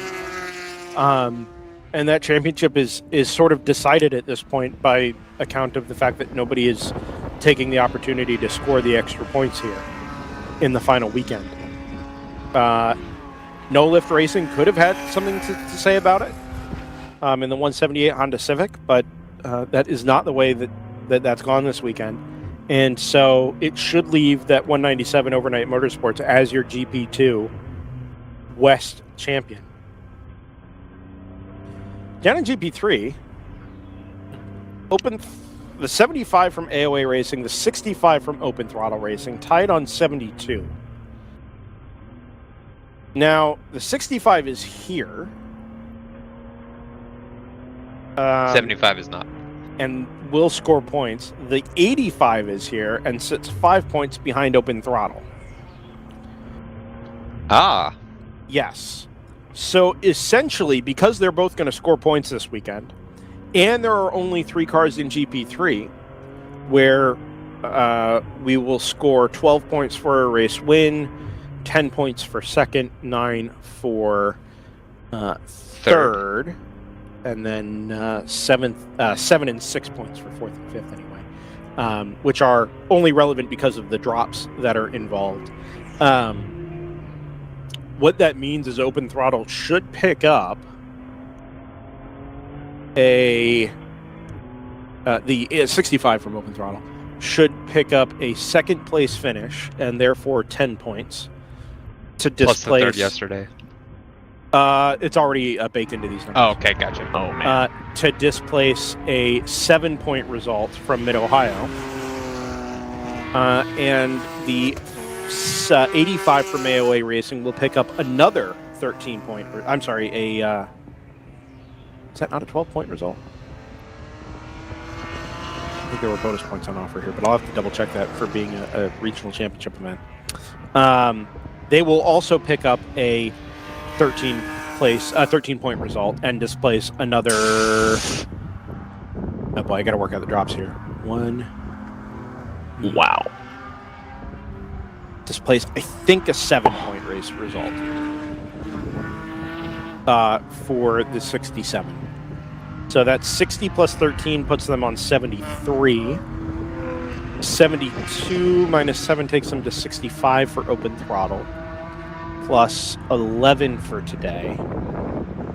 I'm sorry, it's 11 points, yeah. 65 and 11 gets them to 76.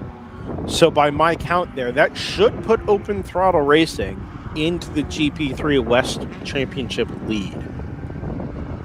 Yes, I think so. That is rough, mental, and a little bit of scribbling math.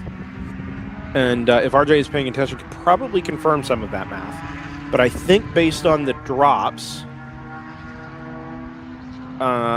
should keep that Open Throttle ahead of the 85, and by virtue of the 75 not being here, promote that 65 into the regional championship lead. Which I was not anticipating, but does make sense. It does beg the question of AOA bringing the 85 and the 55, but not the 75 that was in the championship lead. That does intrigue me slightly.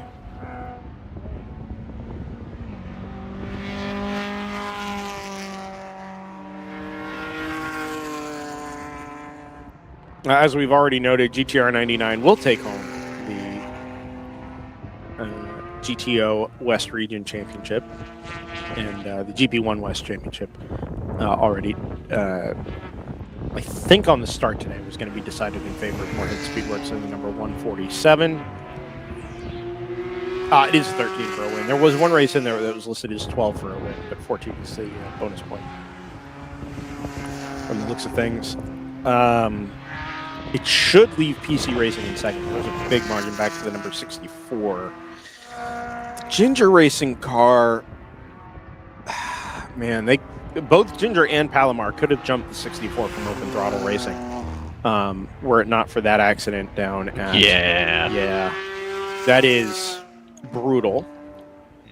However, I think round 3 may be able to jump both of those cars. Okay. And get from 6th up into 4th. Even though they're not points racing. They're not points I understand that, but from I know, but I'm just if they had points raced, maybe they're like firmly in the top 3. I think that's going to be the outcome here. We will know more late tonight or tomorrow, but I think the extra 5 points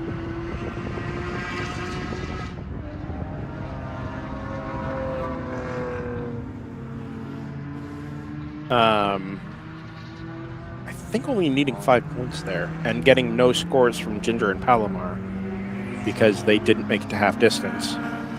I think that round 3 car may have enough today. By virtue of getting back out there, by the way. Right? They faced trouble yesterday and again today. The one today, absolutely in no way of their own doing. Having dealt with a little bit of unfortunate breakage in front of them. But got the car repaired, got back out there, and are whatever a 4th place in the GP1 West Championship is worth to them, at least it's 3rd place. At least is a positive reflection of the effort they put in here in that 701.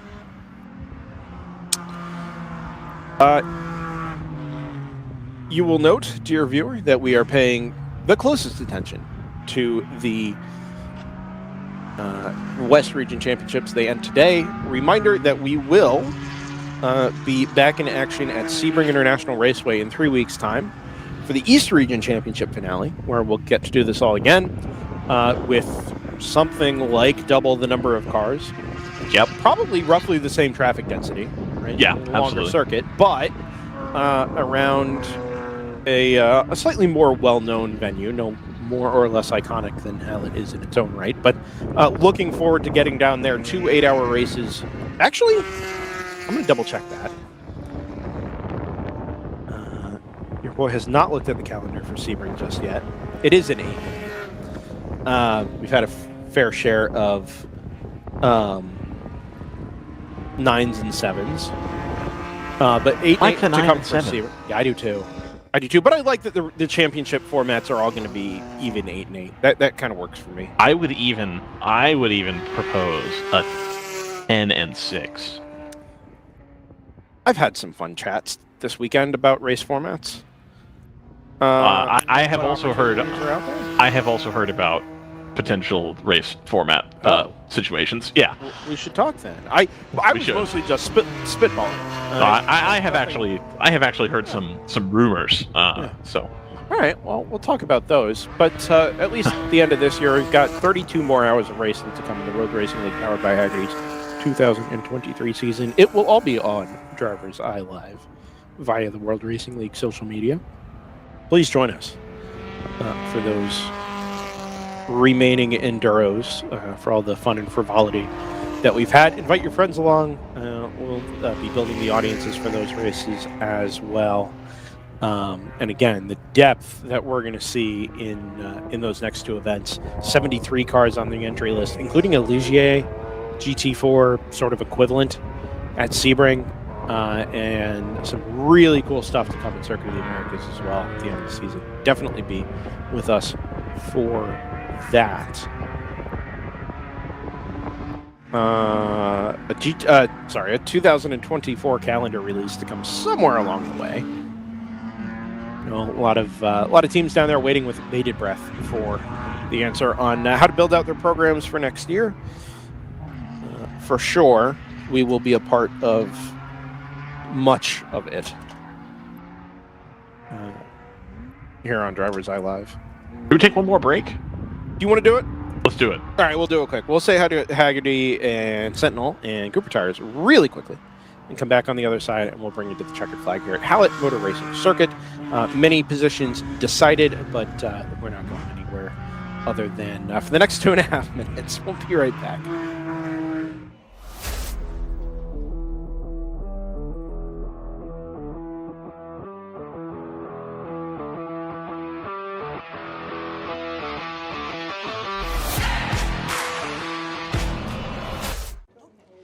Okay, all right.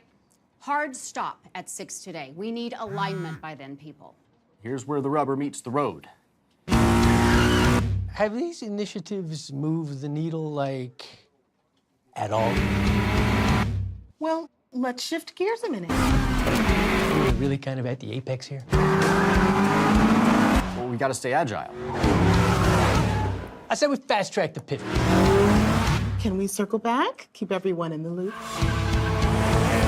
Focus, guys. We're in a race to the finish, all right? We need to put the pedal to the metal. We need to nail those hairpin turns, cross that finish line, and take that checkered flag. Yes, Josh. Yes! Start your engines! Woo! Ready to hit the track? We've got you covered. With the world's largest motorsports calendar, track day insurance, and more. Hagerty. Let's drive together. Sentinel by Candelaria Racing Products is a comprehensive motorsport video system incorporating live streaming, local recording, picture-in-picture, flag status, leaderboards, data overlays, and more. Perfect for endurance racing, sprint racing, and HPDE. Sentinel includes everything you need to get started. With the ability to control the live feed from the cloud and GPS auto start, you will never miss an on-track moment. What are you waiting for? Get your Sentinel today.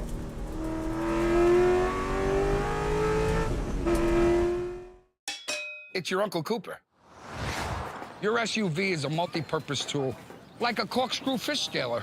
And that means your tires should be multi-purpose too. Like these Cooper rugged Treks. They're tough, but also run smooth as butter.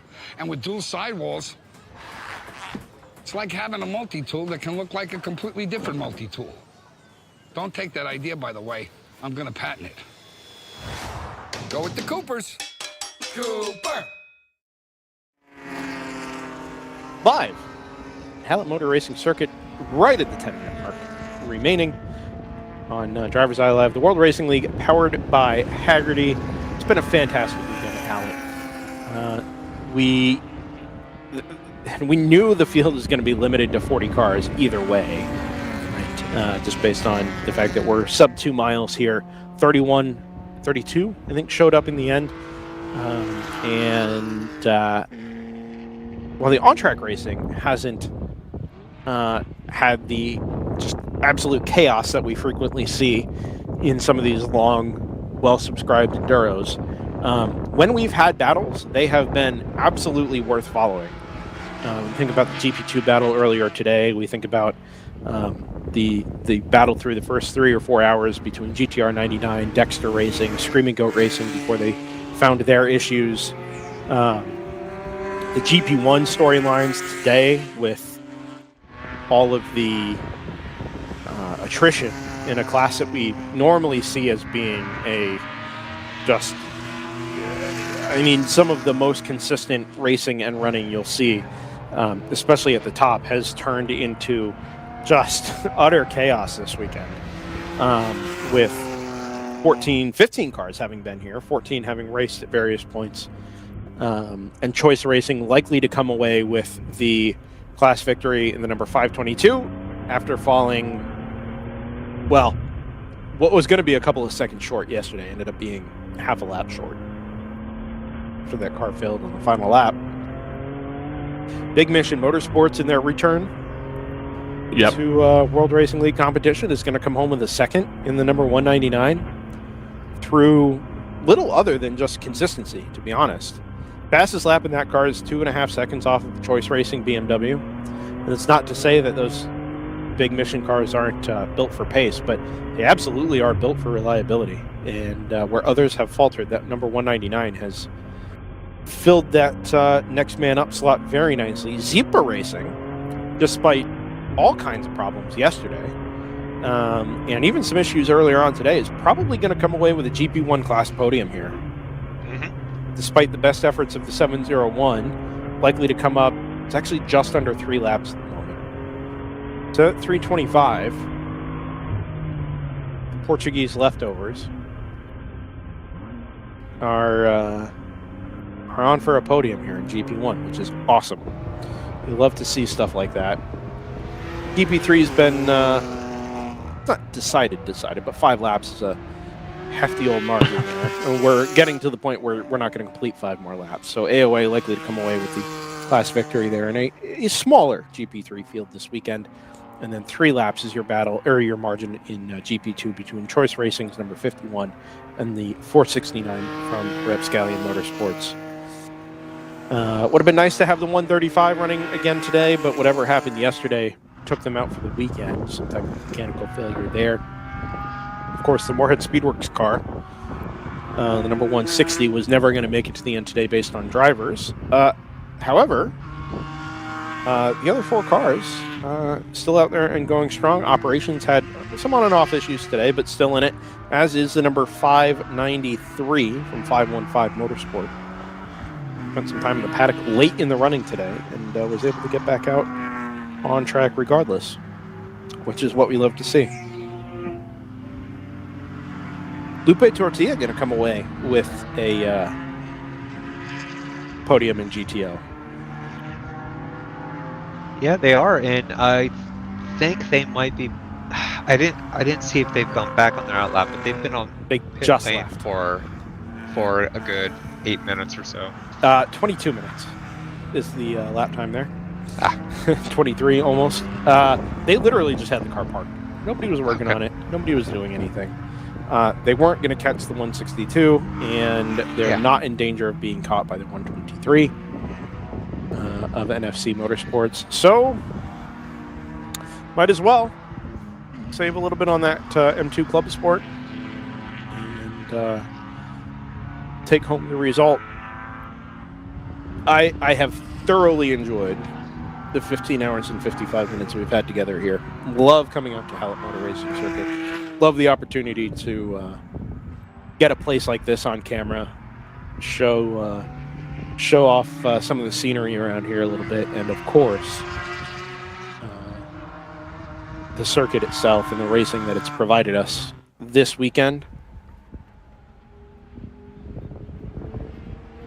This view from high atop the timing and scoring tower,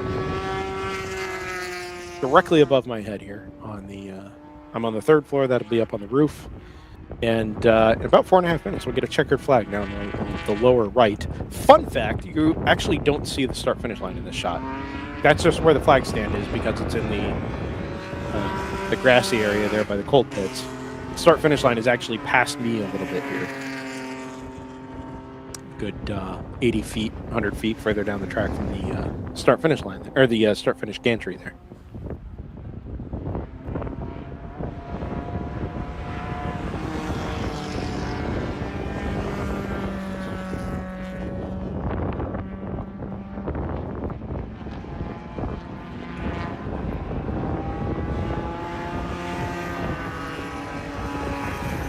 Encouragement for you guys in the World Racing League paddock to keep an eye out on DriversEye Live for opportunities in the future. Hopefully an announcement to come in the next, well, certainly within the next 2 weeks, hopefully sooner than that, of a little bonus coverage this fall from us here at DriversEye Live. Ryan and I will be involved in that. Yeah, and Zach. And Zach, yeah, good point.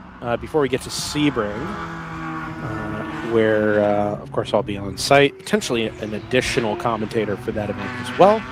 Yeah. We'll go to COTA at the beginning of December. Yeah. And then JT Yeah. is off to make his first solo start. Ooh. For DriversEye Live. We're giving JT the ball here, folks. We're looking for 7 strong innings out of JT here. JT has to go before the bullpen game begins in January. Zach is leaving us. Really cool race there to come in the middle of December. Sort of a pro Spec Miata thing. Live streaming has been announced as part of the FARA experience at a run at a weekend down there in Sebring just before Christmas. I will be very out of town for that event, but I have all the confidence in the world in JT. It should be pretty fun, actually. And then, of course, we get our start in 2024. We'll be back for the SCCA Super Tour as we were this year, and as many events in the World Racing League powered by Hagerty as are confirmed on the schedule and we're invited back to. So far, so good. Looks to be another good year in 2024, never mind the rest of 23 here on DriversEye Live. Eyes on the starter stand at the moment, waiting for a white flag. We're a minute and 45 remaining, and the race leader just came through. So it'll be this one. 2 to go. This one and one more. Yeah, they're heading into turn 2 now. I do love this shot here of everybody coming to the pit wall. Yeah, I spoke yesterday about that at the end of the race, about how much I had missed that over the last couple of weekends. Great to see. And you see the cheers there from the crew of Zipa Racing. A lot of enthusiasm getting their car home today. And not just home, but home with a podium. That is just awesome. Shouts to Dexter Racing. Oh, yeah. I think here. Who deserves a lot of credit for sticking with it, and up against, I don't want to say the might of GTR, because in some ways that makes them sound almost villainous. They are not that. They are just really, really good at what they do in the pit lane, on track, in the garage, preparation, and execution at the highest level with GTR 99. And yet, Dexter Racing, that number 162, has gotten steadily faster over the course of the weekend as the race leader enters the final corner to pick up the white flag and begin the final tour of Hallett Motor Racing Circuit. Dexter Racing has stayed with it and is going to come home with, within 2 laps of that GTR BMW. We'll follow the leader around here off of the first corner. Yeah, it's a bit over a lap, and I mean we've been mostly green flag running. We've had 3 short yellows today, but we've had a good 7+ hours of green flag running, and they're close. It's a fantastic run for them. Yeah, the kind of result you could hope for. And I mean, even if we had 20 cars here in GTO, I mean, there's no reason to believe that being within a lap of the overall race leader would net you something worse than a top 3, maybe a top 5. I mean, you'd be right in the thick of this fight the way you would be with even a full-size GTO field. So really impressed with that number 162.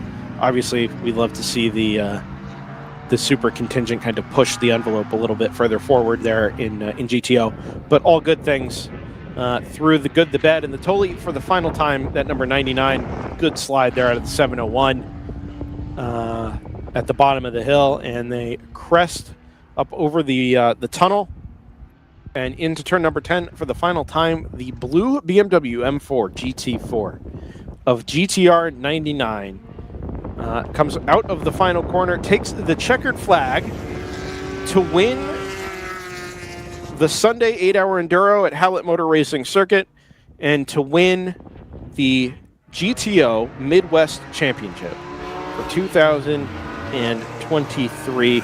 Press on here for a little further back in the pack. That is the NFC Racing Mercedes, passing the number 199, set to come home second in GP1 after just one heck of a day in the top general production class. Lupe Tortilla here threw the shot as well into the good. Here comes Zipa Racing across the line, the number 325, to the delight of the crew members there, just behind the golf cart in the center right of your screen. A couple of fist bumps there with the pit lane flag in hand. And that gaggle we were just watching through the middle part of the lap. Through the final sequence of corners, Lupe Tortilla across the line to claim a GTO podium. 123 is going to give a little, well, in aviation, you'd rock your wings there. Oh, boy. In choice racing, maybe the biggest story of all, running 2 cars for the first time in I don't know how long. The 51 and the 522 sweeping GP1 and GP2 this weekend. That is an incredible result in what has turned out to be maybe the toughest class to win this weekend in GP1. And a GP2 run that, as far as I am aware, was pretty much flawless this weekend. So congrats to the boys down at Choice Racing as well. Please run 2 cars more often. It obviously brings you some good mojo. And that could be the GP1 car. I don't, if you don't want to run the M4 anymore, fine. Bring that GP1 monster back. That is a great car. Run well. Lots of fun. Those Choice Racing guys. And great to see them come home with the GP1 and GP2 class victories. So, gentlemen, we have unofficially determined your 2023 Midwest region champions in the World Racing League powered by Hagerty. Woohoo! We talked Yay. at length about GTR 99, pretty solidly coming away with the title there. GP1 West Championship, Moorhead Speedworks. We'll get an updated point total, but not really threatened for that title with all of the chaos in GP1 today. GP2, we believe, is going to be the number 197 from Overnight Motorsports. No additional points being scored there in GP2 this weekend by anybody that was within shouting distance. And GP3, I am comfortable in claiming the number 65 of Open Throttle Racing as your 2023 Midwest Region Championship. Are you making the call? I am making the unofficial call. At the decision desk. It will depend. The projection is. It will depend on what happens on the dyno. Yep. And on the scales. But as long as those numbers match for the 65, that should be enough to vault them above the 75 and to keep them ahead of the 85. So keep eyes on the finalized and published results this afternoon, ladies and gentlemen, and we'll confirm those champions, and WRL social media will confirm those champions just as soon as those results are made official. Gentlemen, the weekend of racing at Hallett Motor Racing Circuit is over. 16 hours have been completed on track. We have lots to look forward to, but we'll take a quick look backwards, offer your thoughts, and then we'll wrap up and again just remind the viewer where they can find us next. I like how Brendan covers everything that happened in great detail and a summary, and then puts the pressure on me and JT to be like, hey, so do you guys want to summarize? And it's like, no, I don't actually. You just did that. I don't want you to summarize. I just want you to tell me how you feel. Give me your thoughts, man. I feel great, man. I really enjoy covering these events. I'll just start there and say that I like my job. Secondly, it's been really fun. It's a new track. It was a really cool challenge to get to watch. We had a few onboards, so we were able to see drivers being super, super busy the whole time. It was really cool. I was excited to come, or not come, but I was excited to be a part of the broadcast. Looking forward to the next race as well. You know, Sebring, big deal. Big famous track, and then of course Circuit of the Americas to round out the season is going to have a ton of cars. I think both of them are going to have a ton of cars, so definitely be looking forward to the next ones as well. Yeah, it was a very good weekend for WRL, for everybody involved. We had tons of great racing today, tons of great racing yesterday. Lots of clean, just green flag racing. People getting track time, getting, their laps in. And it was exciting to see how it played out. It was a bit shame we did have some reliability issues in GP1, but it made things interesting to the end. And, I think everybody enjoyed coming out to Hallett, and I think this was a great event. And, can't can't be thankful enough to the corner workers, the safety crew, WRL staff, everybody for putting on this event because it was awesome. As an event, this is everything I love about amateur racing, in particular, the World Racing League powered by Hagerty. It's a unique venue in a part of the country that has lost venues over the years, and these types of venues in particular. It is a fantastic little circuit. It is a fantastic area. It's small and intimate, and allows not only a place for drivers and teams in this part of the country to go racing, but to do it in a fundamentally different way from so many of the experiences that we get when we go to a Road America, a Daytona, a Sebring, a Circuit of the Americas. This is unique in that way, and yet it is reflective of so many great things that we get to do frequently. We get to be together, get to hang out in the paddock, we get to do these interviews and catch up with the people that we've come to really look forward to spending time with and chatting with, and doing it in a way that's maybe a little bit more relaxed than when there are 70 or 80 cars out on track and we're feeling overwhelmed and our heads are spinning trying to wrap ourselves around the racing, right? This weekend it was a little bit more about the people, the personalities, and getting to have a little bit of fun and to crown some champions while we do it. And of course, as JT mentioned, we owe a debt of gratitude to the corner workers and the volunteers and the pit marshals on both the track and the WRL side who came out this weekend and allowed us to do this here at Hallett, and appreciative of the opportunity to help promote Hallett Motor Racing Circuit and the track here in Jennings, Oklahoma. I, for whatever reason, feel a personal attachment to this part of the country, certainly feel a personal attachment to Hallett. I have marshaled here before, back when I lived in Oklahoma City, even very briefly, but I met such wonderful people when I was here, and the ability to now, as part of my job, come here and get this in this type of place on camera, talk about it and sing its praises in a way that doesn't normally happen is just such a genuine treat for me, and a real opportunity not ever to be taken for granted. And so I'm not. And I can't wait to come back and do this again. We'll get a 2024 calendar sometime soon, guys. I promise.